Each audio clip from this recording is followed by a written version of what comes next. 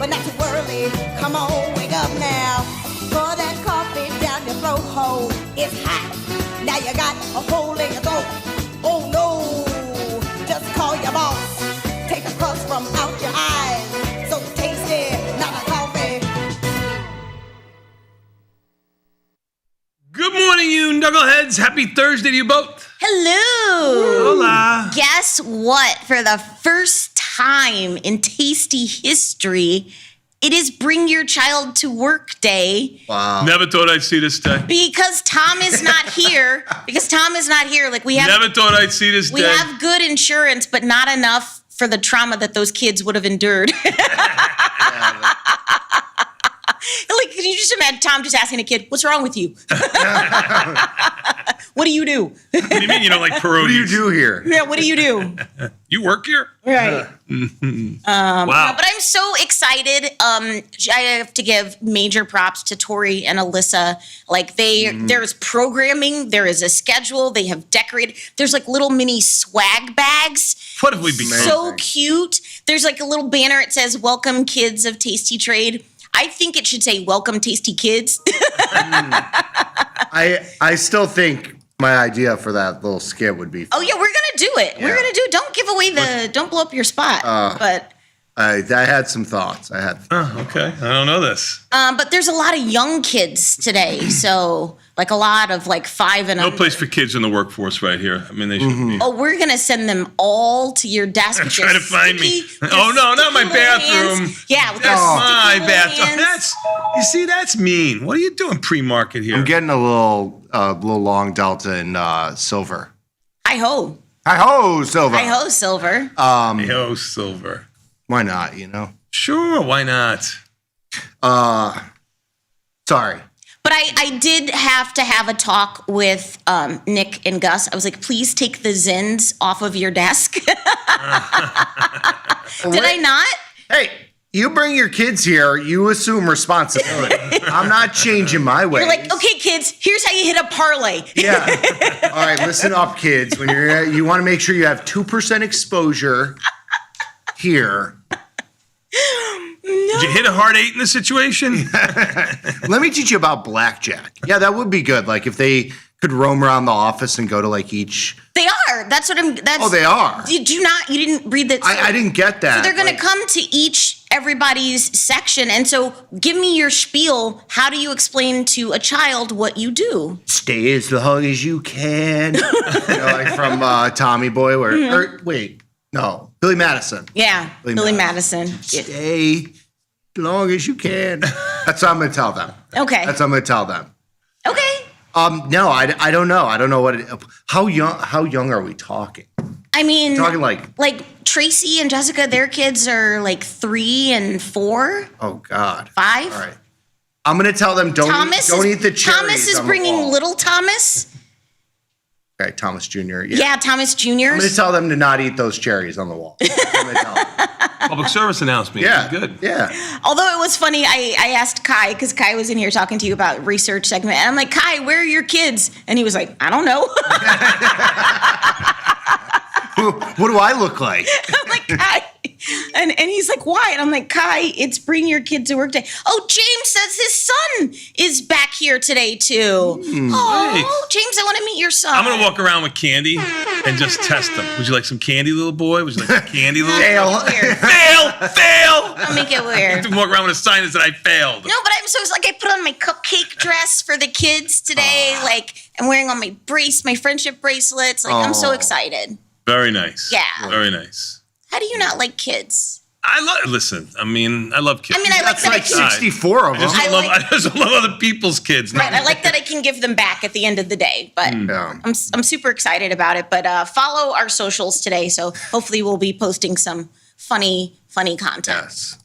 Hopefully, now we can do whatever you want with the kids. It looks like the market's going to be a non-event, but last night it seemed like it was going to be, put your helmets on. Close all button up watertight your chin doors. strap, do something, yeah. Did you ever take Nikki to the floor with you? Yes. Yeah, yes. I made a cameo in what was that show? Wall Street Warriors. Yeah. Really? Wall Street Warriors. Yeah. Yeah. Mhm. Yeah. Yeah. Oh, I didn't know that. I had You quite had a a light blue trading jacket on, if I remember correctly. I can't You remember had what a I ate light last blue night. shirt. Light blue shirt? I was light blue. I think it was light blue, yeah. Patchy beard. Not well maintained. Oh, so you weren't little. You were, no, I Italian was like kids have probably beards like 18 at 7. with my full beard. You know? I thought you were going to say 7. Looked like a grown man. Yeah, I looked like a He grown was man. there as a in, like, kid, too, because one of you or Gina, thought that I yelled and screamed as a machine spit money out of like a conveyor belt. That's what she thought. That's what your job was. That's what my job was. Because Okay, they saw that the tracks. paper on the floor and stuff like that. That's what they thought. I did. I yelled and screamed, trying to catch money coming out of a machine. I did describe that as your job at like multiple. You know, Oh, it was like, you? Okay. Yeah. No, I didn't. I don't know about the paper part, but I Oh. said my dad yells and screams as his job. Like when you'd go around the class in Glencoe, it'd be like, "What's your dad doing?" They'd be like, He's a "My CEO." dad's a lawyer. My dad's a doctor. My dad's CEO of Coca-Cola." And then I'd be like, "My dad like yells and screams at people." And then you get the visit from the social worker. Yeah, they're like, "Hey, Is everything okay at home? yeah." So that was And now I yell and scream at nobody. See that? So Yeah. I got all my yelling and screaming out. yeah. All good. So that's fine. Well, you kind of do yell and scream a little bit because you can't hear. So you're like one of those deaf people that screams in your face. Did I tell you? Did I? Yeah, but you have dementia too. So you did, Dad. You did tell us a story. We heard this story yesterday. Wait, I haven't heard this story.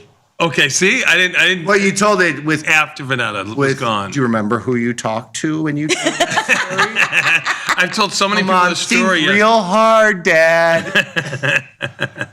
Long story short, I have hearing aids, and I have like I know. a little plastic piece that goes in it that you clean from time to time. Wasn't sure how they were composed, but okay. and about 6 months, my wife says it's 3 months. I say it's 6 months ago. I cleaned it. I stuck it in my ear. When I pulled it out, the little plastic thing was gone.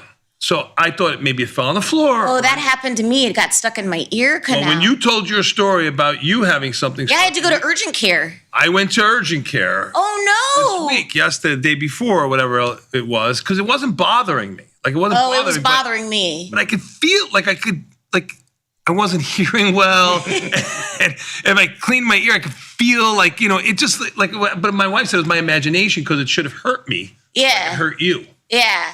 And the doctor came in. She goes, "It just looks like it's hardened wax." I'm like, I don't get that. Like I've never had that in my entire life. I don't know why I have it now. And then when the technician came in, the young lady, she was very sweet. She goes, "I don't know, I think something stuck in there." And then they came back in there and they got the tweezers. Yeah. And they pulled out that little plastic thing that I thought fell on the floor that I was missing. And now it's much welcome better. to the club. Welcome to the club.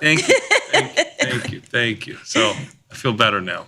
That's nice. $40 out of pocket. You're welcome. It was well worth it. And I should have done it. It is well worth. Like it's literally something that you can't do yourself. No, actually I could, because Vinny bought one of those camera things that, because by the way, this TikTok thing. TikTok shop? Yeah, I see the stuff being delivered at my house. It's the most amazing marketing machine. How do I get your credit card number? You have the ability to make that stop too. What do you mean? You just take the credit card away. Oh. You just stop the truth. They must inundate you because all my day wife's long. kind of a hard sale, but the crap, we had a candle. Like I go, why do we need this candle? Like this candle because it was on sale. I'm like, okay, and I mean, it's random stuff. It's unbelievable. Anyway, you guys are doomed. I'm gonna be all right.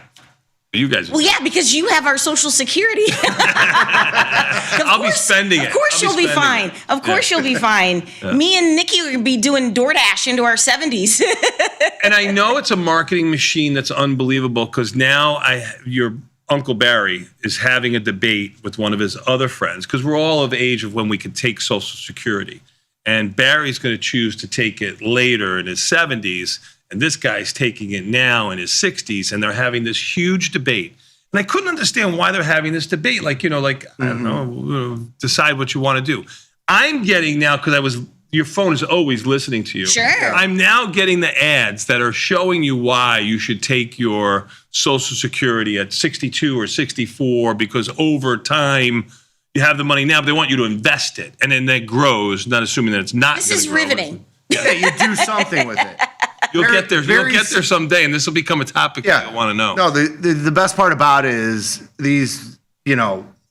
I mean, how much of your money do I want to take right now? How much of your money do I want to take later? People in this situation need the money. It's just like extra fun money, and they're debating whether they wait a couple years and have the fun later or have the fun now, and get $30 more on each one of their paychecks. No, it's like $1,000 more, depending on how long you wait, but.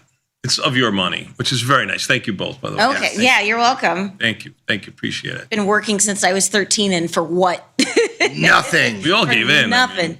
Nothing. Yeah. I hope there's some left. How about you, Nikki? What'd you get up to last night? Was there more pickleball last night? Yeah, and then I just chilled out. Not much. Watched some more hockey. I mean, the hockey's been awesome. The Flyers game, Penguins. I mean, the fight. It's two Pennsylvania teams. Yeah. I don't follow hockey. Yeah. So do they hate each other? Well, yesterday they had 2 5-person penalties on both sides, and all 5 people on both teams were in the penalty box. You would have enjoyed that. Yeah. But I didn't know who the team was. Yeah. I see. Yeah. Okay. No, that was last night. Oh, again last night? Last night it was 5 penalties on both sides. It was a full brawl, kicking, pushing, tripping. Playoff hockey. Yeah, it was pretty awesome. Which team has Gritty? That's who I like. I like Gritty. Green? No, Gritty, the mascot. Gritty. Flyers. Oh, okay. Flyers. Then yes, that's who I'm rooting for. Then They played last night. I think they won, but I didn't watch. Yeah, they won 5-2. Yeah. nice. Yeah. So Very nice. People writing in, you were a child actor. They had no idea. Yes, I was born into this, guys. Show monkey. Yes. Show dog. Show dog. Nice. Yeah. Do a little prance. Yeah. Well, hey, anything else? No. That's it. Your visit to urgent care. That's it. That's exciting as your life is. All right. That's all I got. Look at you up 50 cents in silver already. You're amazing. It's unbelievable. I mean, 13 minutes. markets only go up. You get a little micro flash crash and, it's all done in 24 hours. Unbelievable. Hey, we got a great show for you today. A lot of really good content headed your way on this thrilling Thursday here on Tasty Live. At the top of the 8 o'clock hour, fan favorite trades from the research team. I really wanted an all-child version of trades from the research team, but it looks like I'm not going to get that. They're today. all children. So, come on. You're going to get fan favorite trades from the research team. The world's greatest financial think tank is going to present their trade ideas to the bats. That's at 8 o'clock. And then at 8:40, Johnny Trades, Nick Batista himself, 1 bearish, 1 bullish, 1 neutral. 1 shot, 1 beer. No. 1 bourbon, 1 shot, and 1 beer. Yeah. I ain't seen my baby since I don't know when. George Thorogood, the Destroyer. Yeah, there you go. First concert I ever went to in Chicago. Oh, congratulations. With JJ. Really? Yeah, at UIC Pavilion, something like that. Wow. But do you know what you're going to trade or roughly what sector or what you're No, looking we at? got to see what happens in the market. Come on. You got to give the people a little teaser. I know you got to give Young bat, 19, 20, something like that. Wow. Yeah. And then we have market measures at 9 o'clock. Why speed matters more than direction in Strangles. Why is Joey that? didn't put out, but go ahead. What is that? It's the whiplash, the emotional whiplash today. I'm really sorry. Speed and We got to get it all direction. out before the kids get here. Yeah, that's true. You should probably just go home. Nikki, what's this segment going to be about? So we're looking at strangles during big down moves and just how they perform after the fact, right? So these kind of couple week or longer kind of down moves that chop around a little bit are a lot better than the V bottom that we just experienced. Okay. The V bottom we just experienced, that's the worst of the worst. Mm-hmm. The kind of choppy two-way trading is a lot better for strangles after the fact. Okay. And then we have at around 9:30 live from the trade desk. We have Quentin Q in the house to counting down the top trending tickers over at Tasty Trade and Glenn on the Tasty FX side of things today. So Very good. very exciting Very for good. that. But hey, in the meantime, in between time, you guys want your daily dose? Ooh. Yeah, hit me with my theme music. Let's go. Our leading story. today's Breaking headlines. news. Breaking Across the wire. Our leading story. Top stories. Jump in. In today's headlines. This just in. Breaking news. All right, everybody. Today is a thrilling Thursday. It's April the 23rd. This is the part of the show we like to call the Daily Dose, where we talk about today's financial news and headlines. My name's Vanetta. Are you ready for the news? Ready for the news. Earnings on deck for today. Intel, really, Ooh, Intel. That'll be a good one. right? You're looking like I was wrong. No, I haven't looked, to be honest. Let me look right now. Intel's the big one. Yeah. Okay. Remember Fix? Yes, from back in the day. Stitch no, Fix? No, that's Stitch Fix. Remember when we were talking about IWM? I was like, have you ever heard of Fix? It's the second biggest company in IWM, Comfort Systems. The HVAC Yes, company. that was $1,700. Talked about it. Yes. Yes. Oh. I know. So I was just giving you like a Yes. Yeah. But I'm not going to trade that with NEM is in there. $12 mark. Okay. That's about it. Okay. Yeah. Yeah. Here's something interesting. Love to see it. Prediction market platform Kalshi said it suspended and fined 3 candidates for Congress for political insider trading activity on their own campaigns. What are we doing? Kalshi said all 3 were flagged. The representatives, again, these were just congressional candidates. They were from Minnesota, Texas, and Virginia. They were flagged because of their newly released safeguards intended to block political candidates from trading on their own elections. What are we doing? I mean, that's good that they got a handful of them. I think they could probably do a lot more of this. I guess, yeah. I don't know how they. I mean, isn't a lot of it like anonymous wallets? At this point, I mean, it's- can't you bet? I mean, it's anonymously? unregulated, right? I don't know how I don't know. That's the problem. When I think you're in this. unless they were trading out of like. They didn't reveal the secret sauce, but they just said it was part of their strategy to flag this so activity. yeah. So I don't know. I'm going to say nothing comes of this, like nothing comes of everything, not just for Kalshi, but everybody. Yeah. I agree with that, but I just thought this was like more anonymous, unless you are in some sort of account that, like if it's attached to a brokerage account. Sure. Well, but- they're banned for 5 years, so. Hell yeah. Hell yeah. It's good. Yeah, I don't care what party you're from. Like, you shouldn't be, front running your own campaign. So Yeah, I mean, do with that what you will. that's not a market if you have inside information. Let's just get straight into earnings. There were a ton of earnings last night. Tesla misses on revenue, but beats on profit as auto margins jump. Tesla did report better than expected earnings for the first quarter, but revenue came in shy of analyst expectations as the company's core automotive business continues to struggle, seeing declines in Europe and in Asia. Tesla did bring in revenue of $22.39 billion, again, missing that number of 22.64, but the big push is the robo-taxis and the Optimus, but people were expecting, because last time they had earnings, Optimus was like on the roof of like this diner in California. But then when investors and like just other shareholders were like, hey, where's Optimus? They're like, he's sleeping. Nap time for the robot. But Tesla also announced they're going to spend, like $25 billion more money. So when Elon started talking about then the capital expenditures, that's when the stock took a dive. So it was up initially, then it sold off. What are you doing in Tesla? Yeah, Tesla looked like it was going to be up and away. Yeah. It's It looked- down. Then Elon started talking. And about Yeah. $12, which is inside the expected move. But still, you played it to the upside, I believe, right? Yeah, we've got a little bit of long delta. It should actually be all right because we're like neutral the long with diagonal spreads, and I had that crab trade on previously, so not going to be a good one, but it should be small. Okay. Yeah, You I'm played it surprised direct- though. You played it directionally. Yep. Yeah, very much an inside move. Very much an inside move. 10-point move, even with volatility super low. Yep. There, Half Ivy move. rank was like what 13, 10, Yeah, Something like it was that? low. 6 right now. I think in the middle. Oh, of wow. Yesterday was like 13ish. So yeah, not a lot of vol there. In other news, IBM surpassed consensus on the top and bottom lines with 9% of revenue growth for Big Blue. The company reiterated its full year guidance. The hardware, software, and infrastructure provider brought data streaming software maker Confluent near the end of the quarter. IBM's revenue came in at $15.92 billion versus $15.62 expected. And like I said, revenue grew 9% year over year. But down $20 or so, which is a decent sized move. There goes the Dow. 8% or so. That's IBM. I don't know what's up. Like I saw the market lower last night. I mean, you're basically unchanged right now. So far, we haven't found the culprit to keep us higher. Yeah, unless it's the other 490 stocks. The earnings have not. I mean, a lot of these stocks have rallied significantly. You don't have LRCX. Are you talking Lam?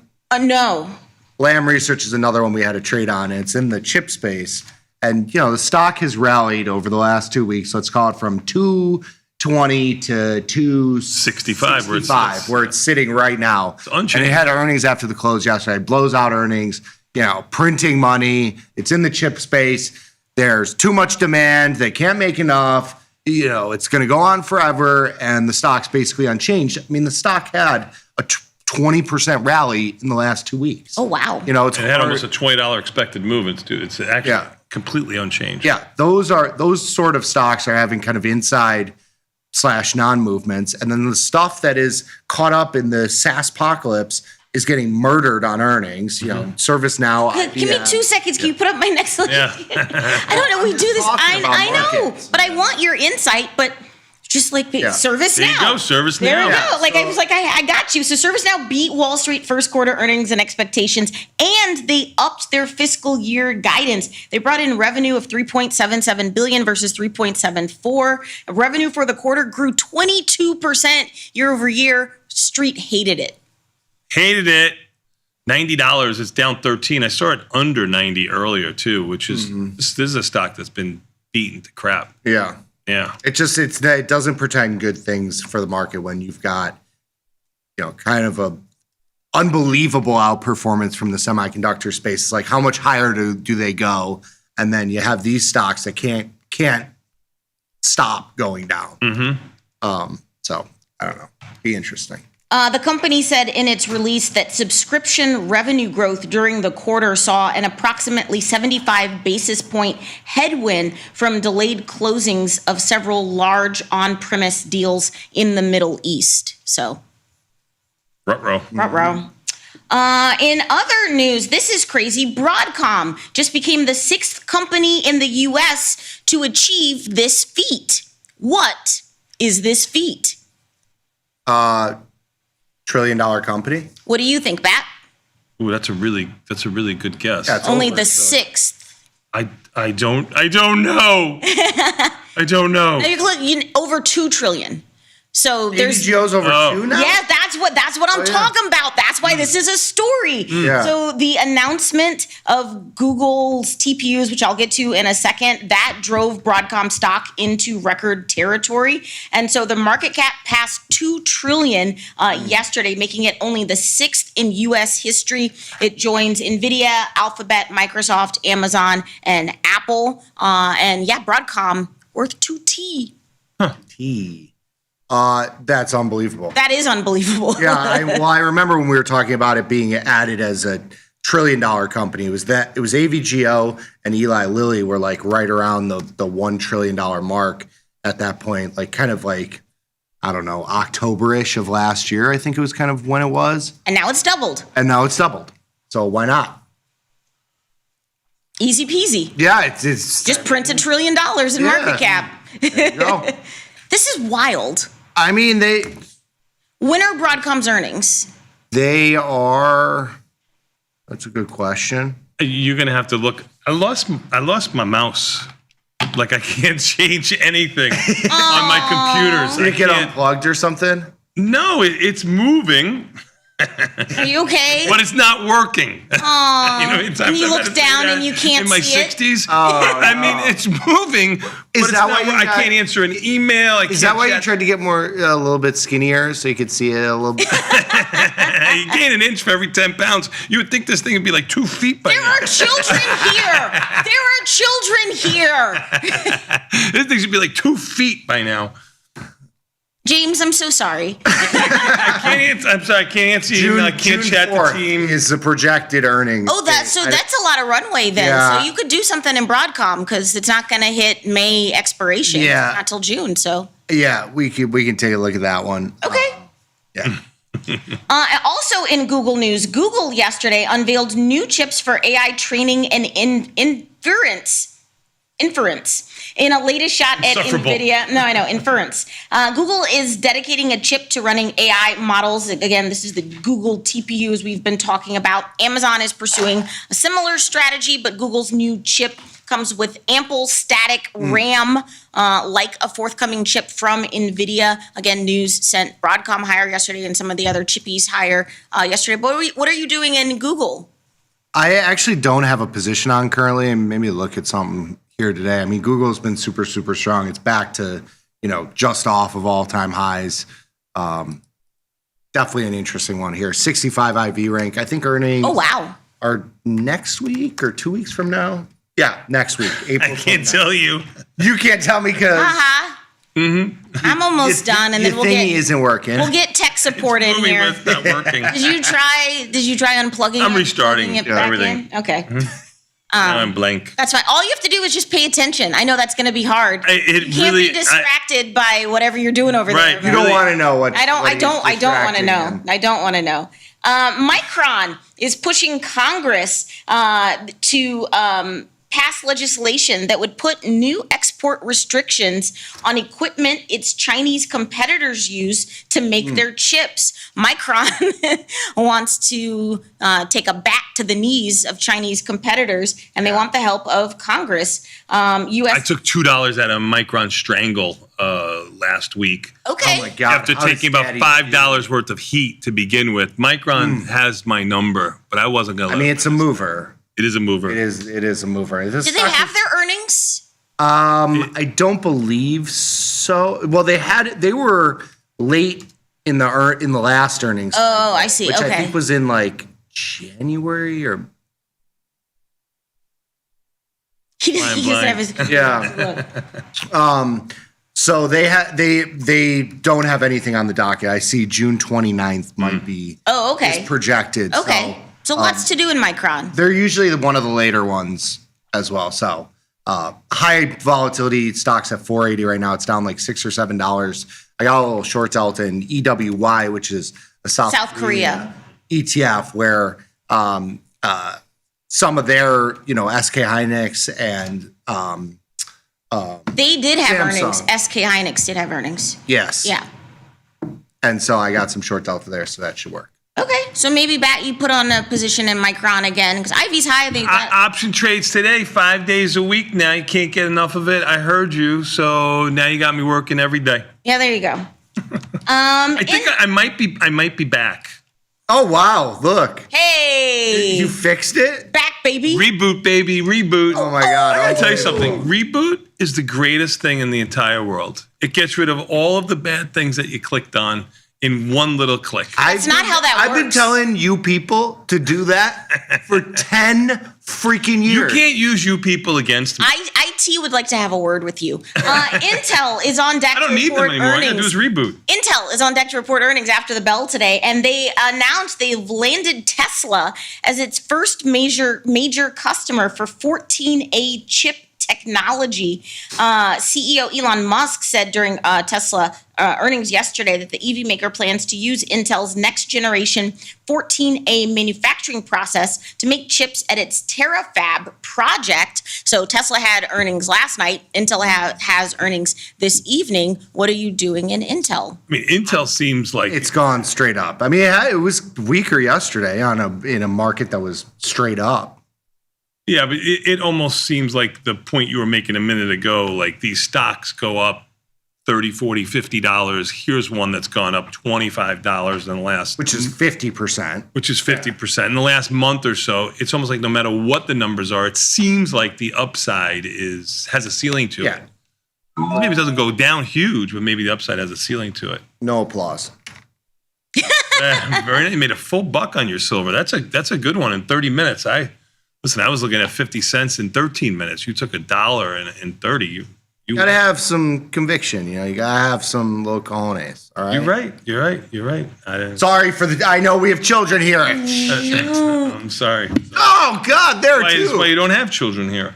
God. What are you going to do in Intel, Nicholas? I have. Oh no. I do that. It's Vincent and Nicholas when I'm making a point. But nobody buys it from you anymore. Not like you're scary anymore. Kidding me? Intel. I have a little short delta here. Okay. But again, it's one of those stocks. If you've traded short strangles or short premium in any fashion, you're probably short delta here because the stock has gone up 50% in 2 weeks. What is the expected move for Intel? It is. IB rank is 67, pretty good. About $6, maybe just under. Okay. Under. All right. Yeah. Something. A big shakeup at Lululemon. Lululemon is naming a former Nike executive, Heidi O'Neill, as its new CEO. Lulu announced Wednesday that they had chosen O'Neill as its new CEO. She takes over Lulu as Lulu battles weak sales, increased competition, and a proxy battle. O'Neill will assume the role as Lulu CEO in September. Lulu stock down almost, $9. Yeah. Now, Nike, let's just talk about this for a moment because that's where he's coming from. We have a bull market of monumental proportions. Nike's gone from $80 to $40. I'm just rounding. Sure. You're going to take somebody from there to save Lulu, which has been kind of getting hit. Both stocks are dead. Sure. Yeah, I mean, it just To shows be fair, you. some of Nike's issues are more like tariff related because of like their Chinese, but I get what you're saying. Like they're both underperformers. They're both dogs. Let's take out the tariffs, and Nike's cut by 2/3. I mean, it's just funny how all you have to do is have the pedigree. You don't have to have the performance. Sure. That's the point Sure. I'm trying to make. Can you perform anything in Lulu? Ooh, maybe. Yeah, I don't know. Markets are a little wide in Lulu. There's a lot of more interesting places than Lulu. I don't know if I want to be. I mean, I have some Nike Delta. I have some long Nike Delta. Some of the SaaS companies, I'm going to be long some Delta there into this move today. I don't know. I don't know if I want my long Delta to be Lulu. Okay. Yeah. You're a little Delulu. Yeah, Delulu. Tell Bat to check inside his ear for the mouse. Yeah. It's pretty good. Yeah. That's pretty good. Is it? Is it? Yeah, not bad. Not bad. Is it?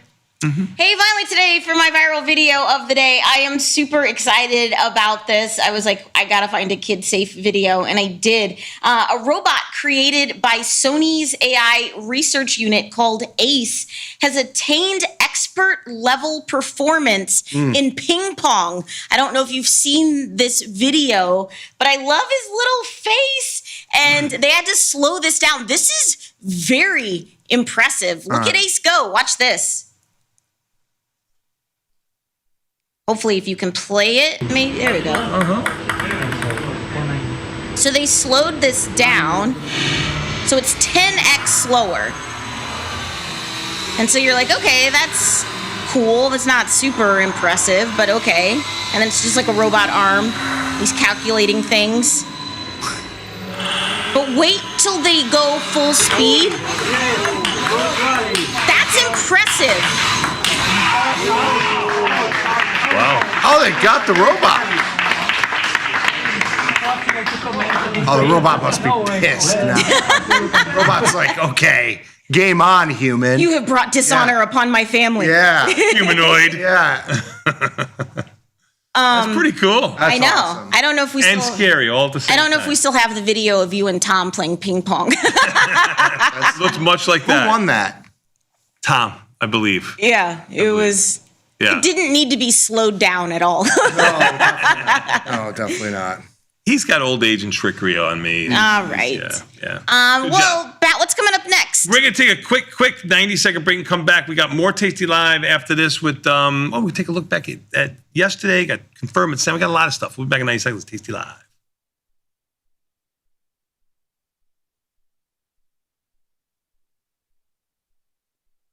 We built Tasty Trade's web platform for today's traders.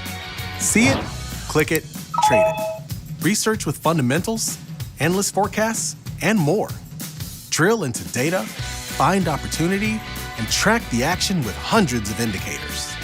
Track your options profit and loss history over time per symbol. Note your progress and plan your tactics with a trading journal. See probabilities, max profit, and Greeks in one click. Fund your account and start trading right in the app. The tools, the data, the knowledge. See it, click it, trade it. Join the club. Tasty Trade. Ready to take your trading skills to the next level? Dive into the world of stocks, options, and futures with Tasty Trade courses. Whether you're a beginner or more advanced trader, our courses can empower you with the knowledge to succeed. Watch as our team in Chicago shows you how to use the Tasty Trade platform and go over the basics of trading. Perhaps you'll learn about a new strategy or a potential product for your portfolio. To find our courses, go to the Manage section of our web platform or head to courses.tastytrade.com. Start taking control of your financial future. Visit our courses today. It feels good to get smart. Get even smarter with the ultimate how-to guide. Learn 31 different option strategies, covered calls, iron condors, jade lizards. Become a trading mastermind. Get the guide at tastylive.com/guide. Think you know where ball's gonna go? Test your theories with backtesting. Pick from hundreds of symbols, any strategy you want, and all the data to trade smarter. Tweak the delta, dial the DTE, stack the legs, see what survives. Trade what you want, when you want with Tasty Trade. Grow a strong community with Tasty Trade's referral program. When your friend joins Tasty Trade, you'll both receive $100. As your community grows, you get more bonuses. Only at Tasty Trade. First thing about Tasty Trade is how easy it is. It's a very quick, light platform. Whether it's a pool, a puddle, or a sea, you can navigate your way out of it with the Tasty platform, so I love that. On Tasty Trade, adjusting your option positions is a right click away. Rolling just got quicker. Switch to Tasty Trade and earn up to $3,000 in commission rebates.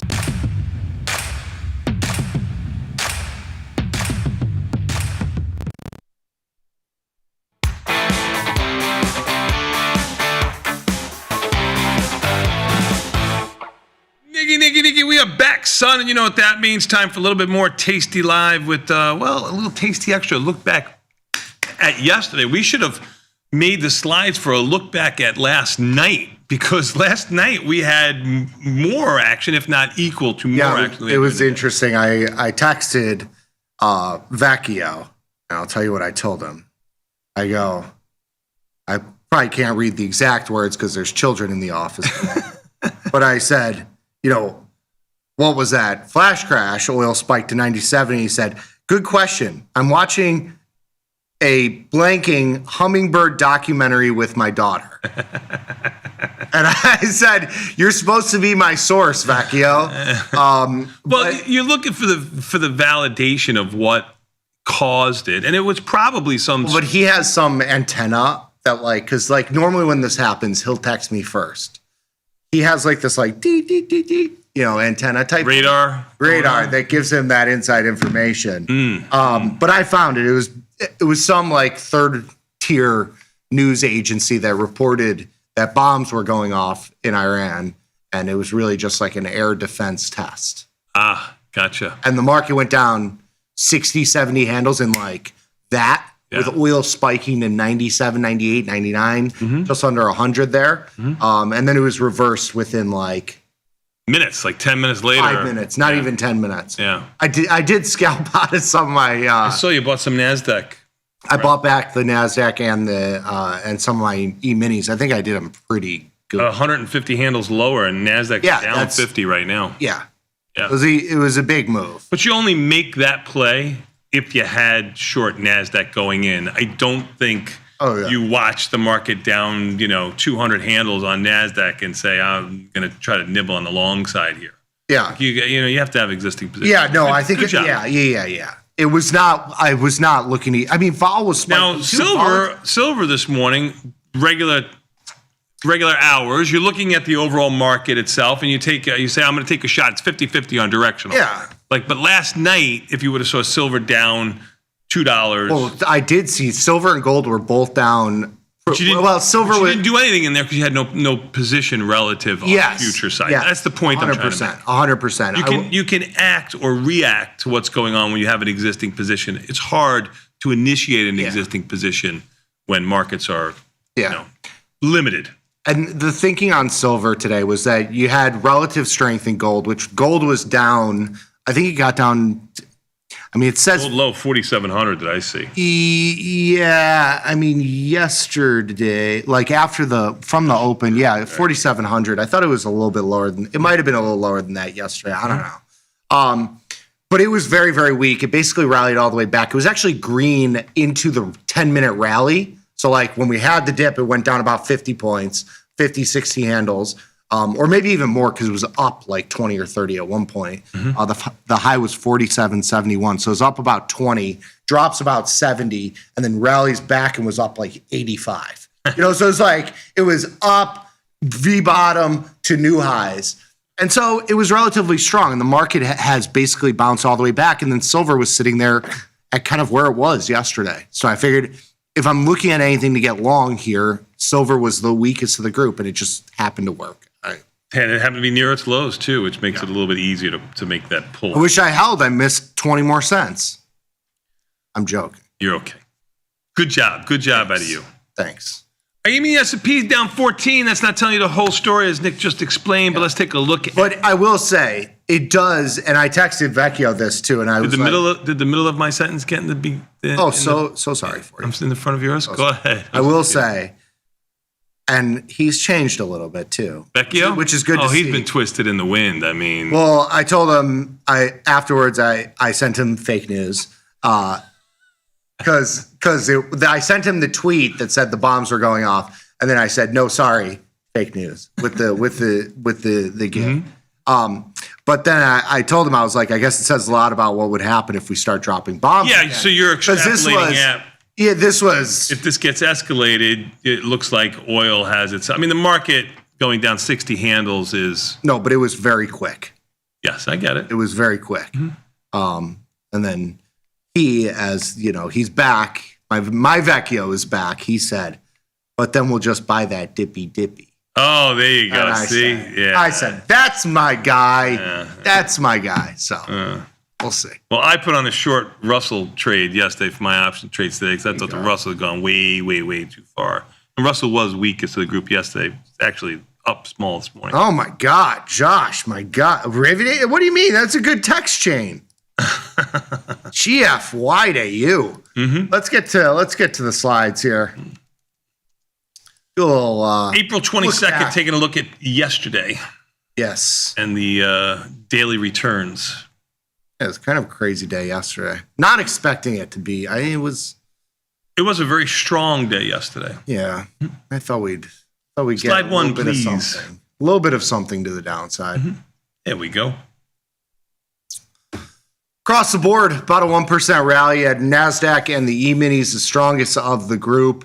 Dow and the Russell kind of lagging behind. It's a weird day. You had volatility kind of staying But big. the Russell was stronger earlier in the day. They kind of flip-flopped a little bit. Yeah, you've had some two-sided action in the bonds. They're kind of at the lows. 114 has been kind of the spot that they've hovered around. We're right there. Right. Got down to 113.5. I Yeah. don't know. That was during the rest of the meltdown of the market, but I didn't see it, to be honest with you. Yeah. So I don't know. Looked like it was going to be a little bit weak.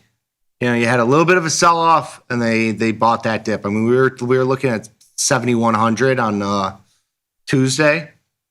Did not get any more of that. No. 50 No, points, 50 points, and then the pump comes back. Pump up to jam. Next Go slide, ahead. please. Sorry. So across the board, you had a bounce back in Apple. Apple had a one-day dip on the Tim Cook news. Amazon has been super, super strong. I think it's at 150 or at 255 right now. Yeah, unchanged, but right at its highs. As a matter of fact, I think right near highs. Yeah, right near all-time highs. Right? All-time highs, which was like end of or like October-ish of last year.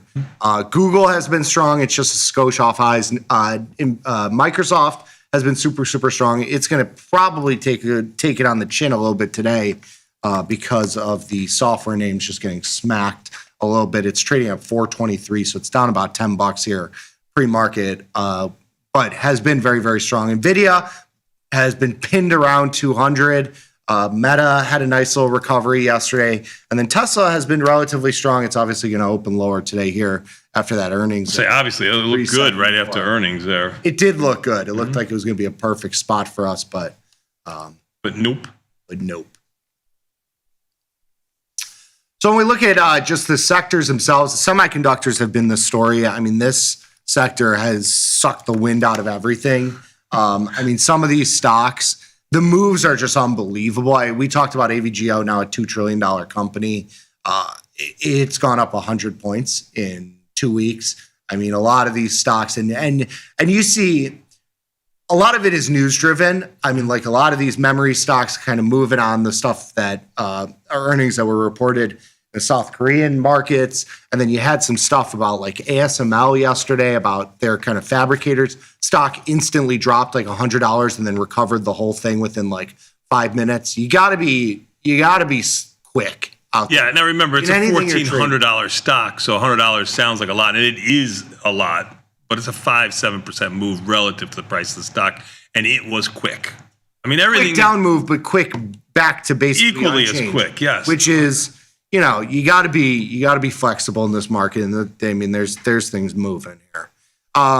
Metals and mining stocks were relatively strong yesterday. You had energy stocks kind of catching a bid. Oil's been stubbornly high. It hasn't really been going anywhere. It's been surprising to see volatility in the market overall just kind of hover right here. I would think that there would be a little bit of more of a bid in volatility, but it's kind of seen a floor, it seems like.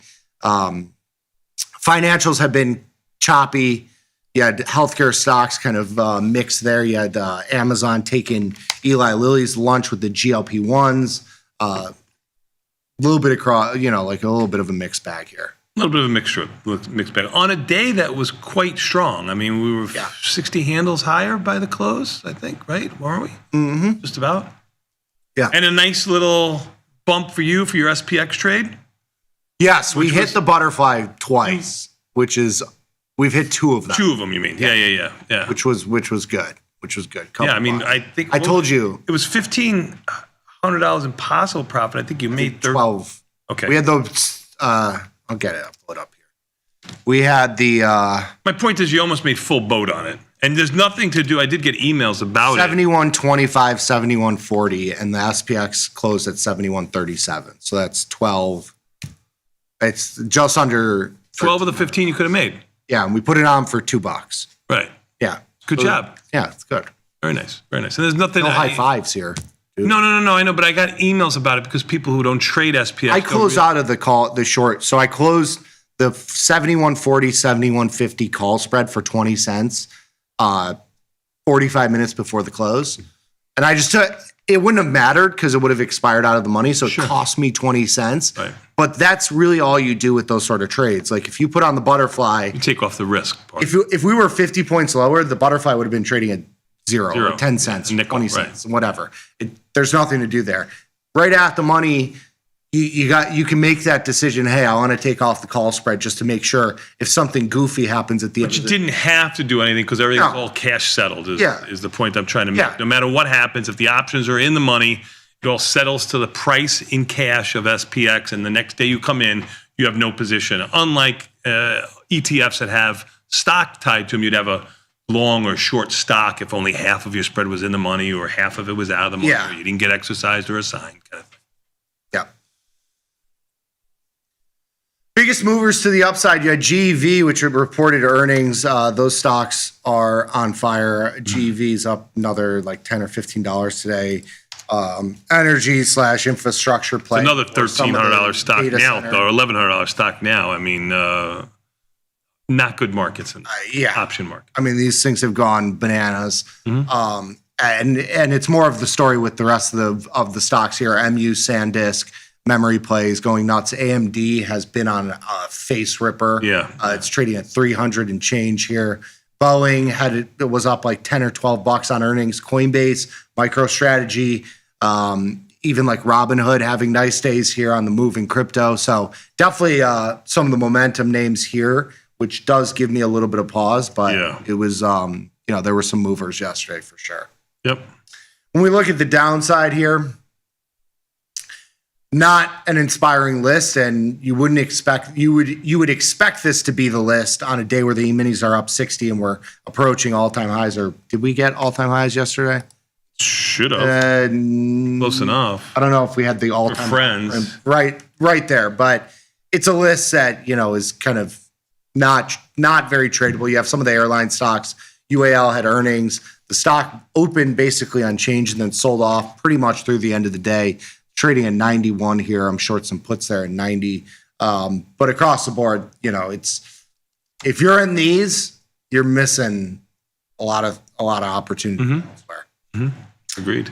When we look at the heat map here, so on the heat map, nice green day across the board. A lot of the tech names really catching a bid here. Financials have kind of been choppy back and forth here. Not a ton to take away there. You had energy up too. It kind of goes to the story of, you've had kind of tech strong, but energy stubbornly bid. So there's a little bit of everything here in this market.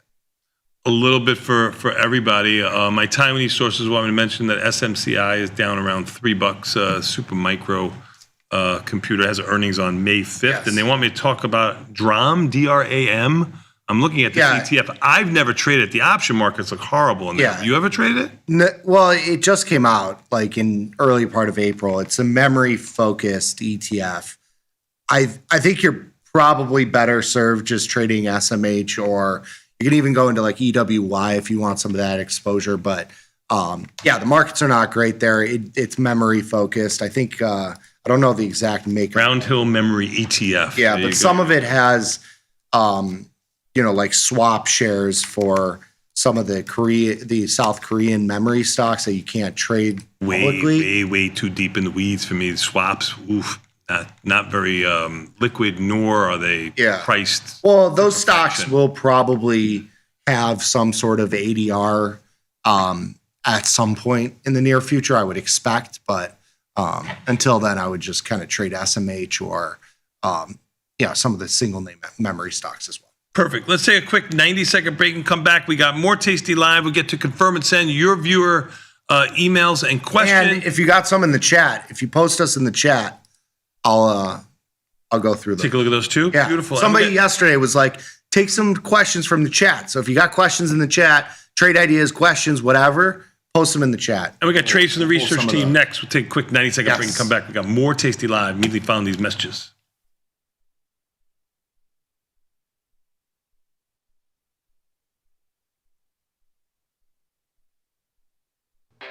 When the market moves, traders need to move faster. Tasty Trade Active Trader Tool offers full depth of market visibility, one-click order entry, and instant position management so traders can react in real time. While others charge for professional tools, Tasty Trade provides them for free. Opportunity can move fast. Seize it with Active Trader.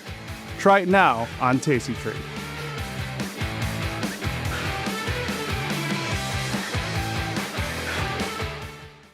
Global markets never sleep.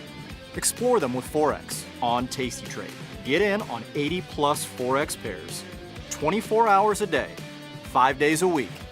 FX marks the spot. Trade it on Tasty Trade. There's a beast in the financial world, and it's not the bull. If that's you, join us on Tasty Trade. genius loves company. I started trading around 2018, as soon as I got out of college. Stumbled upon a couple of different YouTube videos and learned that way. Truth or Skepticism with Dylan Radigan was actually kind of what really caught me in the early stages, because Dylan was sort of the skeptic, and like I was a skeptic as well. And Tom was able to sort of convince him, and that was kind of my favorite show from the beginning. The fundamental principle that present fear of future uncertainty is fundamentally overpriced. In other words, volatility and selling volatility is the key to getting a statistical advantage in financial markets, is the biggest takeaway. And that's kind of just the overarching principle I follow.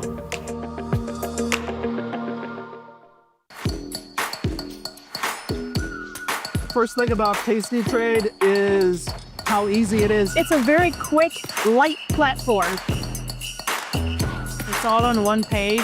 And with 1 or 2 clicks, you can be anywhere on the platform. Being able to see graphically where your profit and loss zones are. Whether it's a pool, a puddle, or a sea, you can navigate your way out of it with the Tasty platform. So I love that.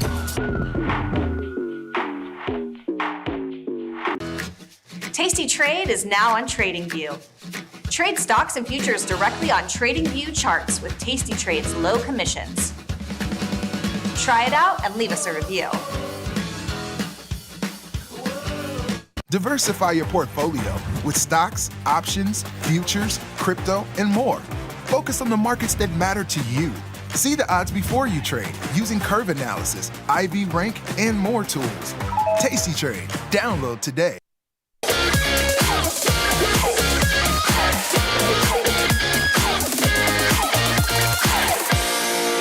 Nicky, we are back, son. You know what that means. We got more Tasty Live with Confirm and Send on this Thursday, April 23rd. Before we do, let's take a quick look at the market. Even the S&P is down 20. Look at this range last night of just about 65 handles top to bottom. We're at the higher end of that range. A little bit surprising for me. After the move that we've had, that we wouldn't have a little bit of pullback here. NASDAQ down 80, Russell down 10 cents. Dow down 260, Dow with IBM being a component there, trading at 233, down about $18 or so, not helping the Dow. Volatility up by 30 cents, but you can see here, yesterday volatility was bid, by the way. Volatility stayed bid for most of the day. Stayed stubbornly bid throughout. Throughout the whole day. As even the S&Ps rallied, everything else, it stayed bid. It does seem like volatility has kind of hit that level where it's going to decay on a premium erosion, but it's not going to decay so much, it seems, on price movement, from what I can see. Anyway, 21.45 on the high, 20.45 on the low, $1 range top to bottom, and we're sitting just about in the middle of that whole range there. Bonds did get down under 114, 113.18, they're 114.01 right now. Bitcoin got up to 79,000 and change, now 78,000, just a skosh over. Down 1.5%. Ethereum's down 3%, which is a $73 move. Oil, tweet news, got it up to 97 or so on the M futures here, down to about 92 and change. Where we sit right now, it does seem like any kind of bad news coming out of Iran or anywhere else would be bearish on the market and bullish on just from last night's action on oil. Yes, oil totally. Gold is unchanged, got down to 47. It's 47.60 right now. Silver, you bought it, scalped it. Nice, took a buck or so out of it. It's now 77.5, got down to 74.75. More earnings news would be ServiceNow, NOW, trading around $89, down around 15 bucks. We've mentioned Tesla. I'll do it one more time here. Tesla 374, down around $12 to $14. My sister has been calling me all morning. Ooh. Love down $1.50 or so. IBM down around 15. FCX down around 1. Love with a new CEO down 7. That's all I got. Shout out to the peeps. Lulu down around 7. Sorry. Shout out to the peeps in the chat. They're saying thank you for acknowledging us. I will tell you, I watch you all day long, okay? You watch me, I watch you. Mm-hmm. And I appreciate the love. I appreciate all the questions and things that you put in the chat. It's always fun to see Frankie in there. Everybody loves Frankie as well. Let's go. And then we got to do trades from the research team. We got 2 from each of them today. So We got people asking about like SMCI. I do not know the news on SMCI, but more aggressive sellers than buyers. I know that it's got caught up in some drama around, is it a Chinese spy operation? Remember it traded down around 20 not too long ago. That was because it was like the CEO was selling secrets to China. Right. I would stay away. I haven't been watching HIMS. We got some people looking at HIMS here. Harvey in the chat. I have not been watching that. Somebody gave us a HIMS trade. Yeah. On like Fast Market the other week. Bucking it almost $2. Sorry. I mean, it's a volatile way to play a lot of the GLP news. I know we just had that one with yesterday, Amazon getting into the GLP space, and HIMS kind of moves in that fashion. They were getting sued by Novo Nordisk for now they're not sort of stealing their formula, whatever it is. So it is certainly a high volatile way to play that space. So you got to be a little bit cautious there. What was the initial purpose of the pattern day trading rule, my dad? I mean, I believe it. Let's see. I believe it was shortly after the 87 crash. Could it be? It's only been 25 years, so it couldn't have been. 2000.com is where it had to be. So it was right after the .com. The thinking, and I get the thinking and concept. This is like sometimes when you get people that and by people I mean legislators who don't trade, making rules for the trading community, not understanding what trading is all about. What it was for was to protect you, the public, from churn, meaning like it was the getting you in and out of stuff quickly. That was in play because of the .com era. Everything that went to .com stock went from $1 or $10. Yeah, but you could go to the mall and have, instead of a kiosk with stuffed animals, they had people selling like junky tech stocks that. Sure, but now you got junky Bitcoin in there too. I mean, you could have painted it. I mean, go back 10, 15 years. Yeah, but they were in charge of that. I get it, but it was really to help. It was really to protect you from churn. Yeah. Is what it was really there to protect you. The rule was, in my opinion, horribly written, but it wasn't. It didn't come. I don't think it came from a bad place. No. If they would have said you couldn't make 3 opening trades or 5 opening trades in a short period of time, but you can close whatever you want, it probably wouldn't have been met with such resistance. The fact that you couldn't close a winning trade without having your account flagged and closed for a patent day trading it's horrific. Yeah, I think that's the worst part of it is the fixing of the problem takes way longer than the initial problem. Yeah. So it was there to protect you, and it was a horrible rule. The public with smaller accounts under 25. Why is 25,000 the magic number? I mean, all of a sudden you could be worth $50 million, but you open up a $5,000 trading account and you don't have you can't assume the risk. Yeah. They assume because you only have $5,000 in that specific account. I mean, it's ridiculous. Yeah. Anyway, going away June 4th. June 4th. I've read that the equal-weighted S&P 500 RSP had been outperforming the S&P 500, but now it's lagging. Gesundheit. What is the practical application of that? Is there any trading opportunity when this happens? Yeah, I mean, it's just a different way to look at markets. So the common thing and the common question and the common news soundbite is the Mag 7 is the market and it's the biggest weighting ever. Sure. And blah blah blah blah blah. RSP is just another way to look at the market as a whole when you equally weight all those stocks. Whereas in the S&P 500, Apple is 6 or 7%. It equal weights all the 500 stocks as the same weighting, and gives you an idea of like just the general basket directionality on a day-to-day basis. So I don't know if there's a huge takeaway from it. It is tradable RSP. It's not the most liquid, but it is a way to be long the market just in a equal weighted fashion, as opposed to being overweight, quote unquote, an Nvidia, an Apple. Yeah, if you've read all the headlines that the top 7 or what, are moving all of those ETFs, and you want to get something that has an equal weight across the board, maybe RSP is the place to go. But if you're long Apple and Nvidia shares, instead of buying SPY, you could buy RSP, and you're buying less Apple and Nvidia and more Coca-Cola and ExxonMobil. Like, you know what I mean? Like, if that floats your boat, sure. If that floats your boat, it's just another way to look at the market. It's a more broad-based way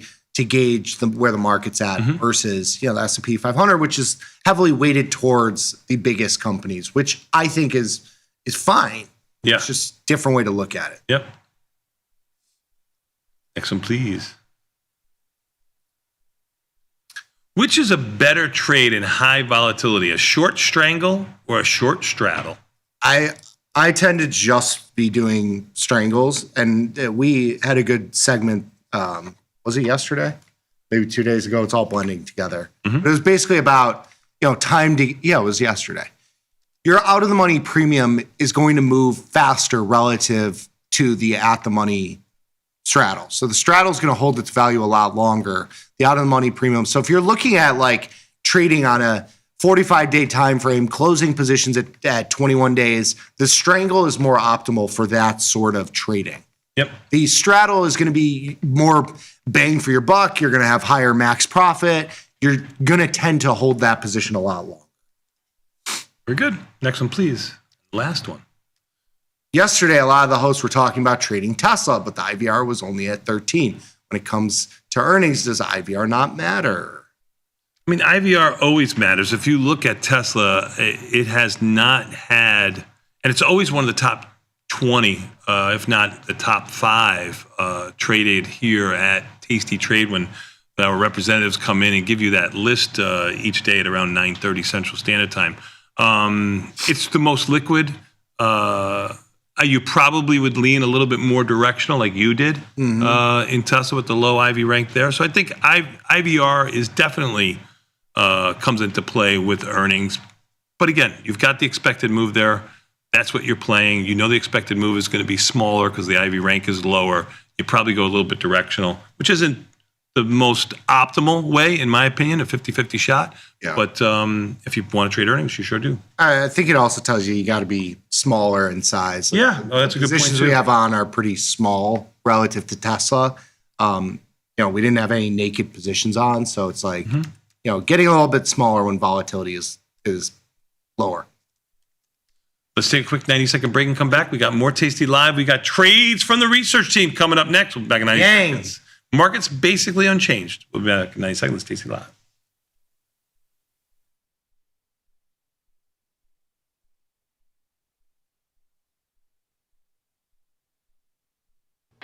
When the market moves, traders need to move faster. Tasty Trade Active Trader Tool offers full depth of market visibility, one-click order entry, and instant position management so traders can react in real time. While others charge for professional tools, Tasty Trade provides them for free. Opportunity can move fast. Seize it with Active Trader. Try it now on Tasty Trade.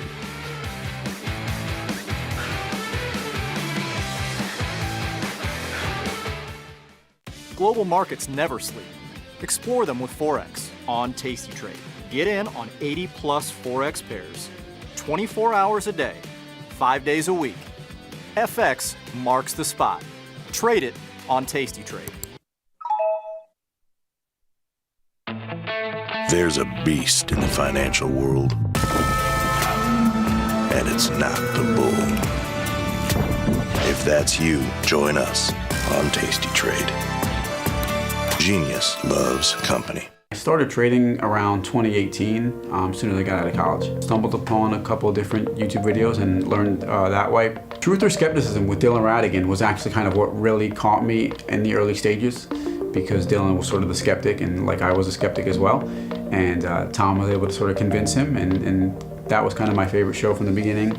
The fundamental principle that present fear of future uncertainty is fundamentally overpriced. In other words, volatility and selling volatility is the key to getting a statistical advantage in financial markets is the biggest takeaway. And that's kind of just the overarching principle I follow.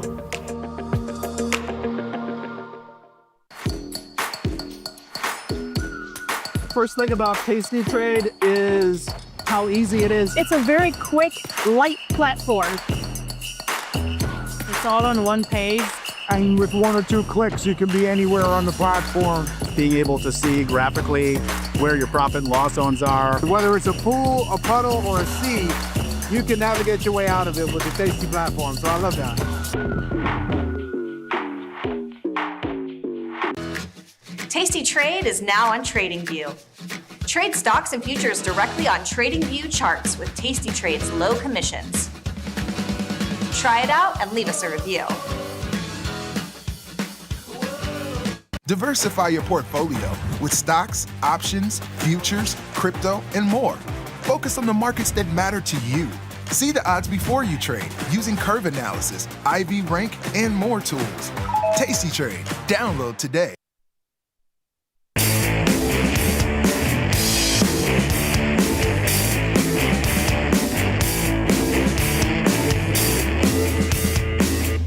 Nicky, we are back, son. You know what that means. Time for a little more Tasty Live with Trades and the research team. Who is our first researcher? We got a new producer. He's late with this stuff. There he goes.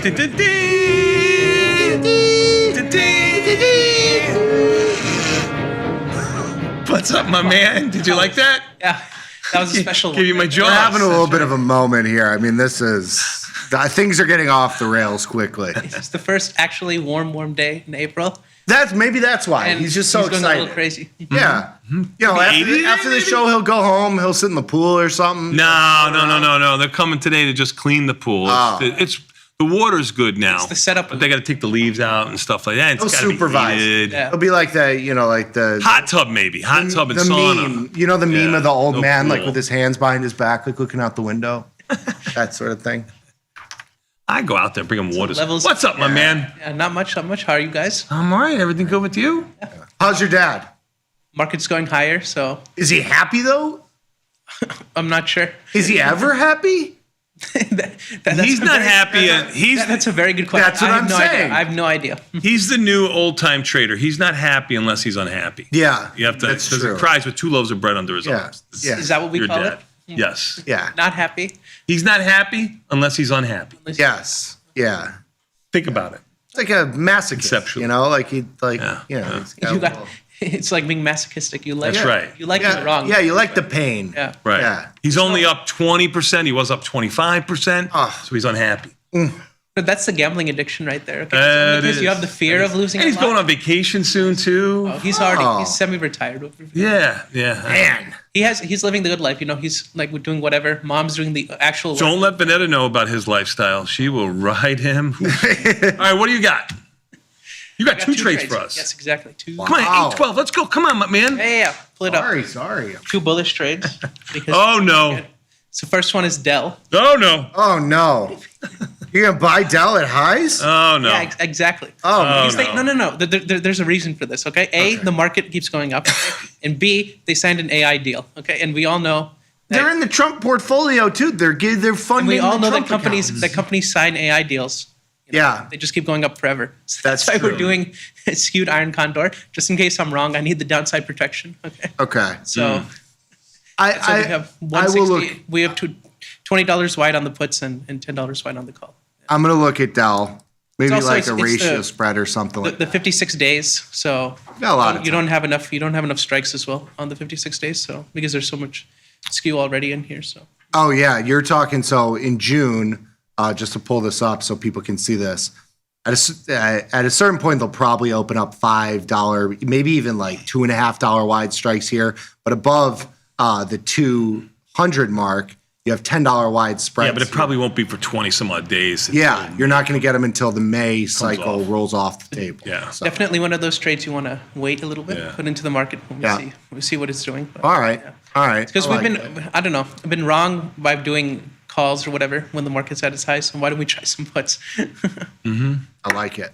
I'm with you. And at number 2, next slide, it's UAL.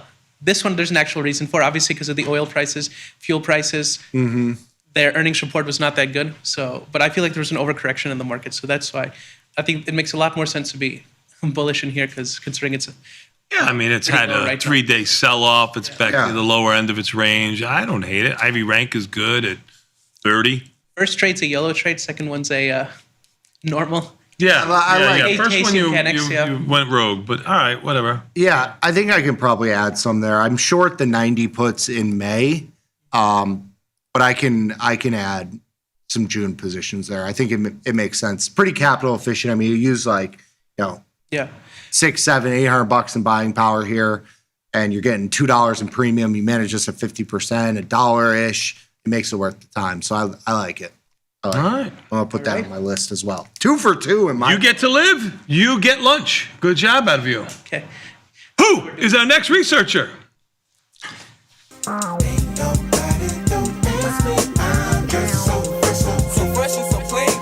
Silky Smooth Gad. What's up, my man? What's up? What's up? How Good are morning. you? Good morning. Good morning. Yeah. You see, that's how you come. Good morning. Like he says hello. He meets people. You come in flying around, waving your tail. Yeah. No excuse. And he's got the chip on his shoulder. Yeah. He's got to deal with his old man. That's true. That's true. Nobody should have to go through life like you. I know. We have that, kind of camaraderie because we have to carry our old men around all the place. Oh, I get where you're going. Thanks. Gad, what do you got for us today? So today I got 2 trades. Okay. Yeah. The first one is JP Morgan. JP Morgan overperforming here with 2 trades, just like the last host. Yeah. So I'm doing a little bit of put spread on JP Morgan. All right, I'm gonna look at JP Morgan. Ivy rank 31. Could use a lot of buying power to be naked here. Ivy rank is 31. I think the vertical spread is probably the way to go. I mean, it is at the higher end of its range too here. Well, what do you think? So I'm selling 300 and buying 295. Is 5 wides. Yeah, Small shot. I like small it. shot. Yeah. Markets are a little wide in here. Credit's a little light in here too, but that's because the monthly implied volatility is only 25. So it's also, you don't have to wait all those days, so you can take care of anytime one side is tasted. I mean, you're using $300 in buying power. I mean, whatever, $370, I guess, $320 in buying power. So, I mean, it's not a end of the water. Sure. I mean, everybody. This trade works. You'll talk about the percentage to the amount of money that you use to make, and if it doesn't work, you'll look at it as like it was a small spread. I mean, this is the kind of trade that you'll be making, even though you'll have patent day trading will go away. You're in a smaller account. This would be the type of trade you would make. Yeah. Next one, please. I like it. We'll add that to the list. So I'm trying to find money to go to golfing. So because the golf season is up to start. Here we go. So I'm looking for those tickets money, So this is Adobe. So I'm being neutral, European. So these are shorter income. Adobe down about $7 this morning. You're going. All these stocks are going to get whacked this morning. Yeah, you're going into earnings here too. Yes, earnings, but earnings is like in June something. June 11th, it looks like. Yeah. It's not confirmed yet, but somewhere in June. Right. So you don't have to wait until June that time. Anytime you one side is tested, you can roll, you can close, you can manage whatever you want. So the credit is good. You're gonna correct enough credits for your premium, and of course the buying power is not that expensive relative to what you're risking. So, and also IVR is good enough to enjoy the juicy. Yeah, markets are wide. Markets are a little wide. This price is subject to change. I know that's the closing price. Yeah. But you're going to have volatility even on the way down here, I think, upticking. It's got a good IV rank of 68. This is something that I load up on my platform. And if I'm going to do these exact strikes, I probably put it in at $5 or $5.25 or something like that. A price I don't think I'm going to ever get filled at. And then watch the mid price and work the order lower. That would be the only thing I would try to look to do here. Okay. Make sense? Yeah, that makes sense. I like it. I'll take look at this one too. Okay, great. 4 for 4. Amazing. 4 for 4. All right, well. Good. Thank you. I'm sure we'll underperform now. Who's our next researcher? Thank you.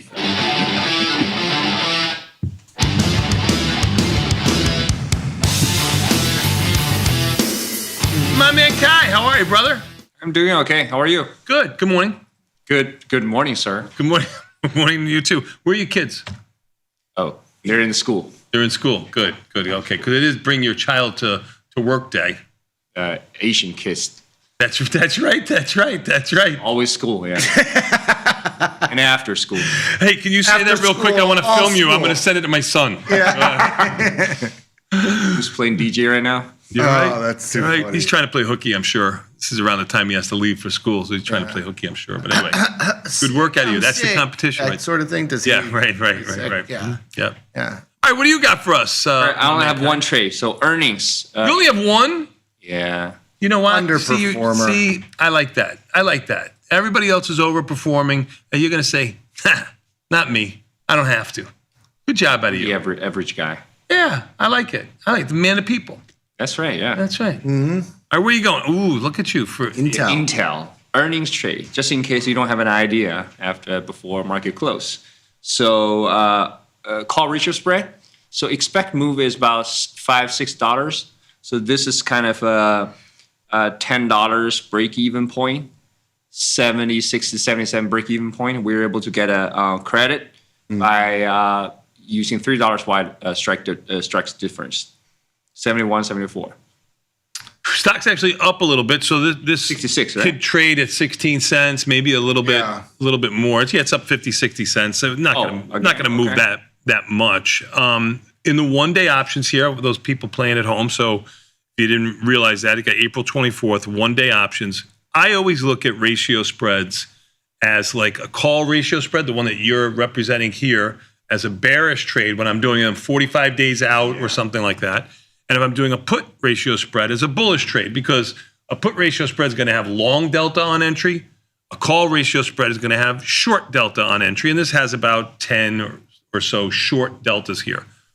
But for your assumption here, where you're playing it outside the expected move, a little bit of a beat in the market, I would actually look at this as a bullish trade, even though I have risk. You can't say both ways, yeah. Right. It's a synthetic butterfly. Butterflies want, because you don't have the third leg. You only have the two legs of a butterfly.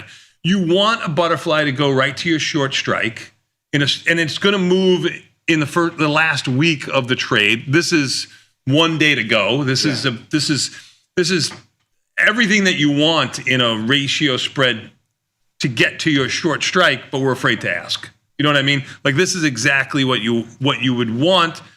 The type of trade if you were bullish. So I like this. Exactly. You carry negative delta, but your sweet spot is actually to the upside. And subject to change, you do have risk of obviously a naked option above 77, just rounding here too. That's what you're synthetically short. Now, that 77 option is trading for around 37, 38 cents. That's what you're giving up by selling this for 16 cents. To be able to make the $3 between 71 and 74 and have a break even at 77. So $300 is not is almost impossible. So if you can get like $100, just take off your profit and run. Yeah, you play for an inside up move, like kind of right to the long strike. You get the decay out of the 74, and you close the trade somewhere 50 cents, $1, something like that. Yes, exactly. I mean, your risk is above 77 and change, which seems high, but I didn't think anything can happen. I didn't know we'd be trading options in the 70 strike on Intel either. So I like it. Good job out of you. Good job out of the whole team. You guys did overperformance, amazing. Absolutely, and you finished right on time. You guys are amazing. Go get yourself a cup of coffee. We're gonna take a quick 90-second break and come back. We got more Tasty Live after this with what comes up next. We got the opening bell. Turn these damn machines on. Beautiful. We'll be back in 90 seconds with Tasty Live.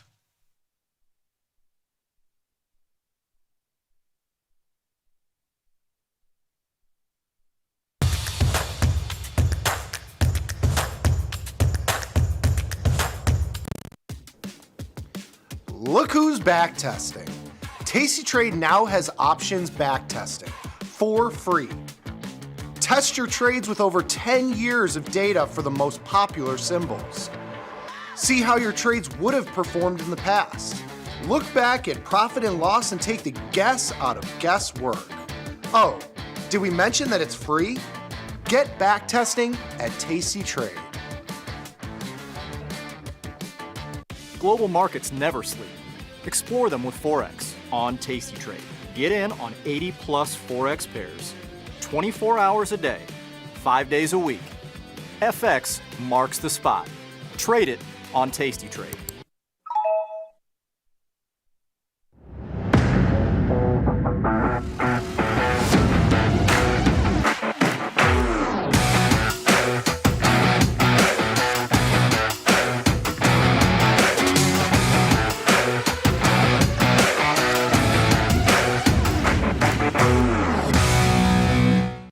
Tasty Trade's Active Trader interface makes futures markets your arena. Built for the bold, not the bored. Trade CME futures with a single click. From micro contracts to major ideas. And go even further with futures options. Tasty Trade lays out multiple ladders and charts for total visibility. Plus, hundreds of built-in indicators for traders who want a broader view. Tasty Trade, pro-level tools, intuitive design, total control. Tasty Trade is now on TradingView. Trade stocks and futures directly on TradingView charts with Tasty Trade's low commissions. Try it out and leave us a review. In the world of investing, a beast lurks between the numbers, ready to pounce. Some traders hide from it, some ride it. If that's you, join us on Tasty Trade. Genius loves company. Pay for backtesting? No.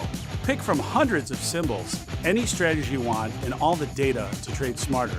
Tweak the delta, dial in the DTE, and stack the legs. See what survives. Check out Tasty Trade today. When you trade options at Tasty Trade, you see your probability of profit and loss right where you need it. Earn up to $3,000 in commission rebates.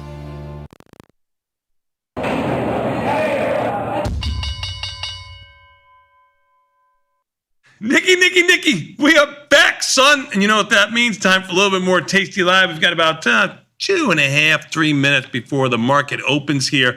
We got a moment to talk. We've been talking a lot about what happened last night because you finally got some action last night. And it seemed like here we are, all-time highs, been at all-time highs for the last 4 days, just amongst friends here, bouncing back and forth. And then last night you trade down to 71.05, which is really not that big of a move relative to what we've seen in this market when we've gone from 6,500 to 7,100 and change in what seemed like a blink of the eye. But it seemed like, okay, you had that capitulation up move. Volatility yesterday was bid all day long. It's actually come in nicely now. It's up 20 cents to 20.85. You can see here it squared up to 21.45. Russell's actually unchanged, up small. NASDAQ's down 85. But a nice size move in the NASDAQ down to 26,850, up to around 27 and 100, let's just call it there, about $100 off of its highs right now. Dow down 250, that's IBM, or a lot of it in IBM. IBM down around 15 or so dollars, maybe a little bit more than that. Bonds gaining their bid again, bonds sold off. So you had a quick reversal in just about everything overnight. How are you looking at this? Is this the hook to the market where we rally up and it's smooth sailing and we get everybody going and then we sell off? Do we sell off today? Are you looking to sell rallies? What are you looking to do today? I mean, I'm leaning short. So like I'm there. I think to your point about some of these, like when we were talking about LRCX as being like, stocks up 30% into earnings, and the stock basically is unchanged here in the morning. Tesla did it too. Yeah, Tesla as well had like a really nice rally. I mean, it's not near the highs, but it had a good rally over the last couple weeks. But I think right now where we are in the market, like you have 50 points of upside and maybe 150 of downside. Like I think just kind of the risk is a little bit to the downside here. I think the consistent bid and volatility, at least staying, not going lower, is telling you that like we've hit our spot here. Like I'm not looking to add any long delta here. I mean, maybe if you want to add some diagonal spreads, crab trades, like that's what I was kind of looking at, like in Dell, doing like a 1/3 ratio spread or something like that, where you're like not getting long, but you're not getting totally short. You don't have the convexity risk to the downside. The downside, yeah. You don't want, is what you're looking at. You'll take a smaller win, maybe even a struggle bust to the upside. Yeah. But you don't want to have that bigger risk to the downside. Like I was saying before, I think the pendulum swung a little bit too far this way. I was certainly bullish at the lows. I was bullish for 5%, maybe 7%, not 15%. That was not in my book. I felt like it went a little bit too far, too fast. Yeah, I tend to agree with you. I did a small. I think in the news cycle that we're in, you need like. And the weekend. And volatility is telling you that like things are gonna be goofy still. Nothing's changing. And you got that weekend risk coming where we always seem to have Sunday nights were very quiet for years. Yeah. And the last couple of months, Sunday nights have been where all the action has been. Let's see how this market is moving us to the downside. It's Carvana, we haven't talked about it. $400 down $47.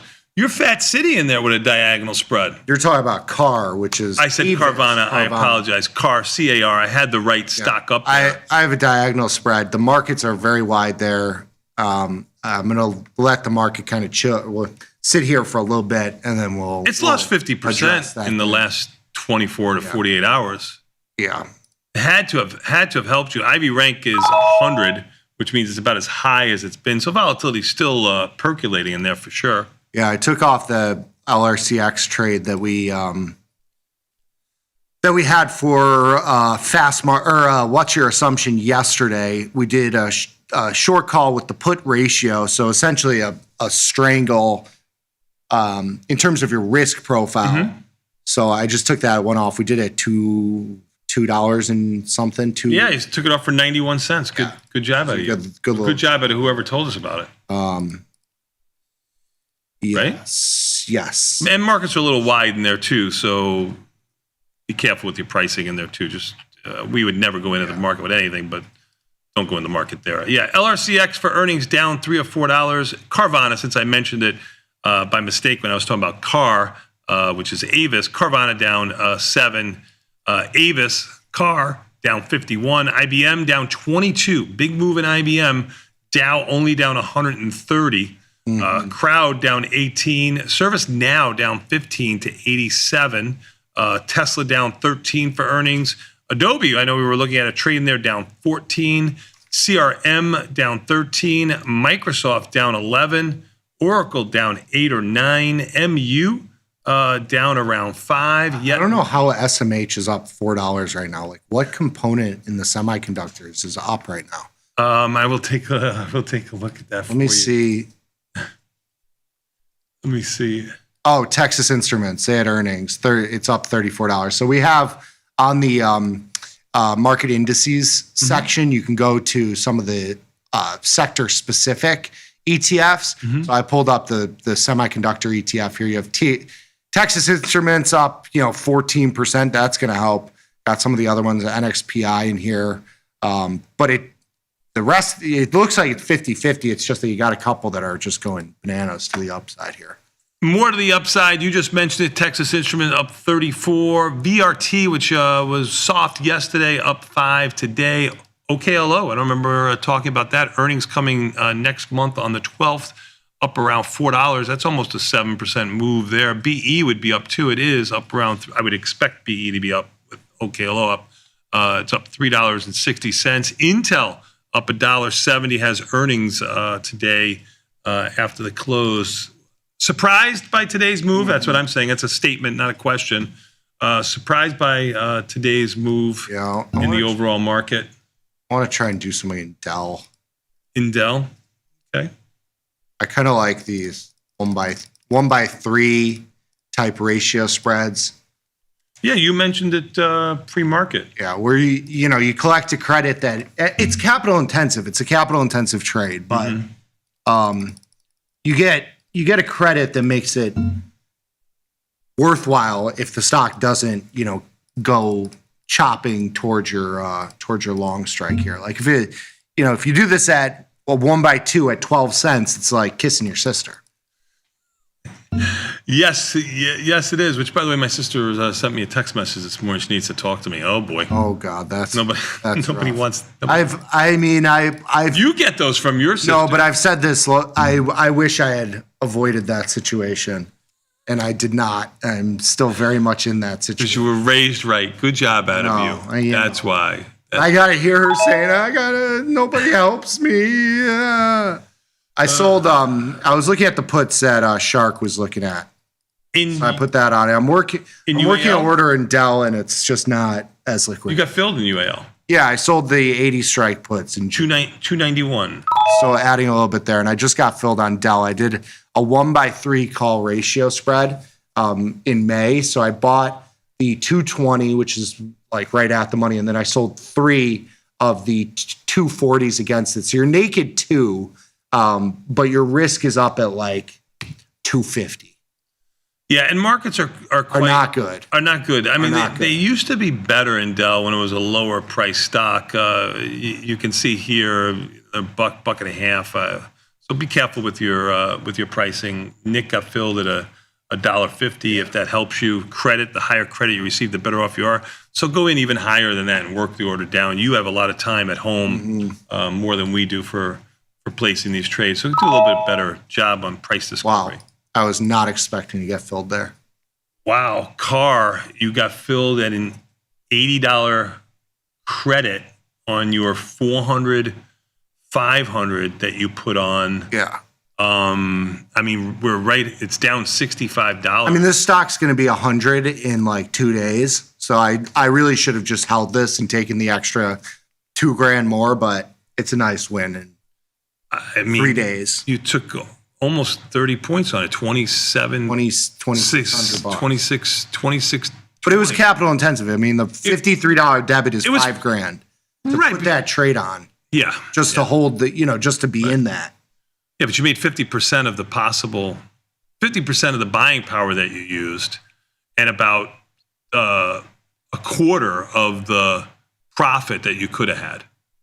About half the profit. I mean, you could have more because it's going to hold some extrinsic value. I was going all the way to expiration. Yeah, if you held it, but it was, there's a lot of risk. It was a great trade, probably one you shouldn't have made, just because of the markets. And I get the price discovery and everything else that you did.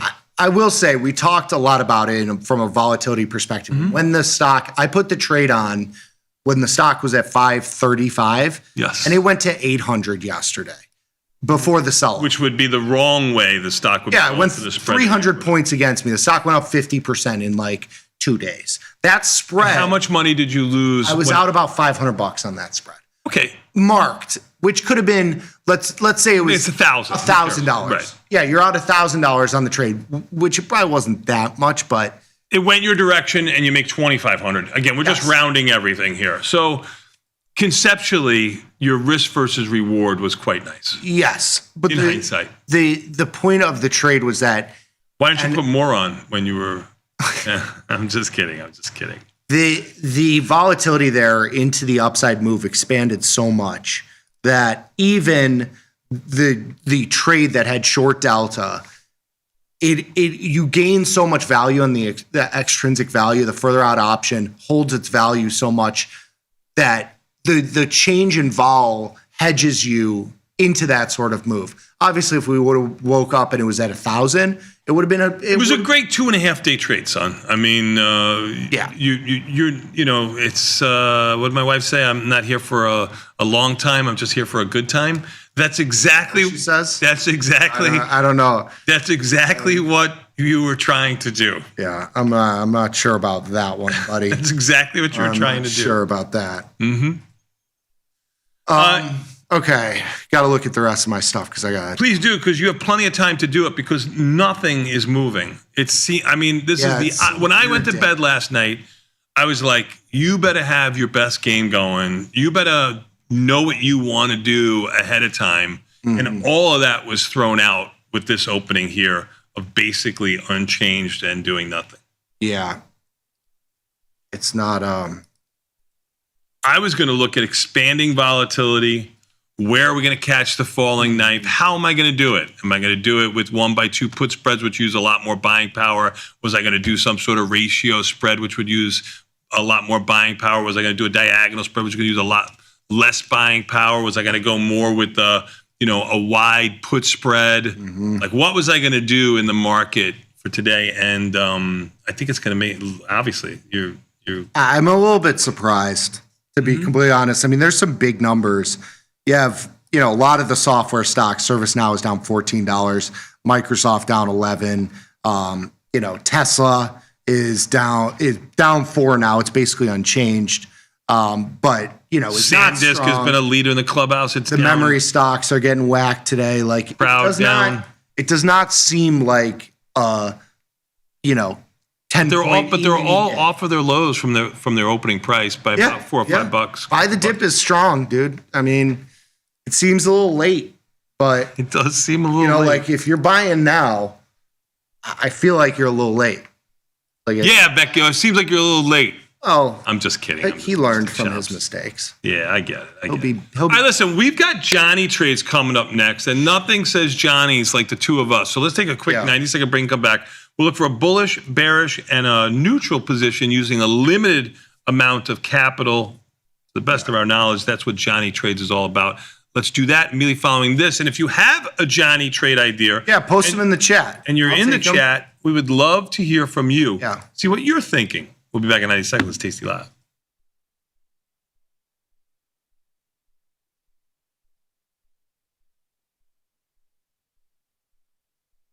We wanted to call in because recently, some traders may have known there was some crazy activity in the SPX, and for some reason they were stopped out 200 or 300%. And what happened, unbeknownst to us, is the trade desk just emailed us and said these trades have been busted, and you're not going to have to pay it. It saved us about $10,000. And then Marty calls us this morning and says, I just want to explain to you guys what a trade bust is. When you really get down into the nitty gritty and you're in the foxhole and things are going bad, when you can reach out to the trade desk and you talk to someone that you've spoken with before who understands your account and the way you trade, that is a feature of Tasty Trade, which I think you guys need to emphasize more, because it certainly has meant a lot to us. It saved us a lot of money, and it's taught us how to trade a lot better, and that's really helped a lot. Well, thank you. This was not a paid, you're not getting paid for this advertisement.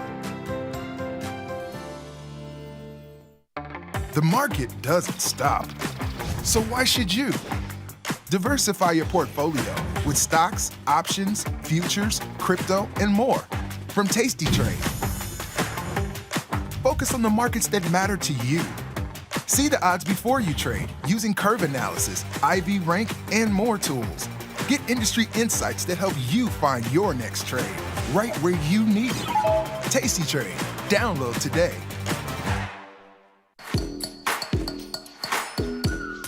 First thing about Tasty Trade is how easy it is. It's a very quick, light platform.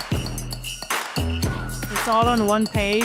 And with 1 or 2 clicks, you can be anywhere on the platform. Being able to see graphically where your profit and loss zones are. Whether it's a pool, a puddle, or a sea, you can navigate your way out of it with the Tasty platform. So I love that. Looking for market insights you can count on? Check out Option Trades Today, your go-to podcast for timely trading analysis and strategies. New episodes drop every Tuesday and Thursday at noon. Available on YouTube, Tasty Live, or wherever you listen to podcasts. Don't miss out on the trades that matter. Stick with the bat, stay ahead of the market. Watch Option Trades Today. Global markets never sleep. Explore them with Forex on Tasty Trade. Get in on 80+ Forex pairs. 24 hours a day, 5 days a week. FX marks the spot. Trade it on Tasty Trade.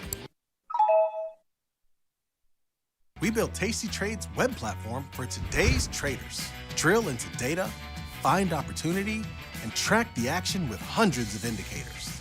Fund your account and start trading right in the app. Join the club. Tasty Trade.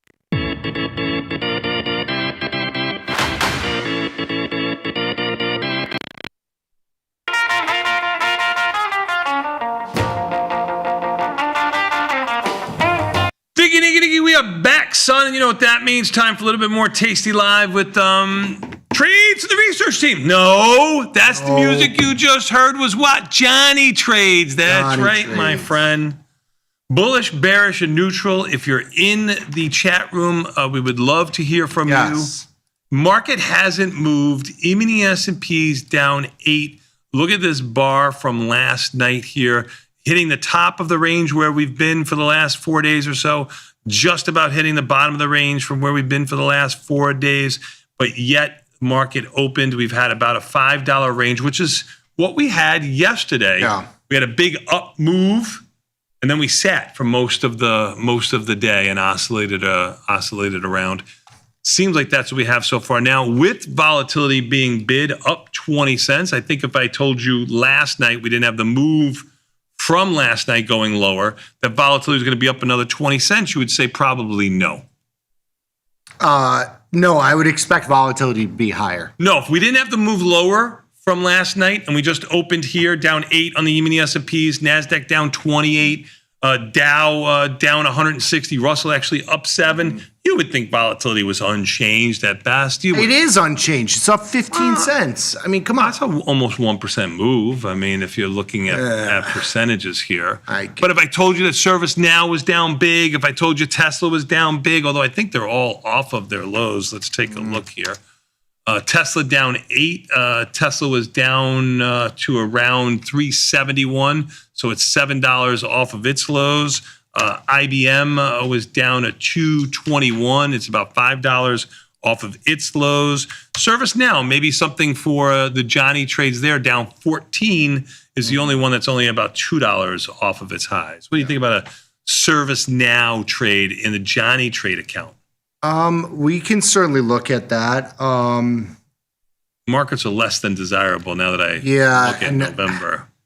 I don't know if I want to step in front of that. Yeah, I was going to do it with a vertical I was thinking Microsoft in that round. So, for our positions right now, we got a pretty mixed bag today. Getting hurt on this Intel position, which is pretty much just short delta because we have an in the money, an inverted strangle here that has just blown through our position here. But we got a couple that are working in our favor. That's the management. That's the manager's bad trading there. Go ahead. For sure. But I was looking at Microsoft. I think it's an interesting spot. You have 85 IV rank, stocks at 420. It's had a nice little bounce here, kind of towards the middle of 420. 420. It does have earnings coming up here. What do you think about playing like an iron condor into the earnings cycle? Maybe in the May monthly, give you a little extra time. In the May monthly, that's 20. Or would you go out to June? That's 22 days. Yeah, 22 days. Yeah, I would probably go out to June. I'm just playing this as like a pseudo earnings trade. I got it. But with an iron condor, you're kind of muting that. I would go. Which is why I want to go to the shorter duration. I want to be stuck in this trade for 40 days. All right. Well, I was looking at 20 delta on either side. So the stock got down. Let's call the lows, around 380, 370-ish. I mean, this was the spot. Let's say we're not going to get back there. You could sell the 20-ish delta on the downside, 390, 380. And then on the upside, you sell a 460, 470. It's completely delta neutral here.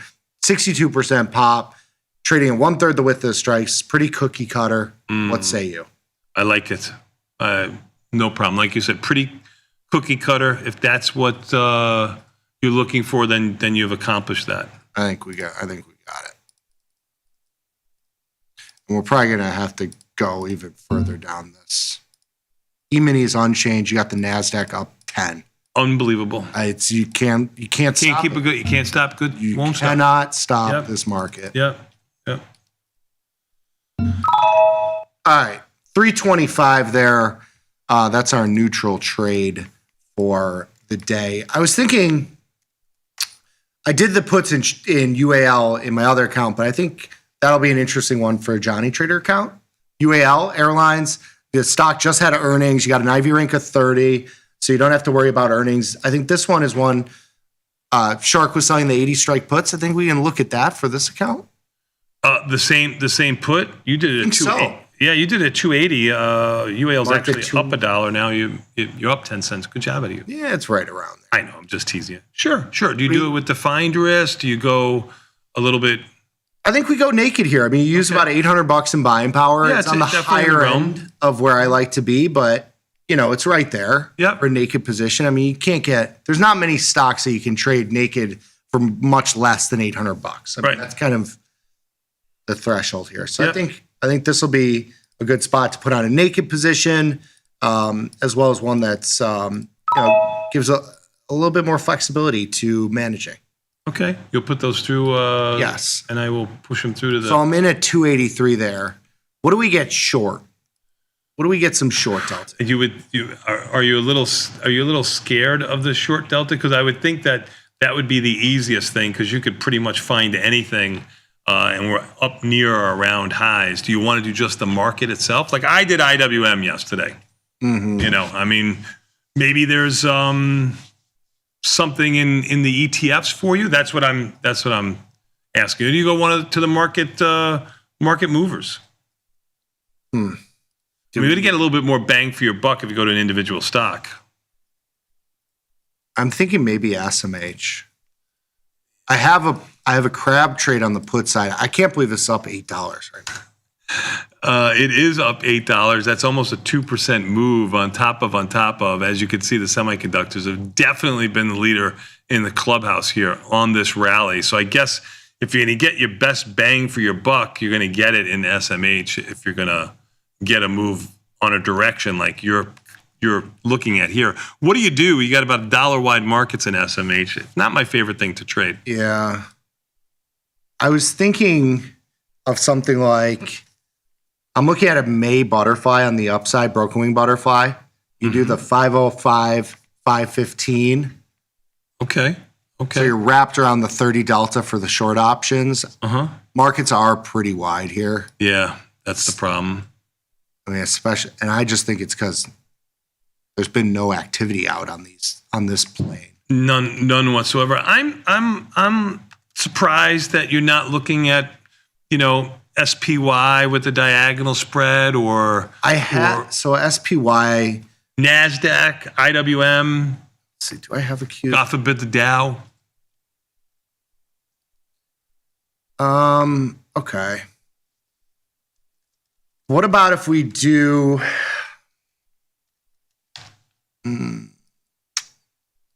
We do like a wider call spread in the Qs to a tighter put spread? Certainly could.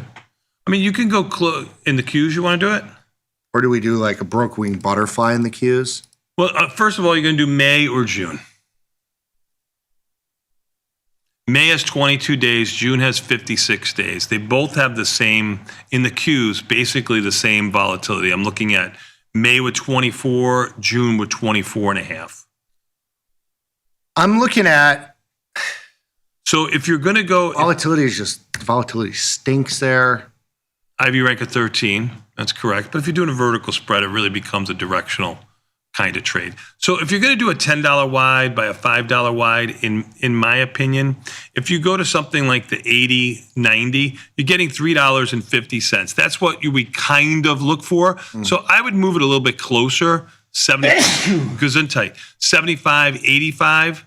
You're getting around $4 in June. And now I would look for, a $5 wide spread that gets me around $1-ish or so. So if I did the 30, 35, that would get you that $5-ish. I mean, it's a 65% probability of success if you're over $5 on the credit receipt. Your break even is 680 or so. That's that 30-ish delta. That would be kind of the mechanical trade that I was looking at. Now, if you want to get more aggressive with it, you certainly can get a lot more aggressive, moving your short strikes closer to at the money and, not doing, keeping the put spread basically the same. It's entirely up to you. I think we do IWM. Okay. I think we go to June. I got short IWM yesterday with a strangle. Yeah. I think we'd go to June. Okay. We get a little bit more aggressive with just doing the call side. We could do like the 285, 295 call spread at $3.45, about 1/3 the width of strikes. You're trading right around that 30-ish delta here. So it leans you up 15 short deltas here, pretty decent amount of delta. What do you think? Sure. I mean, 15 deltas is what you look more like 20-ish deltas on a diagonal spread. So you've got around the same kind of risk that you would have on a directional diagonal. I like it. All right, there we go. I'm in. 341. Beautiful. So we went and did IWM, that's our short delta. UAL, we sold the naked put, that's our long delta. And then we did a Iron Condor in Microsoft. Microsoft reporting earnings in the next couple weeks here. We're going to have an earnings trade already in for it, for Microsoft, neutral delta there. UAL, we went out to June for the put, and then IWM, we did the call spread out in June as well. So net delta on the position, if you took it all and beta weighted it, probably slightly short delta because you're a little bit bigger in that IWM position. I don't know how much UAL has of a correlation to the rest of the market, but couple different positions.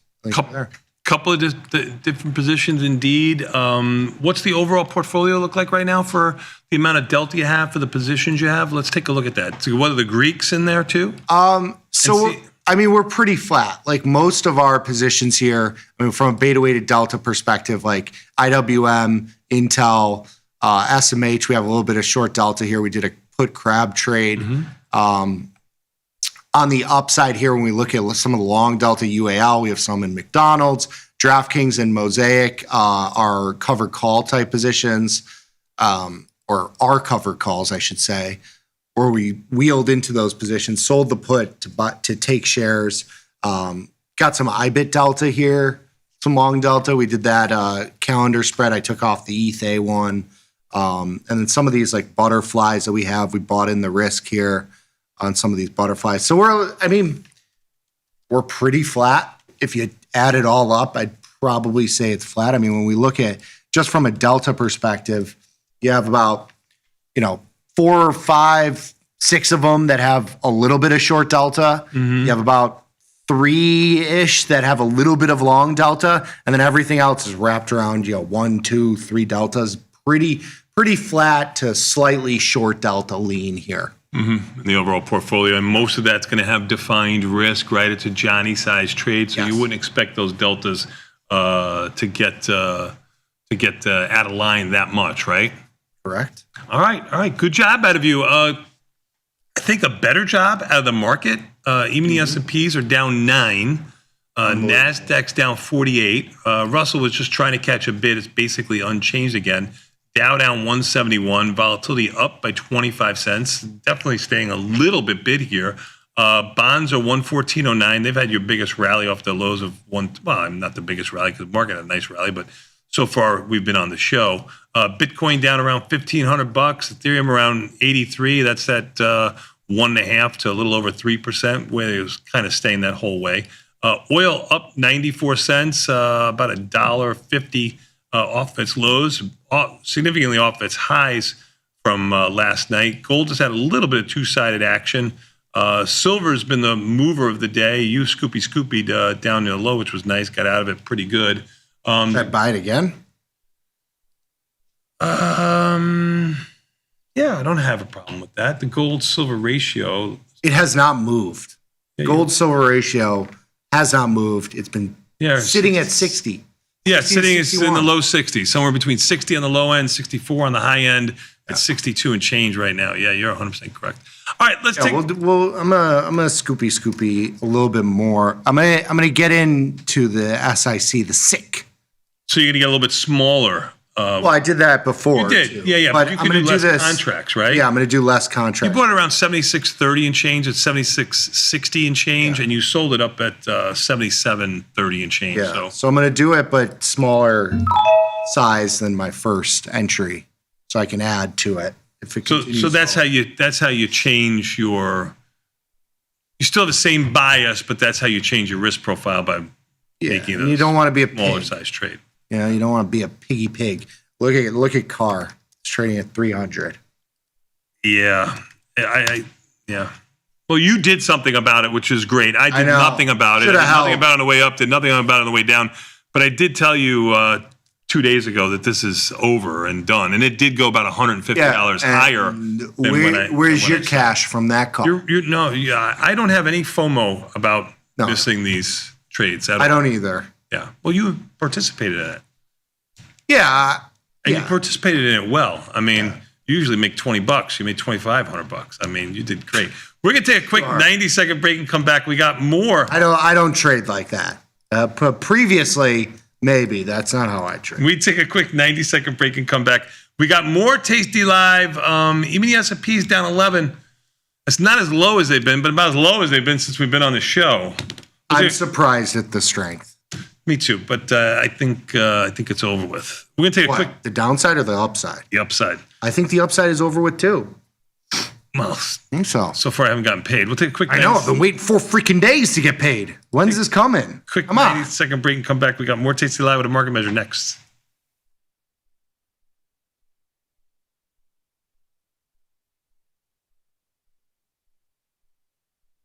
Tasty Trade's active trader interface makes futures markets your arena. Built for the bold, not the board. Trade CME futures with a single click. From micro contracts to major ideas. And go even further with futures options. Tasty Trade lays out multiple ladders and charts for total visibility. Plus, hundreds of built-in indicators for traders who want a broader view. Tasty Trade, pro-level tools, intuitive design, total control.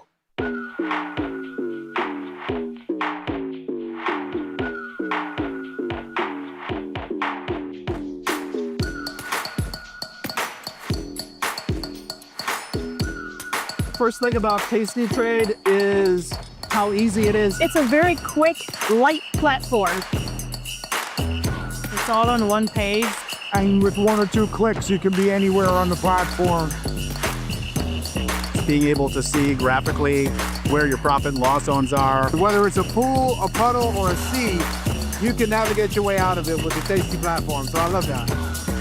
You guys have the most unbelievable customer service in the business. Email support, call support, get through right away. They actively listen to the customers to make changes to the platform to make it better. In fact, I've never seen anything like it in any corporation in the United States. Grow a strong community with Tasty Trade's referral program.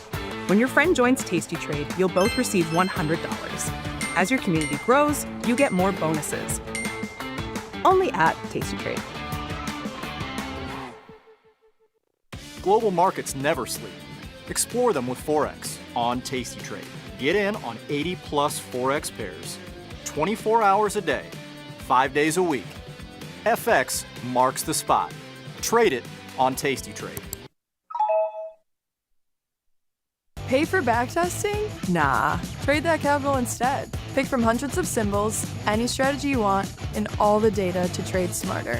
Tweak the delta, dial the DTE, stack the legs, see what survives. Check out Tasty Trade. Today's episode of Market Measures is brought to you by SIBO. SIBO is partnering with Tasty Live to provide educational opportunities for traders at all levels. Did you know index options like these can provide opportunities for diversification, lower volatility, liquidity, and other benefits?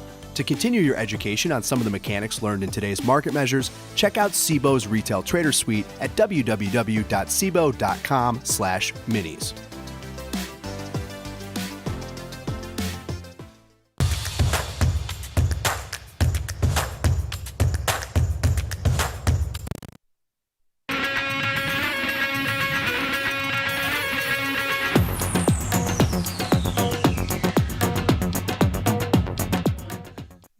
Nikki, we are back, son. And you know what that means. Time for a little bit more Tasty Live. Your friend and lover, Chris Vecchio, just sent an article out to the team that says France probes weather data tampering in its poly market. Oh, yeah, this is a great story with the guy with the hairdryer that fuse. So I guess the sensor for the... Just like here in Chicago, they always give like O'Hare temperature. It's just outside of O'Hare, outside of O'Hare Airport. Same thing here in Paris. I guess the sensor is outside the perimeters and it's unguarded in Paris. So a guy was taking the over in the weather forecast and max temp in Paris, and he was going there and distorting it with a heater so that the sensor would register. I mean, who would have thunk? Like I don't know. I see. You would have to. Maybe it skips a generation, but I don't have the criminal mind, which means maybe you do.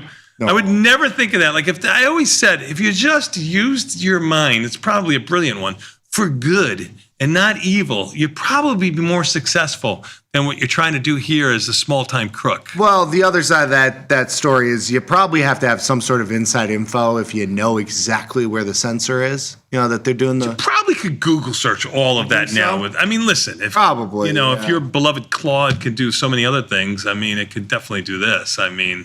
Right? Yeah.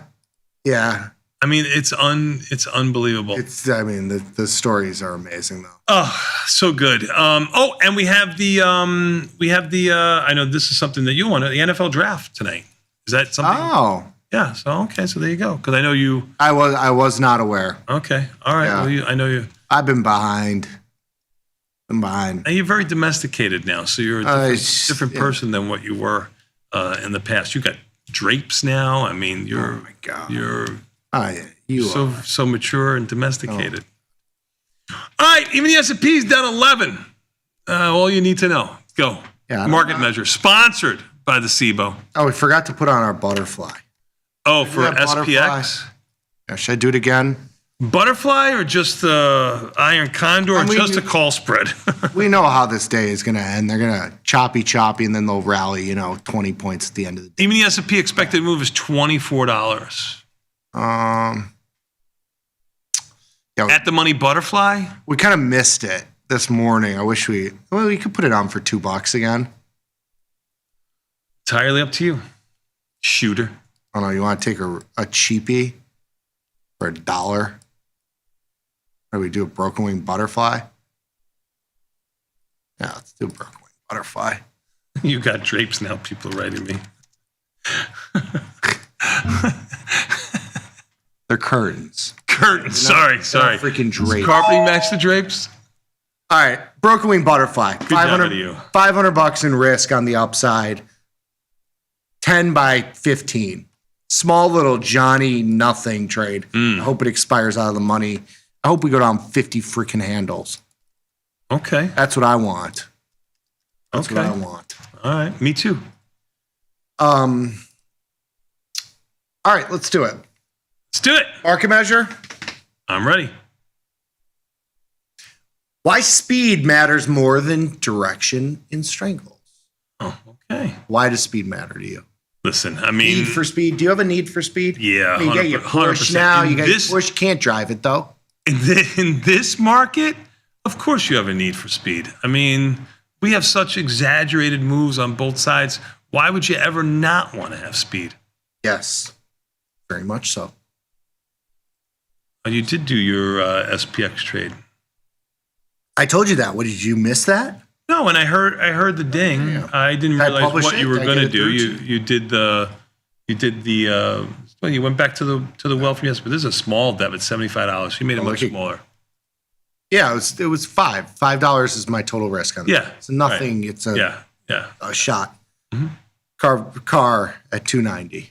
Yeah, not surprising. 800 was surprising. 600 was surprising, but 290 down 35% is not surprising. I told you when all the news comes out about something like this, the cat's out of the bag. That's the sunshine on the mushroom that's growing. As soon as you put the sunshine on the mushroom, it dies. Go. Let's get to the first slide here. That was good. Die.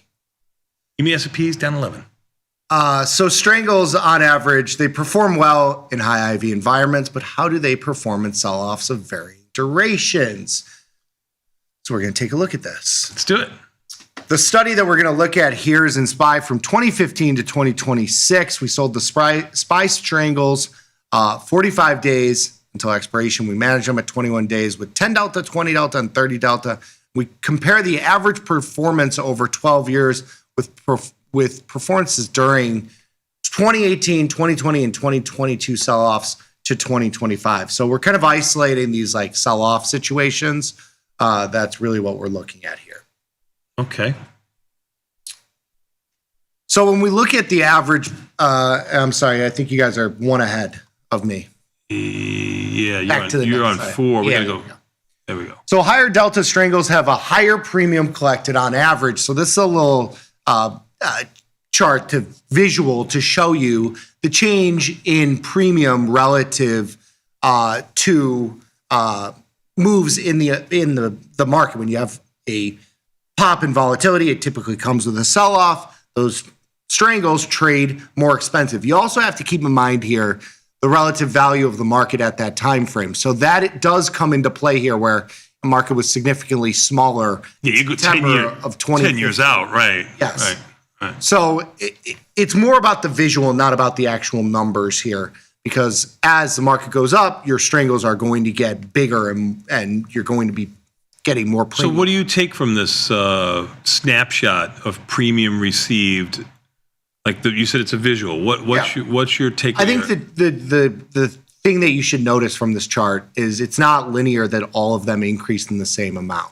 So if you look at the 10 delta line, your 10 delta line like obviously increases with changes in implied volatility, but it's not to the same fashion as the 20 or 30 delta options. It kind of goes to the fact that when you get this pop in volatility, rather than selling the 10 delta options, you should be looking at selling the 20 or 30 delta options because those are increasing a lot more relative to those 10 deltas. Now, we're talking on a one-to-one basis. If you're in a larger size account and you want to, kind of size up a little bit the lower delta options, I get it. But if you're talking about a one-lot trader, a Johnny trader, when you do have a pop in volatility, you got to go to a little bit more aggressive of a delta. That's what this is telling you. It's also why, and we haven't done research on it recently, maybe we can, straddles. I prefer the strangle also, but straddles in high implied volatility have performed better, relatively speaking, than the strangles have performed. Because you're getting more premium up front. Now you have to manage them a little bit sooner, but it's going to be more capital intensive usually, too. Yeah, sure. That's fair. So when we look at the P&L per trade, it's more volatile during sell-offs with larger losses, especially for higher delta trades. So prior to the sell-off, obviously, if you have higher delta options, they're going to see bigger intrinsic value here. But in normal conditions, higher delta strangles generally produce higher returns. So you can see here just a map out of our average P&L per trade. Here, higher delta, you get paid more. Mm-hmm. I think after the sell-off, it makes sense to go to the higher deltas, but it just is something to keep in mind when volatility is low, maybe kind of size them down a little bit. All right, so I'm looking at this. You said it's a visual. Give me your visual from here. What do you think? It speaks for itself. The higher delta options are going to have bigger swings. And when volatility expands, you want to kind of capture some. So if you're a one-lot trader, you really have to try to go with the Goldilocks theory here and pick something in between. And if in between when volatility is relatively contained. But when volatility expands and you're a one-lot trader, you should be doing the 30 delta instead of the 10 delta, 20 delta. Perfect. So additionally, the longer the sell-off lasts, the better the average performance. Longer sell-offs means that the premium sellers have more time on their side to make back the losses of the severe downturn. What we're saying here is these V bottoms like we had recently, like last month, that's your worst case scenario for a premium seller. The premium seller is looking for, the downside move, the pop in volatility, and a choppy escalator, not the elevator. Now, you said the recent move we had because you're just talking about the recent move, but you could go back in time here, and it seems like if you've been a trader for the last couple of years, a lot more V bottoms than the choppy that we've had of yesteryear. Yeah. Right? I mean, making it hard when we get those moves lower, you actually have to start leaning a little bit with long delta, which is what we've been doing. And we were early in the last move too, but trying to take this out of here to now say, all right, these V bottoms, which we thought were once anomalies, seem to be more like the norm, or they're there on the radar. Yeah, I think when volatility gets to right now, volatility is high. 20 to 25 is high volatility. Sure. When you are looking at 28, 29, 30, 35% implied volatility via the VIX, you have to be looking at convexity on one, if not both sides. It makes sense. Like when volatility is very, very high, you tend to see realized volatility. Yep. And realized volatility can go in both directions. Yep. It does not mean VIX is at 35, we're going down. It means VIX is at 35, and you could see a 5 or 10% face ripper to the upside. That's what it tells you. 20, it's kind of in no man's land. 25, no man's land. Fair enough. NASDAQ just went down 100 for a quick second here. Even the S&P down 12. So higher delta strangles perform better on average and also in longer sell-offs, but have the highest losses in the short, sharp sell-offs. So when you have these sort of sell-offs, what this is saying is the higher delta positions are going to be better generally in sell-offs that last at least for a period of time. This is why selling premium in 2020 sell-off was so unprofitable, and in this one, it was the fastest sell-off so far in the 21st century. When you have these V bottoms, do not help premium selling. No, especially if you are not managing positions, taking positions off, being a little bit flexible with them. They hurt. Right. And then here, I just quoted the NASDAQ down. Yeah, NASDAQ moved 40 handles. It's down 60. It was down 100. Yeah, things move. Time change. Couple takeaways for you. Sell-offs don't always mean that your average short premium trade will be unprofitable. It is the velocity of the move that ultimately determines if that period will yield profits or losses in the short premium trades. With higher delta strangles, you experience greater profits in the long term. The same is true in longer sell-offs, but there are larger losses in sharp sell-offs, such as 2020, and I'm sure we're going to add this one as well to our next study. Lower delta strangles act similarly, but with less volatility, but less variability. You are correct, son. Even the S&P is down 8.5 or so. NASDAQ down 74. Russell basically unchanged. Dow down 60. Volatility up by 15 cents. It was just up 25 cents a moment ago. It looks like volatility has now decided to cooperate with the rest of the market. We'll see what goes on. Bonds are up 4, 114.18. Oil up 70 some odd cents, now under 94. It's a weird one. What's that? This is a weird one. It is a weird one. Silver hasn't moved since the last time you bought it. Gold is down 9. Let's take a look at the market here as a whole. Carvana, 269, by the way, now down $174. We're almost should have held it. Yeah, it cost me $1,000. Yeah, it's trading mid-price around 98 or so. So yeah, you did it around $80. You're not gonna get filled at 98. No, but maybe you get filled at 95. I mean 94, whatever. Still, yes. You stink is basically the story. Yeah, yes, I stink. I'm just kidding. There's Carvana's chart for you. Let's go a little bit more here. IBM down 24, about $6 off of its lows. Adobe down 19. Tesla down 15. Tesla continues to be weak, trading near its lows. And I think Tesla opened around its lows. It opened 375, so about $3 under that. Microsoft down 15. A lot of the names that we look at are lower, yet the market's really not going low. Texas Instruments up around $38 or so. VRT, which was weak yesterday, up around 10. What were you going to say? I said unbelievable. I mean, some of the chip stocks are unbelievable right now.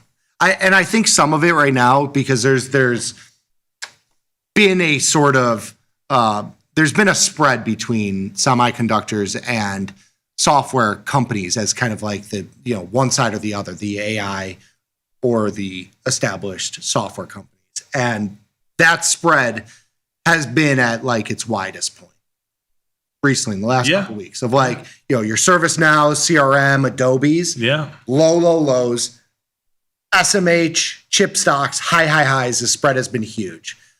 ServiceNow falling out of bed here, and the rest of the stocks in that basket moving that way. I think it's more of like, okay, these stocks are dead, and you got to get the AI stocks, and that's why you're getting, all these your Texas Instruments. Everybody over here. Yeah, exactly. It's everybody over here. It's finally the rush to the other side of the already crowded trade. It seems like, but I guess it just keeps continuing. The hits keep happening. We'll be back in 90 seconds. I'm not short it. I'm not short any of those stocks, really. I just don't. It doesn't give you good, warm feelings when it's like, everybody's got the same exact idea. What I just said is not unique. Wow. You know what I mean? Okay. Okay. I think everybody's thinking that right now. Everybody's thinking these stocks are dead. It certainly seems like they are. I'm closing out of this. I'm going to try and take 50 bucks. Yeah, there we go. What is that? We sold I scalped out of the puts, and I've been... RKLB? Yeah, we took Rocket Labs? $50 out of Strangle. Down about $4 or so, just about a 5% move. Sure, I like it. Good job out of you. Good job out of you. What can't you do? We're going to take a quick 90-second break. We're going to come back. We got more Tasty Live after this with our friends from Tasty Trade. We'll be back in 90 seconds. Tasty Live. A lot of tasties in there.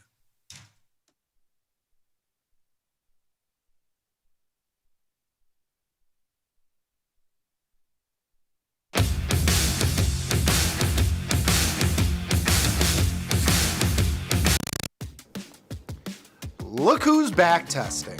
Tasty Trade now has options back testing for free.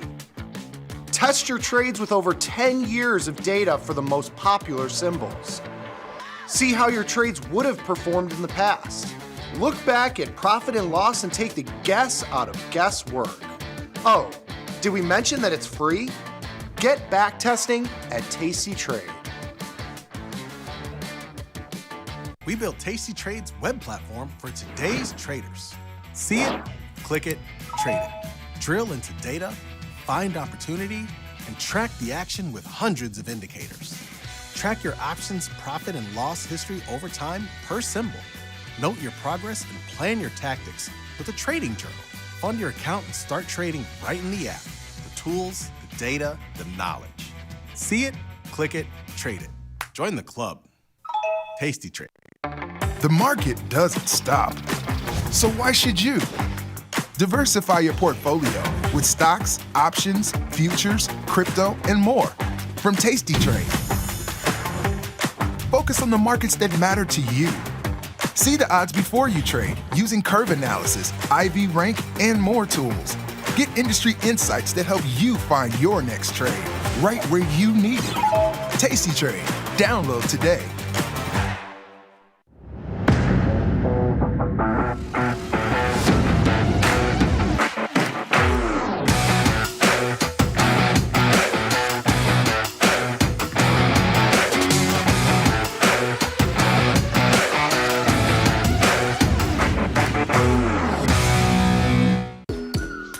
First thing about Tasty Trade is how easy it is. It's a very quick, light platform. Whether it's a pool, a puddle, or a sea, you can navigate your way out of it with the Tasty platform. So I love that. Global markets never sleep. Explore them with Forex on Tasty Trade. Get in on 80 plus Forex pairs, 24 hours a day, 5 days a week. FX marks the spot. Trade it on Tasty Trade.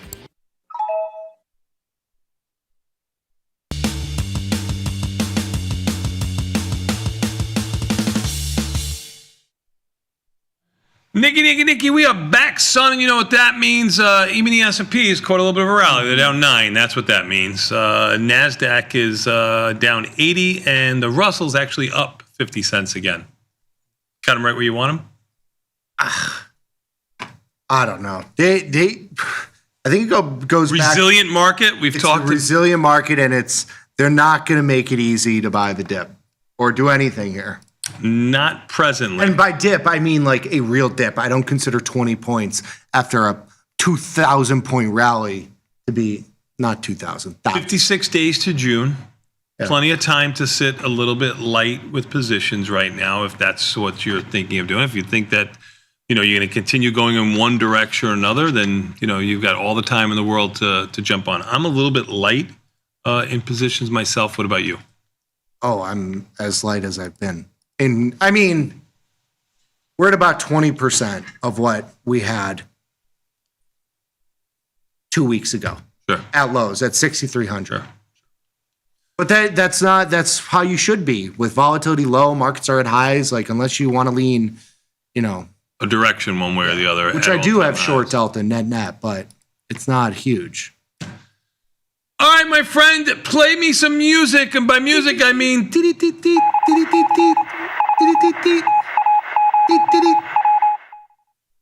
My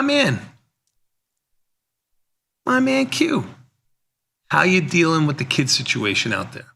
Fellas, I'm doing well. I absolutely love it. Bring your kid to school day. Are they like running around out there? Love it. I mean, they're not really bothering us on the trade desk, not as much.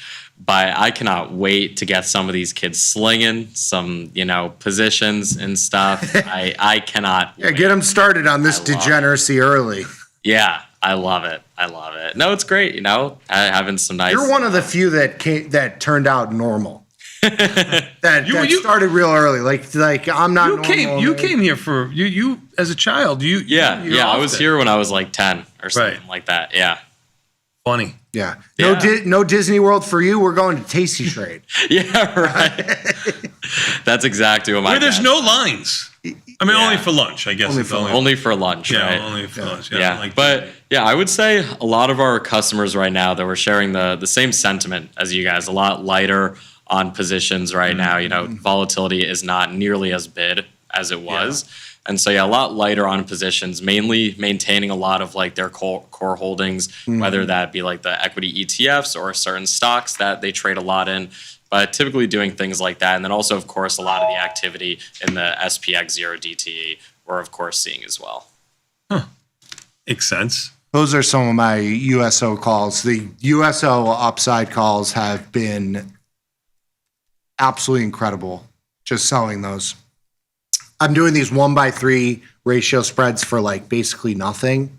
And like those calls I sold at 270. You buy them back to buy them back at 160. 48 hours later.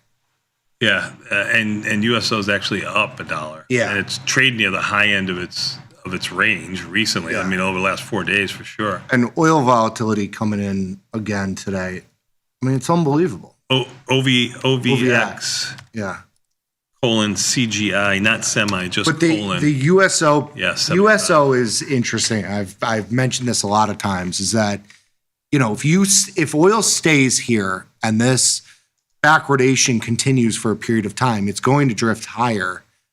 USO is, and so selling that front as long as you don't get a crazy 110, 115, 120 handle. The volatility on the upside in the short term is really, really overpriced. Subject to the risk of what you saw last night when oil, popped $5. I mean, I agree with that. Would have been good because I would have added. See, you can't scare him. What is your preferred trading vehicle for oil? Because I would say most of our customers are usually trading like CL or MCL. Typically, if you saw my CL position, it'd probably give you a brain aneurysm. Not kidding. It's got one of the highest implied volatility. We'll also have some customers trade USO and then XLE sometimes as well to speculate on oil. But I would say it's typically the futures because that's the most pure form of trading it. What do you guys typically trade? I can show this just to show this disaster. It's actually a great position because I have an upside butterfly here, but I've been doing. It's a great position. It's working right now. Right? Yeah, I have no risk on this trade, on this position. Well, because you put on trades and then you manage them, and I got these butterflies on the upside. Action. You got a bunch of butterflies to the upside that can or it might work or might. Lotto tickets. Yes, lottery tickets. Right. Yeah. If I hit this, you might be able to retire. I might retire you, put you in that home I've been looking at. A lot of people wrote me about how you were being a little bit mean with the home talk. Oh, are you? I'm just telling you what my peeps were. You gotten a little soft on me? Saying. What'd you call the home? It was a nasty. How'd you call it? What'd you call it? No, I said I was going to look for a good one where they hired all the Hooters people. I was going to get you a good one. No, but you named it something. Did you name it something? I don't know. Oh, sorry. Did I name it something? I think you did. Yeah. Anyway. Where I called it like Sunshine Happiness Valley or something. like one of those. They tell you, they're like, okay, Grandpa, like it's time for your yogurt. They should definitely open like a retired trader's home in Chicago. It's called the Villages. It's in Florida. So no wonder that's such a big hit. He thinks he's reinventing the wheel. It's already exists. Yeah. All right. Well, good job. Kind of a slow. To answer your question, he said you see my CL. I think CL's.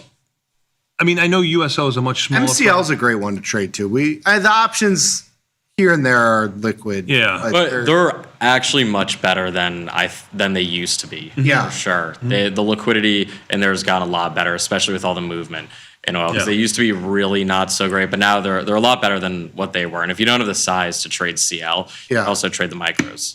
And if you're looking at those MCL options, they're going to be a lot wider than the CL options. But if you go to CL for that same duration, you got to do a little bit of due diligence and look at what if the CL option is trading at $1 at the same strike as the MCL option, and the MCL option is, a 75-cent mid price on a 150, bid ask spread. It's going to trade at $1. It's going to trade at $1. If you don't go in at $1, you might get a crappy fill, but it's a way to kind of figure out, okay, this option should be at $1. You might have to give up a penny or 2 pennies on the MCL option just because of the liquidity there. But in general, it's going to trade very similar to. Yeah, that's a great way to sort of like back into the price discovery, right? Yeah. 'Cause they're pretty much the same product, just different size. Yes, very much so. I agree with you. I can. You concur? I concur. That's that was catch me if you can. I concur. Yes, it was Catch Me If You Can. Great movie, by the way. You'd be like, I concur. They were like, sir, but we're asking you like if we should like operate or not. I concur. Like a classic movie. Man, I am so sorry to talk about the market when you're on it. I am really perplexed today with this market. It's you came up with it and said it a little bit earlier. They're not going to make it easy. They're not going to make it for you to get in on this market, which is making me lean now that volatility is basically unchanged. The play is that nothing happens ever. I mean, that's the MO. That is the MO. As I closed out the diagonal spread I had in SMH. I didn't realize how far it went. I mean, that was a home run, but $20.60 on that trade. I cannot believe that you paid anywhere near that. I didn't. In SMH. I didn't. It's like I paid like $13 or $14. Yeah. Just about. Yeah. But I put on. I like these 1x3s. That's what I did. I added another one. I'm doing it on. At $7.32. It's a way to get. You know what? If we chop higher here, I'll make some money on that. If we blow off top, I will lose money. And if we go back down, I'll be fine. I'll take a little bit. You're doing this with 56 days to go. You're buying the 500 strike. And I'm selling 3 of the 525s in May. In May, you're doing it. I think that's what you have to do. I think you have to sell this May volatility because one of two things is happening. We're either going down and volatility is going to expand, or volatility comes in and we chop higher from here. And the May calls in everything, and we just talked about it in USO, they're bid. And June is flat. Like all the volatility is in the front right now. Yeah, May with one vol, 45 versus 44 or so. Yeah. And you got 22 days. It's a short and into a rally. So you got a little bit of like you normally would do that, 1-to-1 on a regular diagonal spread. but you're taking advantage of a little bit of the direction here. It's up by $8, almost a 2% move to the upside on top of, and again, all-time highs, volatility expanding. Everybody's reaching for calls. You get one downtick or unchanged day, and those calls collapse, They much like you saw in USO. Yeah. All right. Even the S&P's down 4. Let's go to your list, my friend. Do you want to do that? Let's do it. Sorry to keep you waiting. All right. No, never. I mean, there's Top nothing 20 going on in symbols. this market. No, there's nothing going Unbelievable. on. Yep. Crazy. Yep. Top 20 symbols going through the system and their IVR. Number 1, Tesla with a -5, meaning that it's never been lower and it's currently decreasing throughout the day, hence the negative implied volatility rank. Microsoft, 86, NVIDIA, 24, Micron, 45, Now, 31, Palantir, 5, IBM, 40, AMD, 50, USO, 30, Oracle, 42, Oklo, 24, SLV, 21, SMH, 27, Apple, 43, Amazon, 49, Intel, 65, Netflix, 23, Marvel, 48, Meta, 49, and IBIT, 11. What do you think about that list? What do you got people looking at that are calling in? What are they looking at? Yeah, I would say right now, because a lot of people managed a lot of their positions going into this up move. I would say, at least personally, I for sure got toasted on some short calls that I had in some of the neutral positions. But that's what happens when the market rallies after a crazy down move. That neutral delta that you had no longer becomes neutral, right? Yeah. And so that's Quickly. something that happened. Yeah, very, very, Very quickly quickly sometimes. in this example, right? Yeah. And so, I would say a lot of the people are they're still looking at oil a lot because Mhm. that's where the volatility is. And then a lot of zero DT and not as much like single stock stuff because the volatility isn't there compared to, what we've seen recently. So I'd say size is currently a lot smaller right now, but a lot of the symbols here being traded, like Oklo is a big one. I know something not on the list is like VRT. I know people have been looking at because they just had earnings. VRT got, I like the options aren't great. Wow, it's up $16. Yeah, I mean, this is I'm telling It took you, one hit this is- yesterday and has rallied back. Off of highs. You could see it here. I'm going to put up the chart for everybody. It took one hit yesterday, rallied back halfway, and now it's about to make new highs. But this is rotation. This rotation out of all the SMH, the move that you're seeing today is everybody liquidating out of the ServiceNows, the Adobes, the CRMs, and buying these semiconductors. Whichever one. Doesn't that All make of it them. seem frothy to you? Yeah, that's usually like you don't. I'm not. That's why I'm doing a 1x3 in SMH because I'm not buying it here. Yeah. I close along Delta and but that's what it. This is when I get in. This is when I get in trouble because I get early. I was early on the way down, and I'm gonna be early on the way up here too. Yeah. I'm gonna try to hold, but with as much intestinal fortitude as I can right now. Anyway. Yeah, I gotcha. All right, my It's friend. unbelievable. The rest of the market's basically unched besides these stocks. Yep. You look at an Apple, you look at NVIDIA, crazy. Weird, wild stuff for a nothing wild. day here. I'm going to let you go, get back to work, see the kids. I'm not allowed to be around kids, so please say hello to all of them for me. Let's bring our next victim in.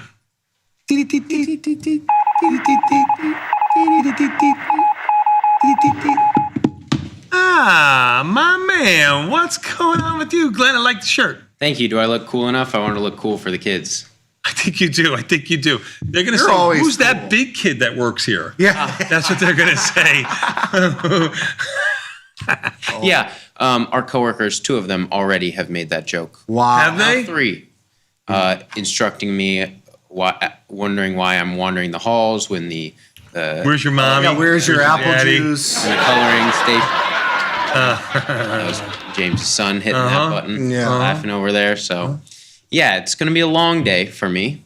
But hopefully, one of the kids. You don't shave yet, right? me. Pardon? You don't shave yet, right?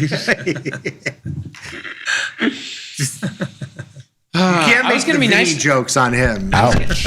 Ouch is right. I was going to be nice to you today, Tony, because I know. he's been cutting you off all morning. No, we but- He has been cutting me off It's all morning. ridiculous. I even said it one time in I the middle know. of my sentence, getting away the beginning of his. He didn't bite. No, he kept going. He kept going. Admirable.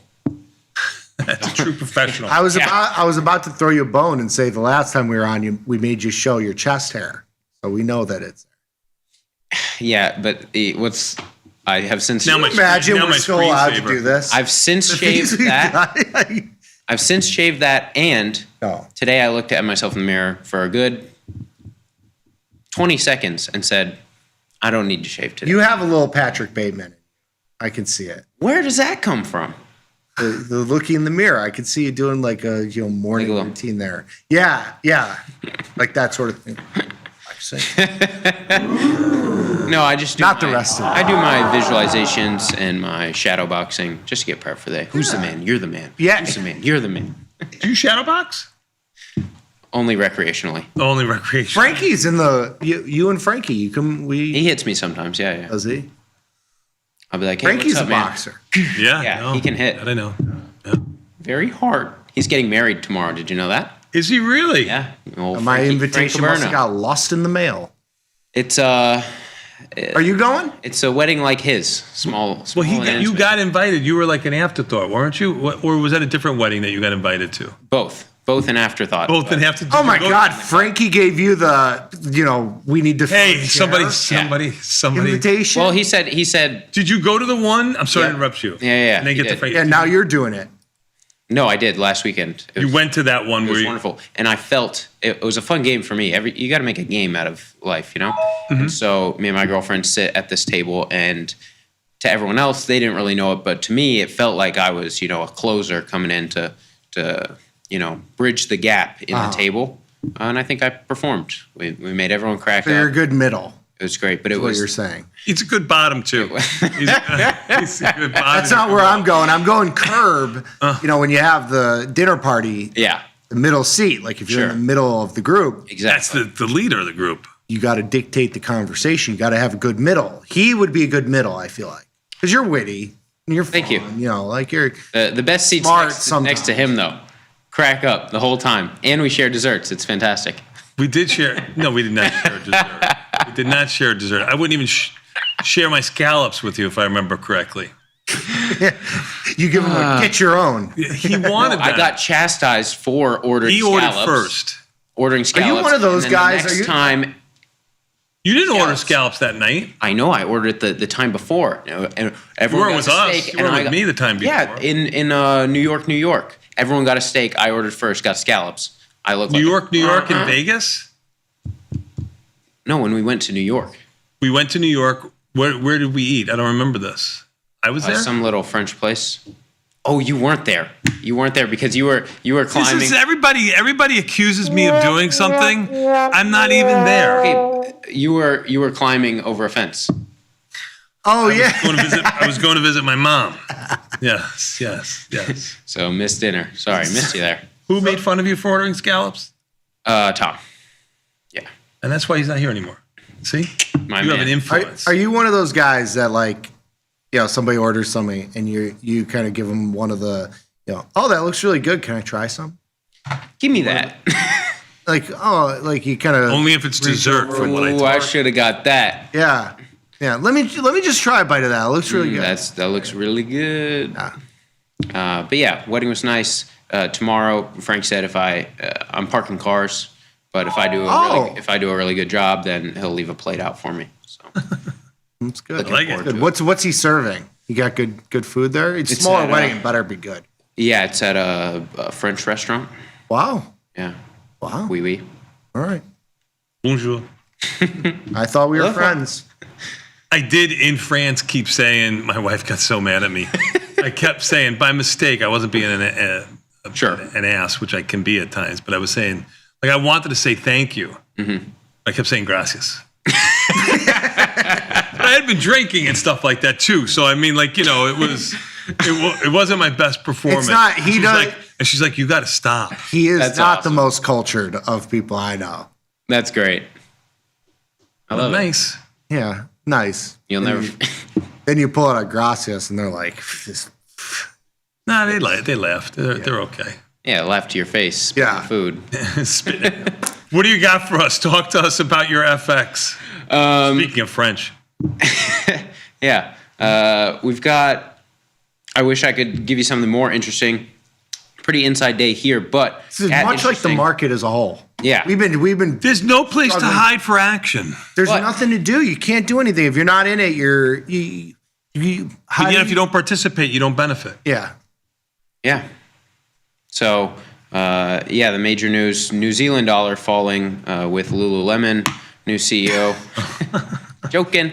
But no, that is the mover of the day. New Zealand dollar, US dollar down, catching a little bit of a bid here, but was down as much as 0.5%. Pre-market, its neighboring Australian dollar holding in above 71.5 cents. But aside from muted moves, we are seeing some very interesting price levels. Euro dollar, for instance, catching a bid right under 117 in the spot market. That's around a previous kind of congestion area. So we'll see if we bounce off this and continue to trade in the really tight range of 117 to 118, or if the US dollar keeps getting bid. We've seen, as you know, as low as below 115 throughout March. So a wider range to the bottom if we don't stabilize here. But interesting that yesterday, U.S. dollar catching holding in, I'll say, more than perhaps you'd expect with stock market at all-time highs, just on some kind of niche fundamental news. Senator or Kevin Warsh's confirmation, markets digested that as, he would remain independent as Fed chair, which is a good thing for the U.S. dollar. And Treasury Secretary Bessent saying that people are calling his phone for some swap lines, which all things considered just means other countries and want some dollars. Exactly want right. Dollar bills. Not sure. I wish I could give you a more actionable takeaway for that specific story, but did allude to not only Middle Eastern countries wanting these swap lines, but some Asian countries as well. So we've got that in the back of our minds heading into the weekend. Before the weekend, we've got some Japanese inflation data tonight. The yen could certainly use a hand in the spot market. U.S. dollar, Japanese yen above 159. Historically speaking, that's rarefied air. But if you were just looking from the past month and a half, you'd say nothing new. Top of the range, if that. So we'll see if inflation comes in hotter than expected, and that is sustainable. Then next week, perhaps the Bank of Japan will have a little bit more merit to price in a rate hike. They're slated to do so in June. There's some, I need the yen higher. Yeah. I swear, TP got me back in that, and I was like, I don't want it. And I got back in it, and now I don't want it. That'll teach you for listening to TP. I know. It's basically unchanged, but it's like, it's paint drying. One day, I'll be up $10. The next day, I'm down 20. Yeah, so paint drying. Horrible. Might get some volatility next week. No way to spend life, son. On this Bank I got of Japan meeting. 2,600 on car, so that was. There you go. That makes it move. He caught the car move lower, which has been in the Avis, been in the news. Trade all the way up to 800 from around 200. Now it's back to what, 400 or something like that. 264. 264. Unbelievable. Good work. Thank you. Good work if you can get it. But yeah, so expecting it to be a little bit slow into the weekend. Of course, always have that omnipresent weekend risk at this point. And next week, Central Bank Week. We're excited for that. We've got a slew of central bank meetings. Amazing. Starting like with, March Madness. Exactly right. Like you got one. Yeah. Amazing. Bank of Japan, Bank of Canada, Federal Reserve, ECB, and Bank of England all next week. So we'll see what they're thinking. Hopefully the thinking is not as synchronous as it has been of, we'll respect inflation, we'll hike if we need to, and we'll start to get some actionable takeaways, start moving these relative exchange rates a little bit more that have been muted as this conflict progresses. But that's all I got for you today. If you want to be long a higher beta currency, you've got a pullback in this New Zealand dollar today. Otherwise, Canadian dollar settling in after a pretty big move to the downside in dollar CAD. So Canadian dollar strengthening over the past few weeks. Now that's looking like it's hitting a little bit of a bottom right before 136. Okie dokie. Good job out of you, Pokey. Yeah, mine, I'm long dollar in a variety of ways. USA. Yeah. Has not been good. Ooh. Yeah, it's not been good. What about some like non-US dollar pairs? Is there anything interesting to you? Anything you can help them with? Along those lines, there is a like the Aussie Euro dollar. That one's a popular institutional trade I've been seeing in the news has been Australian dollar, Canadian dollar. Larger players looking for ways to get short the Canadian dollar. Really not a lot going on in terms of growth for Canada and its historic correlation to oil really deteriorating as foreign investment into Canada for that sake has not been there since really the U.S. shale boom. So getting long Australian dollar, Canadian dollar has been a more popular trade. That's still near the top of its range, but took a slight pullback over the past week or so. So perhaps a better entry point there. Aside from that, yeah, it's just if you want to stay pretty product agnostic and you are either a trend follower or contrarian, just taking a look at all. I'm a contrarian loser. That's what I am. You pull up these charts and they're like at highs and it's like, buy this one. And I look at it, I'm like, how do you buy that chart? How do you buy that? How do you look at that and say, I'm going to buy it? So I'm going to sell the Aussie Euro dollar. It's at highs. The winds you're fighting against may be strong, young Padawan. See, that's why I don't like this stuff. The stuff is too cerebral. The stuff isn't like trading. It's like you got to know what the central bankers are doing, what they're eating for breakfast, very macro what tie they're wearing. It's all in a freaking closed door thing. It's a big club and I'm not invited kind of thing. Hey, there's now Batistas have felt for all eternity. We don't get the nod to the wedding. There's nothing stopping you from seeing, oh, look, that's going up. Let me hop on. Yeah, sure. Right, ride the wave. Ride the wave. That's true. I do that in stocks because you have done that in stocks. Yeah, but this stuff, not as of late, but you have done it in the past. Yeah. Are you calling the bottom in Lululemon? No. I'm not touching any more of that junk. I mean, they hired a Nike guy. I mean, Nike hasn't done too well either. I mean, it's not like, I mean, they're trying to. They're doing what the Sox do, the Chicago White Sox, trying to get like a has-been one more year of greatness into them for a cheap price. I mean, no. Speaking of greatness, we got the Lulu down 19, by the way. The Bears drafting tonight. So defense, please.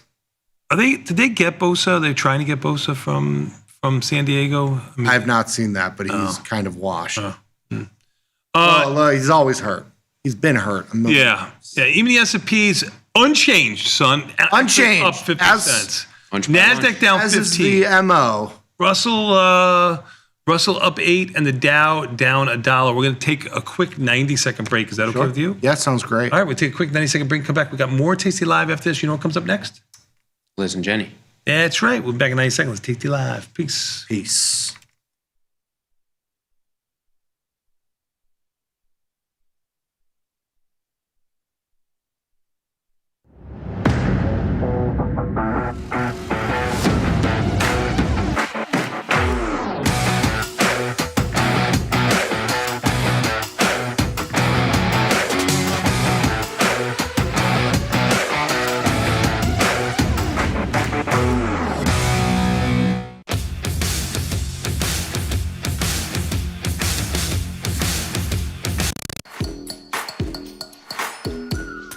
First thing about Tasty Trade is how easy it is. It's a very quick, light platform.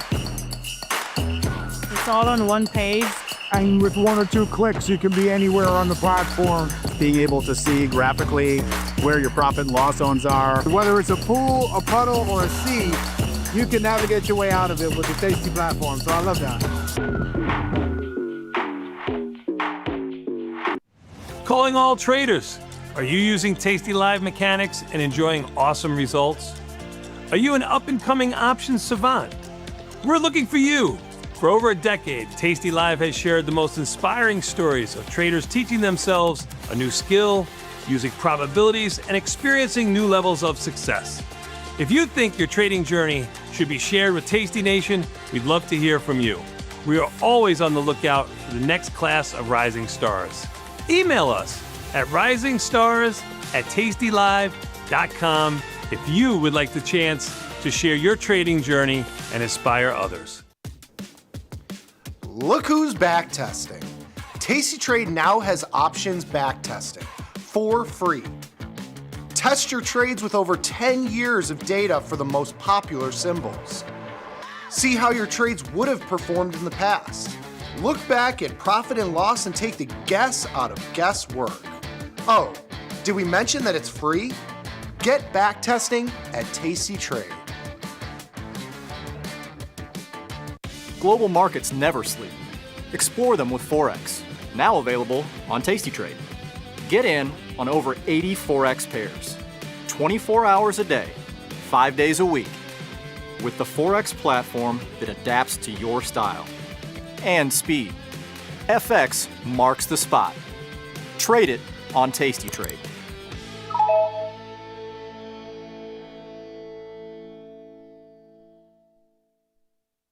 Pay for backtesting?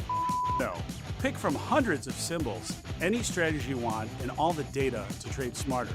Tweak the delta, dial in the DTE, and stack the legs. See what survives. Check out Tasty Trade today. This is Chicago. We invented the skyscraper, the Italian beef, and the standardized options market. SIBO is not only the birthplace of options, it's also where Liz and Jenny got their start. In an industry first, 2 female former floor traders broadcast live from the floor. Hear the sounds of live market action and feel the electricity as they present real-time trade ideas and research-backed market studies live from the SIBO's SPX pit. Watch Liz and Jenny live from the SIBO, only on Tasty Live. In the world of investing, a beast lurks between the numbers. Some watch from the safety of the sidelines, but others saddle up and ride that 1-ton rowdy ribeye for all he's got. If that's you, join us on Tasty Trade, named best online broker for options trading. Genius loves company. I'm not the man that think I am at home. Oh, no, no, no. I'm a rocket man.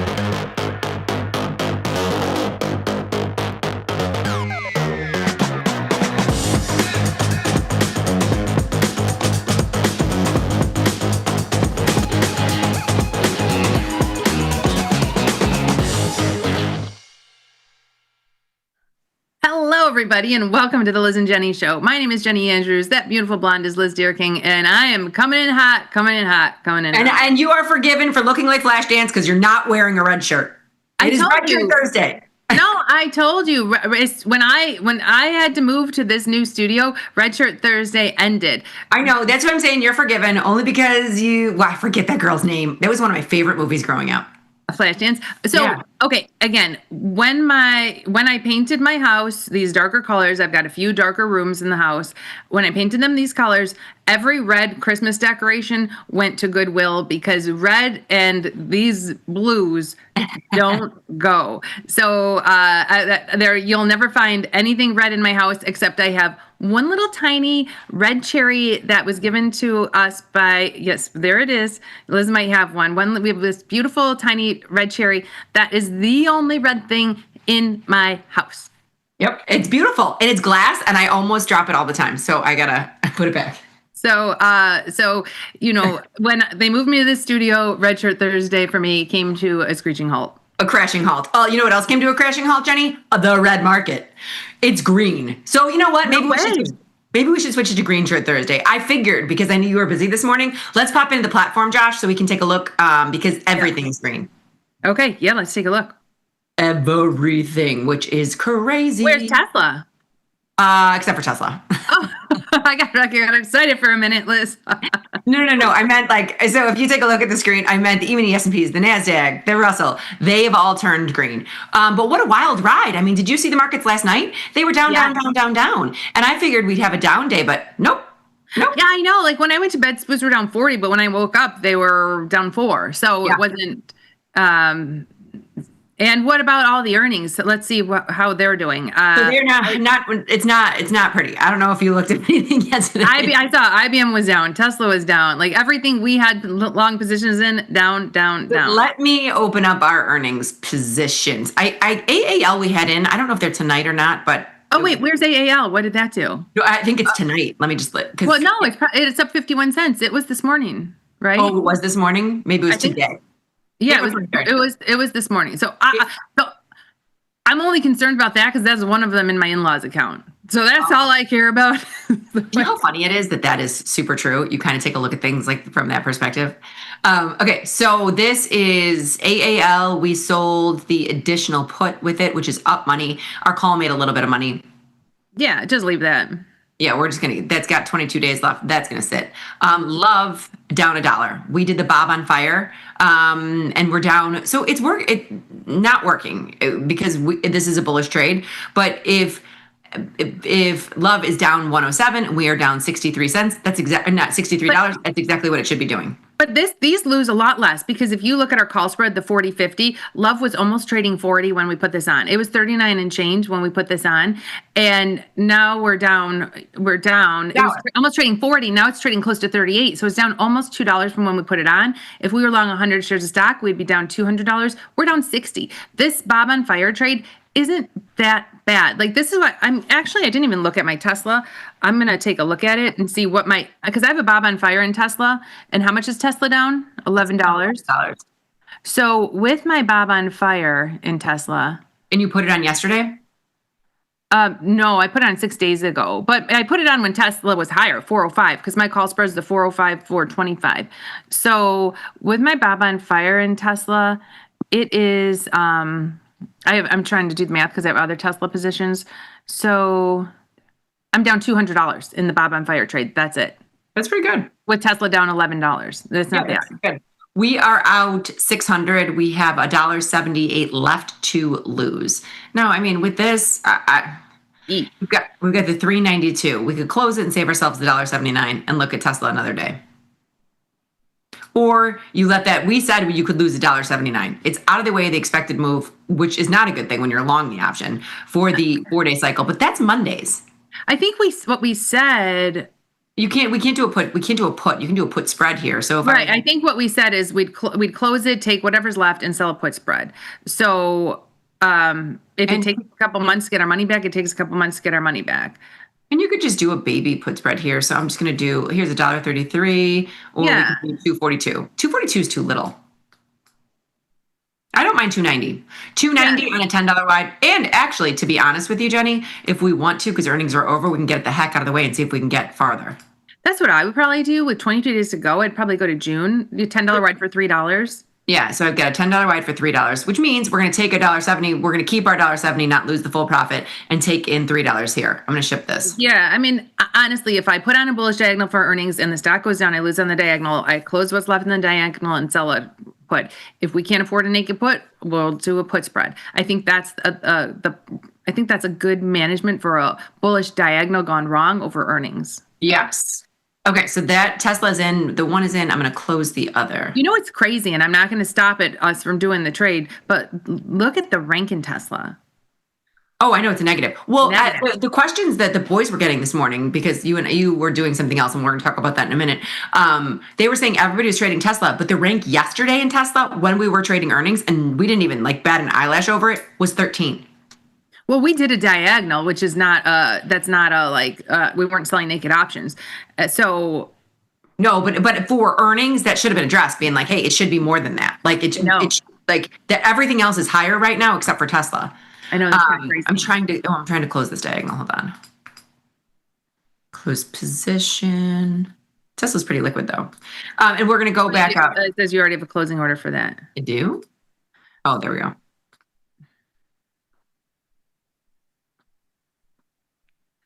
We're going to take our $1.70. There we go. So both of those are done in Tesla. Let's go back to our position page and take a look. AAL, we're leaving. LUV, I say we leave. It's not too far away. So those are just going to sit there. Well, the love, what's the management with Bob on fire? Nothing. Our short put is 27.5. Love's trading 38. That's nothing. That management is nothing unless the only management I see with the Bob on fire is if the short call gets super, super, super cheap, you buy it back. Which means she's meaning the 50 call right here. And that's what I've done. I've done that in a couple things that I've got the short call. So then all of a sudden I'm just short 2 puts and long 1 call for every Bob on fire when it goes really awry. But you've got a year to reap the benefits of it. Yeah. Okay. So that's that. Josh, can we please bring up, and no, Josh, because I was going to say, we'll do that in a minute. I wanted to bring up that pattern day trading art card, but we'll do that in a minute because we should get to our trade. Jenny was on this morning and she created some amazing weekend content. I cannot wait to see it. Was it really 30 minutes, Jenny? Okay, so yes, there's going to be a special, a Liz and Jenny special. I called it Liz and Jenny special, even though you weren't with me, Liz. Coming out this weekend. It was my honor to have a special guest on, Dan Piazzarelli, who is releasing his 3rd book next week. So he is somebody. Now, did you guys trade in the same pit? Yes, we were in the Ford pit together. So that was one of my first pits when I started at Timber Hill, or now Interactive Broker, before I switched to just being an independent market maker. That was one of my first pits, and we became friends, and we've been friends ever since. And okay, so he has, this is kind of crazy because you and I know how hard it is to write a book. We've tried and never gotten past chapter 1. One? Trading option Greeks. That's number 1. Number 2, The Market Taker's Edge, number 2. Ooh. 3. Market taker, not maker. I like it. He switched the cards. He flipped the cards over. Yeah. And then coming out next week, Build Consistent Wealth with Options. So this whole book is on the wheel strategy and different ideas and different stock picks. And during our filming today, he gave us his 3 top picks for 2026, and that's going to be released this weekend on our YouTube channel. And it was super exciting. I actually did the show in my personal account because I wanted to put them on. Because that's what I was going to say. I didn't know if you put them on or not. So we'll be doubling up if we do it in this show, is what you're trying to say? I wanted to put them on in my account because you did some actual trading. Yes, but not in our show account. They're not in our show account. I just wanted to have them on. I didn't want to forget about them because they're picks that he likes for covered calls. And he actually does some research into the companies where they're actually companies he wants to be long. So I threw them in, and I will happily share them with you. But I would say let's wait until the video comes out this weekend. If you want his 3 top picks for 2026 of covered call, 3 top covered call picks, that special's coming out this weekend. I don't want to ruin anything, but I do want to put for our market movers to kind of springboard and kind of promote this. I picked a stock. Is that stock okay to do, or did you guys do that already? What stock did you pick? I already sent it to you, and you was like, "Yeah, that works." Oh, I don't know. I didn't. I was so okay. busy. So I'm going to blow the secret. If this is one of them, is Adobe one of them? No, Adobe is not one of them. Adobe. I'm telling you, you couldn't come up with his. Like there are things that one of them, maybe we've traded once or twice in the last 5 years, but the other 2 you've never heard of before. I can't wait. I'll watch this weekend when I'm in Lexington, Kentucky. Oh yeah, I forgot. I'll bring all the boys with me. I'll be like, listen, fraternity brothers, we have got to watch Jenny with Dan Pizzarelli this weekend. The one pick, the first one we walked through, I said, hold on, this is perfect for Liz's son, my son, every kid, anyone with a smaller account. This is perfect for when I go back to teach the high school kids, because it was a $5 stock with big premium. Okay, well, you're going to call me after the fact, because I'm not waiting until Saturday. You're not going to watch.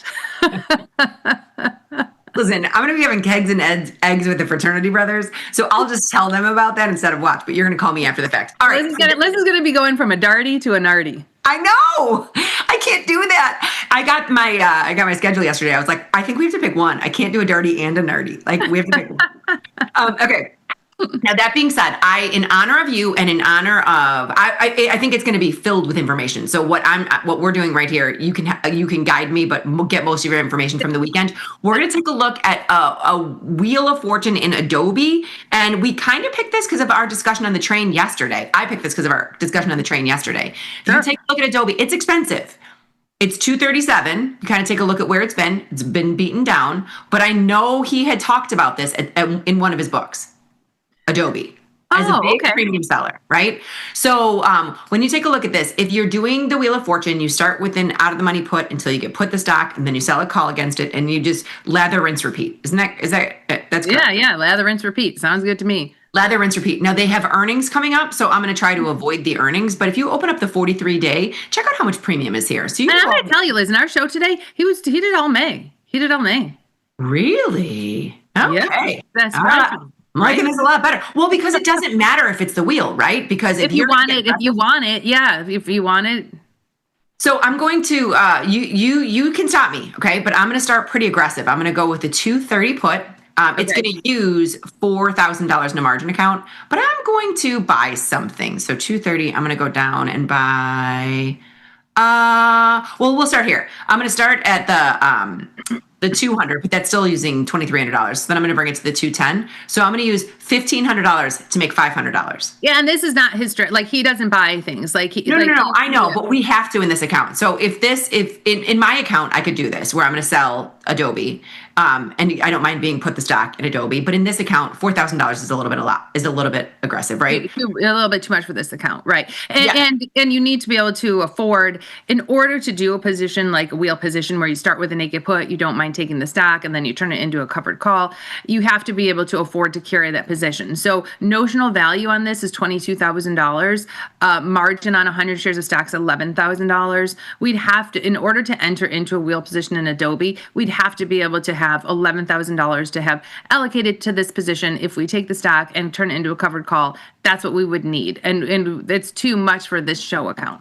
It's too much for the show account, but also the people watching our show. I'm going to assume the people watching our show are coming in with a little bit of options knowledge about put call parity, right? So if we did something like this, where then I'm going to go to the 210. So we're getting $4 by putting up 15. When I'm going to look at this, I'm never going to take the stock. I'm just going to roll my put.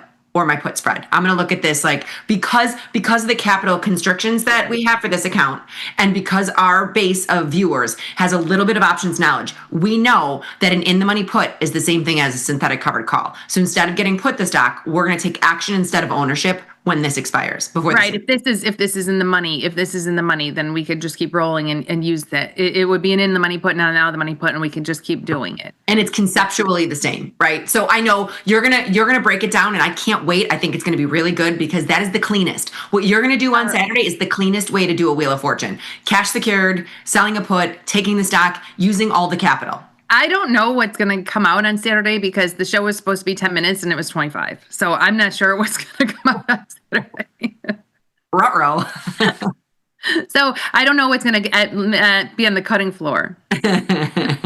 Well, we'll see. Okay, but this standalone trade as itself. Now, I know it's going to look, it's going in as a put spread, but the reason I chose Adobe is because I did kind of glance at the book because you had it yesterday, and it was one of them. There's a lot of premium. There's a lot of premium. So you're getting almost 25%, putting up $1,500 to make $5, you're getting 33% of your width. Honestly, like, I'm going to do the math because he was, big on doing the math here. So let's just say you got $600 because $600 for that 230 put. Here, I'll delete this. Let's say you turned into a covered call and you were selling a call for $6. So let's say you got $600 every 30 days. This is only a 22-day trade. So every month you got $600. That's $7,200. And I said earlier that using 22,000. Well, 22,000 if you're cash secured. If you're on margin, 11,000. So if you're using this as a cash secured put, so that 7,200 divided by the 22,000. Hold on. Still a really good return on capital.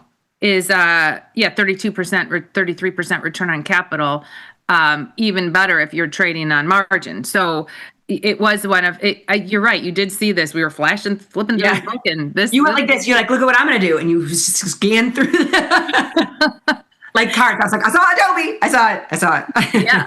So we don't want to give too many secrets in his book. But again, you can watch the Tasty Live video that's going to come out this weekend, and you'll get three other ideas. And the one thing that I'm going to say, Jenny, and I love, I think I'm going to give you credit for this too. We were talking about how we talk about this all the time. Once you learn the power of options. Now, the Wheel of Fortune is a great strategy to just start with, even if it's cash secured. People understand, okay, I have 100 shares of this. It holds up $22,000. If I don't no management, meaning I come in 23 days and either have the stock or I don't. You don't have to learn anything else. You're going to set your clock and be like, okay, in 23 days, I'm going to see what I have to do. That's a 30% return on capital is pretty good. Right. If you just consistently are getting about $600 a month trying to sell premium around your stock in Adobe. Yes. Now, what is the risk? Adobe falls, and that's the risk. And then you have to kind of reevaluate what do I want to do? Where do I want to sell my call? That's the hardest part. The hardest part is, let's say Adobe fell to 150, and then we're trying to decide where we're going to sell that call. And I can almost guarantee you, take a look at this Adobe chart. At some point, that had to be addressed, right? But I like it, Liz. I like it. Ship it. We're not just going to sell the naked put. It's just using too much buying power. But we're giving up about $170 or so to turn this into a spread. There we go. We're getting $5 and putting up 19. Wait, was I up one? I was up one. We're getting just under $5 and putting up 1,500. So I'm going to hit review and send. I like it, Jenny, and I'm very much looking forward to your segment. All right, so that was a trade in Adobe, and hope you liked that. If you did, like, subscribe, share with your friends, and watch the weekend content. Yeah, don't forget to watch the weekend content. So that is our YouTube trade of the day. Now back to our regularly scheduled program. Yes, now, Josh. Now, can we bring it up now? The Thank you. Look at how quick on the trigger he is. I love Josh as our super producer. He's so funny. So yes, I'm very excited about this. The pattern day trading rule is being eliminated right on the top, effective June 4th. Love it. Super excited. Can't wait. It's a game changer. This is something that our team at Tasty worked so hard to accomplish this. Lots of people like, JJ, Scott Sheridan, like Tom. I mean, they worked tirelessly to go and lobby for this to happen. And it finally did. So they should be so proud of themselves. They should be. And it is, in my opinion, the dumbest rule they've ever put into place. Now, I do believe that things come from, and I always want to know the origin of things. Like, what was the logic behind this? I mean, you and I talk about this all the time in relation to our friends. Like, what is their side of the story? I would love to hear the pattern day trading rules side of the story. Why it started. Yeah, why it started. Because what you're doing is stopping people from taking profits. It made no sense. In the olden days, when they came up with this, they were trying to protect people somehow. But the game has changed, and they have to change with the times. So thank God that this is happening, and this will be a game changer for retail traders. Yes, it will. So all exciting things. What else did I miss? This morning? Well, I'm not gonna lie to you. You just missed a market reversal. That was pretty much. It was a crazy household around here. I've got a sick child. And yes, and she's got a big week, so we were thwarting all that because it's Tech Week for Golden Valley in Chicago. So I was at the doctor's, but yes. So this morning?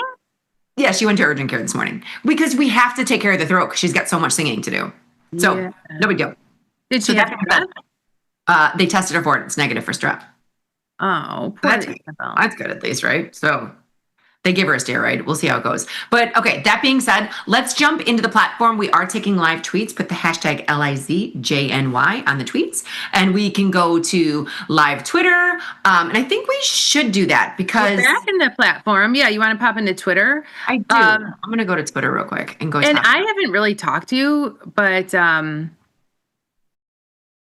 don't know. I haven't talked to you. I could barely walk right now because yesterday, a bunny fell and got stuck in a window well. And I said to myself, if I don't do everything I have to save this bunny, it's going to die in the window well. So I could either throw food and water down into the window well, or I could try to get it out of the window well. If I don't do that, it's going to die in the window well. So I climbed into the window well. It was so hard to catch this bunny because he was jumping around like crazy, jumping really high, but not high enough to get out of the window well. I don't know. When you're in the middle of something, you don't even know what you do. I don't even know what I did. Jumped in the window well, finally caught the bunny, jumped out of the window well, brought the bunny to freedom. And at some point in between all of that, pulled every muscle in my body. Jumping, this is what happens when you're over 50. Because I can't imagine your window well being that deep either. It is. No, it is. It literally has like 8 ladders, out and out, like 8 ladder steps. So when you're standing in your window well, where is it on you? Oh, it was well over my head. Okay. Well, that's good. So there's no way the bunny could jump out of that then. What? No, but he could jump he was jumping almost halfway up. Like he never would have gotten out of it. No, he never would have. Well, that's good. Good job saving a bunny. Maybe you should start climbing ladders for exercise. I didn't climb the ladder. Like the thing is, I would never use the ladder. I was like jumping in, and then I jumped out through the window. You can't jump out with something's over your head. No, I jumped out through the window into the basement. Oh, okay. This makes more sense. I had the bunny, and that bunny was so wild. You brought the bunny inside? Yeah. That thing would have gotten loose in your house. Your dogs would have lost it. Oh my gosh. That's why I was so worried. I was holding the bunny so tight, jumped out the window into the basement, and ran up the basement stairs, out the front door, and set him free. Mikey, I'm going to need some type of meme if you can produce it. Oh, man. That is Anyway, by evening, I could barely move. And when I woke up this morning, I was like, oh, man. I don't know what Oh, well. Well, that's good. You did. You're sore for a good reason. You saved a life. I saved a bunny. You saved a life. That's good. Yeah, okay, let's pop into Twitter real quick. It says, Liz, I would imagine your 0DT SPX expired with max profits yesterday. It did. Are you letting it ride today too? I am. So I will say, Brad, I can't remember what time it was. It was worth 20 cents. And we were arguing. I was like, you have to buy it back for 20 cents. You have to buy it back for 20 cents. I know. I have it in again today. And I don't have, what I didn't do is put a GTC in for it. I think that's where I'm stopping. Wait, and then what? So Frank, this came on chat. from Big Deal Donuts. What about my red hummingbird feeder I sent you on Twitter? Let's see. Do we see a red bird hummingbird? You have to put the hashtag LIZJNY. Yeah. Yeah. Mikey,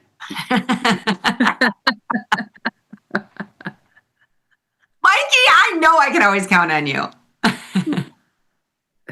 I don't know what to say, but I don't know how long I'm not gonna be able to move after saving that bunny. Well, you did. And I hope it lives. I hope it lives. When I let it go, it ran so fast across my front yard, across the street without looking, across the neighbor's yard, into the next yard. It just kept running, and it never looked back and was never gonna stop running.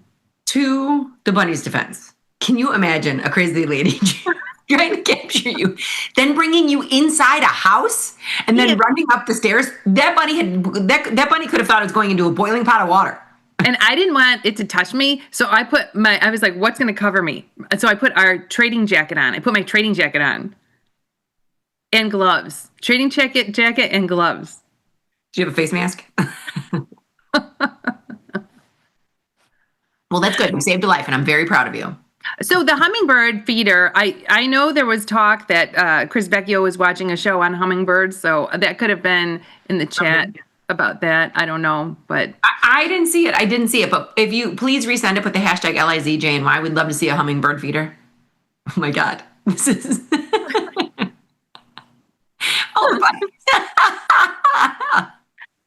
oh my gosh. This is a good one. Thank you very much. That's Jenny this morning. This is live action footage of Jenny on our street. I have to first thing I have to do is fix my window well so there's no little crack for anything to slip through it, because I don't want to. I never want to do that again. Oh no! Yeah, no. And you should really put like a. Well, there are covers on my window well, but there was it slipped through a little crack. Oh, yeah, that'll do it.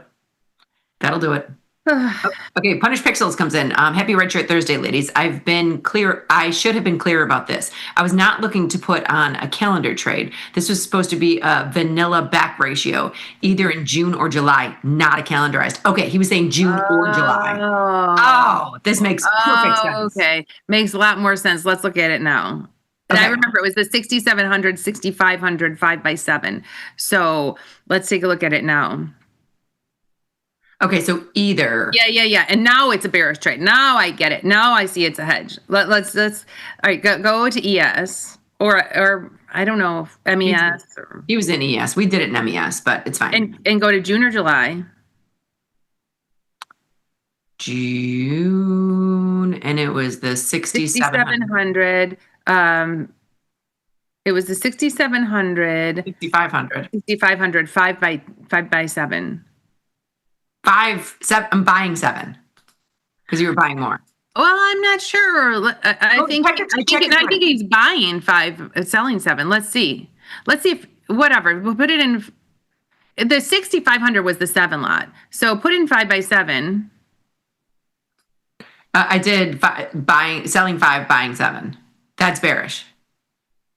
Yeah, but maybe he flipped it. Flip it and buy 5, sell 7. Okay, swap.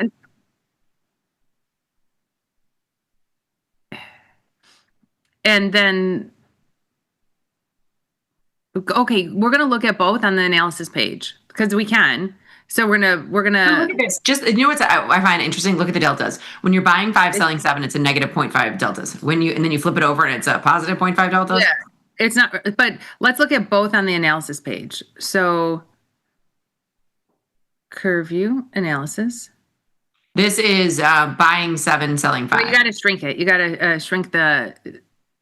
So we can see it. Yeah, Am I going the wrong way? No, that's right. Keep shrinking. That's as much as I can do. Okay, so in this scenario, you take in a credit. This is like a TFM trade. Yeah, this is a TFM trade. And TFM, for those of you just meeting us, is Tony from Mexico. Where he's got the valley of death, but it picks back up down here. That's a TFM trade, okay? That's a TFM trade. Now, I'm going to swap. Ready? Yeah. Now, I think he's doing it the other way. Yeah, so either one, I guess it's slightly bearish depending, because if you go down far enough. Yeah, but if I had to pick which way I'm doing this. I don't want the valley of death. I want the peak of profit, the tent of amazingness, whatever this is called. Well, but I don't know, because you've got look to the upside, you got $10,000 in loss. Yeah. If you go to the upside, you got $10,000 in loss. From year to year. So I think it's the other way. I think it's that's what I thought. I thought we were going to be buying more than we were selling. Yeah, I think it's the other way. Buying more than you're selling. Then you've got profit right here. If it dips down, you've got the valley of death, but it picks back up. And really what's the worst? What's your worst P&L in the middle of the valley of death? 105,000. Oh, that's not good. Wait, I'm sorry. I think it's 170. 170,000. 170. I don't know.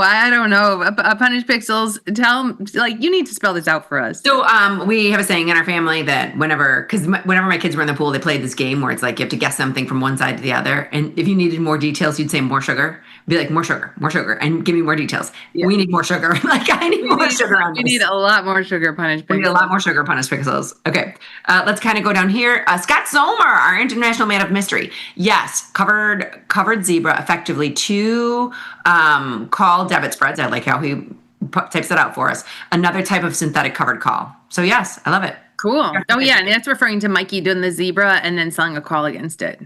Yeah. And then... with Lulu, right, Mikey said, with Lulu down big, is there a trade? I think Lulu is down. Let's take a look at it. Yeah, Lulu is down. But 143. So the CEO of Nike, I hope I don't have this backwards. Yeah, someone from Nike is coming. Yeah, it's coming to Lulu. The CEO of Nike is coming to Lulu. And I heard one of the big wigs from Nike is coming to Lulu, and I don't remember if it's the CEO or not, but if you heard that, yeah, something like that. But let's take a look at Nike too. Well, Nike can't get out of its own way either. Would you hire this bigwig to go solve that problem? I would get long Nike though. I think we are long Nike, aren't we? We are long Nike. What do we have? Short put. 47.5. Hey, fun fact. We have a synthetic covered call. Take a look at this. I'm going to go to the table view because we've got synthetic covered calls on the mind. When you have an in the money put, it becomes the exact same thing as owning Nike and selling this 47.5 call against it. There's only 60 cents left. Since we've got that open 22 days till expiration, let's move it out to June. So ask yourself, don't even think about the strike. Remove the strike from your mind. Remove the strike from your mind. Here's what I would do. You open up the next cycle and say, where would I sell the call? Yeah, where would I sell call? If I had long stock, where would I sell the call? And I'd probably sell the 47.5 or 50 call, either one. Yeah, I might go to the 47.5, not because it's the same strike, but because I know it's a loss and it's my break even and I want a little bit more extrinsic value than the 50. It's interesting because if you had no idea where your cost basis was or what your break even was or what strike you had before, I'd probably go 47.5 because you're getting so much more premium than the 50. Yeah. But either way, I don't think there's a wrong answer. If let's do the 47.5. I don't think there's a wrong answer. We're getting another $1. Oh, I already have a closing order. I got to change that. Cancel. So then it'll just be, that's kind of in our wheel. We're not taking the stock, we're just rolling the put. Yep. I want to take it down. We're getting another. There's a little bit wide. I'll go 90 cents because I think that's fair. Mm-hmm.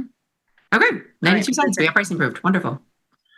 Okay. So that's Nike. So let's go back to Lulu. I know. But that was actually pretty fun because this is how traders' minds work from point A to point B. Somebody brought up Lulu. We talked about Nike. Then we said we should be long Nike. Then we had a Nike position and we rolled it. And I don't know what to think about a Lulu position. How much premium can we get in the puts? How far? They didn't even have earnings yet. They're just down on that news. No, but so you know what is so crazy is that this price point of Lulu is a lot more enticing to me. I do not. Yeah, at 140. At 140, I don't.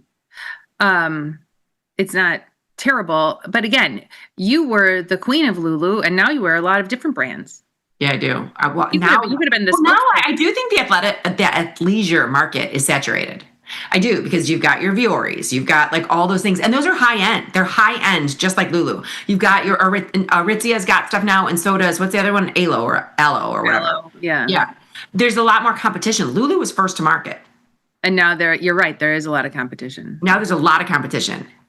So I don't know. And do you think I think the pendulum swings the opposite direction too. I mean, COVID was 6 years ago, but everybody was in athleisure wear when that was happening. And now people, look at Jenny. She's dressed up to the nines.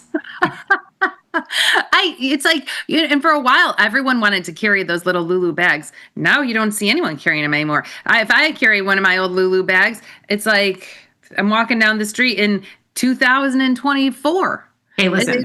You need to state this for the record. How early was I on those bags? No one was doing it before me. You did it. You started it. Like I said, you could have been the spokesperson for Lulu. You were wearing their clothes. You were carrying those bags. No, I slinged them before anybody else. I'm pretty sure I taught the world how to do it. And I taught the world how to do it back then. I wasn't wrong. I was just early. And I'm going to continue to do it. It's the Wheel of Fortune. And now those teenagers, do you want one of these? No way. I know. Well, they still use them on college campuses because they need them. Oh, they do? They're everywhere. Even the boys have them. Really? Uh-huh.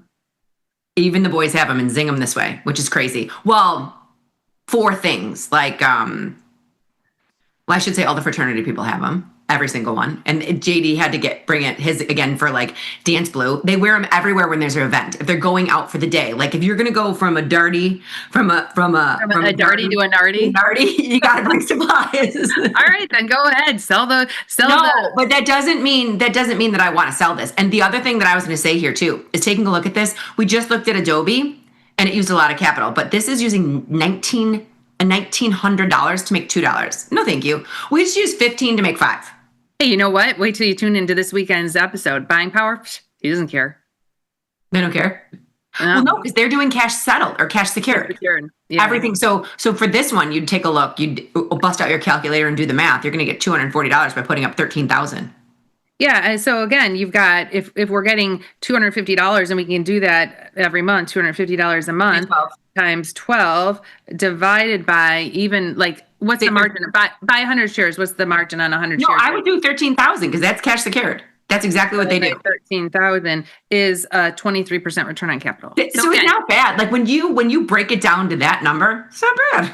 Here's what Dan said. His new book, his third book. Now he does a lot of different things, but this third book is for investors. It's an investor guide to options. That's not a trader's guide to options. Not a trader's guide to options, an investor's guide to options. And I think that's a very good differential.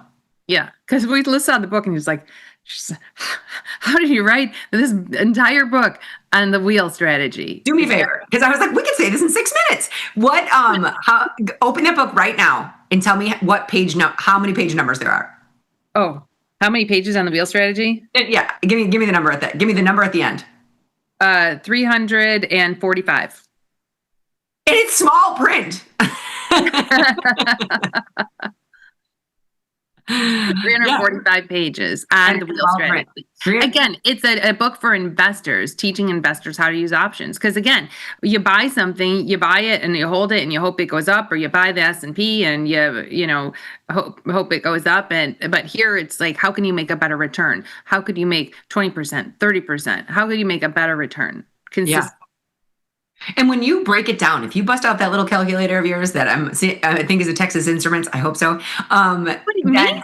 Yeah. It's my phone. Oh, no, I'm getting you an old school calculator for there. But when you look at that from that perspective, that's for sure an investor's way of looking at it. And I don't really think it's that hard to learn just doing that, because Jenny and I'm sorry, Mikey, we're addicts or enthusiasts, as we like to call it. We're traders. We're in, we're out, we're in, we're out, we're in, we're out. And that's how I like to trade. But people who have real jobs, like doctors or lawyers or things like that, they're better off getting 22% real jobs.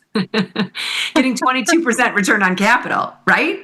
And that's the thing, like, it doesn't take a lot of time to do. No. And there's not a lot of overthinking. If you're willing to sell a put and take the stock, there's not a lot of thinking into it. There's not oh my gosh, how am I going to manage this? What's my management technique? What am I going to do? You know exactly what you're going to do and when you're going to do it. Yeah, you don't have to put any thought into it. And that's why I think he uses, it just reminds me of Cutter, where Cutter was trying to help people, and people couldn't grasp the concept of margin. Margin is a harder concept, right? So that's why I think he uses the cash secured, meaning you're in your IRA, you're trading Lulu, it's holding up $13,000, because that's what people can wrap their brains around. Yeah. Okay, so thank you very much for bringing up Lulu. That was a fun walk down memory lane there, Mikey. Okay, what? Oh yeah, I Jenny posted yesterday's, because this was Liz's favorite study of all time. It was my favorite study of all time. And I did it yesterday, and I'm doing it again today, and I'll let you know the first time it comes to bite me. Because it will. Eventually I will take a max loss. But this year I've had like two or three max losses on SPX put spreads. So like I have less money now in SPX, in my P&L and SPX, than I did at the end in February, because I've taken a few full loss hits. I sort of feel like you and I are Joey and Phoebe from Friends. Did you ever see that episode? Because it's so true. Because like, if somebody is doing well in something, the other one isn't. And then you've been on a roll with your Jade Lizard. My SPX position is awesome, and it's been fantastic. And so I totally turned a corner in my SPX position. But that's what I'm saying. I feel like you and I are kind of like two sides of a coin. What's hurting me now in my SPX is, every week I'm selling the like $25 white iron condor, $25 white iron condor out 45 days.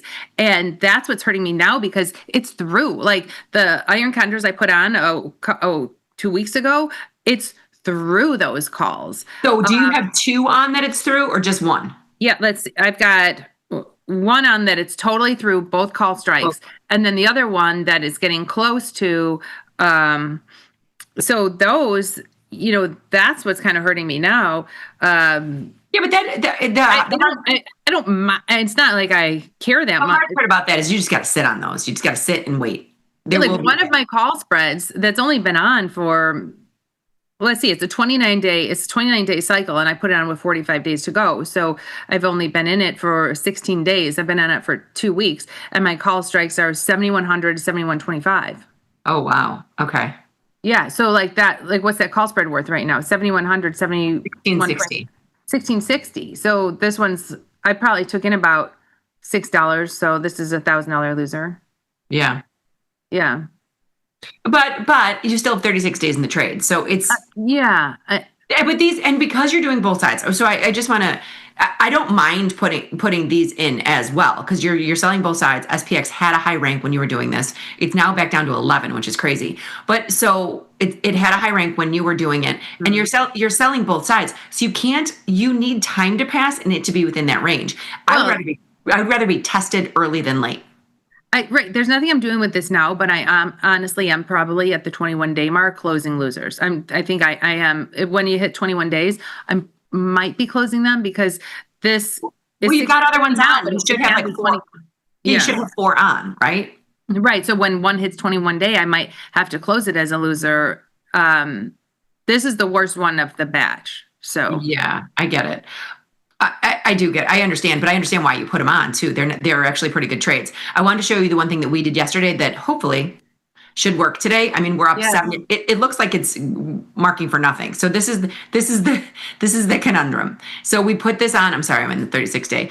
I've been putting these on as well as the put spread, and I've still got mine on as well. These downside ratio spreads. You do them the day before for the next day. They're not. Don't get me wrong. Like, can I make $10,000 doing this in one day? No. You can make 70 though, and we did.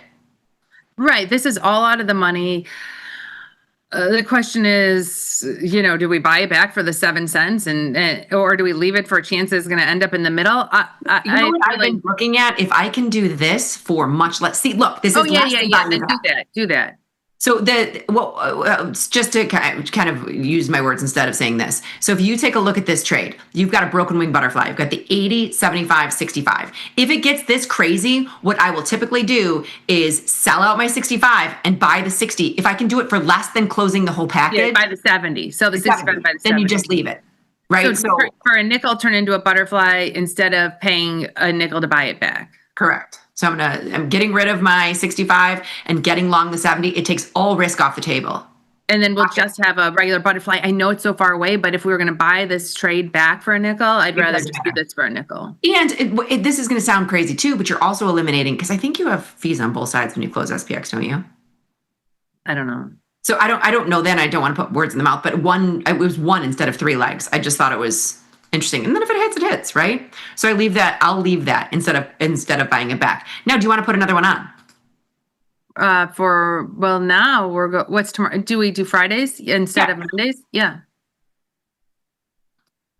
So I'm buying one. I'm going to move this down a little bit. I don't know if you heard like Nikki and Tony talking about like that news that came out when we were on last call Tuesday, the news that came out where the market dropped, but then bounced back up. It was like a mistake. Whatever news came out it was wrong. Oh my God. Yeah. Well, we talked about this. You're playing with fire when you leave your options. You're playing with fire when you leave them, right? So I might actually, if from that perspective, Jenny, this might be a good habit. Maybe I'll pay 10 cents for it if we put on the other one. Just to have all risk off the table. Yeah, right? Because I will pay 10 cents. We'll have 6. Yeah, because we tried 5. We're not getting filled. We'll get filled at 10. So we would have bought this whole thing back and paid about that anyway. So we locked in $60, not 70. Great, fine. I'm fine with that, right? We sold it for 70, paid 10 to butterfly it off. This is a $60 winner. It's going to look like the fun thing about this SPX trade is we could do this on our show. It's not, this is a trade that has to go on at the open, or a trade has to go on at 9 a.m. This is a trade that we can put on during our show. Mm-hmm. I agree. So then I'm going to close this up. And I've been having fun with these. I've been doing them every day. And I let them go, or I try to butterfly them off. Why am I scrolling? So where is the market? I don't know why you were down so low. Why was I down so low? That was very weird. Okay, so all that you do is it's a very simple 1 strike broken wing butterfly. So I'm going to start with the legit butterfly, and then we'll break the wings, kind of like we did yesterday. So you buy 1, sell 2, buy 1, and you're paying for it. You're paying a 20-cent debit, a 10-cent debit here. But I don't want to do that. I want to break the wing and take in a 70-cent credit. And again, we got filled for 70 cents yesterday. You can see it bouncing around. This one you can put in your price, because if you get a down tick, it will come to you. Yeah. Yeah. So I'm buying 1. So our break even here is 70.85. I'm buying 1. I'm going to be like an old school trader. I'm buying 1. I'm not putting 70 in front. I'm buying 195, selling 2 90s, and buying 180. Got it. And we'll leave it in at 70. If, like Liz said, if we get a down tick in the market, it'll fill. Yeah, right. If SPOOs go down to maybe down 2 or 3, we'll get filled. Soon, right. If time passes, then you might have to bring the strikes up to get filled. Yeah. But it holds a little bit of its value. These have been fun. I've been doing these. Those are slow and steady wins the race, though, too, because you got to figure $60 to $70 a day is great. Only risking 500.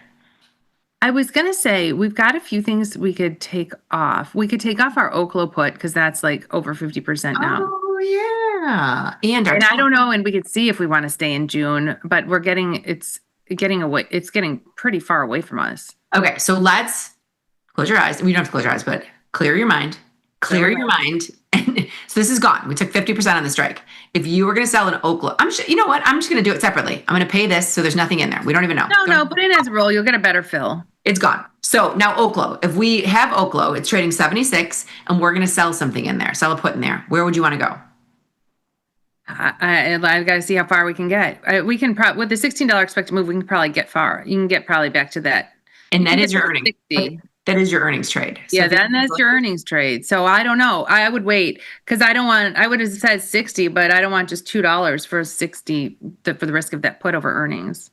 Would you want to put a bob on fire on in this? Yeah, sure. So, and we could do something else on earnings. I don't know. It's just tough. Look at the chart. Oklo's been on a massive tear.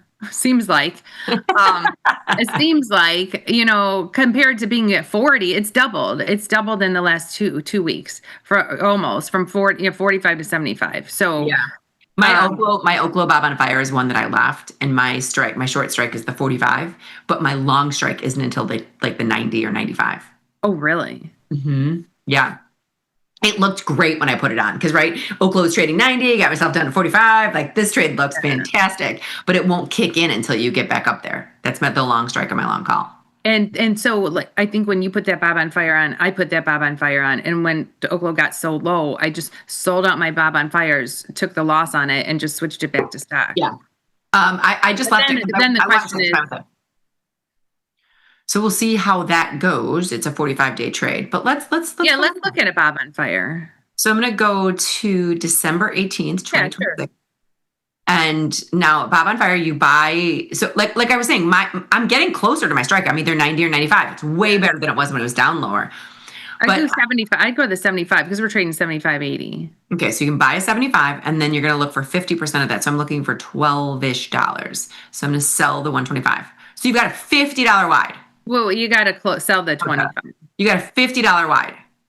Yeah, $50 wide, 75, 125. The Oklos always look really enticing when you put them on. I know. So we basically need to sell 2 puts for like $6. So that's the 45. So we're back at your put level. That's your put strike. Mm-hmm. So I put strike.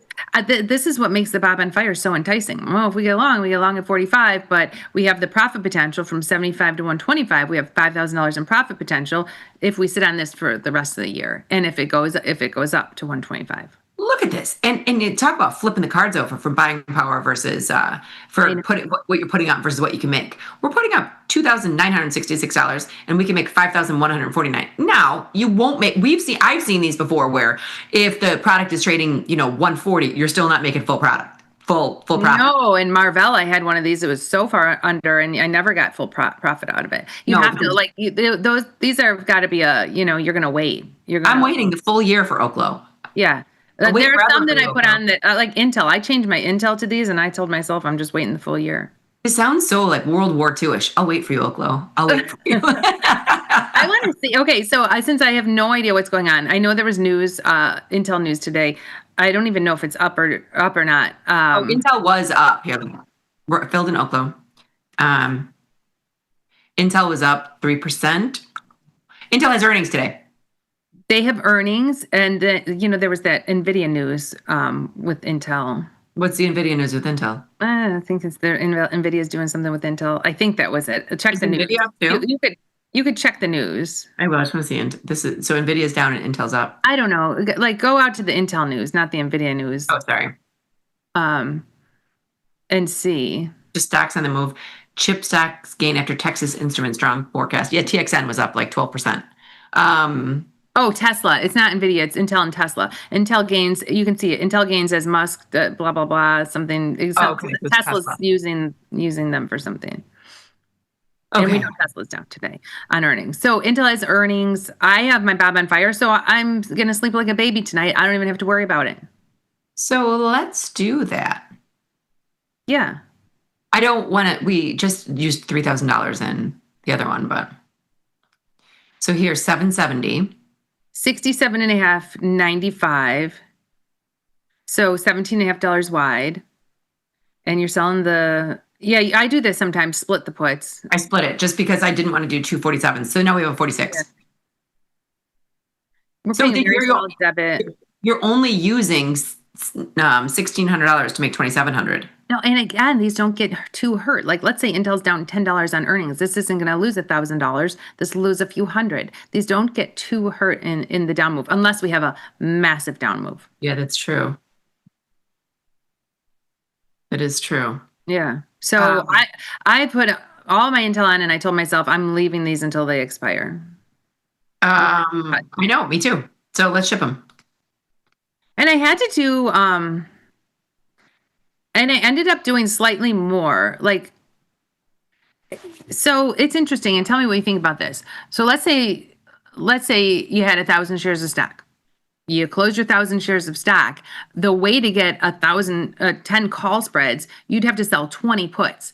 So you don't want to do that. You don't want to do that because you're like doubling up. But if you only sell 10 puts, then you're only getting 5 call spreads when you used to have 1,000 shares of stock. So that's why I ended up trying to do more call spreads, 6 or 7 call spreads, but still only sell 5 puts and just bring my puts up a little bit. So that way you can get a little more profit potential, but you're moving your risk up a little bit by bringing those puts up a little. Jenny Andrews, I'm proud of you for picking up your risk parameters and changing the trade and bend it to your whim, because that's exactly what you can do. You just said, okay, and that's what I love about this is you and I are so versed in trading. You can say, well, I want more profit potential. I'm afraid of 20 puts, but I still am bullish Intel, and I'm going to put a long-term trade on. So you put on more call spreads, then you sold puts. You did it. Yeah, because you're not gonna go from having 1,000 shares of stock to 20 puts. Wouldn't make any sense. No. So in order especially when Intel's already on a massive tear, right? Yeah, but I mean, hey, remember I always said, can Intel be the next Micron? Look at Micron.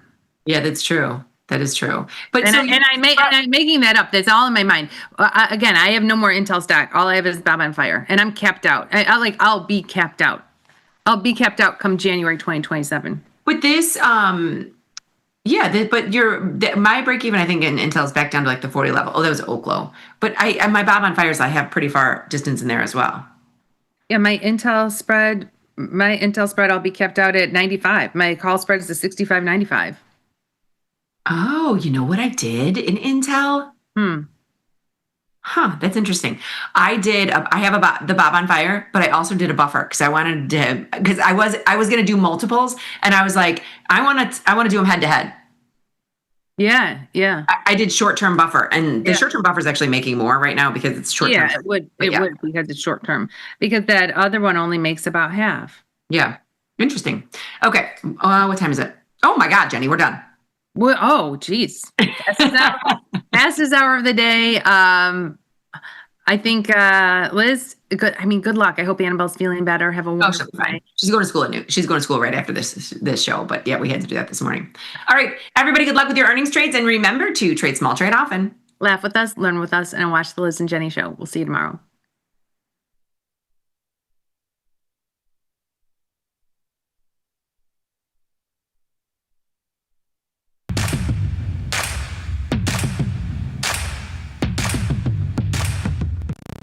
Tasty Trade's Active Trader interface makes futures markets your arena. Built for the bold, not the bored. Trade CME futures with a single click. From micro contracts to major ideas. And go even further with futures options. Tasty Trade lays out multiple ladders and charts for total visibility. Plus, hundreds of built-in indicators for traders who want a broader view. Tasty Trade, pro-level tools, intuitive design, total control.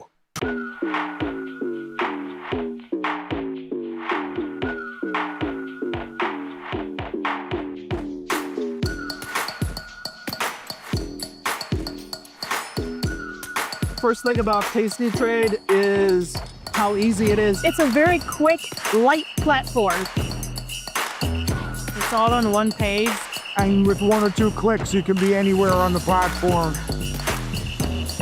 Being able to see graphically where your profit and loss zones are. Whether it's a pool, a puddle, or a sea, you can navigate your way out of it with the Tasty platform. So I love that. You guys have the most unbelievable customer service in the business. Email support, call support, get through right away. They actively listen to the customers to make changes to the platform to make it better. In fact, I've never seen anything like it in any corporation in the United States. We built Tasty Trade's web platform for today's traders. See it, click it, trade it. Drill into data, find opportunity, and track the action with hundreds of indicators. Track your options profit and loss history over time per symbol. Note your progress and plan your tactics with a trading journal. Fund your account and start trading right in the app. The tools, the data, the knowledge. See it, click it, trade it. Join the club. Tasty Trade. Grow a strong community with Tasty Trade's referral program. When your friend joins Tasty Trade, you'll both receive $100. As your community grows, you get more bonuses. Only at Tasty Trade.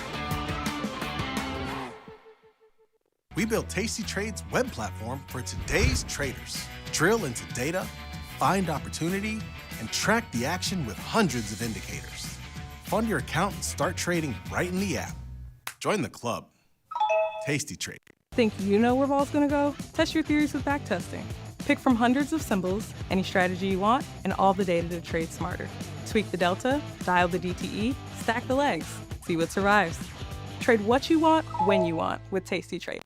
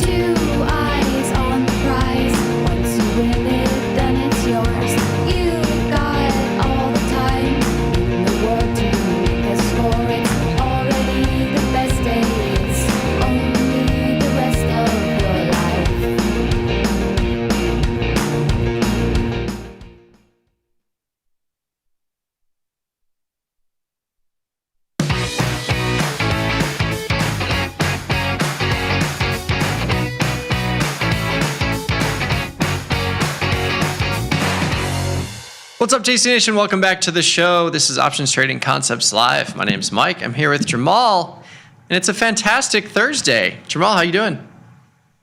Fantastic, dude. It's nice out. It is. It's nice. It is officially top off the Jeep day. Day. I like it. Top off the Jeep day. I like it. Yeah, no doubt. I've heard that is a tougher feat than you might imagine. Like you have to have someone. Do you have to have someone with you doing it? And then it's like an awkward wait taking it off. Yeah, so it's kind of nice. I mean, there's different models, different years. Bronco versus Wrangler. On mine, which is a 25, it's nice because there's like the two top parts that are over the driver and the passenger seat. I mean, it's actually just like twist, pull, boom, and then they come off separately. That's pretty easy. And then there's a part in the back that's over the some of the rear seats and some of the back that also comes off easily. That is a bigger piece, not gonna lie, but you can still do it by yourself. But then there's the very back, which I have yet to take off. You actually have to use some tools for that. So we haven't got, it's not that type of day yet. Like I need to know there's going to be several days in a row that's going to be really warm and no rain before I do that. Maybe later in the summer, but the 3 come off pretty easily. I like it. Yeah, it's good to see that these things are happening because that means we're closer to summer, and there's not many better places than a Chicago summer. Gotta say. Not at all. I mean, Chicago is arguably one of the best places in the world to be in the summer, as evidenced by not just for what we're saying, but the amount of tourism that happens here in the summer. I mean, you know what I'm saying? It is what it is. Chicago is one of the greatest in the summer. The lake, I mean, everything, the fairs, can't beat it. You can't. You really can't. Market is kind of flat today. E-minis down 9, NASDAQ down 35, down the Russell down a little bit too, Bitcoin, ETH down. Crude continuing to just trudge higher, but there's no story around it. This is just the new norm here, sitting at 95. Natty gas selling off quite a bit. If we look at the futures CME watch list here and just sort it by percentage change, you can see Natty gas is down 4.5%, silver down 2.5%, everything else kind of within that 1% range. And then to the upside, you have your alternative energy here with Brent and crude leading the way. Wheat, love to see this rally, moving to the upside 1.5%, but kind of an interesting inside day with the market down a little bit and crude up. Do you have anything that stands out to you? Microsoft's down like $10 too. That's an interesting one. $15 now. That's an interesting little sell-off here. Yeah, I mean, clearly Microsoft got caught up in somewhat of a software sell-off given what happened. I think it was ServiceNow's earnings, right? And so some of those names have sold off today. I have Microsoft. I have CRM as well. Like you alluded to in the chat, fake sell-off. I'm not really worried about it. Yeah, I mean, we're seeing a small sell-off in some of these names, but I mean, at the same time, Microsoft has gone from 350 to 420 in a week. So a little sell-off here does not surprise me at all. I did make some adjustments today. If we go to the follow page and filter, so I actually made an adjustment in Microsoft. So I had that 435 short call that was trading for like $300 just a day ago. And then, of course, into the sell-off, it's basically worthless now. But I wanted to stay in this one-day cycle because this sell-off is still pretty large. And I looked at the 425 short call, which recalendarizes my long call because I have a long call out in May. So bringing it down to 425 in the one-day cycle, I looked at the credit. It was $2 and change. So I was like, okay, I'm doing that immediately because I know that even if Microsoft reverses this rally tomorrow, I can buy this back, the 425 0-day, and roll it out to the earnings cycle and move it way higher. So I wanted to keep hedging this position, picking up more credit along the way. And this roll is going to be good in terms of just reducing cost basis in a pretty dramatic way regardless. And then I closed Tesla. I thought it was going to be a loser. We had Tesla up after the market closed yesterday. And then I opened it up this morning. It was down 10, 15 points. So closed that calendar spread. We were right at like 375 on the open. It was an immediate $200 winner. took the money and ran like a thief in the night. And then Apple, the 270, 280 call diagonal spread that I've been manipulating from a diagonal to a calendar back to a diagonal spread. I closed that for a $100 winner. And this was when the market was down like 30 points and Apple was up. So I was like, I'm just going to take some risk off here and see what we can do for earnings in a little bit. Nice moves. Nice moves. Little adjustments here and there. Yeah. I've yet to do anything today. I did late yesterday. I put on a so I had the only few things that I had left as far as like shorts were these. Remember hearing me talk about these SPY, Q, IWM. I had short call spreads that I put on.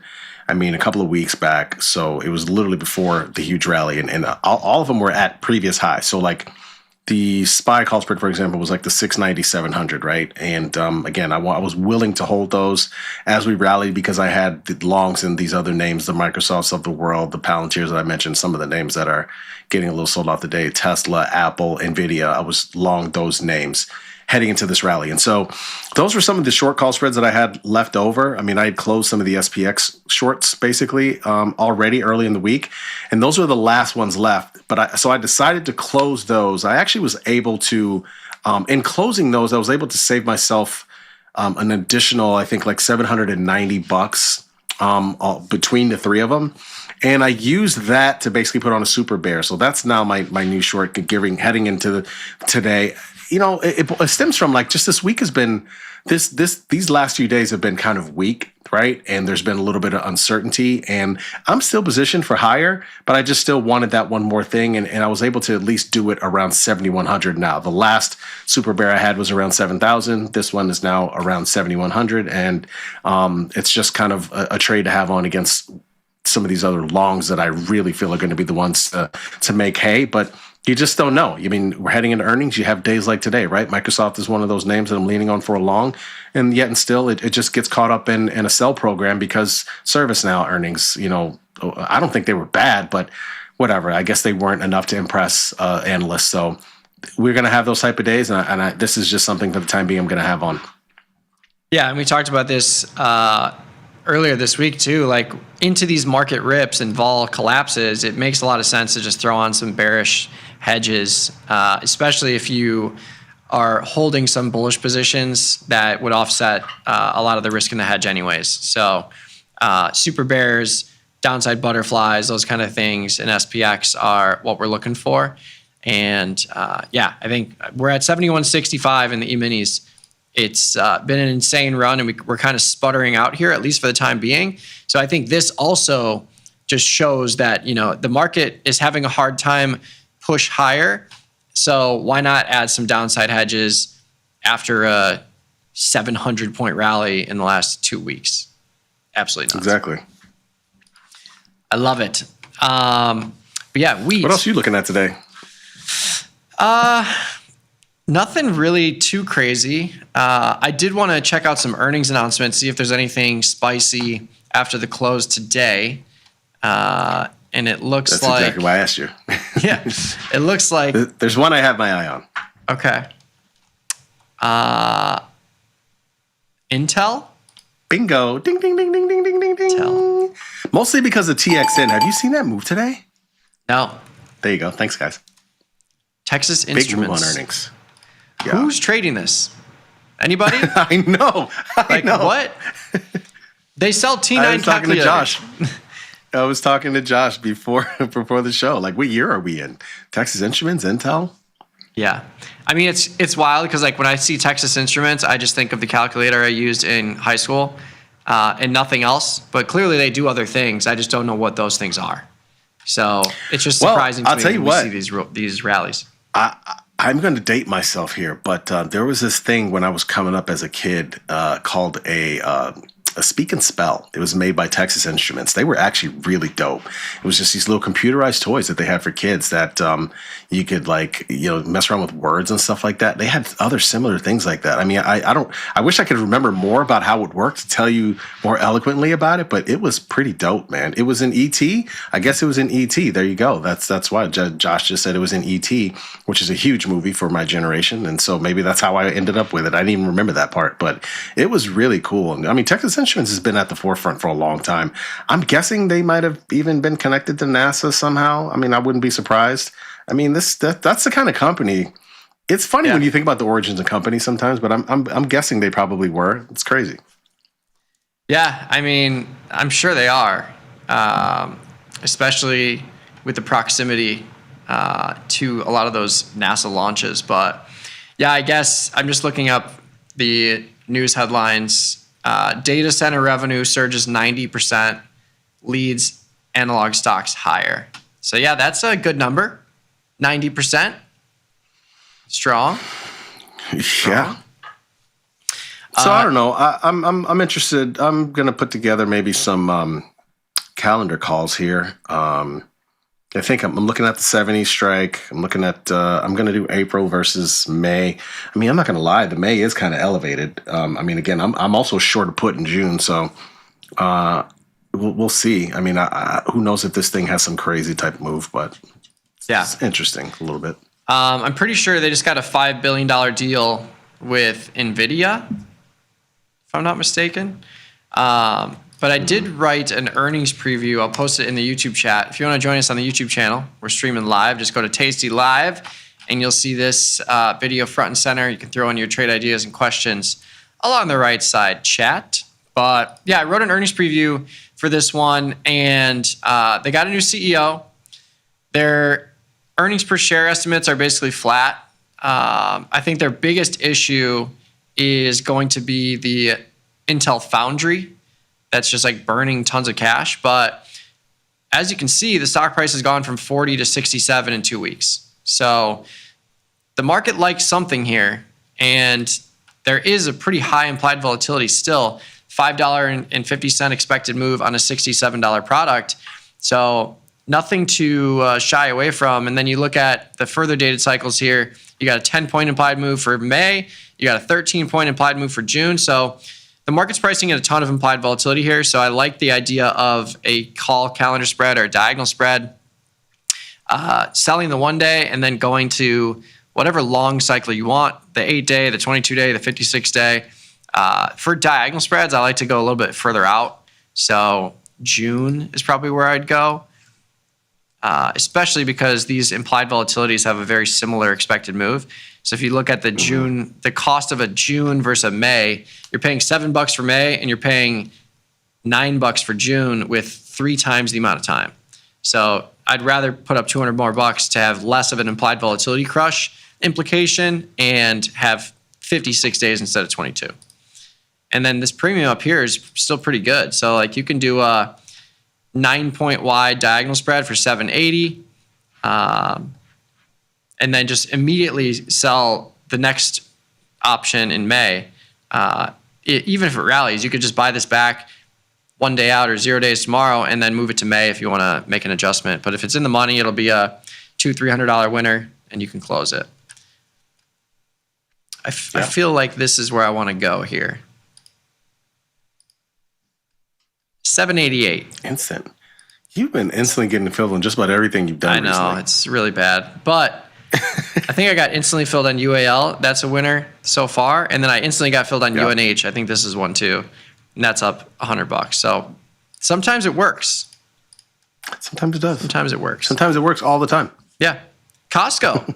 Speaking of working, up $200. Have you made any adjustments? Or are you holding on to this thing? Holding on to this thing. Haven't done anything. Love to see it. And yeah, it's I guess it's not surprising given that there's the certain tech names that are down today. It seems like that's just been the push and pull more recently. When the techs are down, they run to the Costco's and Walmarts and vice versa. Yep. Yeah, other than that, I'm just sitting here waiting. This P&L says everything. Like my worst P&L, of course, is Microsoft. These other P&Ls are within $100, so I don't really do too much with any of these. And a lot of these are longer term positions anyway. So would love to see wheat continue higher. Another day like this, it won't be in the green. And yeah, that is a massive move. Is that just just wheat, not the whole softs? Just wheat. Something must have happened there. But yeah, I think we'll have plenty of trading opportunities over the next week or two, with all the Mag 7s basically reporting over the next 2 weeks. So, and all the fringe stocks too, if that's what suits you. Let's pop over to the YouTube chat, see what the people have for us today. Someone pointed out that Amazon hit a new all-time high today. Look at that. 258.79. 258 running into earnings. 60. So we exceeded the previous all-time high by 20 cents. Yeah, this thing's been nuts. Earnings? Look how volatile this thing is. My God. I think this is, end of April. So next week. A week from today, we're going to be talking about the big move that it's making on earnings. Yeah. Yeah. Can't wait. All right. Let's see. 60 straddle and Intel left over from a strangle that I've been managing for a while. Should I roll that to June before earnings today, or should I wait and see what happens? It's currently a scratch. Good question. If you have a 60 straddle in May, I might just close this thing and restructure to a defined risk trade, especially since you're at a scratch. Just because you're holding undefined risk, you're being bearish now. So if Intel really rips higher, you're taking on losses, and you really don't have any management opportunities if it rallies, because you're already in the money. So I personally would just close it and restructure something new for earnings, or maybe you wait until after earnings and then do something new. What do you think, Jamal? Yeah, I mean, I like the idea of waiting until after earnings. I mean, look, I'd hate to be the one celebrating when Intel is trading $80 tomorrow and you're losing on your position. I'm going to feel bad. Seriously, though, I think that you could still be able to sell vol in this thing after earnings. I mean, look at the implied vol. I think it's a little on the elevated side, even though, again, I'm dipping into this calendar call. I'm getting long something. I am short in June, but the implied is like 70 vol, 69. I mean, those are pretty elevated. I think you'll still be able to sell vol in earnings. In this name after earnings as well. So if you're at a scratch, some of the hardest things to do in trading is admit you're wrong or closing a position. And so you could just close it for a scratch and then reapply once earnings are over and get better strikes. Yeah, and really, like if you were at a scratch with the 70 straddle, that's very different because you're at the money and you have all this extrinsic value that's going to go away. The fact that you have a 60 straddle, these options have very little extrinsic value relative to the total cost, and you have a strong delta. So this is more like you don't have much of a vol crush helping you. It's all about directional move, where an at the money straddle is the opposite. You have all the vol crush working for you, all the extrinsic value relative to the cost, and it's a very different story. So yeah, I like the idea of closing it. If you want to lean neutral, bullish, bearish for earnings, you can throw on something much smaller, or you can just hold off, wait for earnings to happen, and then get back into something. What would you do ahead of Intel if you have a June short 65 straddle? I would do nothing. If you want to hold this position, there's not much to do. You can offset some of your delta if you wanted to like go inverted or whatever before the announcement. But yeah, this is exactly what I'm talking about. Almost all of this value is extrinsic value, and if Intel doesn't move, or even if it does rally a little bit, you're still going to get a vol crush here in June. It's not going to be nearly as much as May or the weekly, of course, but I think this is a longer term position anyways if you're out in June. And you can see a nice vol crush on a neutral move. What's that? 79 and 50. Go in the near term. Let's see. Just looking at break evens. Just looking at. Let's look at if there's. Like if you're really worried, again, these are not cheap per se. I mean, these are expensive implied vol wise, but they are cheap for a protection. If you're really that worried about a huge move, you could totally buy the strangle. You could buy like that 62.75 strangle, right? And that's not even, I mean, I don't know what you initially sold that thing for, but just basing it off of 14, I mean, that's still not even close to your break evens. If you really want peace of mind, you could pay $188 for peace of mind in case it has a crazy move. Yeah, good call.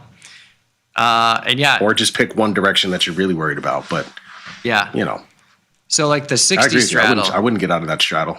Yeah, the 65 I think is, if you're comfortable with the risk, I think it's, you know, right where you'd want it anyways. It's 3 points off of where you would sell a straddle to open a new position.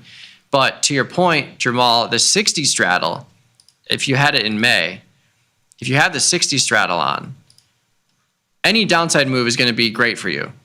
But to Jamal's point, you could go to a 1 day and just buy a really wide butterfly, something like this.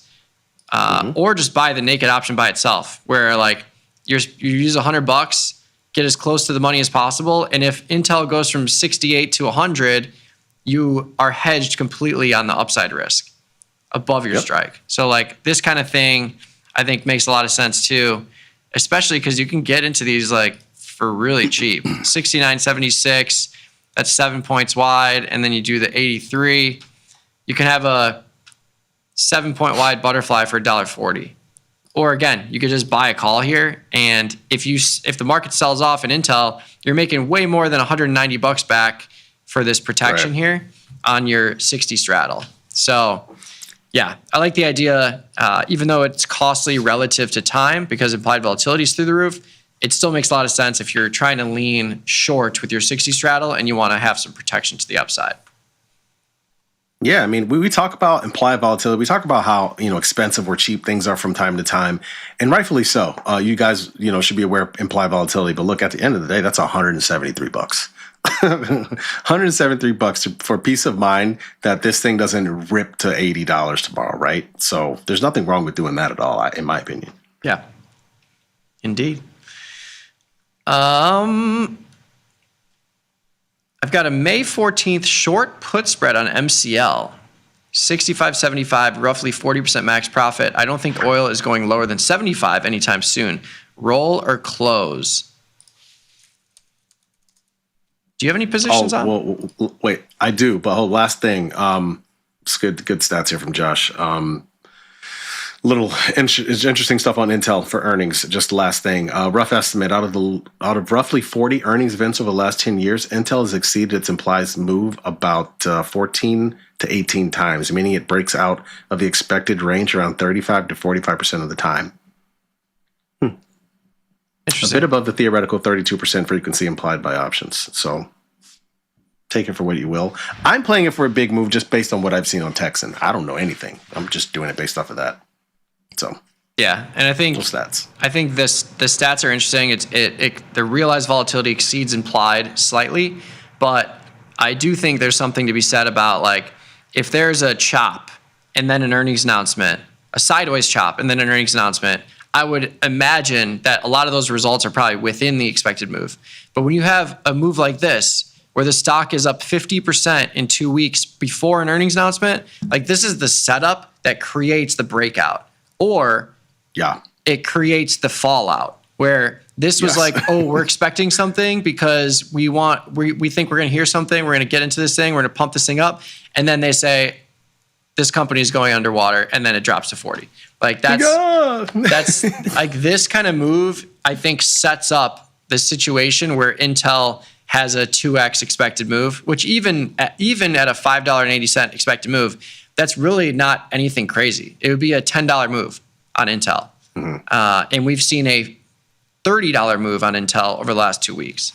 So something to be said there for sure. Yeah. So yeah. Crudo? Do I have positions? Yeah. I do. Iron Condor in that cycle. Yeah. Shorts are 75 and the 75 and 98, $2 wide. Cool. So yeah, 75, 73 put spread and 98, 100 call spread. Cool. I'm sweating a tiny bit, tiny bit. Yeah, just a little bit. But I mean, I think for this particular spread, the 65.75, it's trading at 40% max profit. You probably sold this for less than 1/3 the width because it's still a lot of risk relative to the max profit going forward. The put spread you have has like 50 cents of profit left with $900 of risk.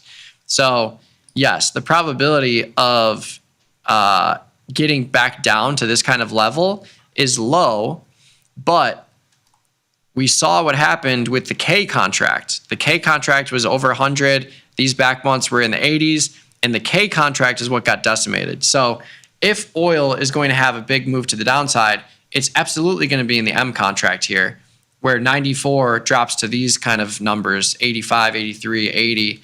And even if you don't get down to 75, this 50 cents that you have left to make turns into $200 that is now losing against you. $200, $250, something like that. So I would just take this off just because your risk reward here is 10-1. For sure. And if you wanted if you want to keep this trade on, just go to June and do like the same trade and just get more value out of it. I think that's what I would look at doing. Even this one's a little cheap, but to your point, 75 is a pretty low level. Mm-hmm. Grumpy Mike remembers throwing the TI calculator out the third-story window of a class during a test. Asked the professor if I could borrow hers. She laughed at me and gave me her HP. She was fun. I love it. Yeah, we used to play games on ours. Like ours were pretty advanced. We used to have the bigger screens, and you could play. I had the graphing calculator. Yeah. Which one was it? TI? I don't remember. TI 89. Maybe. TI 93. Yeah. I think TI 89 sounds right. TI 84 maybe. I think I had the TI 80. I don't know. No, I had a bigger one than that. I don't remember yet. I'm looking now. I can't remember. TI 83? Maybe it's the TI 83. Yeah, that looks familiar. You can like do sine curves and all that stuff on it. Graphing. Mm-hmm. Yeah. 400 call calendar spread. 22-day, 56-day. 400. $9. Yeah, they're chunky. They're chunky in Tesla. Yep. Yes, they are. What say you, Tesla Bear? Can't do it. Can't do it. But I will say, regardless of sentiment, like this kind of setup I like a lot, where you're buying a lower implied volatility with 3 times the amount of time, but you're still collecting half of the risk on your long option. So like the setup I like. And this setup is kind of rare because it takes a situation where Tesla has heightened implied volatility even after earnings. So yeah, I like the setup. It gives you this neutral ability if it chops around here because you're collecting so much on your short call relative to the long. I like the setup. I mean, on a day where it has earnings, it's down a little bit. I really didn't look into everything they said on earnings, but I don't imagine it's crazy negative because it's not down as much. So yeah, I mean, if you're interested in being bull in Tesla, I mean, this is a nice little setup. Yeah. And I kicked this price up to $12. So let's just assume like I'm paying $17.70 for the long, but I'm only collecting $5 for the short. This Theo P&L is much worse. But when I unlock it and bring it to the current price of $9, because we're picking up $8, now you can see you've got way more profit potential because you're collecting so much in the short option. So I like the setup if you're bullish. And it's kind of neutral to bullish, which is nice. Mm-hmm.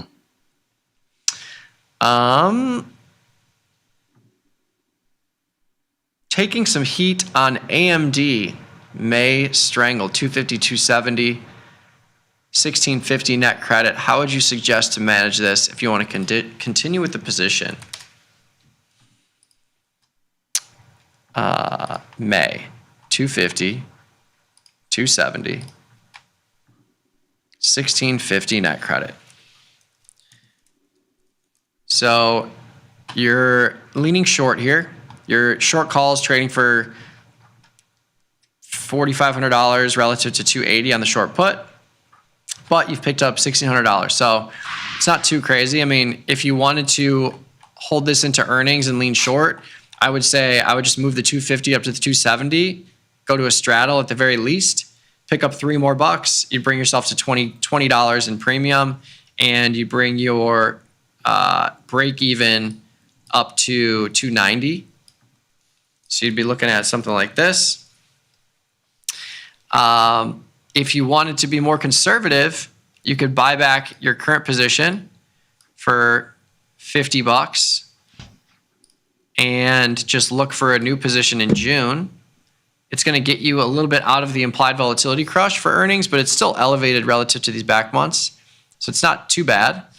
And you can do a lot if you move to June, because now all of a sudden you can move up your short call if you wanted to and go to like a 270, 290 strangle, a lot closer to the current price, and still collect a $3 credit. Because the other position, buying it back, was $4,900. You'd be collecting $5,300. So you pick up a $4 credit and move your break evens basically at the money. You'd end up with this position with a $20 credit. So you'd have something like this. There you go. So still a lot of flexibility there. It's just a matter of what delta you want to lean. And you could totally shift it. Like, let's say things have changed. You think this move is going to continue higher. You could buy back your position, the 270, 250 for $4,900, roll it out to June, and sell the 320 straddle. There's nothing, I can't tell you that this is a bad maneuver. You'd pick up $1,000, you'd have a $2,600 premium at a 320 straddle, and you'd all of a sudden be bullish instead of bearish. So this is the beautiful thing about short options is if you buy back your current position for whatever debit it is, let's call it $5,000, and then you go to June, you can create any new position you want. And as long as you're collecting more than $5,000 on that position, you have effectively added credit received, reduced your cost basis from your new position, and you can change your deltas completely if you want to. That's what we're doing in our year-long positions, the MES and the MNQ. Yep. We're just manipulating this thing however we want, and I have not paid a debit yet. I won't pay a debit because there's no need to. But as you can see, like, we've been leaning bullish, we were neutral, then all of a sudden we had the huge gap up and I was bearish for one day, and I moved it from 6,700 to 7,100. Then the market kept ripping. My 7,100 went in the money, so I moved it to the 7,400 and now to June. And now we're sitting with a nice position that's still bullish, and we picked up a ton of premium along the way. So one thing I see all the time is people getting caught with short delta in these equities, and it just keeps going up. So like personally, I would rather get rid of the short delta and neutralize it at the very least, especially if you think this is a sector that's going to go up over the next couple of years. But it's tough to do. Yeah, and that's the thing. I mean, I think that's the thing. Like our thought process again for going, we're going with major indices, but essentially in that, and those generally drift higher. I mean, yeah, sure, you have downtimes in major indices, but for the most part, they generally drift higher. So that's been our play in it. I mean, it's a little tougher to do in an individual name, but when they go in individual names, they end up looking like this. And so, yeah, I think you do. It's a little harder to be directional, but. Like, I agree with you. I mean, I would rather try to play it to the upside at least. Yeah. Or at least neutralize it. Like, you can neutralize it. Or neutralize it, yeah.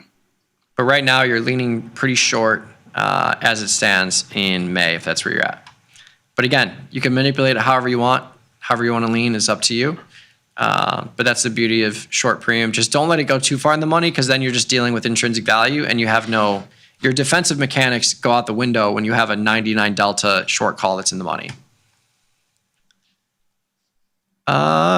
USO. Okay. 120, 135 call credit spread for May. 120, 135. Oof.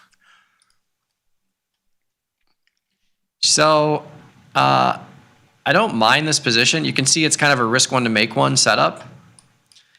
It's trading for $700. You have 800 left to lose, but you're kind of right at the money on your 135 call. So your 135 call is really preventing you from realizing max loss right now. But same story in MCL. If crude oil drops, it's going to come out of the near-term contract more than these further dated contracts. And if we go from backwardation to contango, or at least flatten out, it'll help USO drop.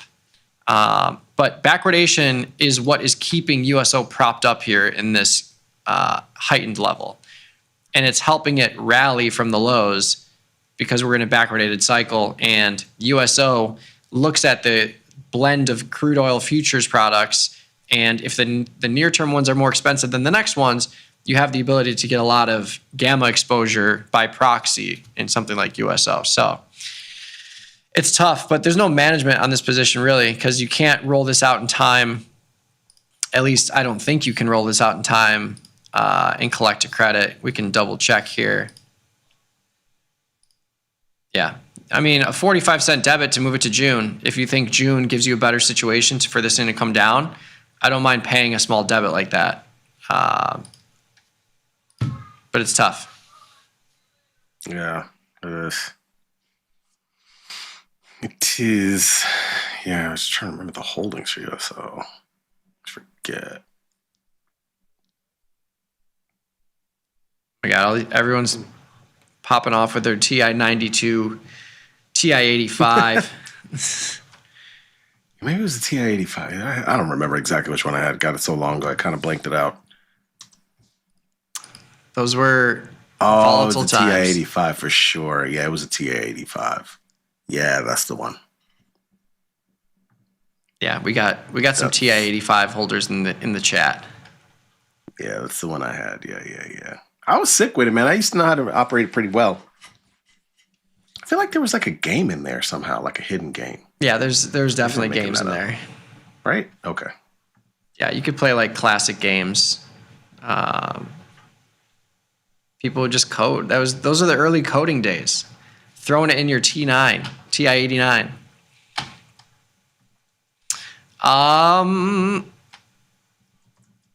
Casio MS80B. Wow. That sounds pretty spicy. Okay, Amazon. Reverse Jade Lizard on Amazon for earnings. I will not sell a short call on Amazon. I just don't see a reason to take this kind of risk for whatever this premium is. Like, this premium is never going to be enough for me to take, what is this? 50 points of risk to the upside in 2 weeks. And Amazon could just like blow out numbers and go crazy, and it could go. You could be at 300. Like, realistically, this stock could be at 300 by summer. Mm-hmm. And we've seen it. We've seen the proof that it can have that upside move already. So I would say to find risk in here, especially for earnings. But you could skew it. So if you wanted to do a reverse Jade Lizard, instead of taking the undefined risk to the upside, maybe you do like a 270, 285, just throwing on random strikes here, 15 points wide on the upside, and then selling a $5 wide spread to the downside, something like this, where you basically have no risk to the downside, even though you're technically paying or collecting less than $5. This spread isn't going to be worth $5 until literally expiration week. So you could do something like this. Yeah, I was trying to remember the news this week. They had some news with Anthropic. They had some deal, I thought, this week with Anthropic. Amazon did. And then but in the same vein, they're also doing like a new GLP-1 store or something. I mean, it's amazing how many different things Amazon has its hands in. Yeah. Yeah. That to me sounds like ingenuity, and I don't really want to be short ingenuity. So I want to be short upside. So apparently he was talking about a regular Jade Lizard. So sure, regular Jade Lizard, well, why not? Yeah. Yeah, regular Jade Lizard, fine with it. The 230, 260, 275.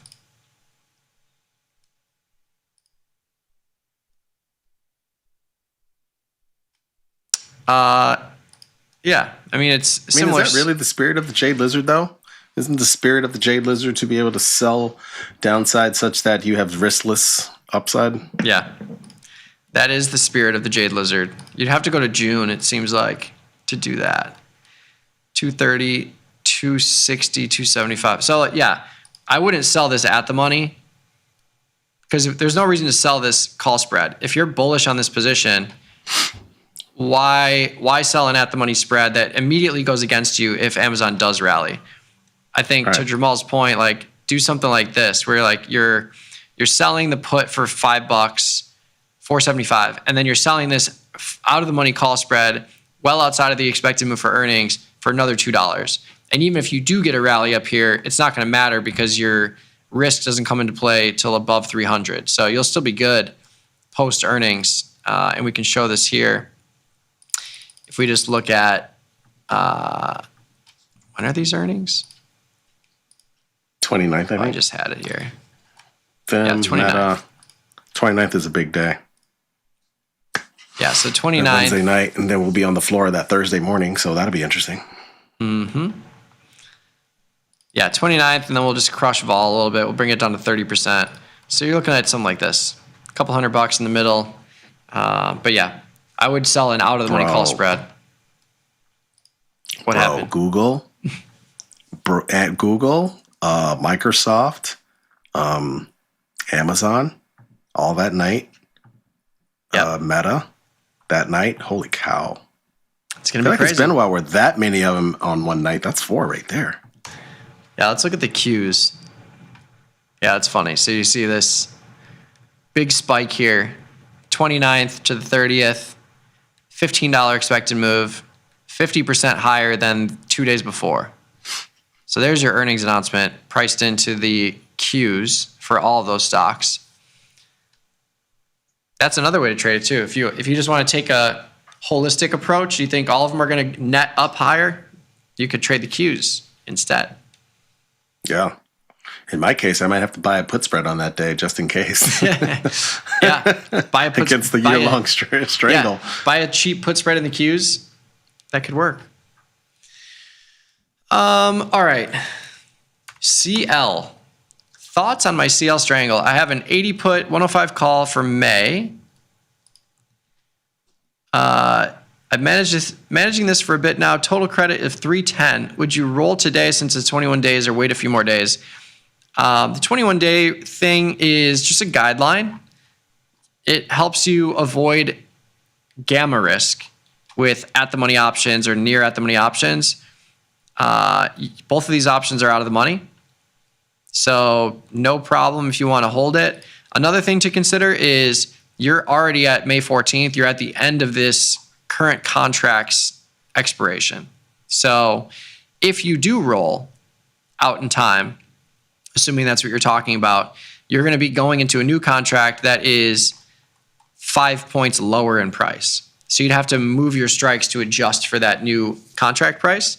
But it's up to you. I mean, this is basically where you'd want it, right? Still out of the money on both sides, taking a little bit of heat on the upside, but you can always, if you wanted to hold this and try and press and get some more value out of it, it's going to be accelerating in terms of decay because we're at 21 days here, but you still have the ability to roll out to the next contract cycle if you get tested on one of these strikes. So I think it's okay to hold simply because you have 10 points of wiggle room to the upside and 14 points to the downside. What do you think, Jamal?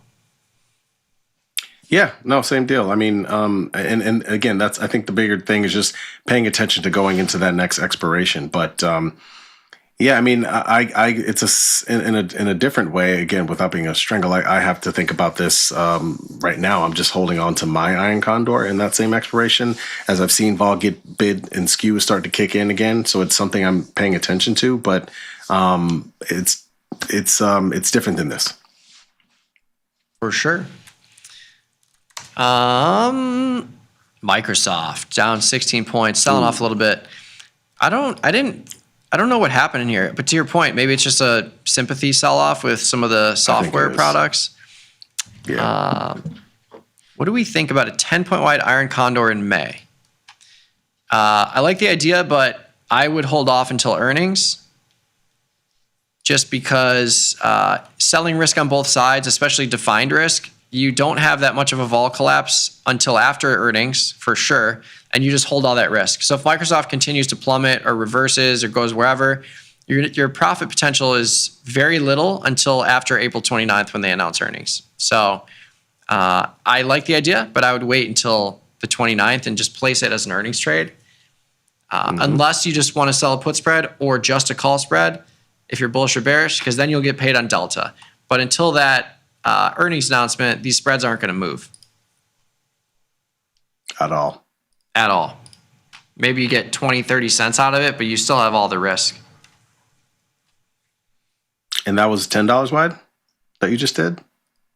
Yeah, I think Right? it's overlapping with some of Yeah. my positions. Oh yeah, I did the. Well, I was just looking at the $10 wide for 465. I mean, I don't know, man. I feel like every time I've done an iron condor this would be really an interesting study, and I don't know if we've done it before. Doing an iron condor that's more than 1/3 the width of the strikes. I feel like when I collect more than that, it doesn't work out. Like somehow. I'm telling you. It's like too good to be true. Yeah. Well, I think a lot of it has to do with first, like the equity portion of it all. Like this, if you did this spread right now, it looks like a nice credit, but this credit's not moving until after earnings. And like we've been saying, your max loss still can come into play if the spread goes in the money on either side. And the closer you are where you're picking up more than 1/3 the width, the longer you have to hold this thing for it to actually depreciate in value, because you're within the expected move and you need time to pass. If vol's not going to collapse, you need time to pass and the stock to chop for you to get value out of this thing, because you're within the expected move and the spreads will hold on to value until the expected move collapses to where it's within your strikes that you have. Right now, this is a within the expected move strategy, so you would expect to hold this past 2 weeks to get 50% profit here.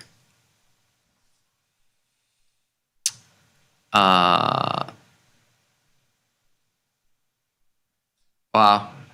I don't love that oil keeps drifting higher. I don't love that. Digging through the drawer, looking for a calculator, I found my old Price Club card. Costco bought that chain out in '93. My Costco card says I've been a member since 1983. Wow. OG So Costco I've lived member. a lot of places. I've been around since '83. I've never heard of Price Club. So it's clearly in an area of the country that I never really been to. Yeah. Is it like the Southwest or something? I mean, it must be. Like, I've been to the Midwest. I've been to the South. I've been to the Northeast a lot. Sam's Club? I've never Another heard of Price alternative? Club. Sam's Club I'm aware of, yeah. Price Club? I've never heard of that. Yeah, I've never heard of it either. Price Club chain. It was the OG. It's further out. It's San Diego. There you go. There you have it. So yeah, we're both in on Intel. There are a bunch of other earnings today and before the market opens tomorrow. Are they trying to sneak any before the market opens tomorrow? Procter & Gamble, interesting. Speaking of them, I'm sure they're going to have something to say about chemicals. I glanced at saw some tweets about Dow this morning, DOW. They talked about, they said like 50% of the ethylene and polyethylene supply is, currently being disrupted because of this situation. I'm sure Procter & Gamble is going to have a lot to say about chemicals as well. Yeah, that'll be interesting to tune into, especially if you're trying to like hear that and then trade something else that uses that in production or whatever. Could be interesting. But yeah, Procter & Gamble, $4 implied move on a $145 stock. So this is really low implied volatility for any equity. Only about 3% of the notional value of the stock price. Normally we see these at like 5 to 10%. So pretty low, all things considered. So be careful out there if you're selling premium there. Yeah, I wouldn't be selling premium. 27% is low for any equity, but 27% with earnings, which heightens implied volatility. Like these are the stocks I would stay away from selling undefined risk here. And if you have a directional lean, you can just buy an option or buy a spread for very little monetary risk if there is a big blowout move. These are the times where names like these move big on earnings.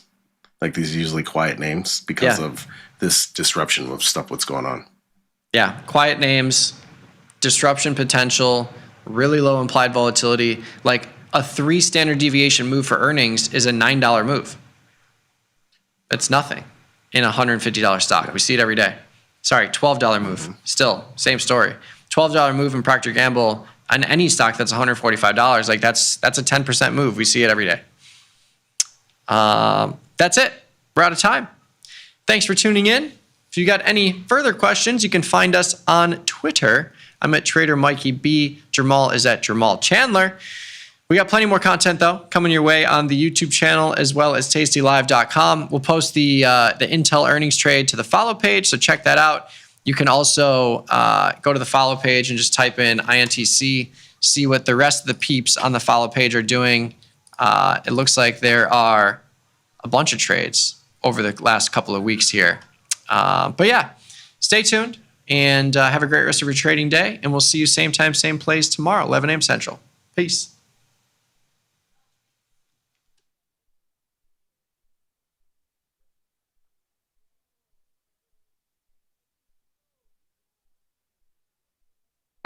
The market doesn't stop. So why should you? Diversify your portfolio with stocks, options, futures, crypto, and more from Tasty Trade. Focus on the markets that matter to you. See the odds before you trade using curve analysis, IV rank, and more tools. Get industry insights that help you find your next trade right where you need it. Tasty Trade. Download today. I'm just gonna wait for the stock to dip, then I'm a buyer. Buying into weakness is a phrase used to describe the action of getting long a stock into a down move. It's a contrarian trade. Most people wanna buy what's hot, the stuff making huge upside moves, the chart line moving up and to the right. Nobody wants the stock at lows. But it's hard to buy high and sell higher, rather than buy low and sell high. There is a phrase for this. When the time comes to buy, you won't want to.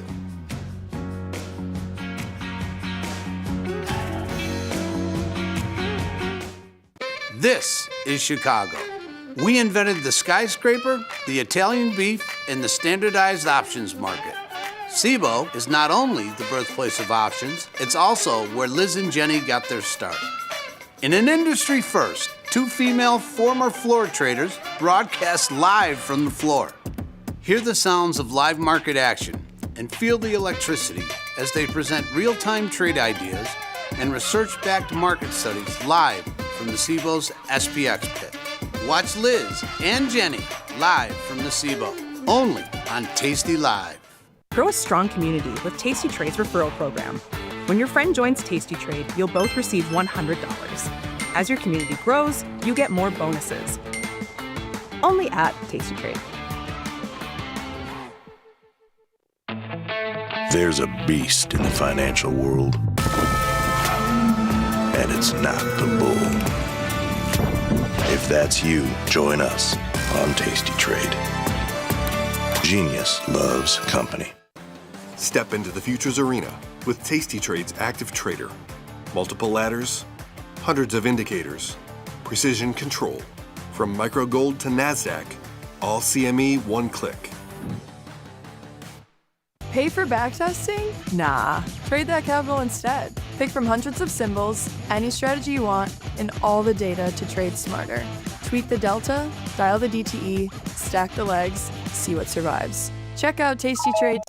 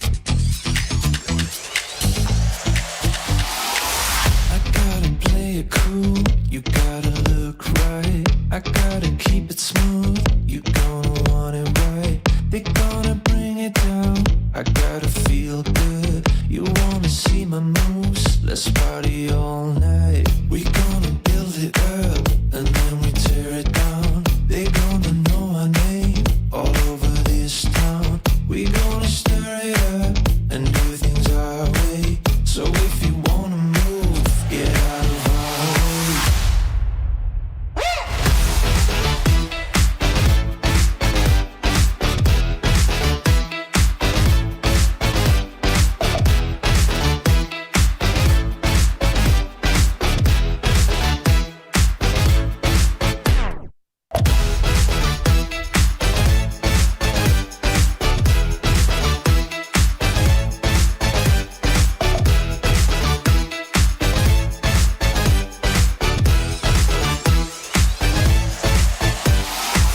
I'm feeling fly tonight, like a rocket ship. I wanna drive fast in this red hot whip. We gonna stand our ground and show off all our moves. Get out the glitter ball and play some dope grooves. I wanna play the game, I wanna roll the dice. I got an easy hand that's gonna make the night. You wanna dance off? Let's get our shoes on. I'm done with all your fussing. This body totally bussin'.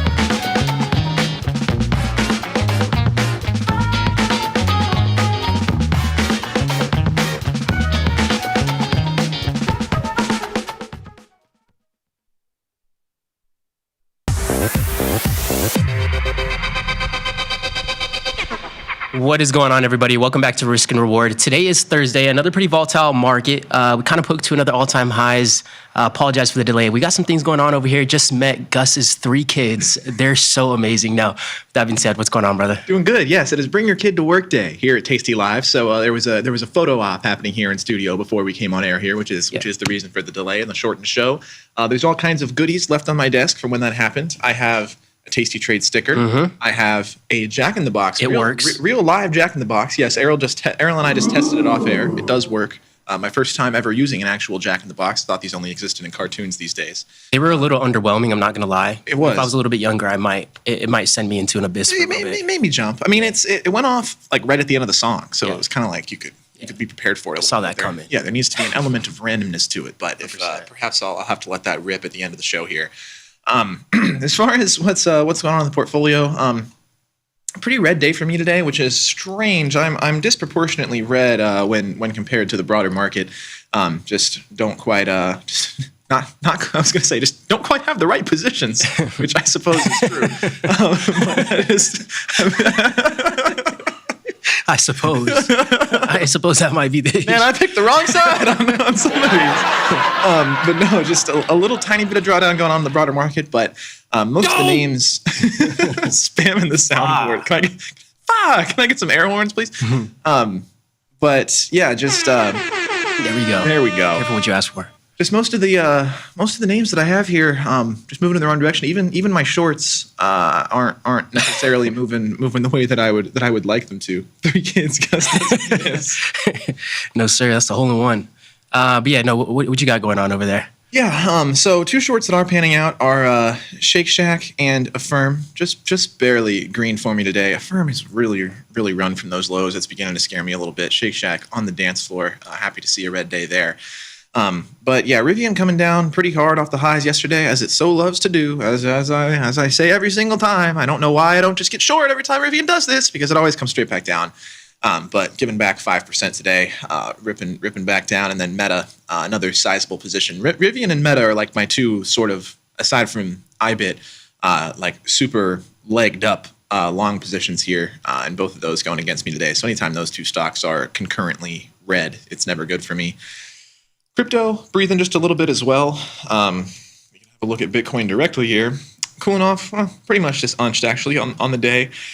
MicroStrategy had a little bit of vol expansion, so I actually am looking okay on my MicroStrategy longs, despite it being down a little bit on the day today. I'm probably gonna have to get out of these soon. This was sort of a dumb trade. This was not a situation where I should have gone to find risk or a time frame this short. 250 level is still well out of reach for MicroStrategy, and my whole thesis with all of these crypto trades is just giving myself hundreds and hundreds of days, up to 2 years on some of these, to let crypto recover a little bit. And for some reason, I didn't take that advice when I decided to get involved with MicroStrategy for some extra leverage. I went to find risk instead, which was asinine, I think, in a word. Silver continues to draw down a little bit. That's looking good for me. Seems like we are going to firmly reject that local high of 75, so I'm pleased with that. Other than that, it's just sort of a lot of little stuff going on here in the middle. Not a whole lot of action. It's a lot of in between. Yes. I did figure out this morning that I still had 10 shares of Keurig Dr. Pepper lying around in the portfolio. I hadn't even realized that I had shares there, but look at that. I noticed because it was at the top of the portfolio, and I was like, why am I up on this? I thought I closed this position forever ago, but I forgot I had shares in addition to my long options position that got home. And here we are. Good earnings report that I didn't even know I was involved in. But thank you, Keurig Dr. Pepper. What a strange couple of companies to be paired up. 100%. That's what I got. That's what I got on my end. What you doing over there? No, 100%. I would say actually not too much today. I think now that the market's pulling back a little bit, we have a little bit more action going on in the market, but we can go ahead and switch over to the TC platform on my end. All I really have for the most part is the out of the money call spread that I sold on SPY. I'm just hoping that one works out because it is only 5 days left till expiration. So even if the market just chops around sideways at all-time highs, that'll be kind of nice. If we kind of poke another all-time highs, that's fine. But if we put another leg to the all-time highs, then this SPY position is probably going to be fully in the money. So really just been eyeing that one. QQQ, similar positions, sold an out of the money call spread. This one is in the money, but at least it has 22 days left till expiration. And with the amount of volatility we've been seeing, a decent pullback could get these out of the money. So we'll be patient. And then the thorn in my side, Micron. These things have been some of the most resilient underlyings outside of the broader market. Poked to another all-time high today too. So we'll check out SanDisk, see how it's been doing. But again, to your point, they really both kind of drag each other at the same time. So I really need SanDisk and Micron to give us a little bit of a pullback, to give us some type of action. But that's how the cookie crumbles for this one. 22 days left till expiration. So, we'll be patient. Yeah. Monsters of a company, no doubt. No kidding. No Really doubt. good question. Hey, NG, good to see you. Do you find it harder to scalp NQ at these highs? Errol does more scalping than me, but I think I can answer that one for you. Yes, absolutely. You do. 1,000%. I think you just have to lean long at all-time highs. I didn't do any scalping on this account today, but on another one, when there was when you have a tweener at all-time highs, like you have an idea that you want to play, maybe you see the risk reward to the long side and short side, take the long side all day, especially if we're trading at all-time highs. So with that being said, 100%, I think the market's been a lot more difficult, a lot more choppy. But I think when you see a lot of this type of price action, usually the downside can get a little aggressive at the same time. It's just very difficult to know when that'll come. But the clean price action will come back. But no doubt, you definitely have to pick your spots a little bit more specific and be patient and manage accordingly. Market's pulling back a little bit more here. So we'll see how these positions pan out. Like we said, things can get a little aggressive. Like even this morning, we tried to sell off about 4 times. And I mean, we can go to the charts.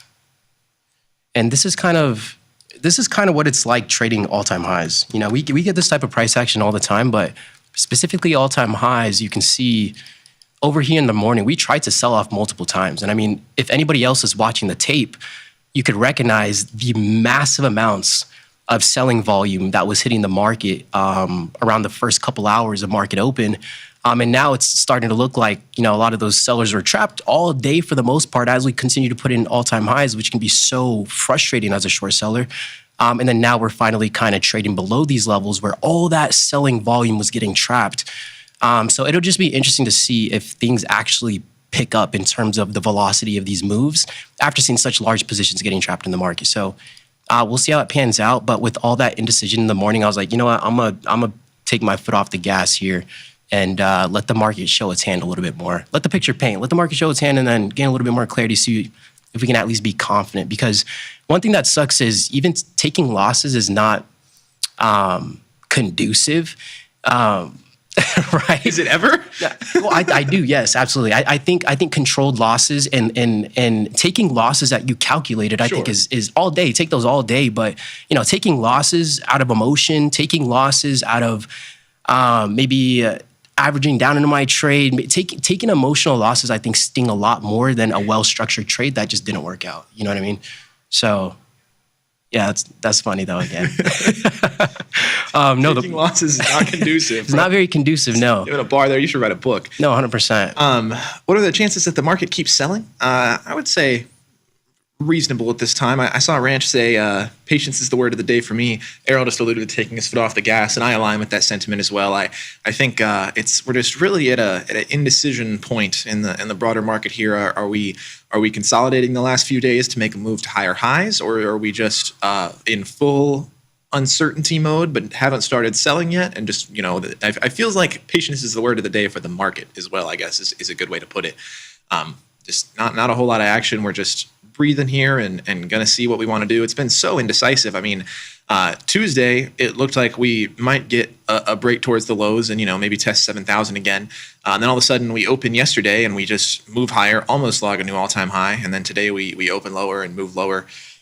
But all within this very tight little 1% range. So it's a tough one to pick apart. No, most definitely. I see Berkshire Hathaway being discussed. I haven't thought about trading Berkshire Hathaway in a little while. Kind of been a boring one since it's BRK. If you type BRK, it'll pop up. It's BRK/B or /A, either one. Almost. We getting there. BRK. Do BRK/B. This is usually the vehicle I prefer. But yeah, been sort of a ugly one since Berkshire left the company. Yeah, just since Berkshire left the company, dummy. Since Warren Buffett left the company, a little bit of drawdown into some consolidation. I do still think that they're incredibly strong. I saw a discussion about, like watching paint dry, but they can work well. I agree with that. It is a slow mover. You don't generally get these giant gaps, but I don't know. This price action on the daily chart though is very interesting since like October of last year. This is bouncy. This is really range bound and really bouncy. There's definitely been some opportunities to take advantage of here if you get your timing right. 100%. Oil spiking? That's terrible news, Evan. Holy sell-off right now. Terrible news. What in the hell just happened? All right, that's it. I'm getting out of my shortest dated oil shorts. It's so over. It's just so interesting how quick this volatility kicks into the market. I know, right? It was extremely slow all day. Yeah, we are bleeding. Me and you need to get the heck off air. Messing everything up here. I know. Climbing. My Aggie great uncle is rolling over in his grave. Did I give some anti-Aggie sentiment just now? I don't think I did. I love my fighting Texas Aggies. Damn it. Vic's starting to climb. Is there a headline right now? Somebody give me the all caps. Yeah, what is in chat? I am curious about, what could be tipping this market over a little bit right now. This is why I want earpieces all the time. I want production to be able to come into my ear right now. Okay, there. No, production is telling me in my ear there's no news, but they're looking. Oh Lord, Buffett comment. Oh, oil and the overall bro. I'm just so curious to see what Trump's next move is because they got this man in a bind. We got oil trading at 135 right now. Rising oil is going to cause rising inflation. The market's at all-time highs right now. What is Trump going to do on that? Legit, this has got to be one of the most difficult positions to be in, and I'm curious to see what decisions are going to be made because oil at 135, we're looking at USO right now. Oil at 96, 97 right now. I'm being told Israeli assessment indicates renewed fighting in Iran appears to be nearing, according to Israel's N12 News. Seems sus. Yeah, Israeli warning of further attacks coming through in chat as well. Seems to be that way. Confused. That is not an A&M. That is not an A&M education at work. Mike, I'll break the fourth wall here. I was confused because somebody was waving at me through this glass right here, and it checked me out as I was trying to give my analysis on Berkshire. Somebody waved from outside the studio, and it messed up my flow. Not very professional of me, but that is why I said since Berkshire left. Yeah, no, I would have loved to been able to trade a little bit more oil, but because of these positions that we were forming around QQQ and SPY, it kind of had me strapped down, so I couldn't really even position on oil because of the positions we continued to add on some of these indices. So Israel news is an hour old, it seems, so that should have already been priced in. So yeah, this doesn't seem to be news driven at all, at least at this time. Yeah. No, we'll see where we head from there. We can quickly jump over to the TradingView platform to quickly just go over to see where most volume is traded. So we'll see what to look out for over the next couple hours at least. Indeed. Yeah, this is strange. This is sus. I don't know. It's not like it's a giant move. We sold off 0.2% on SPX. Like, okay, I guess. No, but it is interesting because they held it all day. To see that happen that quick. Yeah, they held it all day. Yeah. You know what I'm saying? Yeah, strange for that to happen right now. Rip up next? Sure, Destinies. Why not? Yeah, maybe the Raiders aren't taking Mendoza. Why not 8,000, as we always say? Maybe the Raiders aren't taking Mendoza. This isn't a sports show, but I don't know that I'm sure Mendoza is a good NFL quarterback. Like, he's definitely the best QB in this draft class. If you're the Raiders, I think you have to take him. But everybody's acting like it's this sure thing. And I don't know. Are we sure it's not? No, let him know. Let us know how you really feel, Gus. About Mendoza. Got no problem with Mendoza. He's a great guy. Love him. Love that he's staying home for the draft. I hope he's very successful. But everybody's talking like this is a really sure thing. And I'm just not sure we know it's a sure thing. That was a good point. No, as we poke to another all-time high quickly, the point of control is sitting around 26,820. That just lets us know that's where most of the trading activity occurred in the market, letting us know that's where, for lack of a better phrase, where buyers and sellers were quote-unquote agreeing on price for now. So we'll keep an eye on that area and see where the market wants to end up from there. From there, something that's really interesting lastly before we go here is the fact that we've kept these clean higher highs and higher lows on the market. We've tried to pull back multiple times, but we just are not able to take out any of these swing lows. So if the market picks up any type of momentum, I think it might be wise to at least pay attention to some of these swing lows if we get ran. If you have a short bias and you're looking where you might want to exit some of your short-term short positions, if you have it on. That's what I'm going to be looking at as we start to scale out of the QQQ contracts and the SPY contracts. And then who knows what Micron is going to do over the next week. We might be at another all-time high. We'll see. But that being said, yeah, and I guess the news, yeah, as everybody's telling me and production is telling me here as well now, President of the Iranian Parliament left the negotiations team. Shout out to Ziggy for being the first one to come through. Is it Ziggly? Is Ziggy? Yeah, I had it the first time. For being the first one to pop that into chat there as well. Didn't catch it initially, but that makes sense. IRGC might be running point on negotiations from now on. Interesting. Oh, let's get it. Honestly, for the short side, look, not trying to ask for too much, but these swing lows, these relative equal lows right here would be really nice to be taken out just for these short-term contracts, and then we can pop and rip back to the upside. But I need a little bit of a window to get out of some of these shorts. But we'll see what we get. Don't trust all-time highs. Don't trust this move either. It's going to have to show us a little bit more. We'll see what we get. Yeah, see what we get. Cool. But yeah, nothing else on my end. Cool. Well, that's going to be it for today. Edward, Stan, Brandon, good to see you. Zen, everybody else, thanks for taking the time. Ranch, thanks for taking the time to hang out with us for today. There we go. Got to get it real quick. So I've never seen an actual Jack in the Box in person, only from like cartoons, all that growing up. So I was really interested to see how this actually pops out. I think, there we go. That kind of caught me off guard. I looked away right when it popped. You know what? I think they should switch it up a little bit. Then it wouldn't be Jack in the Box. Imagine if there was one where it rotated 6 different things that popped out. Oh, that'd be fun. Yeah. But then it wouldn't be like Jack in the Box unless you have like 6 different Jacks. It'd be like Jack and his friends in the box. Oh. Jack and Steve and John and James gosh. in the box. The marketing going crazy for that one. Yes, sir. No, that's going to be it for you.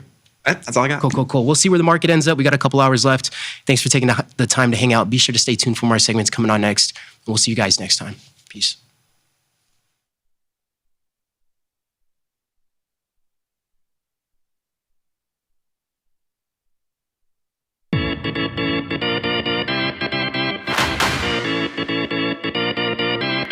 In the money.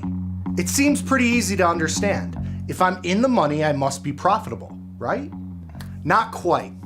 In the money is in reference to the option's strike price relative to the current price of the stock. An in the money option is an option which has intrinsic value. For a call option, that represents an option with a strike lower than the current stock price. For a put option, that represents an option with a strike higher than the current stock price. Being in the money is a good thing for long options. It's not so good for short options.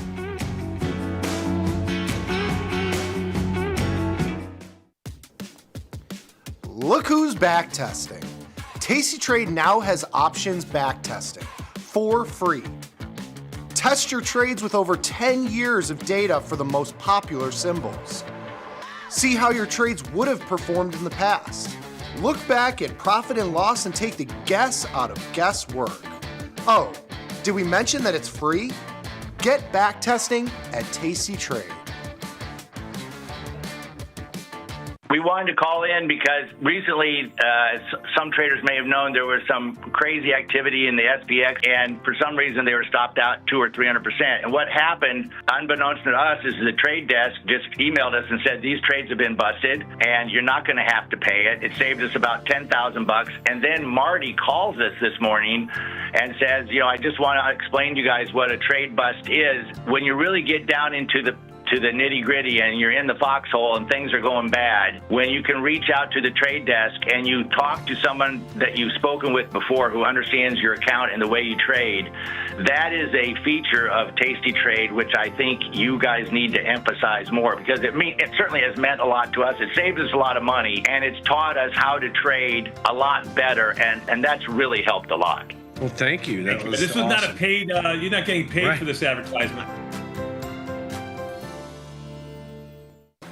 Step into the futures arena with tastytrade's active trader. Multiple ladders, hundreds of indicators, precision control. From micro gold to NASDAQ, all CME one click. Grow a strong community with tastytrade's referral program. When your friend joins Tasty Trade, you'll both receive $100. As your community grows, you get more bonuses. Only at Tasty Trade. Pay for back testing? No. Pick from hundreds of symbols, any strategy you want, and all the data to trade smarter. Tweak the delta, dial in the DTE, and stack the legs. See what survives. Check out Tasty Trade today.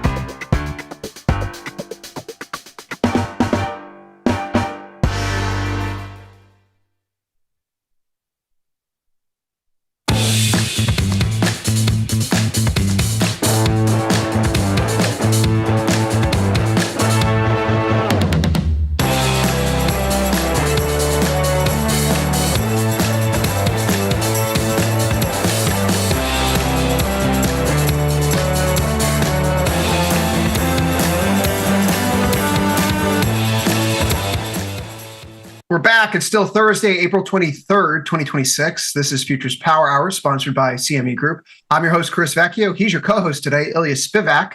Ilya, thanks for joining us here. It's a turnaround in the past 30 minutes, hour or so, as we've gotten some new headlines here to work with. Where oil's tearing up the charts right now, or should I say Tehran up the charts right now as it approaches triple digits once more. Play that mental symbol crash, folks. There it is. Yeah, we can go to or the not, slides or and get just into listen this. to that one. Yeah, we could just go to the slides and get into it, so we don't need to. It was this or Crude Awakening, Ilya, but I felt like that was the better choice. Let's talk about how this is affecting. You got to put the Crude market. Awakening into the stash for another day. That's a nice solid one. I appreciate that. Over the course of the past few days, a market that had rallied up towards 7,200 and S&P 500 futures has stalled here. Why the stall? One particular problem, perhaps, the market's running into again right now You see that the rate cut odds have been slammed back lower again for the rest of this year. Yep. At their peak last week, the market was pricing in a rate cut by December 2026. But with this recent rebound in oil prices, where we're now challenging the high 90s, maybe triple digits again, July 27 barely squeaks over the 50% mark right now. Obviously, a lot of time in the calendar to go. And if some sort of arrangement is come to over the next few days where there's no resumption of fighting, those odds are probably going to jump back up. But this is what we know. It's Thursday, April 23rd at 1:35 Eastern time, and the market thinks that we can't cut rates still. Ilya, this rebound in rate cut odds was not instrumental, but part of the reason why stocks were able to go back up. The assumption that the supply chain problems and inflation were going to be short-lived enough for the Fed to look through. Is this the albatross around the market's neck that has yet to be recognized or even observed? I mean, in a word, yes. I mean, this has been my song and dance since the beginning of this year when crude oil began to creep higher before the war even started. The idea that it's only about a month for a meaningful move in crude oil to appear in CPI. We've already seen CPI jump meaningfully, and that's only the January to February rise at this point. We haven't even seen the big thing in March yet. We have seen a dramatic hawkish shift in every major central bank's outlook. It's not just the Fed. The Bank of England, the ECB, the RBA. The only one that's not really showing a responsiveness is the Bank of Japan, because their rates are minuscule and they're on their own time. They're doing their own thing. But every major central bank that was expected to hike this year is now expected to hike more. And every major central bank that was expected to cut has had those cuts evaporate. And in the case of the ECB and the BOE, actually get repriced into hikes. So this is not by any means a new feature of this story. This has been the feature of this story from the very beginning. Why did gold decline as a function of this war? We've talked about this constantly. It's not because the markets looked at this war and said, oh no, geopolitical risk. Let's go to non-sovereign value. Who knows? Maybe somebody might weaponize the banking system. Ridiculous. Where did the money go? It went into dollars.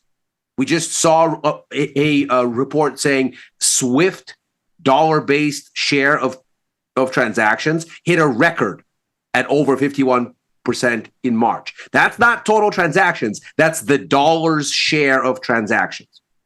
Why? Because when oil goes up, inflation expectations go up, rates go up. Obviously, a key part of the war trade has been bonds going down, and gold goes down because it neither yields anything nor is a good foil for fiat currency when the fiat currency is rising.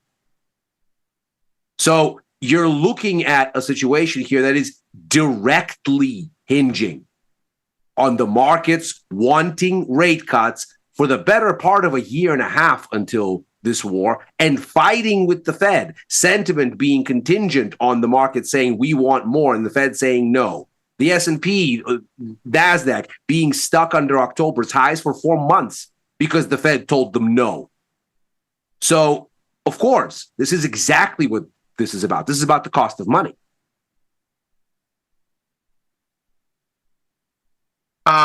Some of these headlines that are breaking here over the past little bit right now, one of them of notice, Iranian parliament speaker Ghalibaf resigns from the Iranian negotiating team following IRGC intervention.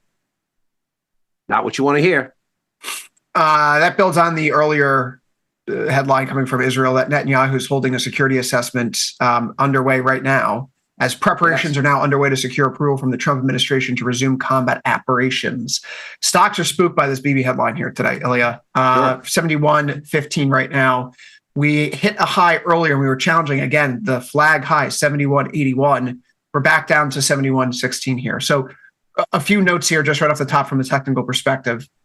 In terms of what we're seeing, that does technically mark a bearish engulfing bar or key reversal if we close below yesterday's low of 21.25. Why? We did touch a new high relative to yesterday. Yes. We want to watch that 5-day moving average, though, because over the course of this week, as this flag has been forming, either a top or continuation, we've noted that the former high that we had back here on this January 28th at 70.96.5, 70.96.5. Exactly right. That becomes the former resistance turn support. So you have your 1 week moving average, you have your former yearly high, former all-time high, you have your range from this week with the low at 70.85. It all kind of just fits like a glove right now. And so before I say, oh, it's over, we're going back into the war trade like it was in March, let's just recognize the fact that the market has outlined clear lines in the sand and has not breached those thresholds yet. I mean, that's exactly right. So before you go and you say, oh, here we go, and I'm bearishly inclined, let's make that clear. In fact, I'm still holding puts that I've been holding for quite some time. So by no means am I not sympathetic to the bearish perspective. I've been sitting in bearish exposure here upwards of a month in some things that I rolled. I mean, certainly 34 days in SPY, 17 days when I rolled NASDAQ. It's coming up roll time for Russell here soon. I've already been in that position for 41 days. So I'm sympathetic to the bearish perspective here as a consequence of this war. We do not have confirmation that the turn is in after the breakout. If you look at the S&P, it's just not there. And so could this be the turn? Oh, absolutely it could. And it looks like it is, especially when you start looking at divergences in momentum indicators, and you go, you're setting higher highs, but your momentum indicators are fading. That could be because you're range bound here over recent days. It need not be a turn, but it's an early tell that momentum is fading. And you can see that momentum fading, by the way, with the naked eye, because the way up is an almost vertical rally. But you do have to let the price action speak. And for now, it's holding this range bottom. Give me a close under, and let's go. The Russell actually is an interesting setup in this sense because it's carving out a much more obvious topping pattern and is actually testing through the relevant levels. There's what looks like a head and shoulders pattern at the top of the Russell now.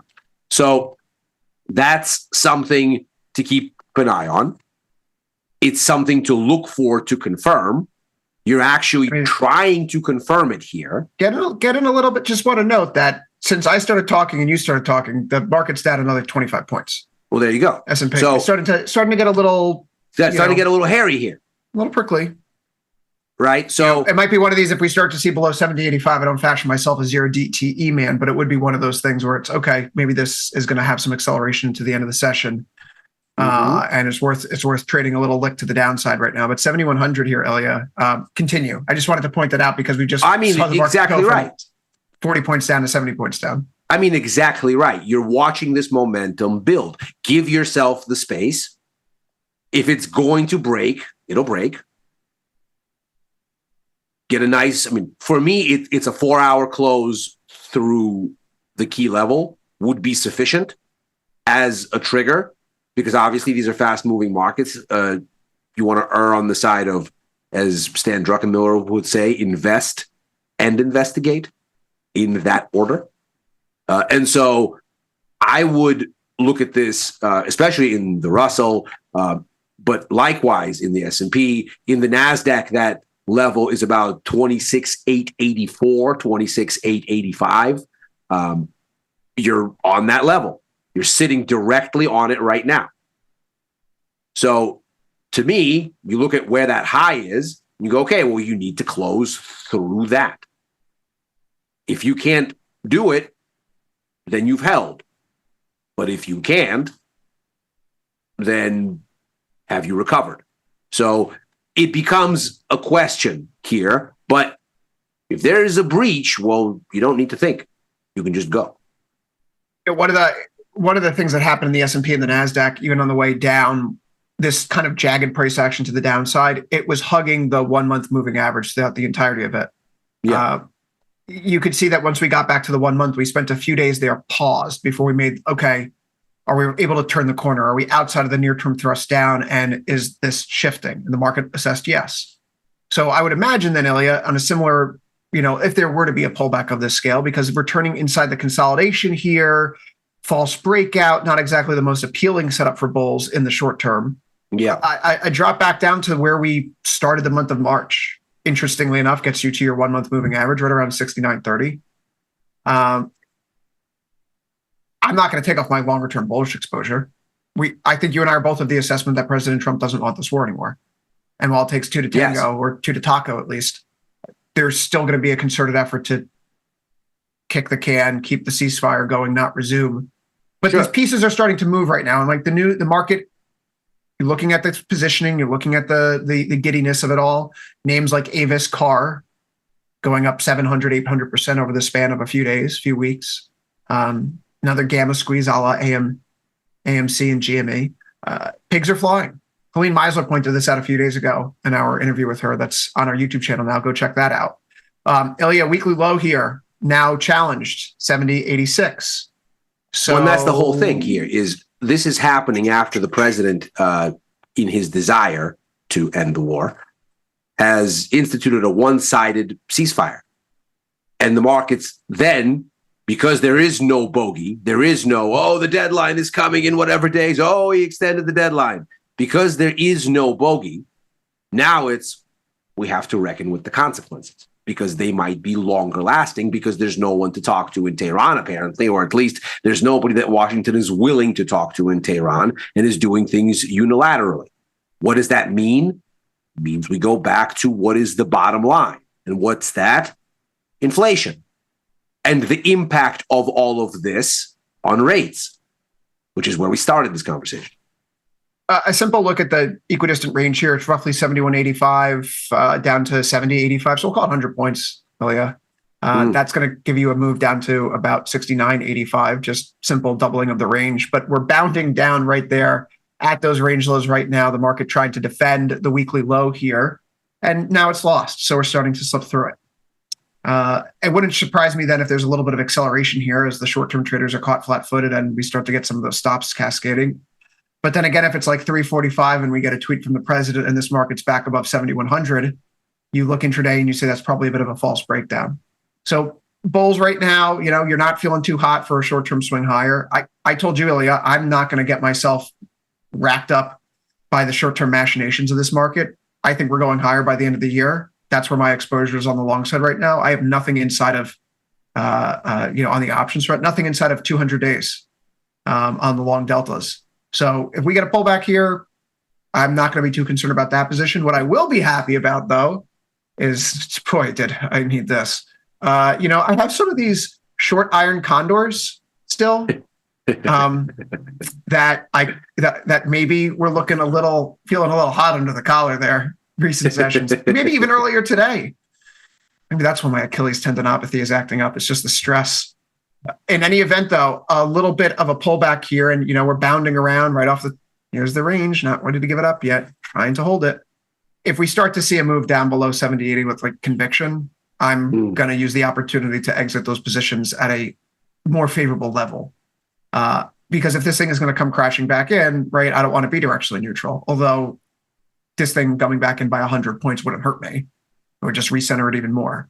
So I'm going to use whatever happens here to fix old positions on the book that I just don't want to have anymore, rather than look to apply new positioning. If we get down to 6,900 or so, or get a pullback to the 1 month, happy to reassess and take another opportunity perhaps on the long side here. But I could see this.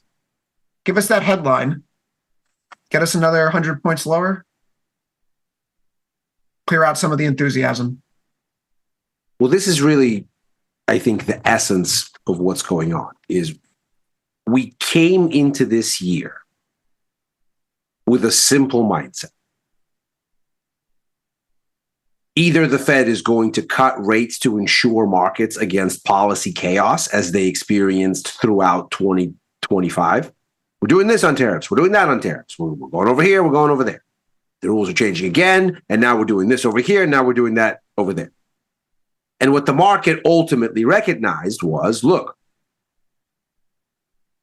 It's not that the president is immune to market discipline. He isn't, which is where the whole taco idea comes from. It's that the road to taco is volatile. And what the markets want is, listen, one of these days he's going to do something, he's going to break.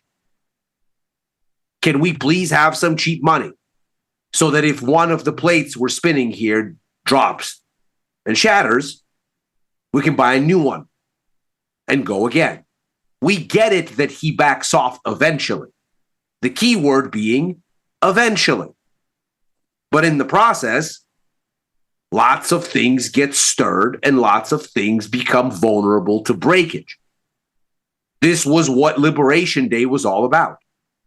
The markets got, in the president's parlance, yippee, and he had to get a long, hard look at what he's doing and back up. Now, a war is not a tariff. You can't undo it like an executive order. So you can't negotiate it down because you feel like it. You can't do what you did with China, where all of a sudden China establishes a licensing raj on rare earths. You go, 100% tariffs, and then they back down and you back down, and then it's over. That's not what this is. No, there's lasting consequences now. No, and of course, we're gonna, the supply chain issues are continuing to stack up. I saw today that Shell announced that it has turned all of its refineries in Europe, not just a single country, but all across Europe, into refining jet fuel because the continent's about to be out of jet fuel in a few weeks. So, okay, that's great. They'll fix their jet fuel problem. But then what about everything else? 30% of the world's fertilizer, 30% moves through the Strait of Hormuz. We are in the middle of planting season in the Northern Hemisphere and in Africa. There are no other supplies of this fertilizer, so we are already going to have less food, and what food there is will be more expensive. That's just a given now. So, yes, you have this shock in energy. You have a much bigger shock in fertilizer. You have a huge shock in all kinds of inputs, into plastics, into, frankly, tech production via helium. Aluminum is disrupted. This is not just energy. This is so much more. Well, going through the farm survey that we talked about the other day, 70% of respondents to the survey suggested that they didn't have enough fertilizer here in North America. Again, Helene said, take a closer look at the survey and see where the actual numbers are coming from. Her husband was an ag trader for a long time, and so sure enough, went through the survey on my own. And when you look at the places where we actually grow crops in the United States, the Midwest, those people have enough fertilizer. Sure. Like it's the New England farmers, and maybe it's like the 250th anniversary of America. So I'm thinking about this, but I remember my 13 colonies map in school, and New England was garbage for farming. It was all about whaling, and the South was good for the farming. So the Northeast isn't the breadbasket of the United States. If Maine farmers don't have enough fertilizer, it's not going to materially impact the country's food supply. We may have fewer blueberries. It's not really a problem for the U.S. as such. It's a much bigger issue for Asia and Africa. So 70% of American respondents say they don't have enough fertilizer, but the folks in the places where we actually grow the food, they're fine. Right. So like the most of our food production, it's going to be rest of world. There's another little bounce there. Yeah, we stockpile 500 fertilizer. 7115. That just doesn't happen. Oh, nice little bounce. I'm imagining we're seeing a concurrent headline to some of the other chatter here. That is currently, unless we've just hit an orders pocket, and that also could be true. Because we're right there on those key levels, and we poked through it. So who knows what algo just activated to unload? No idea. I see Pope Leo's out with some comments, but I can't imagine that's what got moving markets. I'm going to have to rethink my qualifications. Yeah, that's not why I went to college. So we have our S&P level, we have our Russell level. Watching the weekly lows is the most important thing here. You haven't crossed it in the Russell. You barely inch below it in the S&P. The NASDAQ, Ilya, we're not close to that just yet. That's actually closer to the former high. So keeping the big perspective right now, if this market is topping out even temporarily, is taking a setback after this incredible run, then the weekly lows should give way. And if they give way, then you can trade it to the downside. And if they don't give way, right, if the Russell, the S&P, the NASDAQ all are in agreement, then we're still in flags. We're still in potential topping patterns. We're still in potential head and shoulder patterns, but head and shoulders patterns without neckline breaks, those are continuation efforts. So you just don't know. If you're looking at these charts with fresh eyes, you are still very much in a waiting game right now as we see if 71.85 or 70.85 gives way in ES. Yeah. I mean, you look at this and your bogey is very clear. You have your levels. Now the question is, do we hold the levels or do we break the levels? It's not lost on me that we started this explosion in optimism right before earnings season. We've had the one Mag 7 name that was on our docket for the week pass over the past 24 hours. Lo and behold, we're back to the war idea. Has anything changed meaningfully yesterday versus today? Not really. But the markets are allowing themselves to reckon with what's going on. Maybe that's because Tesla's out of the way. We got a handful of them next week over 2 days. We've got a batch on Wednesday and then Apple Thursday. Maybe we stay relatively anchored, or if we really sell off here this week, maybe we get a little bounce. Because, of course, not only do we have that touch point on Wednesday with the earnings, there's also the Fed. So maybe we don't get the full break, or at least we get a backfill on a break if we get one in the first half of next week. So we're in the 1:55 to 2 p.m. 5-minute candle here. About 20 minutes ago, it was reported that we were looking at Iranian air defenses activated over Tehran. Israel, literally 2 minutes ago, so it was at this prior candle, they said that they are not operating in Iran right now, already shooting down the Iranian reports that they're being bombed. So, I mean, that's the market, right? Is it not? This is what we're dealing with today. Well, and this tells you the level of fragility in the market, frankly. I mean, it's very funny to hear people go out there and tell the long-term AI narrative. Oh, we got a productivity boom and data centers as far as the eye can see. Yeah, okay. Tell me something I don't know. How long has that been priced in already? A year more? Meanwhile, the market is shuddering at basically X posts from Iran, of all things, where we know the news is incredibly credible, considering they've turned off the internet in the country. I just can't react to propaganda during a war. I can't let myself do it. You can't do it. That's why I'm watching, just waiting for the part of levels. the equation. And it should be. It's always been. Yeah. I mean, what's Captain America? American war propaganda. In a good way. So, in a good way. In a good way. In a positive way. So when you look at all of this, I mean, this is a story as old as time, but what does it say about the fragility of markets? That anytime there's an uptick, everybody's like, oh, it's green as far as the eye can see because AI productivity and tech Jesus any day now. Okay. So why are we shuddering when there's war propaganda, obviously, from the obvious sources, clearly? Well, because we're not so anti-fragile, because the market is spooked. Well, you can see it in the Russell here. It's been a torrid comeback the past few minutes. We were down near, 2750 a few minutes ago. It's basically a 1% bounce. We're back now to 2775. Ilya, you're trading these markets. on a short-term basis, you're going to have to be nimble. I would like to see some breakdowns of some levels first. I want to see the weekly lows cleared. They are holding. They held in the Russell. So they far, held in the yes. NASDAQ. They're holding in the S&P.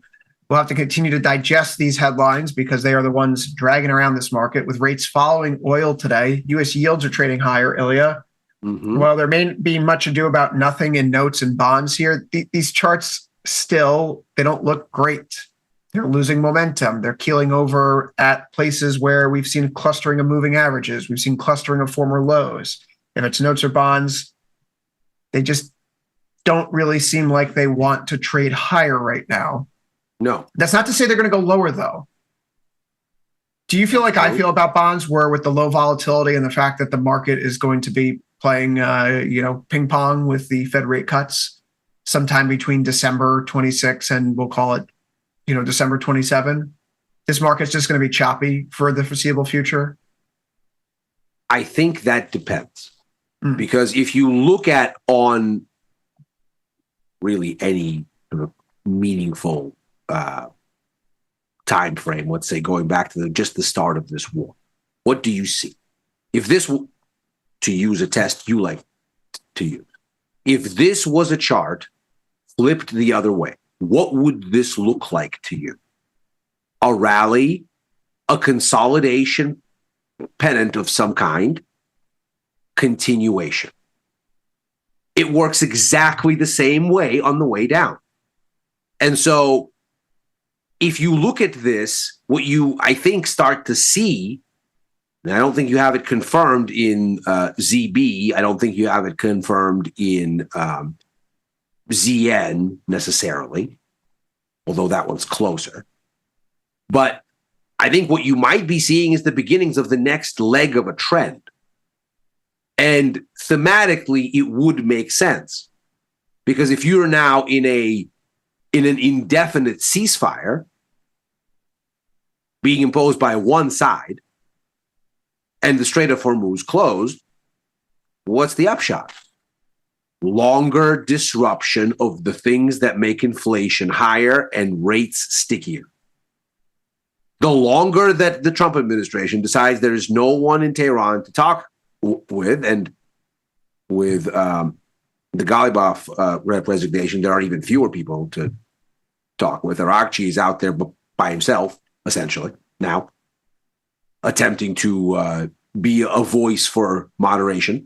Him and Ghalibaf at the same exact time today tweeted the same exact comment, which is like, in Iran, there are no hardliners versus moderates. There are only nationalists and revolutionaries. Well, right. And then it was announced that the IRGC was moving on Ghalibaf. So like whoever's leading these negotiations in Islamabad round one, they are being pushed aside. They are not the people. For Red too. No, they're not the people. They're not the people. And an Iranian journalist here is saying, by the way, that this is, I have an Iran Twitter feed here set up for all this news. Iranian journalist saying that the resignation of Ghalibaf is fake news coming from Al Arabia. Interesting. Talking about a headline moving market, Ilya. Look, I guess 71.32 countries are weighing in here, if accurate, but who knows? And that's the whole thing. 50 points off the low. ES is just ripping back. If Ghalibaf's still involved, Ilya, I mean, it's small litmus test it's better. For the market. It's better. It's better. It's not worse. But again, we have a one-sided ceasefire that keeps the strait closed. What does that mean? Meanwhile, Iran is out here trying to claim that, oh no, we didn't fire the guy, we did fire the guy, and the markets are shuddering at insinuations. These are fragile markets, and everything that we're seeing in practice is saying longer shutdown of the strait, so a longer impact on the price of everything that transits the strait, so a larger inflationary impetus, so higher rates. And that's the price action across everything. Dollar is up, gold is down. It's not just stocks and it's not just rates. It's all over the map. Again. The U.S. State Department just put out a note. There has been no change in ceasefire status with Iran. So, such as there is a status. I'm going to go out on a limb and say if this is the contour of the news for today, this channel, this flag, this top, whatever we're carving out up here is not going to break one way or the other in stocks. We're probably going to be staying range bound. We couldn't break 70.85 with the news. And in the absence of it, we weren't breaking through 71.85. So we need something to get us going out of this range. It's not happening right now. But then also kind of makes me think if we're looking at what's happening with notes and bonds, I mean, the notes, they really don't look good. This area where we're finding, I'm going to go to the 8-hour chart. This area where we're finding resistance here and rolling over and now setting lower highs and lower lows, former yearly lows. But it's not going in a straight line. So if the market's going to react here and you're going to get significant movement in notes or bonds, it's going to have to be because of catalyst. And in absence of catalysts, it kind of feels like it's stuck in the mud. Could I entice you into doing something directionally neutral in ZN in a TLT like product here? Or No. you have a different. You think this thing is about to keel over again? I think it could. I think the upshot to this thing is higher rates because higher inflation expectations. And so I absolutely think that we could be looking at the most classic of continuation patterns, a trend move down, followed by a flag, pennant, whatever you want to call it, followed by resumption. Now, it's been a little bit messy, but as you can see from the horizontal level that you have right across the screen there, we came back to retest it. It got muddy because we retested higher than the actual level, but we also didn't go anywhere. And now we're slipping back under. That would suggest that this was an attempt to overturn a downtrend that has failed. Now, do we have confirmation of that? I would say give it a little bit more.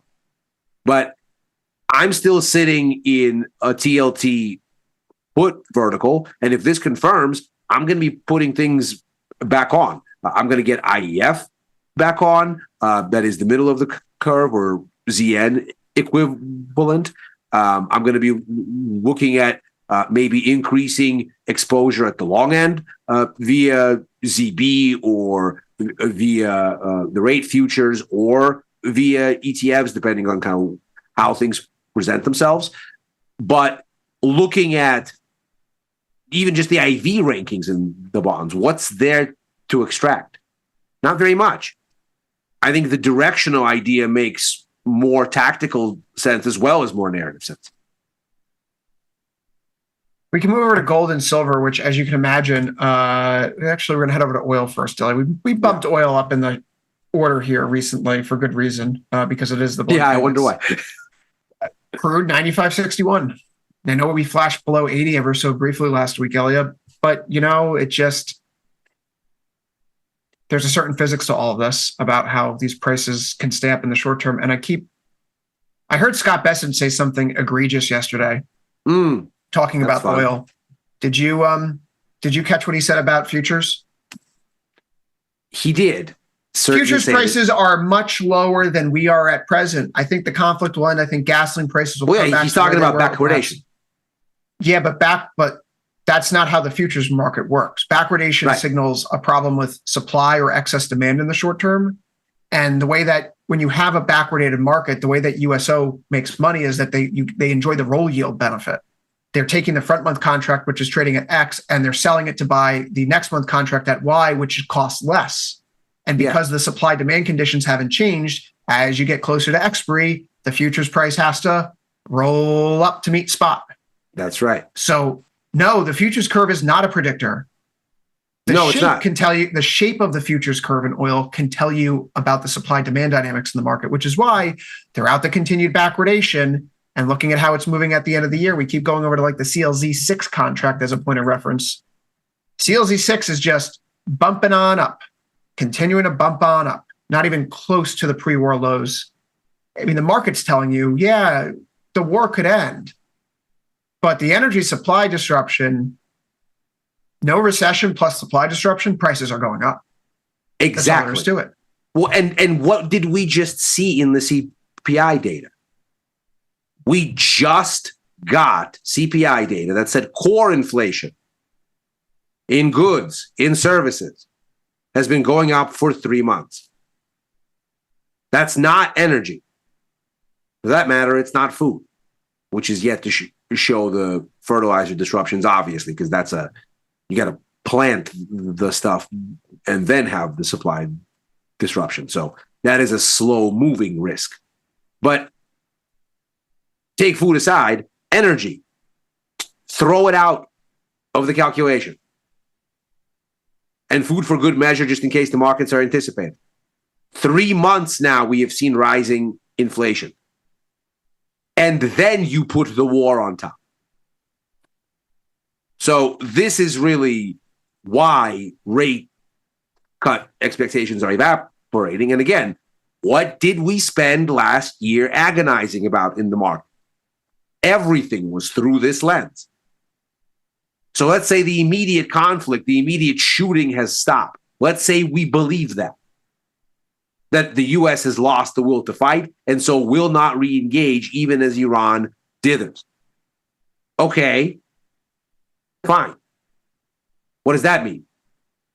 Well, it means we go back to where we were, only with a worse backdrop. Now we're still looking at the same policy volatility. We still want the same rate cut insurance. Get it. Oh, happy day. Ilya, some of that positioning recently here, we're at 21 days to expiration in a bunch of these, the various short puts and also short call spreads that have been put on as we've moved to extremes at, interesting points in the market. We were able to sell 148, 150 calls, call spread a few weeks back. Same thing up at 111, 113. I'm figuring out what I should keep on and off today. Getting rid of the 61, 63. I could ride that into the ground and extract 100% of max profit out of it. I don't think that we're going back to where we were prior to the war. 77, 78 is a different story because last week when we did have our flush on Friday, we hit a low of 78.97. So in terms of just what I can, take off, take on, take off, I don't want to lick the gift horse in the mouth because if we do see come this weekend, there is a new ceasefire extension and or, planned trip to Islamabad, the oil market could start to give it up again. And we can if all of a sudden we see Mohammed Bakr Ghalibaf get on a plane going to Islamabad and then JD Vance gets on one going in the same direction, markets are going to go, ooh, look, a headline that we can like. Exactly. So I want to clean some of this stuff up in the event that we are seeing, and forget the fake news about Ghalibaf. There's credible reporting about the Ayatollah, the new one, who's delegated much of his responsibility and decision-making to a handful of IRGC generals while he recovers from leg surgery, hand surgery, facial surgery. He's going to need plastic surgery, apparently. Ilya, 111, 113, going into a weekend, it doesn't feel so hot like I want to hang on to it, but it's still far enough out of the money and I'm still haven't been able to flip a buck on it, which is also incredible. Throughout this entire time of the market's chopping sideways. The market's been moving sideways for several weeks since I put this on. And we have not tested 111, 113. And I'm not able to take any profit of this. It just goes to show how elevated the volatility is in here. And so vol is staying up and you're having prices stay up. And so net, the pricing on the particular contract hasn't changed meaningfully. If you're an IRGC general and you're part of this group of basically 12 people that run Iran's oil industry out of the IRGC, you're basically one of the chosen, that's one of the clans that gets to make this money. If you've decided that the regime has been crippled beyond repair, wouldn't you try to maximize your level of acrimony now so you could make the most money selling very disrupted oil before you've run away? Wouldn't that Wouldn't intransigence, if you thought that the plot was lost, wouldn't intransigence be what you would do? Just to try to pat your pockets as much as you can for the inevitable exile?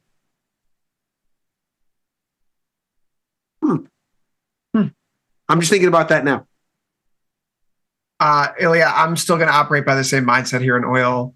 If we have the opportunity on dips to get exposure, selling puts down near the monthly open for March prior to the war starting out, if we can get a bump in vol and we have an opportunity to sell calls, I'm going to take it. I have nothing on the short call spread side at 54 days to expiration. So, first blush, if we can continue to get another little bump here, we start to sniff triple digits again. I'm going to have to go out and look into some of those like 130. Let's just do this here. Let's just say 130, 132, just as an example. Obviously, it's not going to be like a 15-to-1 risk to reward if this market goes up another $5 or $6.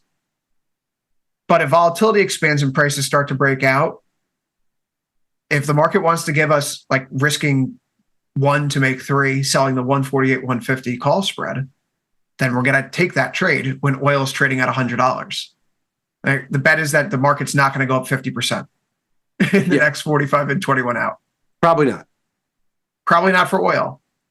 So, the call skew here is incredible. I think this is the thing that we need to be paying attention to the most. I know stocks are interesting right now. They have had a heck of a bounce back today, up at 71.80, down to 70.80. Now they're back to 71.30. I mean, we're right in between, midpoint of the trading session.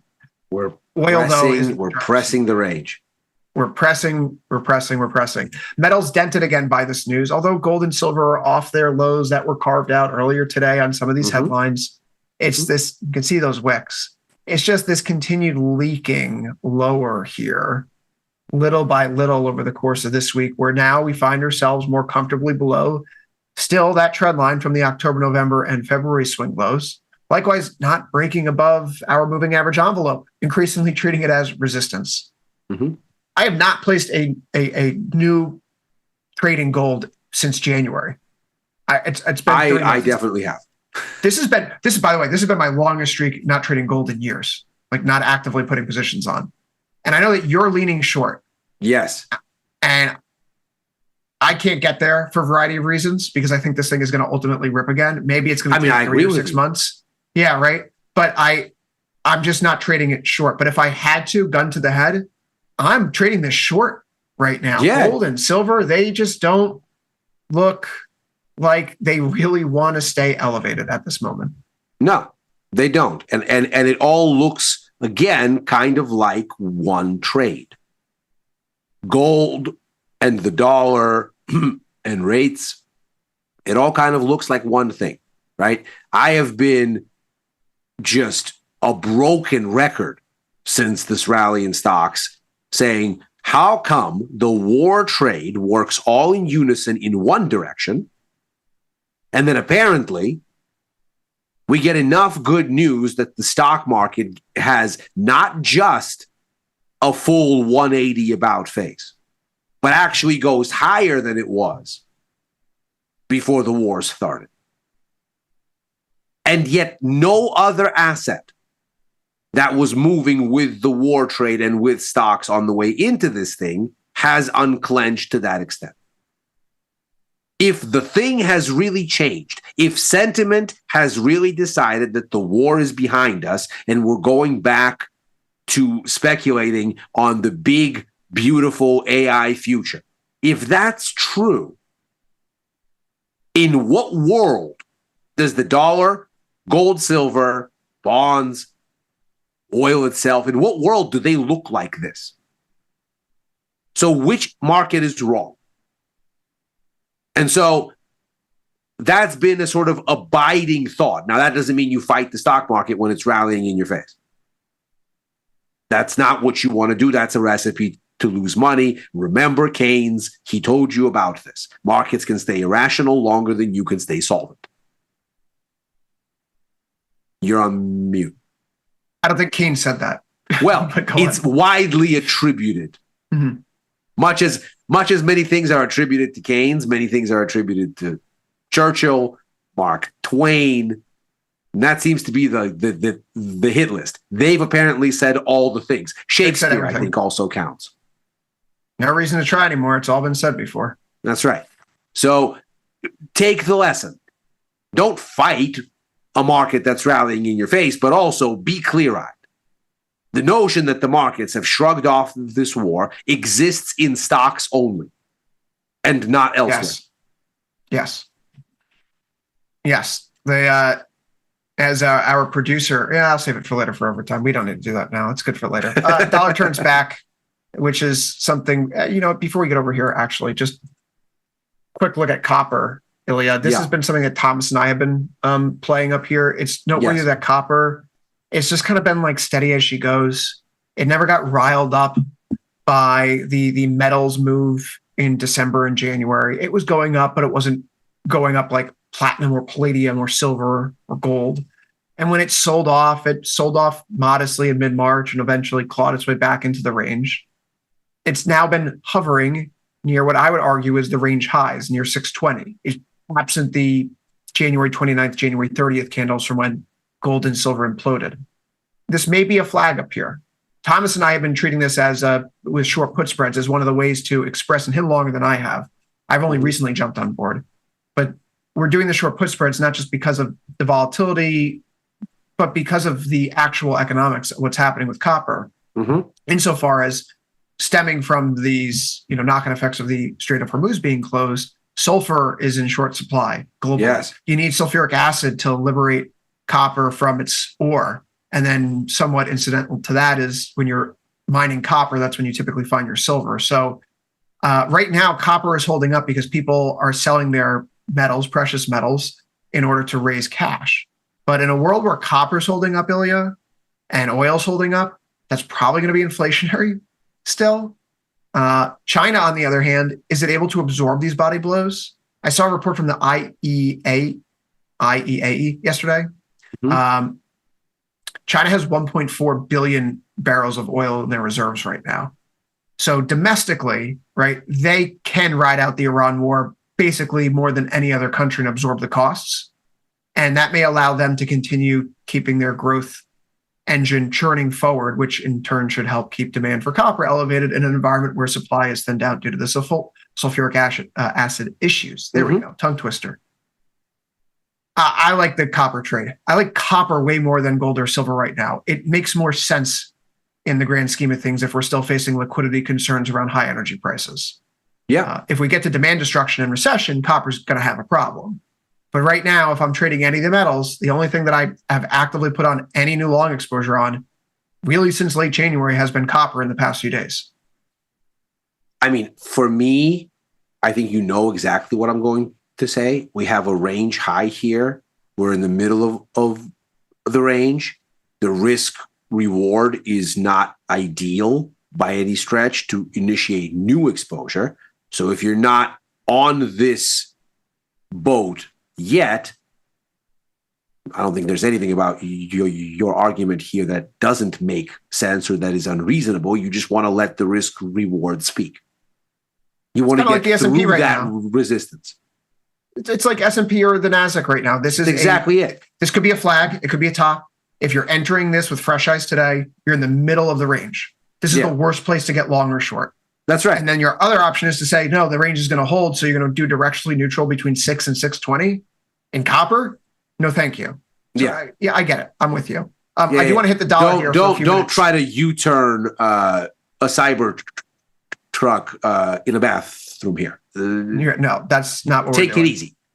The dollar is having a bounce back today. So just pieces. Gold down. Dollar Euro up, started yields it too, up. which was really interesting. I've started to add to some of those positions where I'm a little bit more short euro over the past couple of days, a little bit more short yen. It's starting to do something here. It really feels like we're at a line in the sand. I'm just going to call it 117 as the psychological level. When the war really hit the fan, we stayed below 117 throughout the month of March. And then in early April, on April 7th, when we figured that, ceasefire. That's when we made the move back above 117. And since then, we've been holding 117, including today. So you can get the sense, right? Oil pressing 100, CLM6 testing the top side of its range, gold keeling over, the euro getting ready to go back into the zone it was trading in when people were fearful about the war. Mm-hmm. Yeah. Little signs. We haven't crossed those thresholds yet, but if I'm going to put together the constellation here, if I see 6E below 117 and I see your ES sitting below 70.85, that tells me that we're going back into the thick. Yeah, it's back on. Breach once more. And it's back on. Yeah. Yeah. And then trade accordingly, where we may get a washout and there'll probably be another buy the dip opportunity at some point. Eventually. But then the path of near-term resistance becomes lower. And that's just what the charts are saying. Well, and this goes to our initial conversation when this whole thing started, and even before this whole thing started, when we were mulling whether the U.S. would intervene directly or not. That's not the question.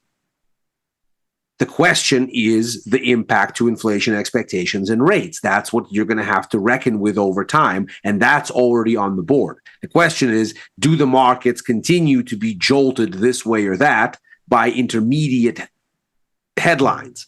And yes, if they're there. But if we're in this unspecified ceasefire where nobody is talking and nothing is happening, we'll fast forward to the overall implications, the 6 and 12 and 24 month implications. And what do you see? Higher rates, higher dollar, lower gold, no rate cuts.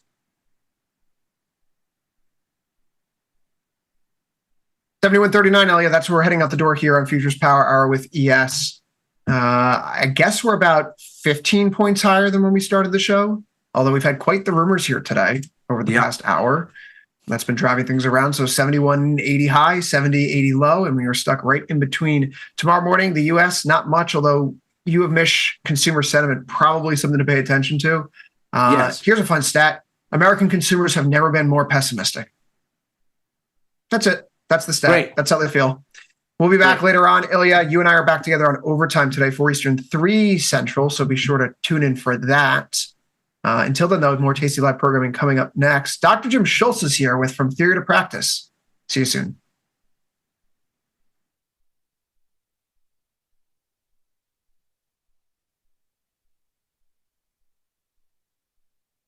The market doesn't stop. So why should you? Diversify your portfolio with stocks, options, futures, crypto, and more from Tasty Trade. Focus on the markets that matter to you. See the odds before you trade using curve analysis, IV rank, and more tools. Get industry insights that help you find your next trade right where you need it. Tasty Trade. Download today.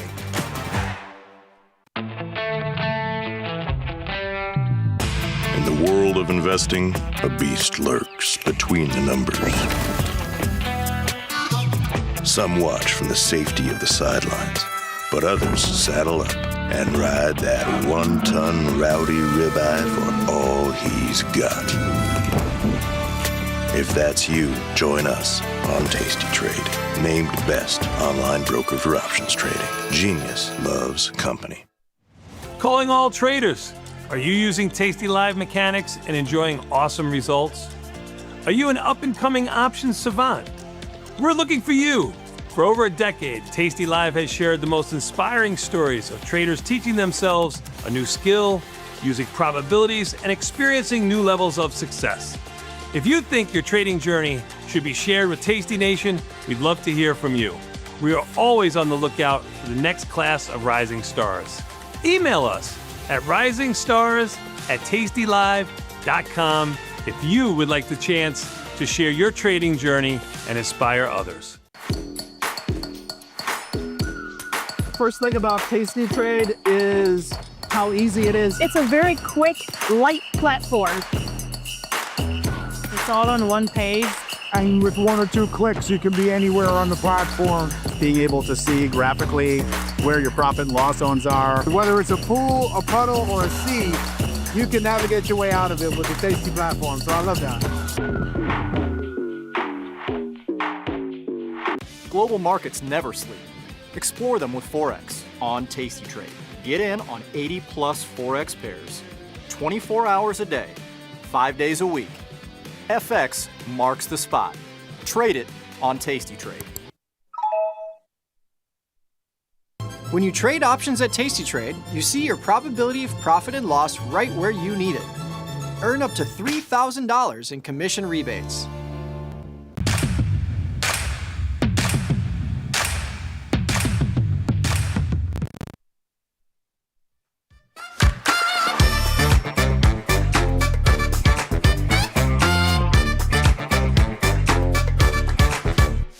Let's celebrate, dance to the beat. Forget the wars and stop the feet now. The fun and games and memories I love to share with my family. And everything is better when we get together. Everything is better when we are side by side. Hey. Understand I got a plan for us. I bet you didn't know that I was dangerous. Jim Schultz, and this is From Theory to Practice. Welcome to the show today. Welcome to the broadcast. Man, welcome to the Thursday edition of what it is that we are trying to do. Welcome to the Victory Lap edition of what it is that we were trying to do. Guys, they almost got us, man. Like last night on that Tesla number, I was like, oh, man, here we go again. Elon did it to us. The numbers did it to us. You got robotics, you got Tesla, you got self-driving, whatever. I'm like, it's over. It's over, Johnny. But then I was like, wait a minute. It's not over because we still have the conference call. And once Elon grabs the mic, man, if you are short that stock, you are going to be in a really, really good spot. So thankfully, we are in a good spot today because we were short the stock. So welcome to the show. I'm glad that you guys are here. If you're watching over on the Tasty Live Network, then I would actually bounce on over to YouTube because you can join the conversation and join the discussion and communicate with our brethren who are also watching the show. Man, I don't know what happened to the market about 20 minutes ago when E-mini S&Ps were down 80, but don't worry, cancel crash, all is well in the world. And of course, drop any questions you have for me down in the chat. I will try to get to as many as I can right around the midway part of the show. I would love to know what's going on in your world. I would love to know how I can help you.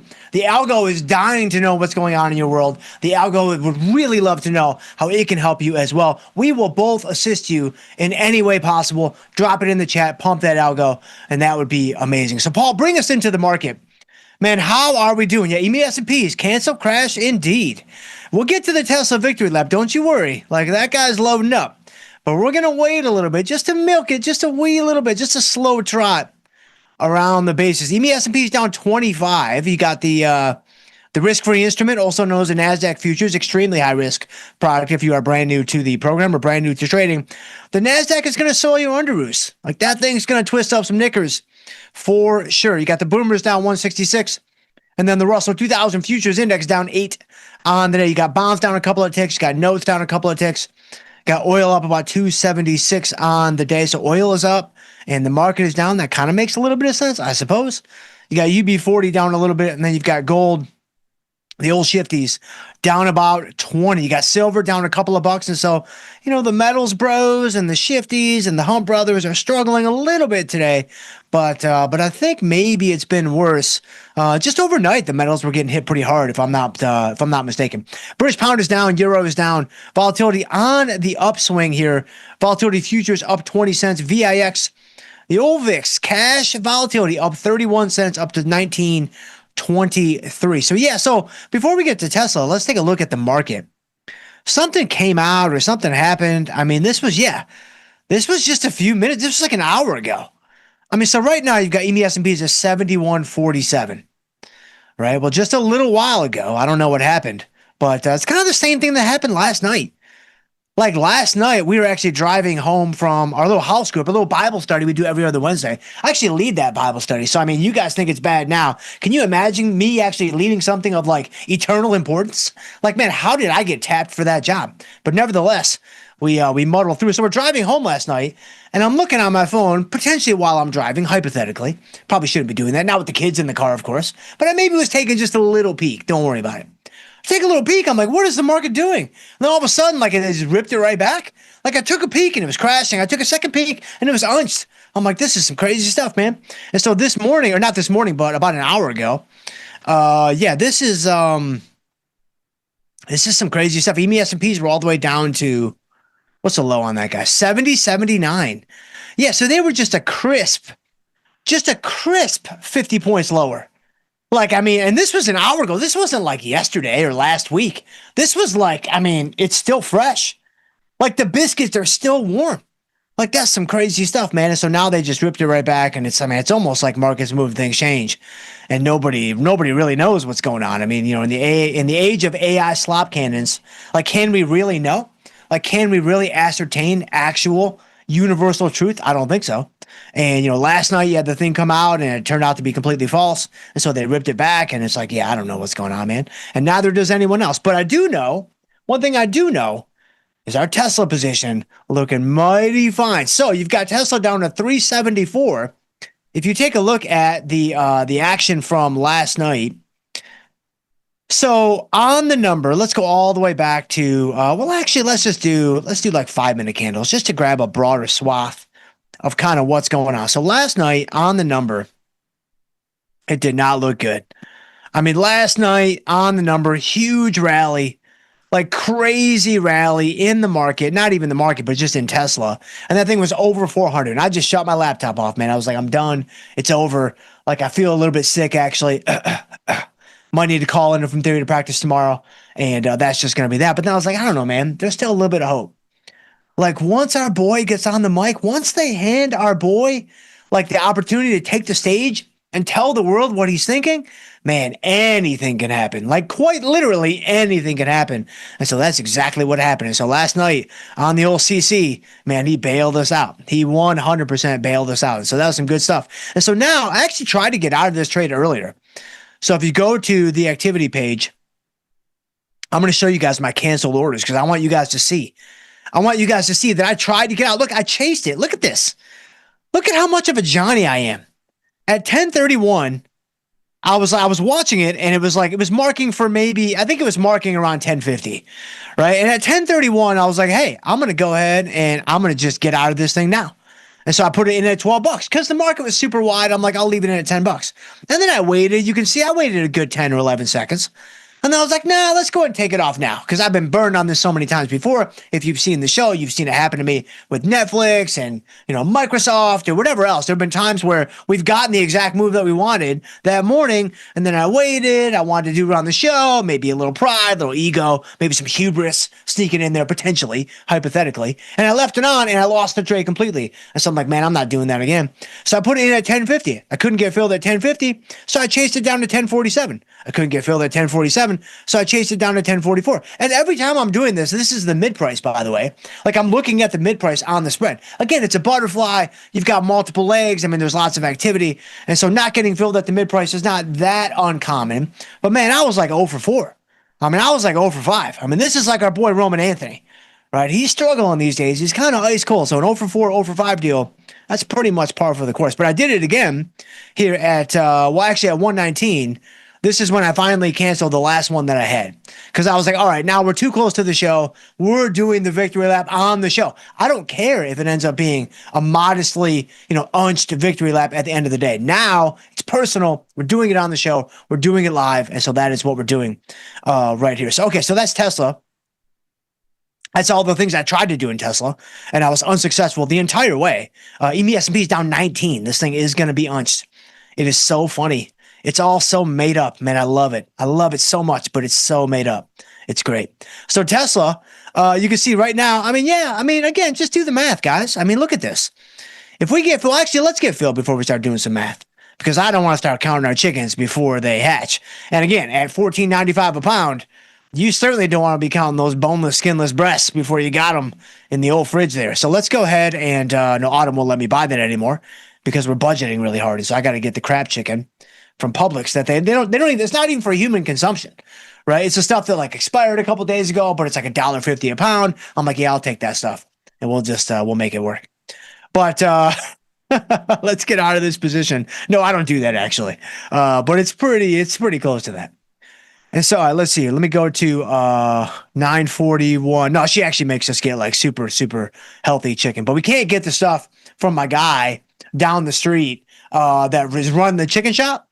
Like the original, the OG Daddy's chicken. I can't get that chicken because it's like literally $14.95 a pound or $15.95 a pound. And we were doing that for a while because we really wanted to try the really fresh stuff. I mean, it was so fresh. He would hand me the bag. It would still be warm. Like that. Like that's how fresh this chicken was. And so anyway, it was amazing. But once we cut that out of the budget, it made a difference. I got to be honest. We had a little more breathing room. I'm like, this is kind of nice. Now I see where all my money was going. But anyway, let's try to get out of this this butterfly. So 945, yeah, that's fine, whatever. Man, can't get filled on the mid price. Just nobody doing the mid price trades today for Tesla. Apparently, let's try 942. Obviously, I'm gonna get it out right now because we're on the show. But yeah, no 942s. Oh, 942, we got it. Okay, perfect. So we're out of a Tesla at 942. We got it in for about $4, or maybe like 450 or something. We'll look at the tape now. So if you look at Tesla, yeah, 440. I mean, obviously, we're going to light some cash on fire with IBM. And so at the end of the day, it looks like we're going to end up about even when the dust settles. And so if I look at, Tesla, we made about $5. IBM, it looks like we're going to lose about $5. So if I go back to my positions tab, you can see for IBM, somehow, man, how are we able to save $2 on this? Really? Wow, because we were bullish. Oh, I get it. Because we didn't do the overnight cycle. It's all coming back to me now. I mean, Celine Dion nailed it. 1996, 1997. Whenever she dropped that hit, I mean, she absolutely nailed it. Because it is all coming back to me right now. So we can hang in the IBM trade. Don't even worry about it. Like, this is still a TBD. It might be a loser. It might not be a loser. I don't know. I mean, Tesla was obviously going to come home to roost one way or another today, tomorrow, whatever. But this guy, we've still got 22 days. We're going to sit tight and do nothing. So now we can count our chickens because they have come home to roost here with Tesla. So for Tesla, if I go back to my activity page here, you can see we bought it for 440. We sold it for 940. I'm no Julia Spina, but that looks like about a $5 winner. Now, remember, in the options world, $5 is $500 in the actual world. And so that's a pretty nice looking trade. I mean, again, just convert this to bonefishes. Like if you apply a bonefish converter, I mean, you're looking at a 10-day bonefish bender at this point. Like you're just going nonstop 10 straight days. Like no problem, tip included. Like, yeah, you're going by yourself because nobody else wants to come with you, but that's their loss. Like you think that's your loss, that's their loss. We all know that's true. So now you're doing filet, you're doing bang bang shrimp. You maybe even get yourself a little cocktail or two, and man, you're settled for 10 days. Like that's just an amazing thing. So again, you got to put these things into practical terms that make sense to you. And I can't think of anything that would make more sense to any one of us than doing a bonefish converter. And so Tesla, over and done with. And yeah, it ended up being a solid trade. And so I don't know, guys. I'm as surprised as you are. Like if you saw the show for the first time yesterday and you're like, I don't know about this cat. He's telling me to fade him on his earnings trades. Like, I don't think I can believe him. And now you're seeing the proof is in the pudding. I actually had a winner. Trust me, this is very, very unusual. In fact, if you check the tapes, this might be the first winner we've had on From Theory to Practice in 2026. So if you go back and actually check the archives, you will see a string of loser after loser after loser for the earnings trades. And so, but we got Tesla. That worked out pretty well, and we will take it. So after that, so we did IBM.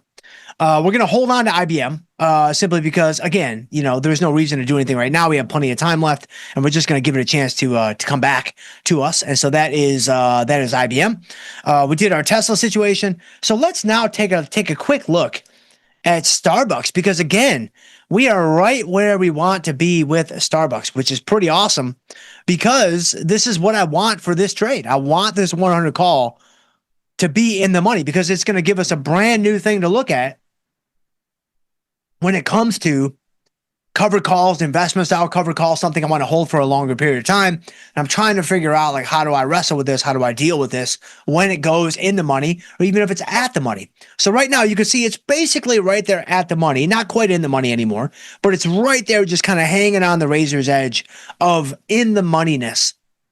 Okay, the thing I want to bring up right now that is quite relevant is take a look at, we'll grab the Glacier Freeze here. Take a look at the Glacier Freeze circle, and you will see that we are at 22 days to go in the May cycle. And so again, you're trading actively, you're zigging and zagging, you're doing all the things we talk about all the time, every single day on the network, and you're like, hey, I'm in at 45. I'm out at 21. Like I'm in around 45. I want to get out around 21. Now, out can mean out, like closed. Out can also mean roll to the next cycle. But generally speaking, we don't want to carry our trades inside of 21 days to go, especially not the undefined risk positions. So what about this? What about a covered call that kind of has this investment style earmark associated to it? How should we handle this? In my humble opinion, very, very differently. Because again, you want to kind of match the spirit of the actual trade and the position with the spirit of the premium that comes in alongside that position. To me, I don't really love having a position like stock or whatever, or like index exposure that I plan to hold for a long time. And I'm not really looking to be super active with this position. I'm just looking to add a few things around the edges. I'm just looking to maybe do a little premium here, maybe do a little something else over there, but I'm not in and out like trying to, scalp 10%, 15%, 20%. This is intended to be something that's going to kind of complement just the natural bullishness of the position over the long term.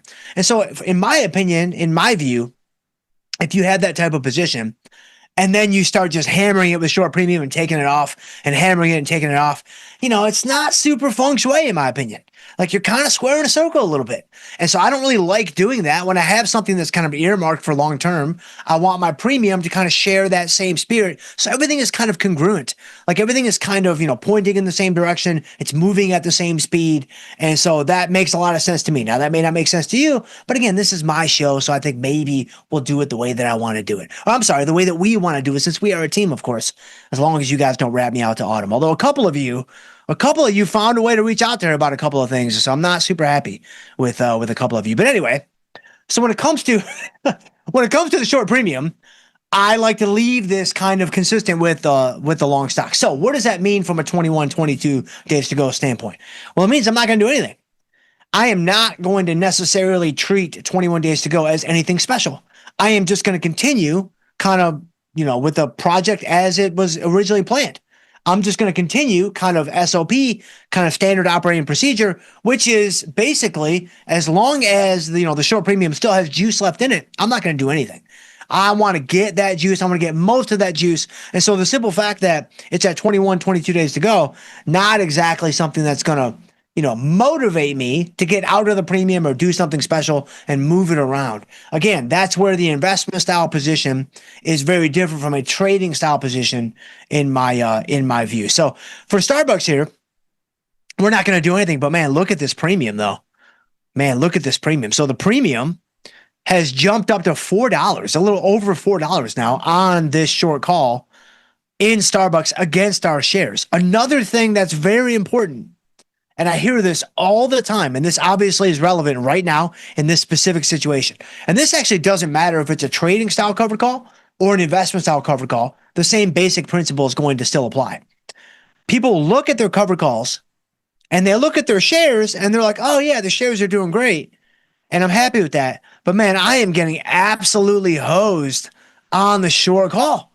Like I am hemorrhaging cash on this short call, like the covered call is losing, the covered call took me down, blah, blah, blah, blah, blah.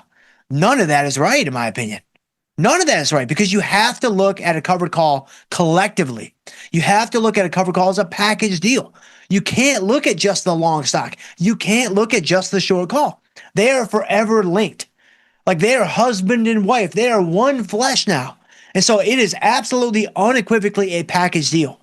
And so once you get into a covered call, like whether you put it on as a covered call from the beginning or maybe you leg into it after the fact, whatever, it doesn't matter. Once you have that on, when you're trying to make decisions and analyze where you're at, you have to take both sides into account. Because I look at a day like today with Starbucks up, I'm like, this is a good day for me. It doesn't matter that I'm down on the short call. Like that's the trade that I made.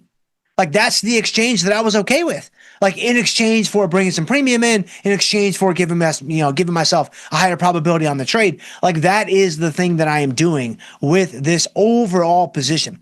And so in my opinion, and this actually applies to any option strategy when you have multiple legs on different sides of the market, you can really start, spinning yourself in circles and, find yourself in some real mind benders if you start just looking at the one side and not the other side.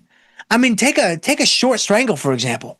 If I'm only looking at one side, I'm going to see one side doing amazing and the other side doing not so amazing. And so what is the solution? To like take off the side that's doing amazing and leave on the side that's not? Like, no, not at all, because then you're changing the complete spirit and the complexity of the strategy into something that you maybe never wanted to begin with. And I've seen this happen over and over and over again with covered calls. And so do yourself a favor. Once you have the covered call in place, the stock and the call, they go together. They are a package deal. And so I would look at them that way. And that's exactly how I'm looking at this right now. And so when you look at the short call and it's up, meaning down for you, like it's up in price, so it's down P&L wise, don't let that get you all like out of sorts. And don't let that, cause you to fret too much, because that's what you're signing up for. And that is ironically what you actually want to have happen. Like you want the short call to go up in price, down for P&L, because that means that the long stock must be doing pretty well. That means that the long stock must be flourishing, and the long stock is still the driver of the whole project when it comes to a covered call position, which you can see very clearly here. If I grab, do I have a fourth color? Man, I'm kind of colored out here on the screen. Now we can muster something up. Can I get like let's get like a green. Yeah, let's grab this green. So if you look at, that looks a lot like yellow, but we'll go with it because we've already got it out there. If you look at the delta on the shares, it's 100. The delta on the call is only 50. So again, I mean, the call's at the money, right? So the call's at the money. I would expect the delta to be about 50. That's exactly what I see here. And so the driver of the ship, the driver of the train is still the shares. And so you still want the stock to go higher. Even with the short call being at the money, I still want the stock to go higher. I'll still make money if Starbucks rallies beyond this point. And so that is 100% what I want, and I hope that it happens. I hope it happens just to give us an in-the-money covered call, which we haven't had a chance to, to kind of deal with too much. And so there's Starbucks. We already talked about Tesla. We talked about IBM. Do I have anything else? I don't think I do. I think those were the main things I wanted to talk about. And of course, I want to get to you guys, man. Look at you guys. I see you guys in the house. Stan Lucian or Denu. The Jumbo Life Banana Clips is here. Man, that's crazy. BBB Fine is here, and Griffin Jones is here. Man, look at E-Media is here. Man, Ash Finn is here. Aziz is here. Man, look at Anta is here. What's going on there, Anta? I appreciate you. Give my best to Uncle Da. And yeah, man, this is some good stuff. So let's go ahead and let's see. There's nothing else in the portfolio that I really want to talk about. I mean, Johnson & Johnson is up. That's helping us, of course. Starbucks, we just talked about. TLT, that's helping us a little bit too with bonds being down. That's fine, but nothing to really do. Snapchat's getting hit, so that's a pretty normal day. I mean, that's basically a Thursday. And so there you go. And MES, we're actually, somehow, some way, we are making a little bit of money on MES today, so that's good. I could actually use the market back to being down 75 or 80. That would be good from an MES standpoint. But it could kind of hurt everything else across the board, so maybe I'll just be happy with where I am right now. But let me see. Oh, excuse me. Let me see where you guys are at. Man, where are you guys at? Let me see if I can surprise and delay somebody. Can I surprise and delay somebody? I think I can, right? I should be able to. It is my show, right? So we could do that. Let's see here. Where am I at with the surprises and delights? Well, I see two.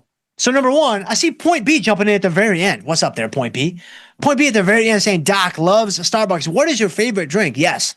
So, the go-to is oat milk latte. I go grande or venti, depending on where I'm at in terms of the day or, just the overall, status in life. And so grande or venti, oat milk latte with 2 Splenda in the grande, 3 Splenda in the venti, because Splenda is, and this is not up for debate, this is also objective truth, Splenda is the greatest invention in America, probably the world, in the last 50 years. Like, there's no question. There's no doubt. And so I go oat milk latte. That's kind of the go-to. You know what's funny? On the first date when I went to Autumn, have I told you guys that story? I don't think, it's crazy. 10 years. I don't think I've ever shared that story. Wow, that's crazy. We'll have to do it another time because I have other things I want to get to today. But that's just crazy. I've never shared that story. Well, anyway, I went to coffee with my wife. I took her to Starbucks for our very first date. And I was not a coffee drinker at the time. And so I did not know what to order. And Starbucks is quite intimidating. And again, keep in mind, this was 20 years ago. Yeah, it was 2006. So almost exactly 20 years ago. And yeah, Starbucks is kind of intimidating. It's intimidating today, but everybody's been to Starbucks now. But then I didn't know what to get. I wasn't really a coffee drinker. And so I think I went with like a vanilla frappuccino or something.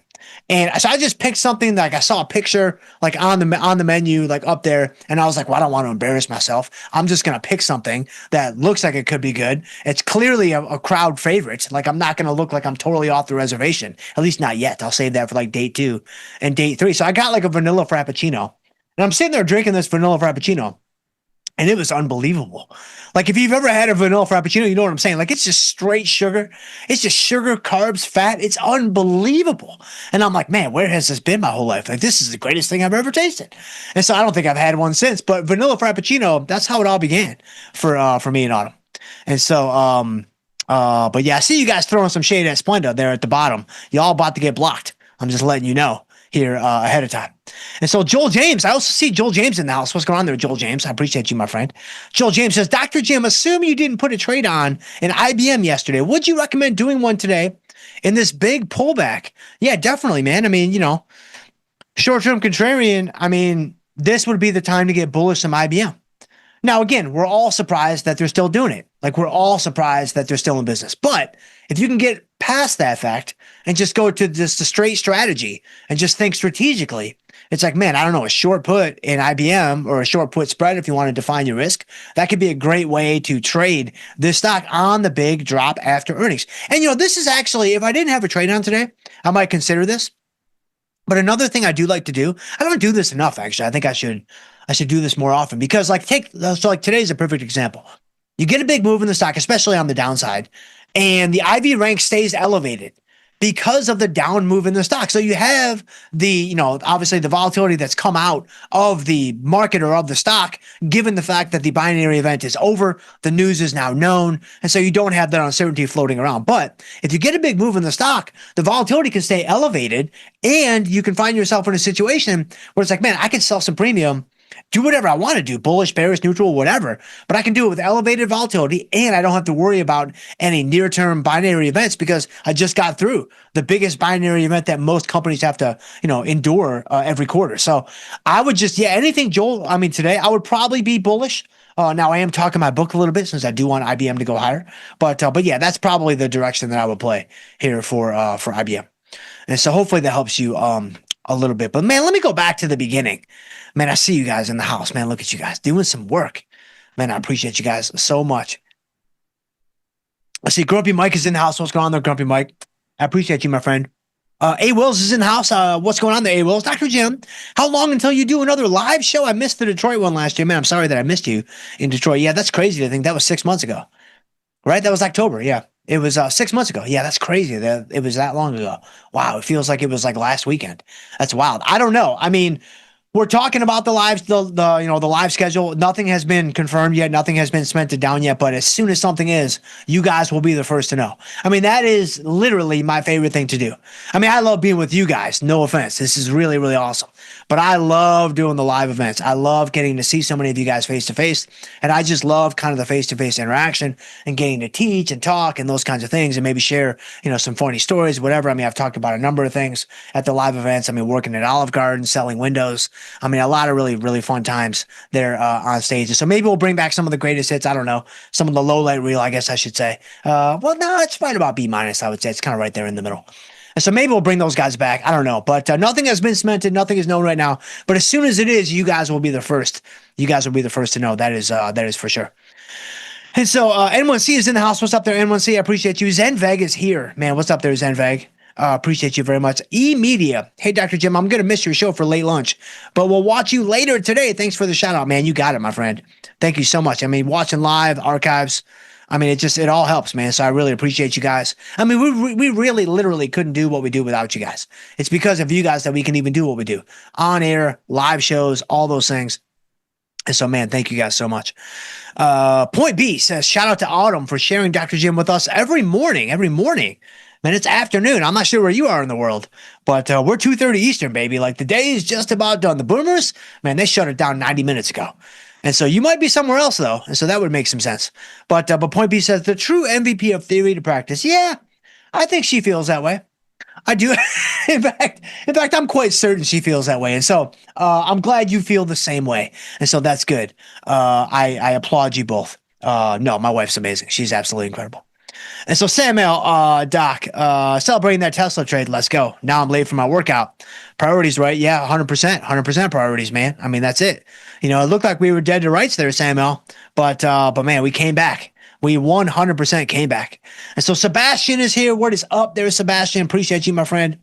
Sergio says, Dr. Jim, the private room at Bonefish is ready. Man, I am ready for the private room at Bonefish. So here's a funny story. So all kidding aside, I don't think I've told you guys a story before. I really don't. So when Autumn and I got married, one of the things that I wanted to do, which this is not, keep in mind, she's from Memphis, Tennessee, right? And I'm from Detroit. And so obviously you got the north-south thing. You got, the accent thing. I obviously don't have an accent, but she has an accent. And so it was kind of weird to get used to, whatever. But I scored myself a Southern Belle. So I'm like, yeah, this is obviously amazing. And so we're getting married, and obviously the wedding day is all about her, right? It's all about her. The fact that all I have to do is show up. I got one job to do, that's it, right? Well, she was asking me as we were planning, she's like, is there anything that you would like to do? Is there anything like that you would really want to be a part of the wedding? I said, yeah. The only thing I would like to do is, and this is huge in the North, Midwest. You guys back me up on this.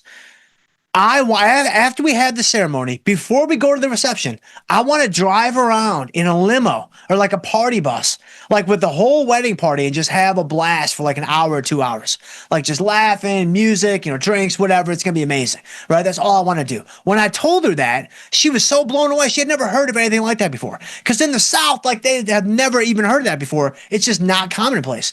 So anyway, we set it up. We got married in Memphis. So we set it up. We get the party bus reserved, and we got married in October. So it was college football season, right? So at the last minute, the guy who I reserved the party bus with canceled on me because Alabama was playing against whoever. I did the math in my head. I'm like, he's using this party bus for that stupid college football game, right? And so I'm like, I got no party bus. So you know what we did?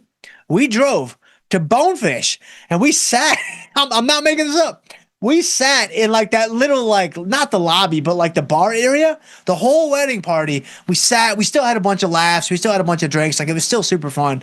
But obviously Bonefish made its way into my wedding. So it wasn't the private room, cause it was very last minute. But thankfully we walked in and it was pretty empty. And so that, it actually was totally empty. It worked out pretty well. But anyway, I appreciate you guys. And so Griffin Jones in the house. What's up there, Griffin Jones? Man, I appreciate you so much. Absolute Beginner is here. Man, that's my man right there. Absolute Beginner. Appreciate you. BBB Fine says, you lucky son of a gun, Tesla. I'll take it, Would you rather be lucky or good? I'm like, is there a difference? I'm not sure that there's really any difference. And I'll take it wherever I can get it. And so, Orgdenu, hey, Dr. Jim, tonight, INC earnings and tomorrow PG earnings before the bell. Any advice? Thank you for doing what you are trying to do. Yes, we are trying. INC, I don't even know. Do you mean Intel? Is it INTC? Is Intel today? Yeah. So Intel. Man, doesn't the USA own 25% of Intel? That's a little weird to me. I'm going to pass on Intel, but I'll go to some Procter & Gamble. Is that in the morning? A little PG? Yeah, Procter & Gamble. Yeah, we could do a little morning stuff. And so Procter & Gamble, tomorrow morning, stock is up today, which makes sense because apparently the apocalypse is back on. Market is crashing as we speak. And so I don't know. I'm kind of thinking Procter & Gamble, I don't know. Maybe we play it to the upside. Maybe we do. What if we did a little butterfly to the upside for tomorrow? I could do a 145, 150, 155. It's going to be what, $1? $1.07. Yeah. So this is a super cheap way to take a shot, right? Again, expecting with butterflies. I love them because they are cheap ways to take a shot. And so if you want to take a shot directionally, you want to just take a shot on stock index, whatever, expecting with butterflies can be a really, really nice way to do that. And you can see right here for Procter & Gamble, it's only about $1.20.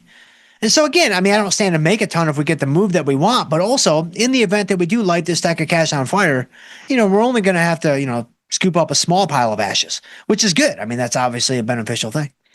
And so for Procter & Gamble here, yeah, let's do it. I like this. A little expecting butterfly. I love the Thursday going into Friday butterflies. And so, yeah, let's go ahead and do this. All right, so we got improved to $1.18. So, yeah, so there you go. So, all right, so thank you there, Orgenu. A little Procter & Gamble action for the morning. So RML is in the house. Word is up there, RML. Appreciate you, my friend. Edward Lond is here. Word is up there, Edward Lond. My man is in the house. Point B, the background score from theater practice is cool. You have a good taste, Doc, man. I appreciate you. Yeah, we I've had that song from the very beginning. From the very beginning. They've put pressure on me to change it. They put the heat on me to go to something new. I'm like, I'm not doing it. I'm not doing it because as long as From Theory to Practice goes, could it be another 10 years? Could it be another 1? Could it be another 20? I don't know. You got to stay tuned.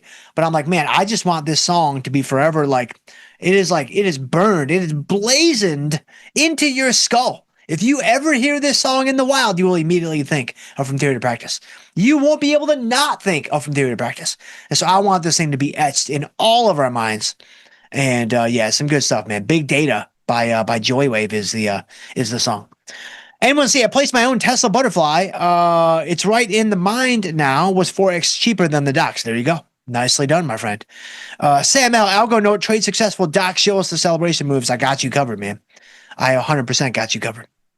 Joel James is all for the algo rhythm. That's right. There is a rhythm and a rhyme to it, right? There's a little something to it, for sure. Griffin Jones, TSLA as foretold. That is correct. Banana Clips comments are bullish for the algo. They should be. The Jumbo Life for the algo. Man, look at that. I appreciate you. Joel James, I have to imagine the Tesla victory lap will take most of the show. I think it did. Like we wrapped it up a little bit efficiently, actually. And so we were cutting some corners. Like we were, I wanted to get onto some other things. I wanted to talk about Starbucks because it was an interesting situation. And again, that's been like an 18-month project. And so now, I mean, I feel very, very invested in the Starbucks position because we put so much work into this. Like we've been talking about this thing since December of 2024. And so that's a pretty long time. And it's like, man, we've learned a lot of things along the way. At least I hope we have. But it's like, man, when we have a new situation kind of materializing, I wanted to make sure that we could spend at least a couple of minutes on that guy. And so that is what we did. Let's see. Oh, Griffin Jones, I sold CL 130, 135 call during that blip up. GTC order is in. Yeah, that's it. Griffin Jones is doing those CL trades, man, back and forth. That is some impressive stuff. Willie Boy, what Tesla victory lap? Oh, we did it there, Willie Boy. Don't you worry about it. We got her at $5. Now, again, it's probably just going to cover the IBM losses, but IBM is still TBD. So we're gonna hold out. Let's see. Ooh, Woes Kills coming in with something heavy. Something super heavy. So I appreciate you there, Woes Kills. But I'm going to keep moving on. Sam L. Doc. Intel earnings, are they still in business or just pivoting to the long-term comeback story? Yeah, I don't know, man. Yeah, Intel tonight, I'm going to pass. Because that one just seems like it just seems wrong that, obviously you've got the administration like boosting the stock with the ownership and such. That feels a little off to me. Stan Lucian in the house. SPX keeps showing you that you should take profit or you will be whipsawed. I 100% agree, man. Whipsaw risk, man. The whipsaw risk, honestly, that was one of the things that really kind of informed the DNS over the years. Like I just got burned on whipsaw risk so many times, like over and over and over again that I'm like, man, I don't know.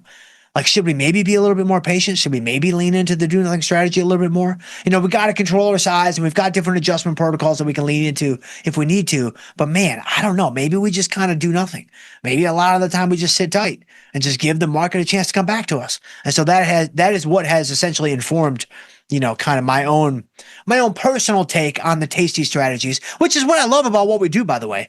We're all talking about the same 5 things, all of us, but we're just doing it in a different way. And we're showing you our unique perspective on these 5 things. And I think that's good for you all. You're going to have to think more critically on your end. Like we're not just giving you the pamphlet and, the manual to follow. Cause I don't think trading will ever be that way. I think we'll always be kind of shades of, somewhere between black and white where it's like, I don't really know, exactly what to do here, but I think about my gimmies, I think about my gotchas, and I kind of think about like where I want to be when it comes to, what I'm going for and what I'm willing to, take on to get there.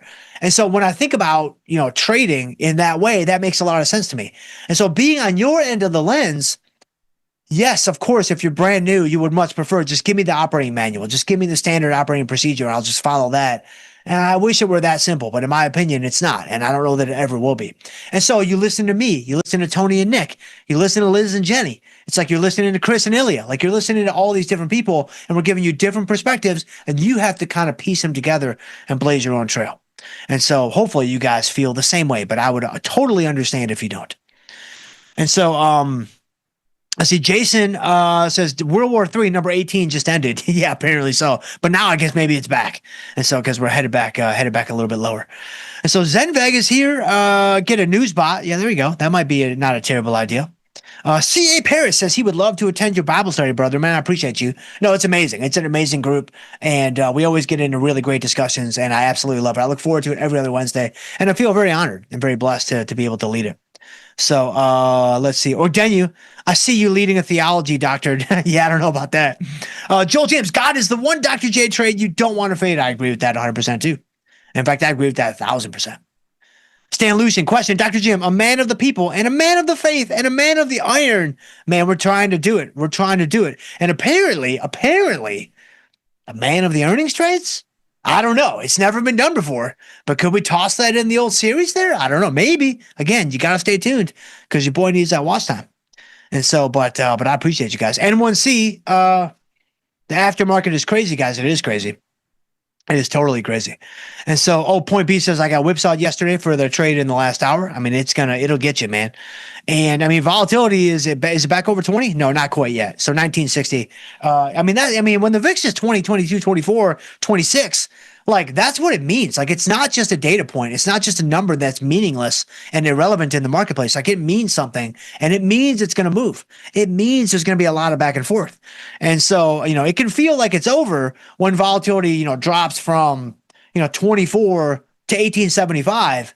But it's not over yet, man. I mean, because the historical average of the VIX is around 16 or so, depending on where you start and stop kind of measuring that, that mean or that average. But so if I'm looking at 18 or 19 or almost 20, that's on the higher end of historical averages.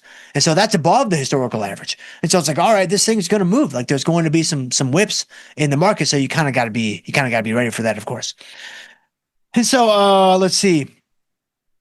Aziz in the house, Griffin Jones, N1C. Let's see, where are we at? N1C, Griffin Jones, those of us that know and giggle with recognition. I don't know what that's in relation to. I should know, though.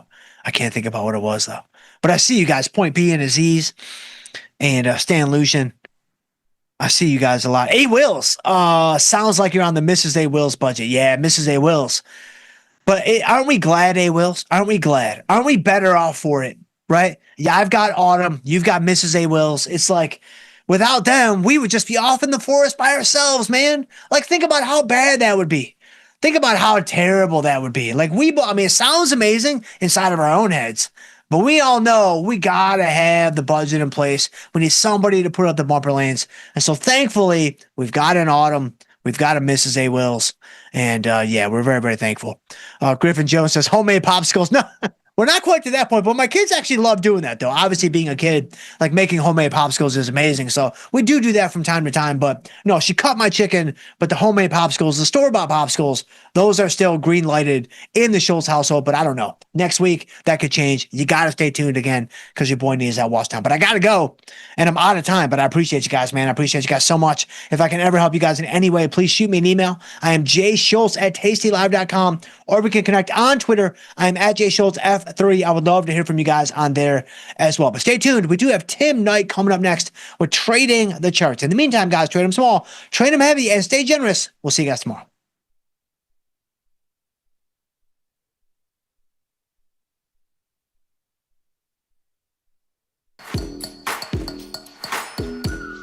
First thing about Tasty Trade is how easy it is. It's a very quick, light platform.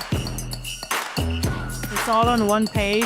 And with 1 or 2 clicks, you can be anywhere on the platform. Being able to see graphically where your profit and loss zones are. Whether it's a pool, a puddle, or a sea, you can navigate your way out of it with the Tasty platform. So I love that.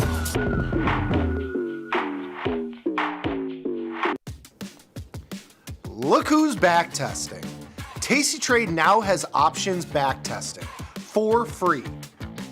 Test your trades with over 10 years of data for the most popular symbols. See how your trades would have performed in the past. Look back at profit and loss and take the guess out of guesswork. Oh, did we mention that it's free? Get back testing at tastytrade. When you trade options at tastytrade, you see your probability of profit and loss right where you need it. Earn up to $3,000 in commission rebates. Think you know where ball's gonna go? Test your theories with backtesting. Pick from hundreds of symbols, any strategy you want, and all the data to trade smarter. Tweak the delta, dial the DTE, stack the legs, see what survives. Trade what you want, when you want with Tasty Trade.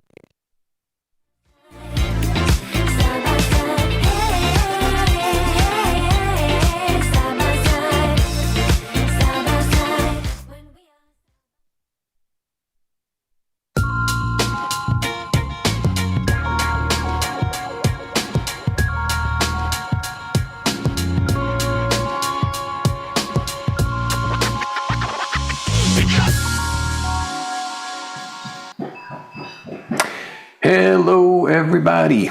Tim Knight here. Well, we've got an interesting day on our hands. We started off all green, and that was on the heels. And it's not like the market opened green, but we were green earlier today across the board. And it was on the heels of kind of a shock event last night, which lasted about 4 seconds. Because out of the blue, all the markets dumped, and crude oil jumped. And of course, we were all running around screaming, what's going on? And then it recovered just as quickly. It was all over in about 3 minutes. And it was something about, rumors of bombing have started, but no, they're not true. And never mind, go back to whatever you were doing. And it shows how on edge this market is, that it can have that big of a reaction just because on a rumor from somewhere. And today, things started going up like they always do. And then it started falling, and it actually fell well below where that shock event was, based upon the fact that I guess negotiations are, well, they're not going on, but the prospect of negotiations is diminishing. And I was gonna start off the show with something cute, telling you that I'm the CEO of Apple, and I co-founded Google, and I'm on my 5th marriage. And none of those things are true. I didn't co-found anything, except, well, I founded other companies, but they're one-person companies. I'm not the CEO of Apple, although I live 3 blocks away from the guy. And I'm on my 1st marriage with a girl that I met in the 8th grade. So none of those things are true, but wasn't that easy, what I said? How do you lie? You just move your mouth. Push air out, say things that aren't true. And I get emails all the time. People have watched me for eons, like over a decade. And you know me to be honest, you know to be earnest, a good guy. But if I pulled stuff like that every day and, not as a joke, but just said untruths, after a while you would stop watching, because it's like, why bother?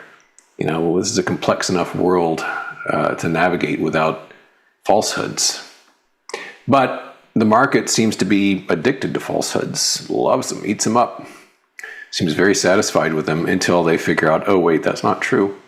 And, April has been packed with nonsense. There's no need to recount it, but it's one of those things where things are so dense these days in terms of how much happens, that if you went through them, it's like, oh my God, I forgot all about that. That was 4 days ago that happened. Because remember, on Friday, the war was over. Strait of Hormuz 100% open. Everything's, it's just a matter of signing on the dotted line. That's not true at all. And I think that at some point, there'll finally be oh, forget it. There ain't no truths out there. Sell. But we were at lifetime highs earlier today. And just the whiff, the one iota of fear comes in, and everyone freaks out. So that's kind of how dry the Kindle is right now. And for myself, even when we were green today, I was having a grand old time. Almost all my shorts were down, even when everything was green. Then when they went red, my shorts really went down. Dreadful a sight as that may be in your mind. So, yeah, I'm back up to 34 positions. April has sucked out loud for the most part, for any bears out there. But today was a good day. And it's a lot of healing has taken place, because dealing with stuff like last Friday and so many instances before where it's just platitudes and bromides and ludicrous pontifications. It's just like, why do you guys swallow this stuff? I don't. But more people swallow it than are needed to prop things up, so it just goes up. So here we are, very odd market we're in. Well, I've burned up about 30% of my show, just sharing my feelings with the group. So let's look at some charts together. Here we have the spider. And the spider has, for 5 days, stuck its thumbs deep in its pockets and has just hung out on the corner drugstore. So there we sit. It's down a little bit, 0.3%. And that's all I got to say about the spider. Ain't doing nothing. Here's the diamonds, which have also spent 5 days hanging out. Although not near lifetime highs, they're hanging up below it. And that broken trend line is still relatively relevant.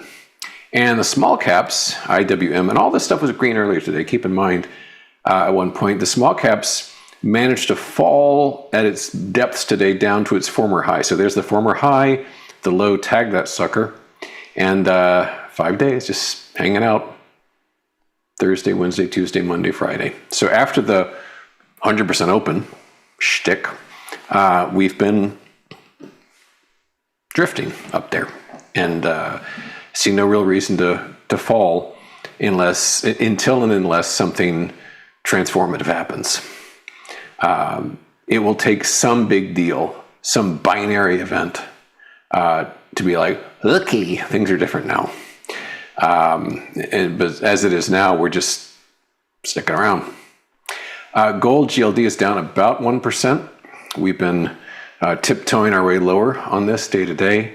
And as I keep mentioning, my only position with respect to precious metals is to be short GDX, which is doing a yeoman's job going lower here. So I'm just sticking with it. Let's talk about CAR for a sec. Remember that? A couple of days ago, we kind of featured CAR, did a long discussion about CAR. Wow. Huh. As God intended. Look at that. It's worth about a fourth what it was 10 trading hours ago. Can you imagine the poor fellows out there who had been short this stuff, who managed to just couldn't take it anymore, and they covered this bad boy at 847?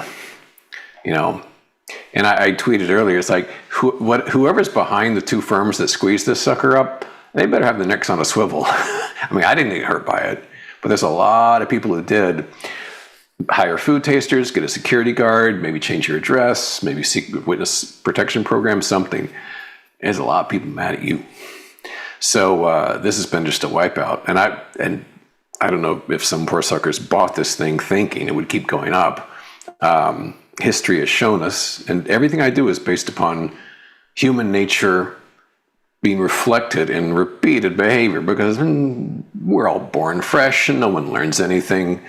So the same dumb mistakes keep happening in different clothes over and over and over again. And so, yeah, that's why a couple of days ago we talked about Volkswagen. We talked about where things wound up. And I allowed that this thing could go to thousands of dollars per share, and who knows how long it'll take to unwind. Little did I know that, we did the show. If you measure time in terms of trading hours, we did that show 1 hour before the peak. 1 hour. One. Because just a few minutes into the trading day the next day, that was the tippity top. So, yay tasty. Nailed that one. Okay, a couple of earnings came out yesterday, and as I said, I was already short IBM, and I had no position in Tesla, but felt it would go down. IBM, yay, look at that, down 8%. It's not big blue, it's big red. So that's a nice tumble on that one. So that was cool. Tesla, at first, it shot up. I thought, well, Can't get them all right. A little bit embarrassing. Have to face the music tomorrow in front of my viewers. No, it didn't. It fell. It rose and then it barfed. So it's down almost 4%. So 2 for 2, not bad. And to be clear, I have no position again, just to say it a 10th time, but I'm glad I was right, right? Some other shorts cooking. ASTS down over 7%, yay. Axon, AXON, we've talked about that many times. This was when I first started at Montgomery Securities Investment Bank. It was called TASR, TASR. And that continues to slip lower. American Express, AXP, is down really hard. I had puts on this, but I think thanks to the aforementioned 100% open thing, I just screamed uncle and got out. And of course, those puts are very valuable now, so thanks DJT. But I am shorted though, at least, so that's going okay. Robinhood, HOOD, is down about 5 2/3%. INFY, this is one that I tweeted out last week, is begging to be shorted. And it was. And so that's fallen nicely. It's down again today, about 5.5%. So that's, and again, all these I'm just hanging on to. I just, housekeeping. I'm a neat freak. You know, I'm the Felix Unger in a world of Oscar Madisons. And so I just tidy up those stops. DoorDash, DASH, down over 4%. Because, you know, you may have seen that ServiceNow, NOW, I didn't even look at them today, how they're doing, but they were getting hit hard last night.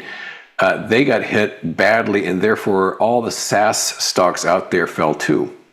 And I have puts on some of those, which I'll look at in a little bit. But yeah, any SaaS stuff got zapped. DT is also down over 5%. So I've expanded my positions. I think got as few as like 18. I think it was my kind of my minimus right there, but I'm back up to 34 and feeling a little sassier. Palantir, PLTR, down over 7%. You also might have seen, by the way, and I'll have to tiptoe. I don't want to upset anybody. But there was a tweet from the White House yesterday with the current president with this beaming, malevolent smile, and the giant type was something like record S&P 500, record NASDAQ, something like that. And I saw that. It's like, okay, there's a top for you, because it's kind of like the cover curse.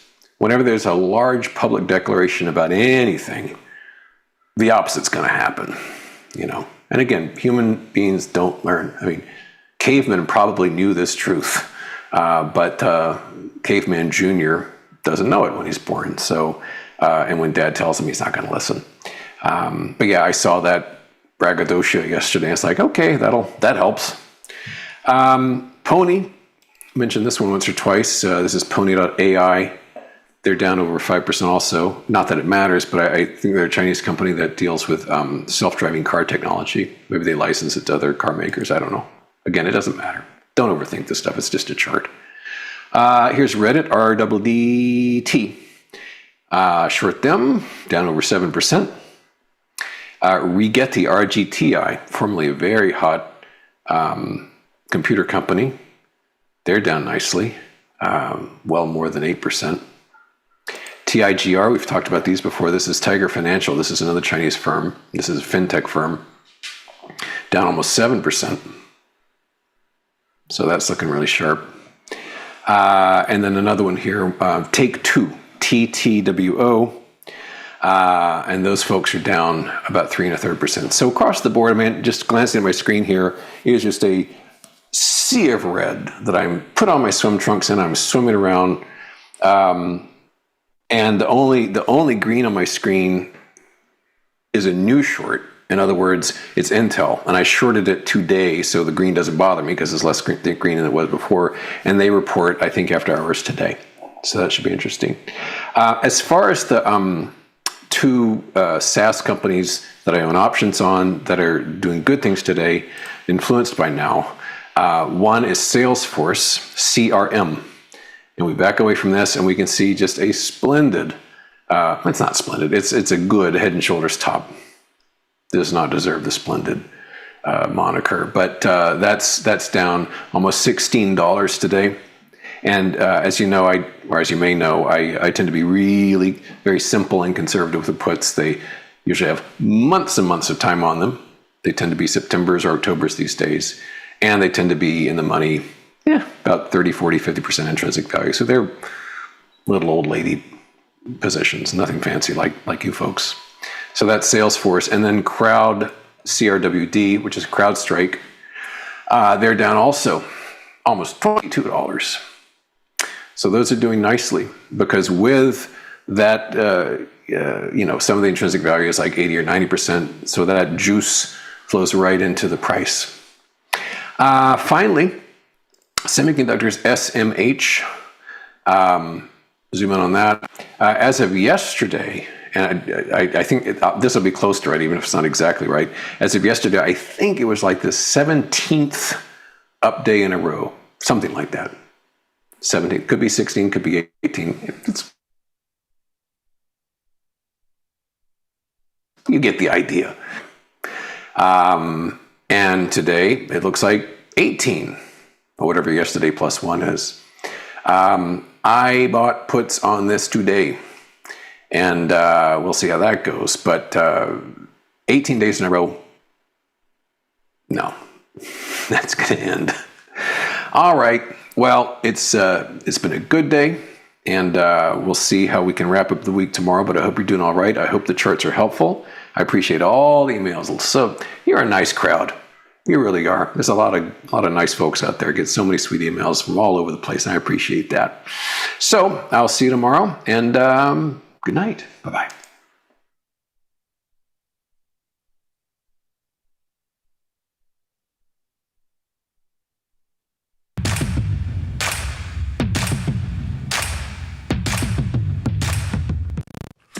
What is theta? Options lose part of their value over time as they get closer to expiration. That's why they're called wasting assets. Theta is how fast the option's value changes in a day, not taking any other factors into account. Way far out, an option's price doesn't change as much as time passes. But at about 60 days till expiration, the time part of the option's price starts falling, and at around 45 days to expiration, it starts dropping much faster. If you bought an option, you'll feel time decay pushing down on that option's price. If you sold the option, though, time is on your side, and keeping the credit from the opening trade becomes more likely. Even though options lose their value over time, Tasty mechanics say to exit the trade near 21 days till expiration. Remember, gamma risk gets stronger in the last several days, and stock movements will have more of an effect on options prices. Again, theta is just the rate at which options lose part of their value. Pretty simple.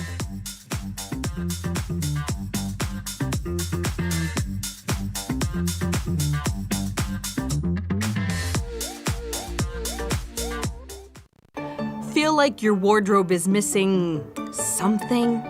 Like style, purpose, and maybe a dancing dog? Can I pet that dog? The new Tasty Trade and tastylive web store is now live. New merch, bold designs. Did we mention all net proceeds go to one tail at a time? Invest in the real bull market, dogs. Go to tastytrade.threadless.com. Grab some gear and help some pups. You get merch, they get a home. The market doesn't stop. So why should you? Diversify your portfolio with stocks, options, futures, crypto, and more from Tasty Trade. Focus on the markets that matter to you. See the odds before you trade using curve analysis, IV rank, and more tools. Get industry insights that help you find your next trade right where you need it. Tasty Trade. Download today. We built Tasty Trade's web platform for today's traders. See it, click it, trade it. Drill into data, find opportunity, and track the action with hundreds of indicators. Track your options profit and loss history over time per symbol. Note your progress and plan your tactics with a trading journal. Fund your account and start trading right in the app. The tools, the data, the knowledge. See it, click it, trade it. Join the club. Tasty Trade. Think you know where vol's gonna go? Test your theories with backtesting. Pick from hundreds of symbols, any strategy you want, and all the data to trade smarter. Tweak the delta, dial the DTE, stack the legs, see what survives. Trade what you want, when you want with Tasty Trade.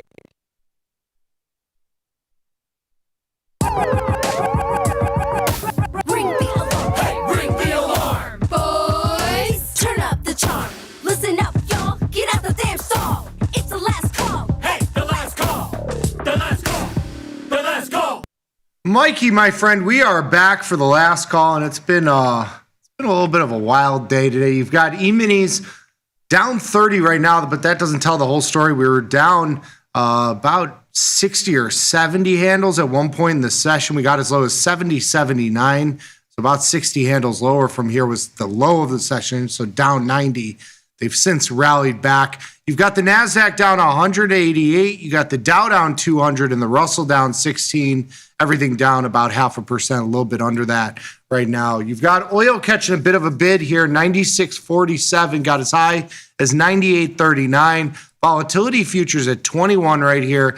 Got as high as 21.77, but they have been very, very sticky here at the 20-ish handle, kind of the low that you've seen in volatility. Bonds down 11 ticks.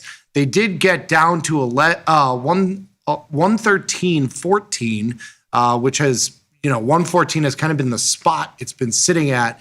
We'll see if this holds here. You've got gold down $43 and silver down $2.38, both near the lower end of where they've been trading today. And Bitcoin giving up a little bit of yesterday's gains. We didn't get the 80K mark. A little bit of weakness there as well. What are you thinking in this market? It's been a crazy day. Did you see the move yesterday at like 6 p.m.? I missed that one. At 6 p.m., I texted Vecchio, who was doing things with he was watching a movie with his daughter, was not watching the market. But we had like I wouldn't call it a flash crash, but E-minis went down like 60 or 70 handles in the blink of an eye.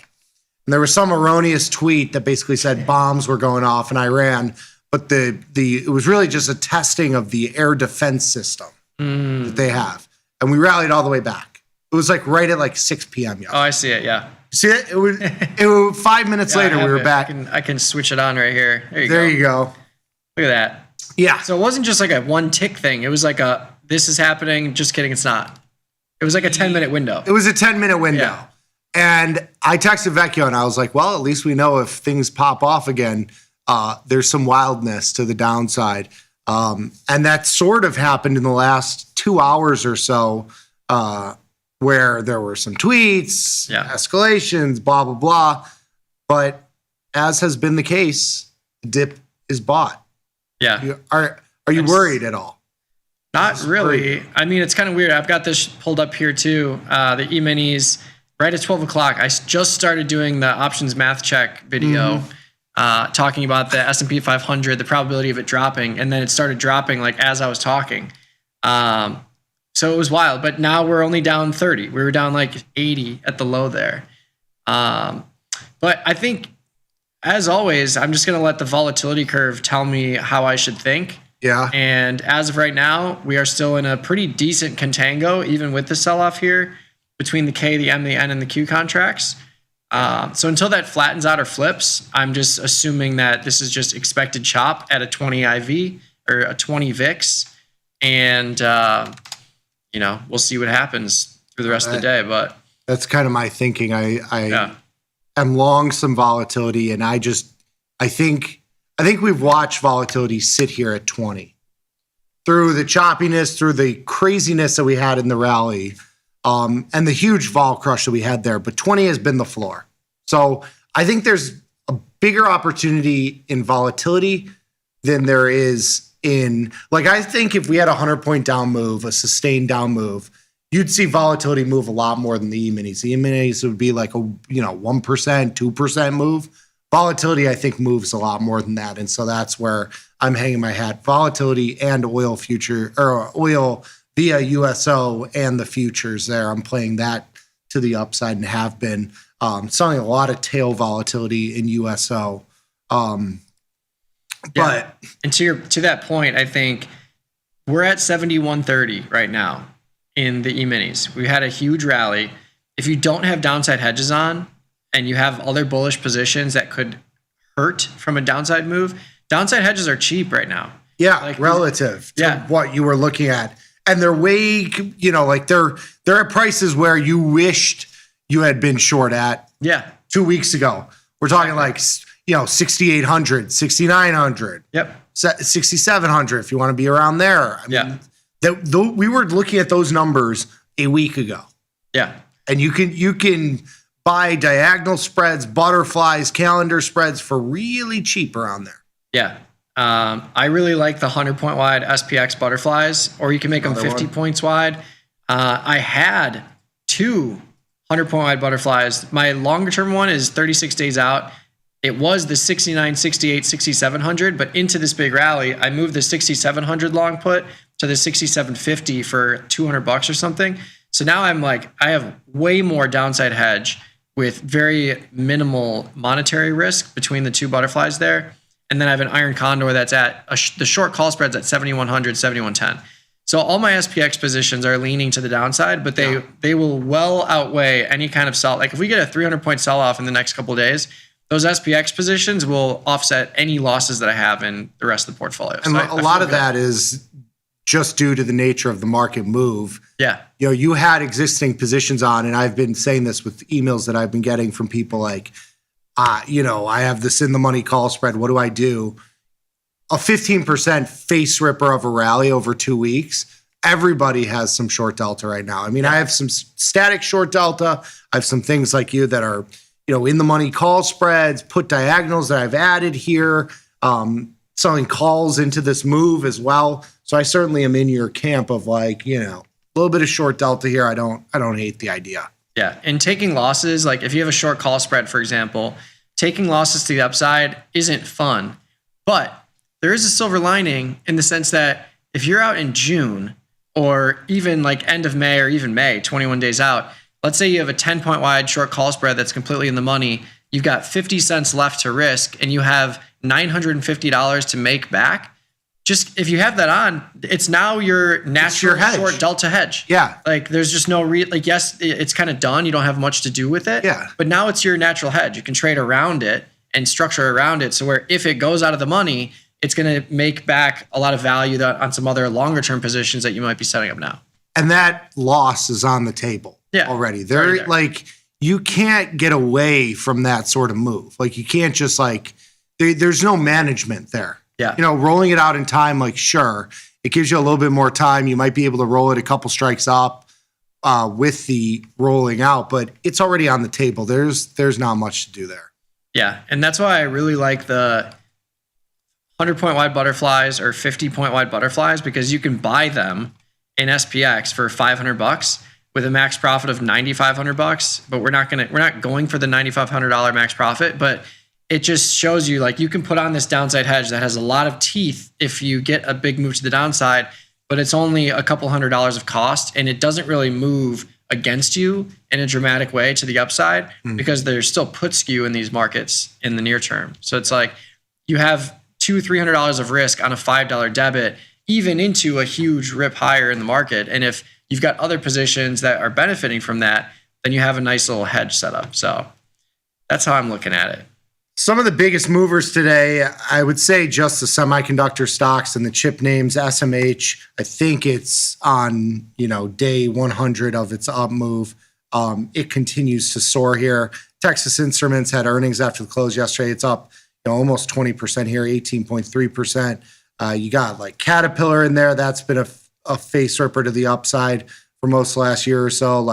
GEV is in there. GE bouncing back after their earnings. Walmart has been strong today. On the downside, it's all of the software type names in here. Thermo Bravo is essentially a software fund. They're down almost 10% here. You have CRM in there as well.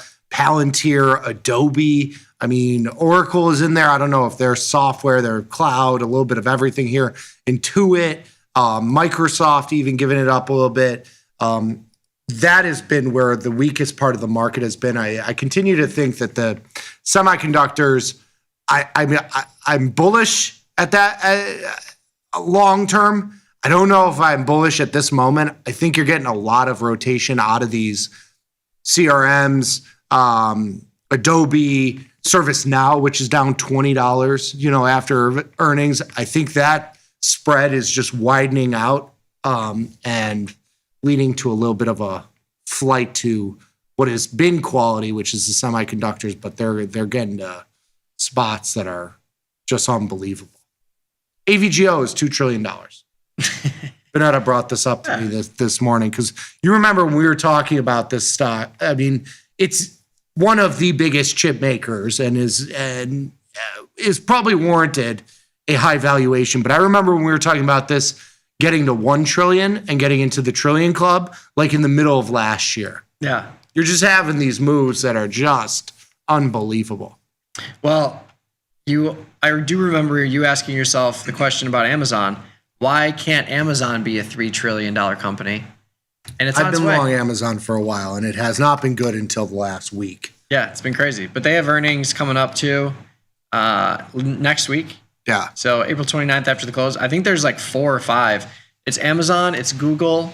Yeah. It's Apple, April 30th after the close. But there's like 3 big companies reporting on the 29th after the close to such a degree to where the Qs are pricing in a big vol spike during that time. April 30th, you can see there's a big vol spike there. April 29th as well.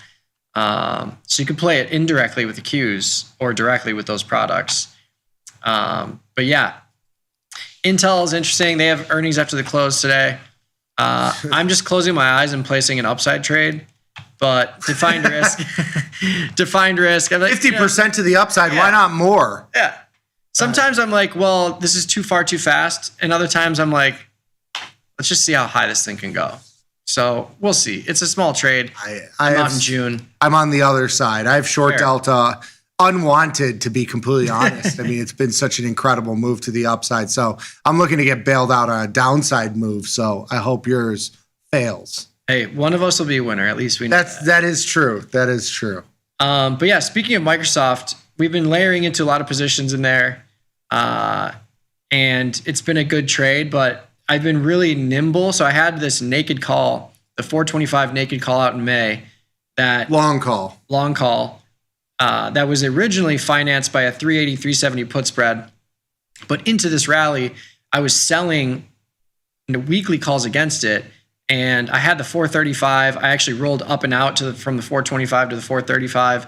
And then into the sell-off, rolled back down from the 435 to the 425 this morning, like immediately on the open for $220, and it's trading for 60 cents right now. So we'll get that back tomorrow as long as there's not a 10-point reversal in Microsoft, and then I'll just roll out another week. But it's been a nice trade, and we'll just continue to sell premium against it. Like that's all you can really do if you've caught this move. Yeah.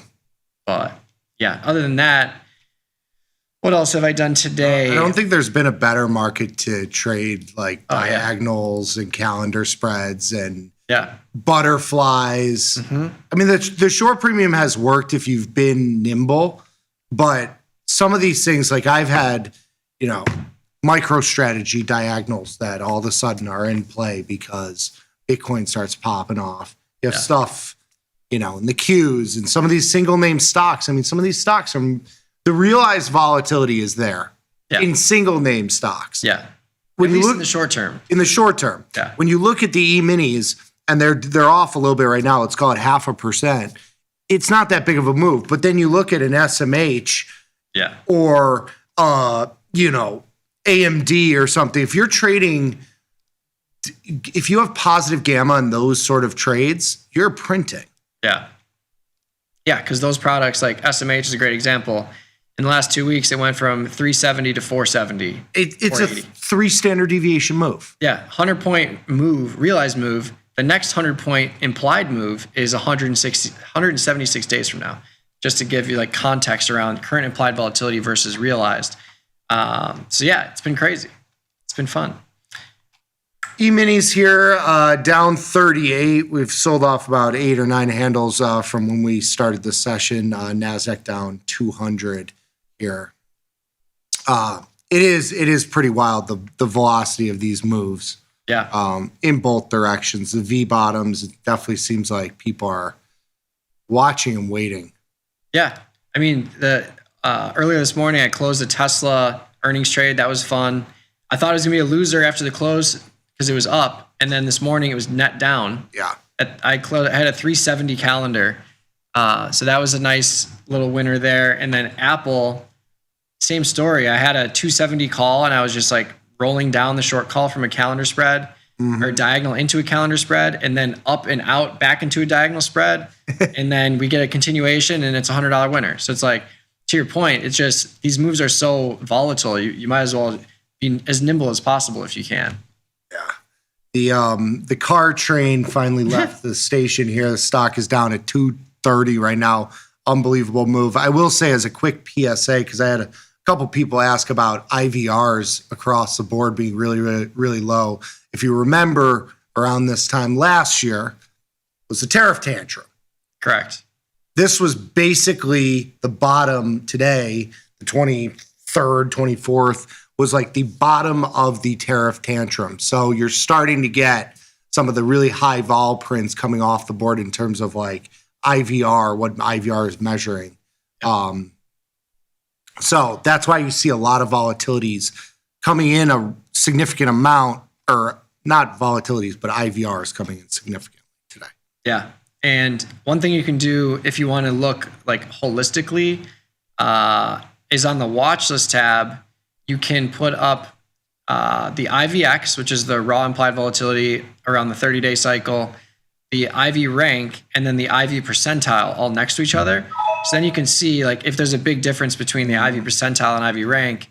IV percentile helps smooth out the extremes, like when we had these events that happen, and it kind of skews it historically. IV percentile is one way that can help you see like where, if there is still a heightened implied volatility or low implied volatility overall. As we were just talking, E-minis spiked. Just to give I mean, everybody's watching this, I'm sure, but just to go to a one-day chart, I mean, you just had a 20-point just all of a sudden, and then you're back up. You gotta be nimble in this market. I just closed. I had somebody in the chat. I'm sorry, I lost the spot. I had a crab trade on in Tesla. I just closed the short part of it, the short upside part of it. I'm just long the call now. And to be completely frank, I don't mind that because we've had these huge moves in either direction. It has paid to hold some gamma here. Yeah. Someone's looking at Caterpillar. It's up another 26 today. Yeah. I mean, everywhere you look, it's like your friend's tweet. I don't look at the markets unless it's a 15% daily move. It's insane. It is insane. Yeah. What do I do there? Can you do anything there? I'm not going to do anything there. It's just an expensive position to put on. Earnings coming up middle of next week. Yeah, that could be interesting because, and these kind of products, these $800 products, like I really just do these short-term calendars. Yeah. Jamal actually turned me on to these where it's like you sell the 8-day that encompasses the earnings announcement and you buy the same strike 15 days out. And it's a cheap shot. Yeah. Yeah. That's what I did in Tesla. The Tesla trade was $200, defined risk, and I got a double out of a downside move. Yeah. So like that's what you can expect in those kind of trades, but that's really the only way to trade these like $800 products. There you go. I did one massive. I did one in CAT down at 800. There you go. Inside the expected move, inside down would be the play here. So you did the 15-day, 8-day? Yeah, $4.75. Yeah. And it's defined risk. So if you have anything crazy happen, you lose $400. Yeah, and if you held it to expiration, you get all that value out of the short option, and then you just need your long option to be worth more than $5 of extrinsic, and you're good. So volatility coming in here, absolutely amazing. 2075 here. I mean, it's just unbelievable. You've got E-minis only down 32 here. I mean, are we green by close? That would be wild. If volatility goes goes red here, I think we're green by close. How much time do we have left? 7 minutes. We'll see. It's unbelievable. I mean, It's crazy. I continue to think I see, I lean bullish. So I hate to be in this seat right now, like to be slightly bearish, but I just think we've got the upside is like 50 to 100 points, like 7,200. Yeah. And the downside is 200. Yeah. And so I'm just looking at it from, I hate to use this too, because it's not really pot odds. It's just my opinion. But from a pot odds perspective, but he said it. I feel like the pot odds are to the downside here. But who knows?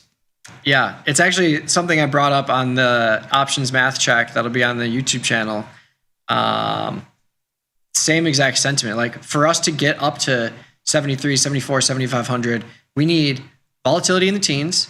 We need 1.5 or 2 points of contango. We need all these tech stocks to just blast through the roof. Like that's how you get there. And we're not there right now. No. I think vol is cheap. I think vol continues to be cheap. Speaking of cheap vol trade ideas. Yes. Fast market? Fast market tomorrow. tastylive.com/fast market. Please submit your trade ideas for us. We need them. I mean, my dad hasn't had a good trade idea in so long. I need as many as you. Honestly, the fast market trades do hit. They're great. They do be hitting. Yeah. And we say it all the time. It just helps us get out of our own little brains. Yes. And into yours. Gives you a little variety. Yeah. A little spice of life there. Yeah. tastylive.com/fast market. And if you don't have a Taste Trade account, we have a promo running right now. Double commission rebate. Ding, ding, ding. You can scan that QR code. Scan that QR code on the screen, or you can go to tastetrade.com/double and get a double commission rebate on stock and ETF options for 30 days. Yes. Bada bing, bada boom. Yeah, I mean, I don't know. I would love to see wheat continue its rise here. Wheat. I just closed out of a lot of my currency positions. I could not bear to watch them. I had a put spread in Japanese yen, a call spread in Aussie dollar. I closed out of those. What are you guys doing in the wheat world? So we were just placing bullish positions. So we had wheat and corn. Okay. So the nice things about these products is going back to the diagonal and calendar spread comment. These products tend to have two expirations that are a month apart that settle to the same contract. So like wheat, for example, the end contract, long option 60 days out, short option 29 days out. That's a traditional diagonal spread setup because they both settle to the same end contract. So we've been doing those types of strategies, calendar diagonal spreads in there when we see price extremes and we want to take the other side. But wheat, I originally placed it and then the bottom dropped out into the beginning of April. So I just bought back the short call and now we're back near where we were. So I just have a 64-day, 700 strike long call that's just on its own by itself. And I'm sitting on a scratch right now of the position. So I've already reduced cost basis with the initial sale of the short option. I suppose I could go in and sell something against it. But the 700 strike is where I'm at. And there's not that much premium there. So I think I'm just going to lean long with the long option. If we get a day like this again, it'll be a $150 winner and I'll close it. As we go into the close here, more of the same. E-minis down about 30. We've been hovering at 71.50 for a couple sessions here now. You got the NASDAQ down 160, the Dow down 177, and the Russell down 8. Oil up $3.40, about 3 2/3%. Volatility futures unched. You got bonds down 8 ticks, gold and silver and Bitcoin all week here. The VIX itself in 1912. Just unbelievable. Just unbelievable. Truly unbelievable, especially when... Scalper's paradise. Oh, yeah. I scalped a couple of my short NASDAQ and E-minis earlier in the session. I continue to lean short, but taking these opportunities just because you have to. Yeah. And as long as we get these two-sided action markets, there will be opportunities for everyone. Yes. Regardless of your bullish, bearish, neutral stance, this is a trader's market for sure. For sure. Intel will come out right at the close here. It's up about $1-ish from the lows here, trading at 66.62. NEM, Newmont Mining, also has earnings if you want to get a trade on there with 1 minute to go till the close. Tomorrow morning, you have Procter & Gamble, Charter, Communication, so a couple other ones here. E-minis now only down 26. We're sitting at that 71.50 mark. SPX here at 110. I did a butterfly today that will expire out of the money here. $500 in risk, did it for a cheap debit, so that one is dead and gone. It's all right. Unfortunately. Win some, you lose some. Vol futures unched on the session. There we go. An absolutely amazing feat. The dip has been a bottom. Oh no, they're up a nickel. Yeah, this is something to behold. It's just crazy. It's like, how do we go higher? In the words of Dylan Radigan before we get out of here, don't think. Yeah. No thinking. Fair. It's been the best way to trade this market. Just trade what's happening, the price. See red, turn buy off the green. news. Yeah. Yeah, it's been a wild one, but tomorrow's expected move, 45 points. So still some decent implied volatility, all things considered. So we'll see where we end up. E-minis here into the close, down about 28. Volatility unchanged. You got oil higher. Please submit your trade ideas at tastylive.com/fastmarket. Give us whatever you got, whatever you're looking at, some new ideas. But that's it for us. We're going to take a quick little 90-second break, come back with Chris and Ilya. They've got the overtime show here next. So we'll see you tomorrow morning. Peace. Peace.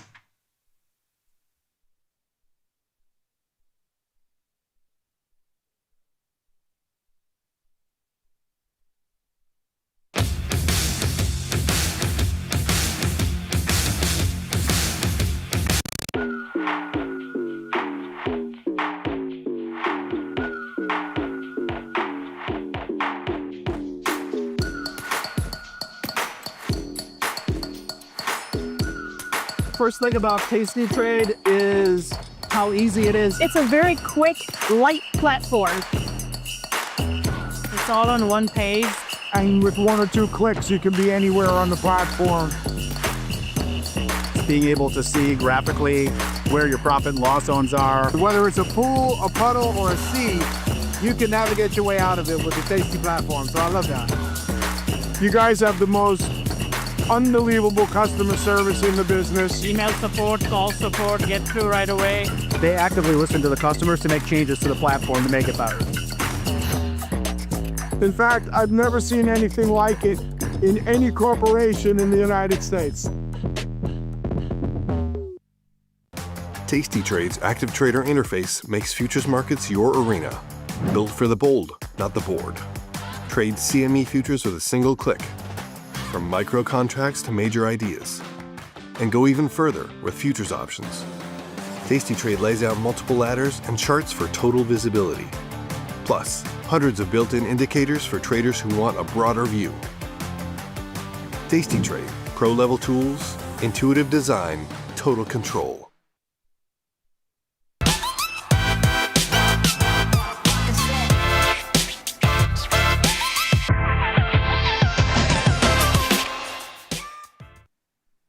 It's the war over. It's still Thursday, April 23rd, 2026. This is Overtime. I'm your host, Chris Vecchio in New York. He's Ilya Spivak in San Francisco. We're here to take you through the next 27 minutes as we wind down this trading day. Ilya, you were with me on Futures Power Hour earlier. It's been a day besieged by headlines in a market trying to figure out whether or not a ceasefire is going to be extended or the war will resume. Lots of rumors abound today. S&P 500 carved out a neat little 100-point range over the course of today's session, going towards the top end of the range after earnings in the open, and then greeted by fake news that the Iranian delegation was being dissolved and the IRGC was taking control. Apparently that's fake news. All as were the reports of Tehran air defenses going off which Israel denied. And sure enough, you see those candles down here. That's what gave us the spark higher. But we're now stuck. We're basically halfway between the highs and the lows, a little bit in the upper half, if you will. 28 points lower, 0.4% on the S&P. NASDAQ off by a little bit more than that, maybe 0.5%. The Russell here clawed back too. It was looking at an uglier day, almost peaking below 2750, and here it is 1% off the lows right now. So we probably learned that this market's a little jumpy with oil pushing up still. As long as oil's pushing up, maybe getting another leg higher in stocks is going to be difficult to come by. But that really sets the table where oil's up, stocks are down, dollar is up, treasury yields are up, gold is down. It feels very much like that one trade environment again, Ilya. So on the other side of this action, stocks are still stuck between 70.85 and 71.85 in ES. Oil's stuck between 82 and 102. What does this all mean? I think probably the most interesting thing today was in the bonds. I might have to cut you off early because Intel just came out. Are we out? Oh, here we go. And it's looking like it's a good one because share prices were around $67 prior to the release. Here after the close, we're up to $77.80. Where are those earnings? Where are they? It looks like a crush. I'm saying it's a crush. It certainly looks like it. Revenue 13.68 billion versus I'm seeing 13.577 billion, so that's a 9% beat. What is going on with these EPS numbers? 29 cents? Yeah, versus an expected penny. So the revs came in at 13.58 billion versus expected 12.43. What a way to beat by a mile. I mean, sure, 29 cents is not the world's biggest number, but wow. Better than a penny. Better than a penny. Continuation here after hours, giving stocks a nice little lift here. NASDAQ getting a little bounce as well on the other side of those. Intel earnings up 26,900, now almost 27,000. Ilya, sorry to interrupt you, but I know folks are looking at those Intel. Oh no, this is listen. When news comes, this is a markets show. When news comes, it comes. No, I think we find ourselves in a familiar sort of place, and it's the bonds that really tell that story. I think from the bonds emanate everything else. You look at the bonds, and of course, another way to say it is you look at rates, and what you see is a push higher today, and that comes with a push higher in crude oil, and you get a familiar dynamic. Higher oil is higher yields, is stronger dollar, is weaker gold. And so you again are in this world where the war is only over if you're a trader of U.S. equities. Let's call it global equities. I'll be generous. But it's not over if you're looking at anything else. And so you kind of have to stop and go, which one of these is probably more driven by sentiment and less by the actual economic reality of what's going on? Oh, maybe it's the one that's structurally biased higher? Maybe. Just thoughts. The yields today are following oil. Yesterday was an interesting tell where it had that gap open higher and you get your red candle on the day, but we still close above the Tuesday close. Today, you get a little bit of more of a push higher. It's actually the highest we've seen the 10-year yield going back to April 13th. So 10 days ago. In any event, not quite a breakout, but real close. You know, working through these headlines here, it's one of the reasons why I've decided to take a longer-term tact on the S&P 500 as we work out this final dance of whether or not the war resumes or whether or not we have a ceasefire. It feels like we could have a jiggle. Today, the rumors of Ghalibaf resigning, the Iranian parliament speaker resigning from the negotiating team, is what really kicked things off around 12:55, 1 p.m. Eastern or so. Iran has been putting all sorts of statements out today to counteract what they see as an information warfare environment to divide the country's ruling party, so to speak. This from the country of the AI Legos. Okay. Correct. So 71.40 here in ES. Is the market rebound more noteworthy than the market sell-off here? over the course of the day. What sticks out to you more? The fact that the markets reacted so violently and, carved out a 100-point range today? Yeah. Or is it the fact that once the news was deemed false, we immediately bounced back, regardless of what was happening in yields, oil, et cetera? Well, I think there's basically two ways to look at this, right? One, and I don't think either one of them is wrong. One of them is to say, look at how resilient the stock market has been. And that's sort of the positive way to say, well, for the stock market, they've decided this war is over. Why? Well, because they've decided that ostensibly the AI narrative and tech and all of this matters more. And, people can dismiss that view, but which stocks did the best during COVID when the entire global economy was turned off? It was tech, because they don't need physical demand like that. They don't need things to be turned on like that. So they have demand that exists otherwise. And of course, building AI data centers is a tactile thing, but a whole army of people can sit in their pajamas at home and keep working on these AI models. Right? So, yeah, maybe there's a ugly thing here that's happening from a business cycle perspective eventually because of inflation and rates and this and this and this. But if you're an optimist, you could look at this and go, well, we've seen a bad enough movie for the business cycle just recently during COVID where tech is able to thrive anyway. So if that's the driver, if that's the only thing that matters, if it's Mag 7 or bust, well, then Mag 7. That's why the market's holding up.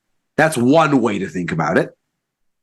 Another way to think about it is you have this glorious AI narrative thoroughly priced out to all kinds of extent for years at this point.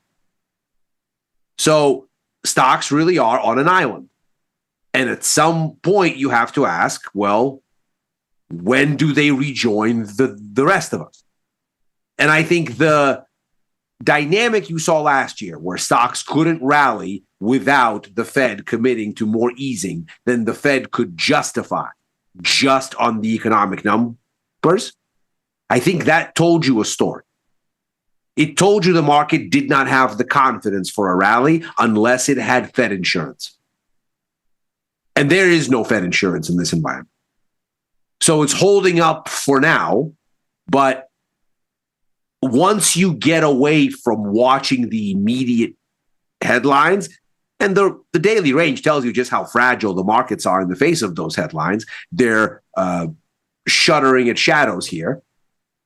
If you don't have that kind of immediate, oh my God, will they, won't they? He's in the coalition, he's out the coalition, he's in the negotiating team, he's out the negotiating team. Where is he going? Where in the world is Mohammed Bakr Ghalibaf? If that's not what you're doing, and it's just a frozen conflict with a semi-indefinite ceasefire, where are you back to being? No rate cuts. And that's the real risk. We've seen that the past 4 or 5 days. They peaked, obviously, last Friday when the markets hit those highs. And the past few sessions, as oil prices have gone back up, you've seen rate cut odds for the end of this year go back down. Right now, the market's pricing July 2027 as the first rate cut, given the shifts that we've seen here, Ilya. So that's not to say that the market can bounce back and give us rate cuts in 2026, but it's going to need to be accompanied by some sign or a headline that we're out of dire straits, that we're back. Or we're in more dire straits. Well, yeah, this is kind of the worst place for a Fed cut. If you really, one of the two scenarios in which the Fed cuts around the war would not be good for stocks is because things have gotten so bad that the economy falls into recession. But this kind of middling zone where oil is elevated, but like not at eye-watering levels, it's digestible for consumers, it's digestible for businesses. And so the Fed can't cut, but they probably want to cut. So you don't get recession, but you just get a slowdown, deceleration, no longer 2-3% growth. It's more like 0.5%, 1%, which is already what we had in the fourth quarter. That seems feasible. Sure. I guess I'm trying to find a number. What's the number at which the American economy can handle oil at high levels? Is it $100 a barrel? Is it 120? Is it 140? I mean, when do consumers stop pushing through it like we've seen consumers do in recent weeks? If you consider that it takes about a month for big moves in oil to appear in CPI, give or take, you can take 2, it can take 3, but on average, it's about a month. All we've seen in CPI so far is the increase in oil January and February. We haven't really seen March yet because we've only seen March CPI. So figure we're about a month behind. And we've seen CPI go up. It's already north of 3% in the last reading. And consumer confidence is the lowest it's been, lowest on record. Now, what do you think happens to consumer confidence when March ends up in the data? We already saw retail sales numbers this week. What did they show us? Consumers were not scaling back on spending outside of oil, but at gas stations, they spent 15% more month on month. 15. So, and that's before that's before we get March in the data. So you look at this and you go, right, okay, when that increase, that 15% jump in retail sales, when that shows up in CPI, what's going to happen to consumer confidence? Forget what the level is. The magnitude of the shift. What's that going to do to consumer confidence? Well, it's already at the lowest point ever. Right. And we've already seen that while there was a rebound in consumption in the second and especially the third quarter last year, the fourth one, it fell apart again. Down to the lowest, not quite as low as the first quarter. There was a lot of tariff mishigas in the first quarter. But again, down. And if you don't count the first quarter, the lowest in years in terms of its contribution to overall GDP. So it's not far to go to say this is going to become consumers going, you know what, I'm not going to buy in the same amount anything that I don't have to. And this is the nightmare. Never mind the level. It's where inflation expectations start to actually dent spending, where people start to extrapolate mentally and going, if this is what I pay for oil now, that means that vacation I wanted to book, not doing it. The new washer dryer I wanted to buy, not buying it. That's where you hit the fan. And it doesn't have to be a level. It can be the aggression of the adjustment, which we know is coming. We just haven't seen it yet.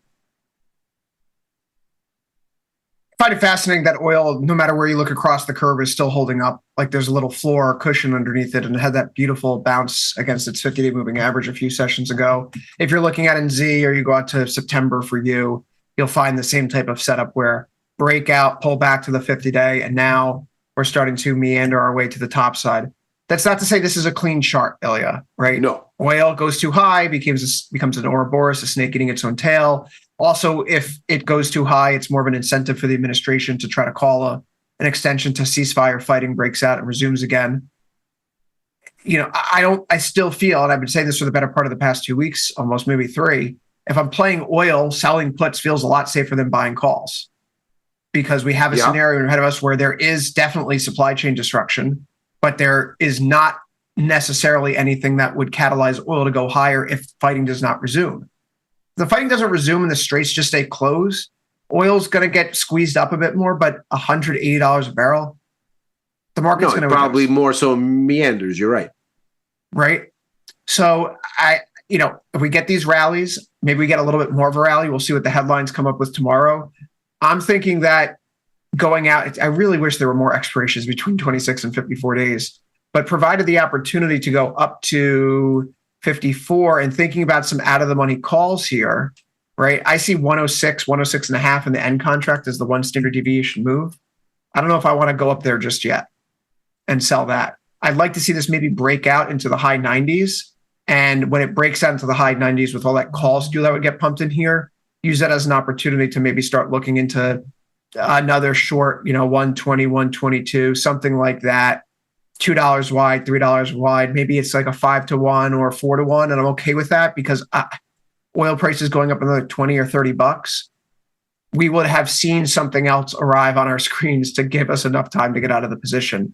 But for now, I'm very comfortable, especially at 21 days. I'm going to roll down the decay curve here on some of this. I was able to get out of 77, 79 earlier. I'm holding on one of the 61, 63. I'm staying short the 111, 113 and staying short the 148, 150. But oil has been, if it gets a little bit high and you get the call skew pumping back in there, you can sell some far out of the money calls, thanks to that call skew. And when it dips below 85, 80, it's been a good time to look to sell some puts or put spreads because of the physical disruption that persists through the market. So whatever headlines we saw today, Ilya, oil still managed to close green. Stocks still managed to close red. Even with this great Intel number after hours, it was a one-way market all day today. Everything hinged on oil again. And I did see this. I got to pull it back up, and I'm trying to review this. And once I review the study itself, I'll probably retweet it into my feed. But someone was talking about the declining efficacy of Trump's Truth Social posts on the market. As he's been tweeting over the course of this week, the market is moving less around what he's had to say pre-ceasefire too. It's been moving less around his tweets than it was doing so in the beginning of March, middle part of March. So that sets up a really interesting rhetorical, blunder that could potentially be coming down the pipeline where the market's slipping. And so Trump tries to, manufacture the headline as he's been doing so often to kind of restore confidence, and the market doesn't buy it. Yeah. We're not there yet because the market the market's still responding positively to him. But this becomes also the interesting exercise from the psychology of the market. Can we get a deal before Trump's ability to jawbone is marginally reduced to zero? Yeah. And that is the most important timing, because if you get to the threshold where Trump's talking and the market just ignores him, then Iran is fully in the driver's seat. I mean, either that or the market has decided that the talking is meaningless. And I think this is where you'd have to get concerned. I think you're absolutely right. You get to a place where the boy has cried wolf too many times, and the market stops to think and goes, wait a second. It's over. It's not over. There is a ceasefire. There's not a ceasefire. What's the bottom line? The bottom line is we have higher inflation, stickier, higher rates, and we've been wailing against exactly that for a year and a half. And this has been the bogey for sentiment. So yeah, okay, we end the shooting, we don't end the shooting. There is a deal with the regime, there isn't a deal with the regime. Who, by the way, in their right mind thinks if there is a deal with the regime, it's going to be a Venezuela type situation where the whole thing just stops? Who thinks that inside Iran there is a Delcy Rodriguez willing to say, okay, Mr. President, whatever you say? Who thinks that's real? Right? So you look at this and you go, right, you just heard, you were quoting it earlier on Futures Power Hour, there is no such thing in Iran. By their own telling, there are revolutionaries and nationalists.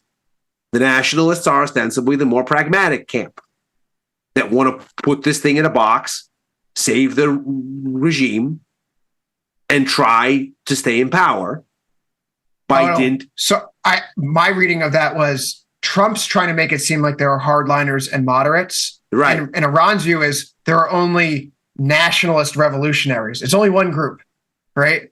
I think like they're trying to show a unified front. And even the Ayatollah came out today and said something to that degree. Which is funny that they use that language, because if you look practically, there are nationalists like an Arakchi, like a Ghalibaf, And then there's the revolutionaries, like the IRGC that controls the oil. So, and clearly they don't get along. I mean, the reports after that first Islamabad summit was the Pakistani mediators spent more time mediating inside the Iranian coalition than they did between Iran and the US. And we can see that now in action. It's not like some speculative Western media thing. We can see it.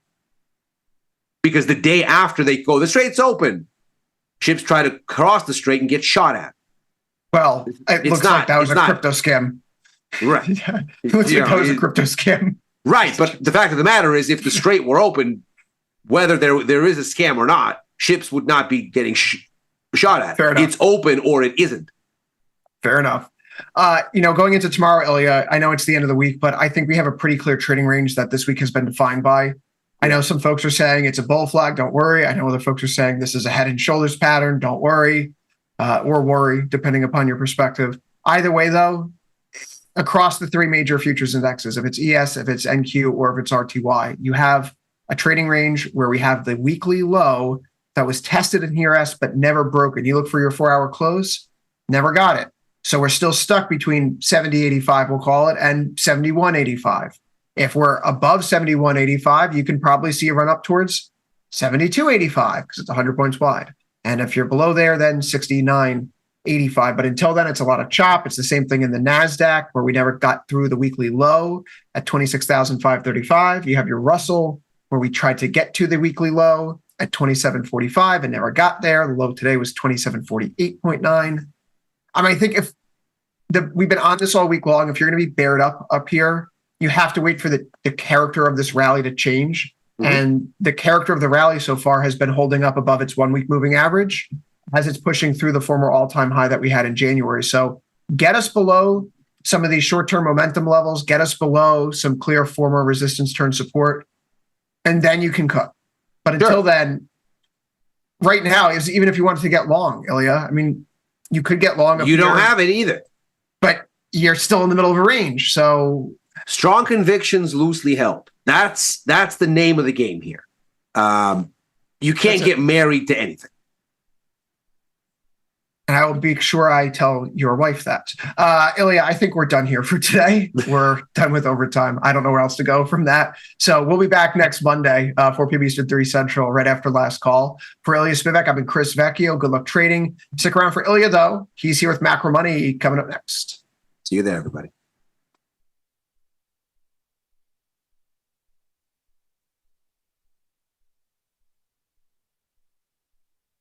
The market doesn't stop. So why should you? Diversify your portfolio with stocks, options, futures, crypto, and more from Tasty Trade. Focus on the markets that matter to you. See the odds before you trade using curve analysis, IV rank, and more tools. Get industry insights that help you find your next trade right where you need it. Tasty Trade. Download today. Global markets never sleep. Explore them with Forex on Tasty Trade. Get in on 80 plus Forex pairs, 24 hours a day, 5 days a week. FX marks the spot. Trade it on Tasty Trade.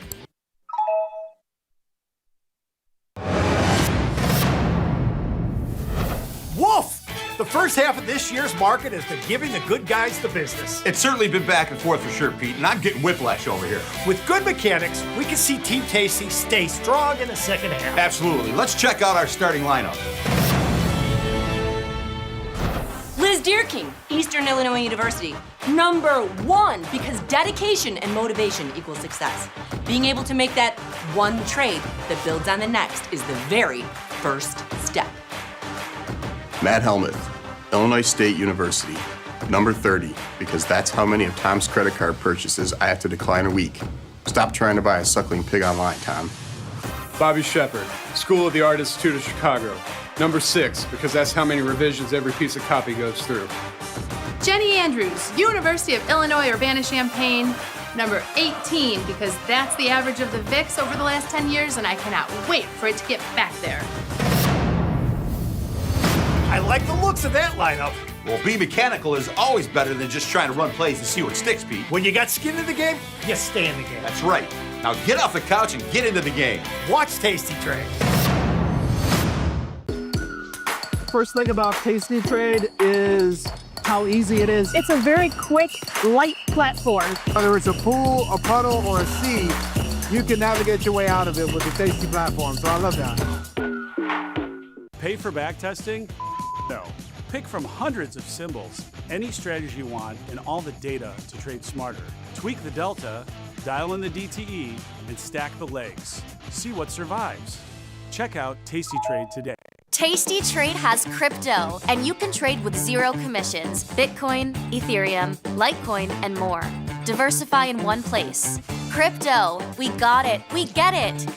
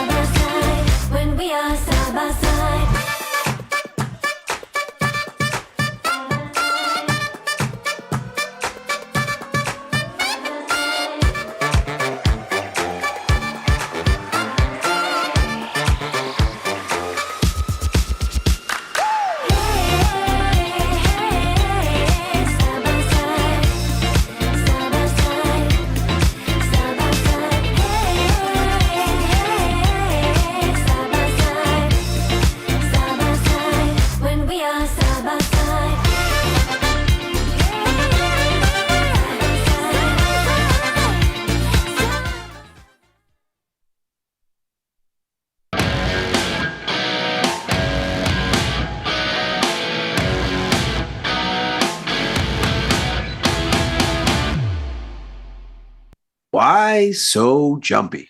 That's the question that we ought to be asking ourselves today after all kinds of seesaw price action today around what seem like not the biggest headlines, give or take, coming out of the Iran war. What does all of this commotion mean, if anything? And most importantly, is there a trade in some of it? That's what we are going to explore here on Macro Money. I'm Ilya Spivak, head of Global Macro here at Tasty Live.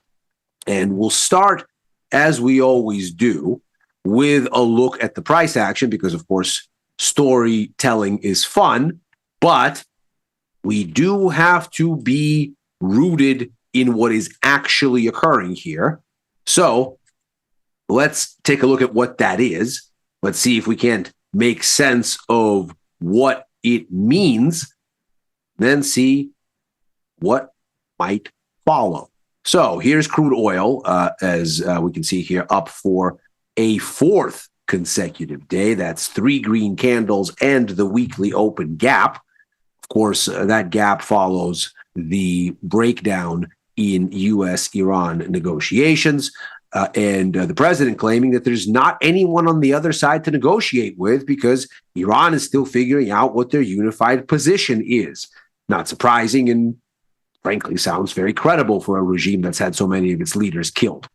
Not shocking at all that there is some amount of power vacuum and that there's bickering within that power vacuum, that be a tale as old as time. But what the U.S. is saying here is, look, we're not going to keep negotiating because Iran can't make up its mind on what its position is. Just last Friday, we had that sharp move lower in oil because apparently we had a reopening of the Strait of Hormuz because we decided to talk it out. And in the meantime, we were going to unclench the grip on this critical waterway. We had Foreign Minister Arakchi from Iran say it. We had the president say it. Everybody seemed on board. And by Saturday, IRGC forces were shelling ships passing through the strait. So clearly, Iran is not speaking with one voice. That's just very obvious for the world to see here. And so what the president has done is he's imposed a one-sided blockade of the strait and said, we are going to make the strait unavailable for Iran until they come back and give us some sort of a negotiating position that they're prepared to commit to. Then we'll go back and talk. But in the meantime, we're not going to do anything extra. We're going to maintain the ceasefire, but we're also going to blockade the strait. And what this has set up is an interesting situation because, of course, the longer this stalemate continues, the more crude is kept off global markets, the more crude derivative products, petrochemicals, jet fuel, naphtha, gasoline, diesel, the more all of it in terms of its supply becomes more constrained. 30% of global fertilizer supply goes through the strait. That is already disrupting the planting season in Africa and the Northern Hemisphere. So we're already seeing the impact of this. And of course, the more that the situation lingers in a kind of semi-frozen state, the more these effects compound. And so we have a push higher here from crude oil, less so perhaps because something new has occurred and more because just time has elapsed. And the more this drags on, the more pressure arguably you get. Now, from the broader sentiment perspective, we can see stocks here continue to be stuck.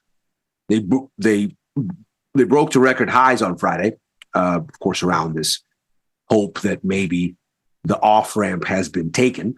But since we start the week, clearly that isn't where we end up. And we can see there's a gap down at the start of the week. It basically finds former resistance, becomes support at these swing highs dating back to October and then retested again at the start of this year.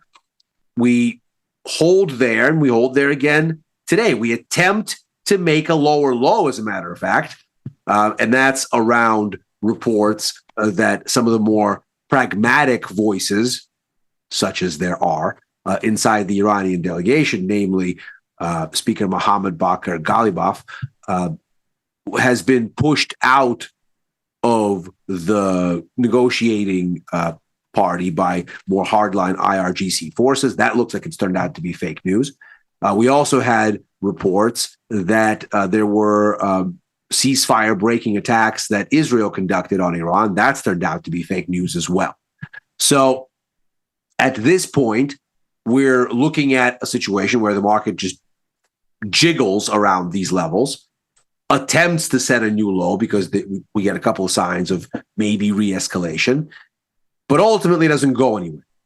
And so we continue to be in this environment where stocks seem to hold on, hope against hope that the war is over, but everything else, all the other assets, seem to suggest that it isn't. And the question once again becomes, can sentiment hold up in this kind of don't look back, everything will be fine way when virtually every other asset that's been impacted since the beginning of this war is telling a different story? And certainly the rebound in crude is not the only thing. In fact, crude has been remarkably stable going all the way back to early March. Now, it's been very choppy inside of a range, but if you sort of benchmark this as the broad new level for oil, well, then we've been kind of there. And if the middle here is, let's call it about 100 barrels or $100 a barrel, we're kind of there too. So oil is, of course, elevated. It's close to 30% more expensive than it was before the war, but it's not surging out of control. Stocks, on the other hand, they've done the full round turn. They've erased all of the war's losses. The war starts right around here. They've erased all of it and then some. So as far as stocks are saying, everything's fine. Forget the war. But just like oil hasn't unclenched, neither have most of the other related assets that participated in the war trade when this thing began. Consider, of course, first and foremost, the bond market. We've seen a massive sell-off in the bonds. That, of course, has come right alongside a jump in yields. And that's around this idea that more expensive oil leads to inflation, certainly inflation expectations, and that this will mean higher rates because it will mean that the central bank will not cut them in an environment where inflation risk has been compounded. Now, if we look at what's happened around this quote-unquote good news last week, we certainly have a bit of an unclenching in yields, but we've only come back about a third of the way. And now, as we get this indefinite ceasefire that seemingly just is going to elongate the timeline for how long crude will be disrupted and everything else through the strait will be disrupted while we sit around and wait for Iran to find a negotiating position they can cohere around, we get this thing going back the other way. The war trade resumes. Just like oil resumes moving higher, yields resume moving lower. So stocks are still stuck. But the upshot of what has been the war trade, it's right back on the board. Now, there's room to come back to the most extreme levels, of course. We haven't returned there, but we appear to be back in a direction of higher rates. The same thing echoing in gold. We appear to be in a direction of lower gold. It's soggy here against its maybe this is over levels and back in the direction of, wait a second, reaccelerating the war trade sort of price action. And that makes sense. Gold doesn't yield anything. Its response to this entire episode has been a sell-off as yields surge. There it is. What do we see here? We've only come back maybe about halfway. So again, stocks have done the full round trip. Neither yields nor gold have matched that feat. And of course, crude oil remains close to 30% above the pre-war level. It is the same story in the US dollar. It is attempting to edge up higher. Of course, that makes sense with higher yields. One person's borrowing cost is another's lending income. So if all of a sudden holding dollars starts to pay higher rates, that makes the dollar more attractive, certainly relative to gold, which pays none. So you get this, once again, dynamic where gold comes down, rates are higher. That would make sense in that environment. But of course, the dollar is also higher in that environment, which only compounds the pressure on gold as a kind of anti-fiat foil. So the war trade is ostensibly back over these recent days, despite the fact that the situation hasn't become worse so much as it's been locked in place. It's not getting worse, but it's not getting better. And the upshot is the longer it stays at stalemate, the longer the strait is closed. The longer the strait is closed, the more inflationary impetus there is and the longer lasting it is. And it does compound. Because at some point you run out of strategic reserves, especially in Asia, where they've been burning through them at a feverish rate. China has taken the extra step of curbing exports of refined products and of fertilizer and of a host of other things because they want to give themselves resilience through this episode. That's not unexpected or unusual. And so you're looking at a situation that now sentiment seems to be fighting against time. It's not that the bad influences at this point can be avoided if only we were to negotiate. It's just a matter of how much bad influence there will be and how long lasting it will be and how widespread. And from that perspective, of course, it merits to have a look at where the global economy actually is against this backdrop. And in this sense, we got some interesting data here coming out from S&P Global. They gave us an update on April PMIs. And of course, March was an ugly month for almost all of these numbers because March was the breakout of the war. That was the big surge in energy. And so that's what you see here. You get in April a little bit of a rebound as the markets kind of digest the initial shock. We can see for Australia, we've gone from outward contraction in economic activity, now basically a standstill. Of course, as always, the PMI numbers are done in a logic where 50 is neutral, above 50 is growth, below 50 is contraction. The further you go above 50, the faster the growth. The further you go below 50, the faster the contraction. In the case of Australia, we can see here we went from 46.6 to 50 almost on the dot. So we've stabilized in the sense that we didn't continue to shrink more in April after a wallop in March. For Japan, things slow down a touch, but they're one of the countries that have been absolutely shredding their oil reserves. They're not out of those oil reserves yet, but for the time being, at least, they've insulated themselves a bit. It hasn't shown up in activity yet. And of course, they've had also a large jump in manufacturing activity in April, seemingly to try to maximize the use of those reserves.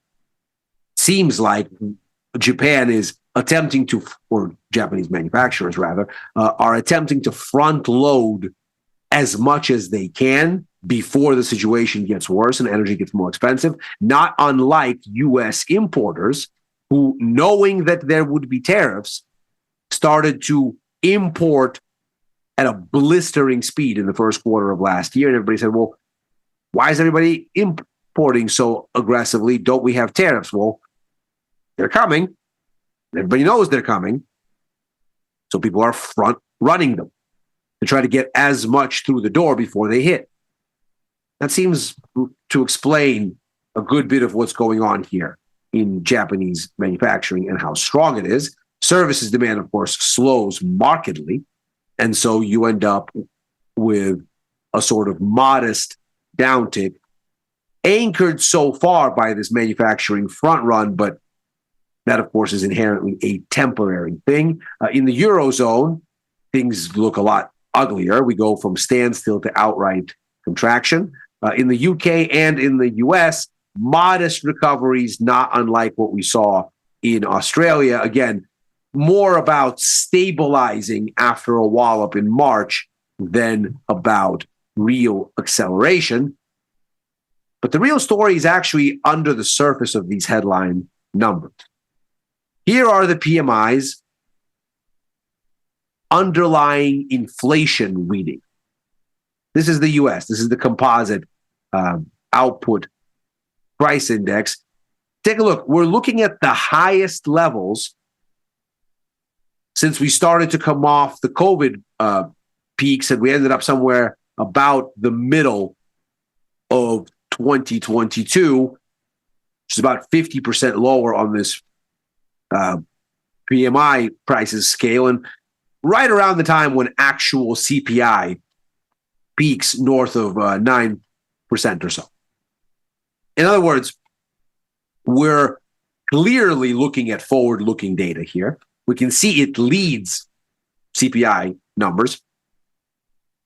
We can see that it's currently at the highest in let's call it 4 years, which means CPI is heading higher, likely, if this is going to be still a viable, forward-looking kind of a thing. That happens across the geographies here. Here are the prices for the UK.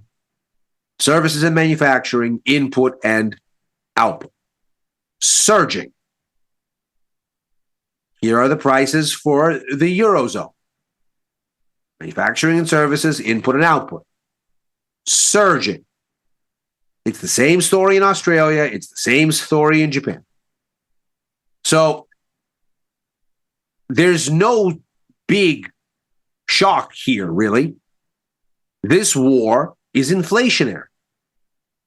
The trade dynamics in the market say as much, but here we see it clearly in the economic data.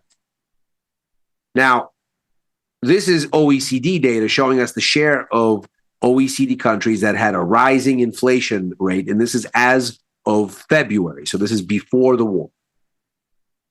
And what we see here is already over the course of about a year and a half, we went from no OECD countries essentially having a rising inflation rate to about half of them. Now, this is before this energy shock strikes. So we already have an inflation situation that's starting to perk up, and then this on top. So is it really any wonder that the markets are looking at this and going, there's an inflation risk here? Now, we can clearly see that through this stalemate, freight rates are not coming down. We still have a tremendous amount of risk premium and of scarcity of supply in global shipping, because among other things, what the closure of Hormuz has done is it's trapped a bunch of tankers that now cannot come out. And so what tankers are outside the strait are now in shorter supply and so more expensive, because not surprisingly, people are trying to figure out how to ship around, how to get things maybe coming through Suez instead of the Gulf, how to get things to come through the Red Sea via pipeline from the UAE and Saudi. But we can see here that the market has been squeezed because while we're certainly not at the peaks, we're not too far off and we're not going anywhere. This is the BWET Break Weaver tanker shipping ETF, where we can see that the costs here are getting stuck while this indefinite ceasefire goes on. And there's really not too big of a stretch here to say, well, if this is the proxy, if this is your kind of measure for the cost impact of closing Hormuz, there's nothing here like the optimism you see in stocks. It is clearly not all. Now, why might stocks not care? That's a separate question. But can you really make the argument that they don't care, given how jittery they've been around these very kind of at the margin, let's say, headlines, even just today? Well, it's a tough sell. And it's obvious, at least in my mind, why. We know what this narrative is. This has been with us since the beginning of the year. We can see crude oil prices began to rise already in January. CPI is already up north of 3% and to the highest levels we've seen in 2 years. And all we've factored in so far is January and February into here. We know because we've only seen the March CPI data, and it's lagged by a month, this impact.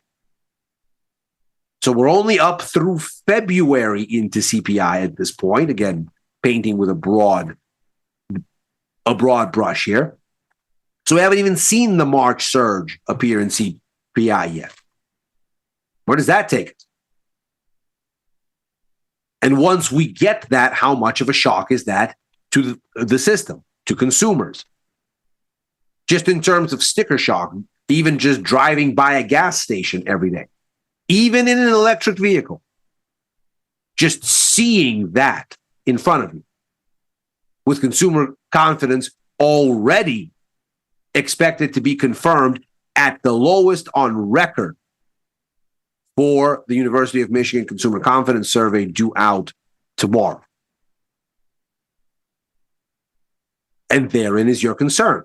Therein is the thing that stocks have to eventually consider, because 68% of the economy is consumption. That, needless to say, makes the economy a very important consideration when talking about earnings. And we can see here, looking at oil prices and the way that they've been driving up inflation expectations baked into the bond market, the markets don't have any confusion about what this means. As crude oil has gone up, so too have these break-even rates. They're derived by taking the difference between nominal rates and the TIPS yield, the real rates, at the same maturity. And of course, the difference there gives you the magnitude of the inflation adjustment, and you can track that. This isn't somebody's forecast or survey. This is market prices. And you see here that as oil goes up, so too do inflation expectations. And as oil has held up, so have they. Moreover, we just last week saw CPI data that told us that energy aside, and food for that matter, but certainly energy is the one that's really on the move here for now. The impact of this mess on fertilizer is going to take longer. We certainly know it's there, but we need for the planting season to be disrupted, for supply to then be smaller, and for prices to then anticipate that and go higher. But what we're seeing, food aside, energy aside, goods inflation, services inflation, housing inflation, it's all been going the wrong way so far this year. For 3 months now. And so what we end up with is a situation then where, again, 50% of the OECD countries, that's a club of mostly major economies, mostly big and rich economies, have already seen inflation rising by the start of this year. We get that reinforced before energy becomes a shock, and now we know it's become a shock, and we know it's become sticky. And this indefinite ceasefire means it's sticky for who knows how long. And so what that then means is we haven't seen any unclenching in the hawkish adjustment in policy expectations that we have now seen for the major global central banks. We've gone from 0.5% to a full percent in hikes expected from the RBA, from no changes to at least a 25 basis point hike from the ECB and the BOE. Bank of Canada has frankly been the most able to seesaw back to relatively unchanged levels, but only just. We've gone from 50 basis points in cuts to no cuts for the Fed. And so we can see that these changes are mostly sticky on the hawkish side. I mean, certainly the swing in the Bank of England is perhaps the most aggressive. We went from 50 basis points in cuts to something like 75 basis points in hikes. And now we're coming up back on, let's call it somewhere between standstill and 25 basis points. give or take. But clearly the meat of this is holding. And so is it really any surprise that what we're seeing in, again, everything except stocks, is that the war trade has not unclenched? But as we've been discussing, it's not just stocks that have done the full round trip since the start of the war. They're at record highs. It's also Bitcoin. And for Bitcoin, it's certainly a different story than stocks. Stocks are at record highs. Bitcoin has been going down since October last year. And so for me, the risk reward here has been much better than in stocks. If this is attempting to rally for a reason, one theory has been if you starve Iran for money and energy, then its crypto mining industry is hamstrung. Iran, by most measures, seems to be accounting for about, let's call it 4% of global crypto mining, putting it at number 7 in the global top 10. So by no means insignificant. And if you starve it of energy and money, then maybe those operations break down. And of course, there are physical demands on more Bitcoin because all these newfangled ETFs require the buying of Bitcoin to balance their fund structure. They need to have that backstop. So there's natural buyers now, just built into the market's architecture. And with that, maybe what you have is a supply disruption of the commodity type. And maybe that's why we're edging higher on Bitcoin. But if ever there was a market that seems to be kind of looking at this and saying, I have my own catalysts here, and this is a market where you have some relative value because it's been beaten down, this seems to look a little bit better than attempting to buy jittery stocks at record highs, though both markets are attempting at least to look through the war for now. If anything, Bitcoin has thrived amid this concern, and stocks have stalled. So perhaps the two of them are actually finding different conclusions out of this de-escalating escalation, as it were. And so from a positioning perspective, we're still looking at the same exposure I've had here basically all week. I'm short gold. I'm long the dollar. I've added a little bit into the dollar position here, a little bit more short the euro now because it's been going down. And so that's what I do when things work. I scale in, holding still these call verticals in Bitcoin. It's taken a very small step back here today, but it's working overall. Still have these put verticals in IWM, so the Russell, the Qs, so NASDAQ, SPY, so the S&P, looking for eventually the stock market to notice what all the other markets seem to know already, that this is an inflation risk, that this robs the markets of the rate cuts they've been wanting for a year and a half, 2 years, and that ultimately that's a sentiment risk because eventually it hits growth. But we'll see when that occurs. So far, we're still willing to, seems like, give this thing the benefit of doubt, and still holding these puts at the long end of the curve via TLT, looking for yields to keep marching higher because that inflation risk remains unresolved. And that is macro money for today. As ever, we are here Monday through Thursday, right after overtime. That's a show that I co-host with Chris Vecchio, looking at the Wall Street close and where things might go therefrom. I'm also writing for the News and Insights portion of tastylive.com, commenting at Ilya Spivak on former Twitter and on Blue Sky. If you're watching on YouTube, like and subscribe. Macro Money returns next week.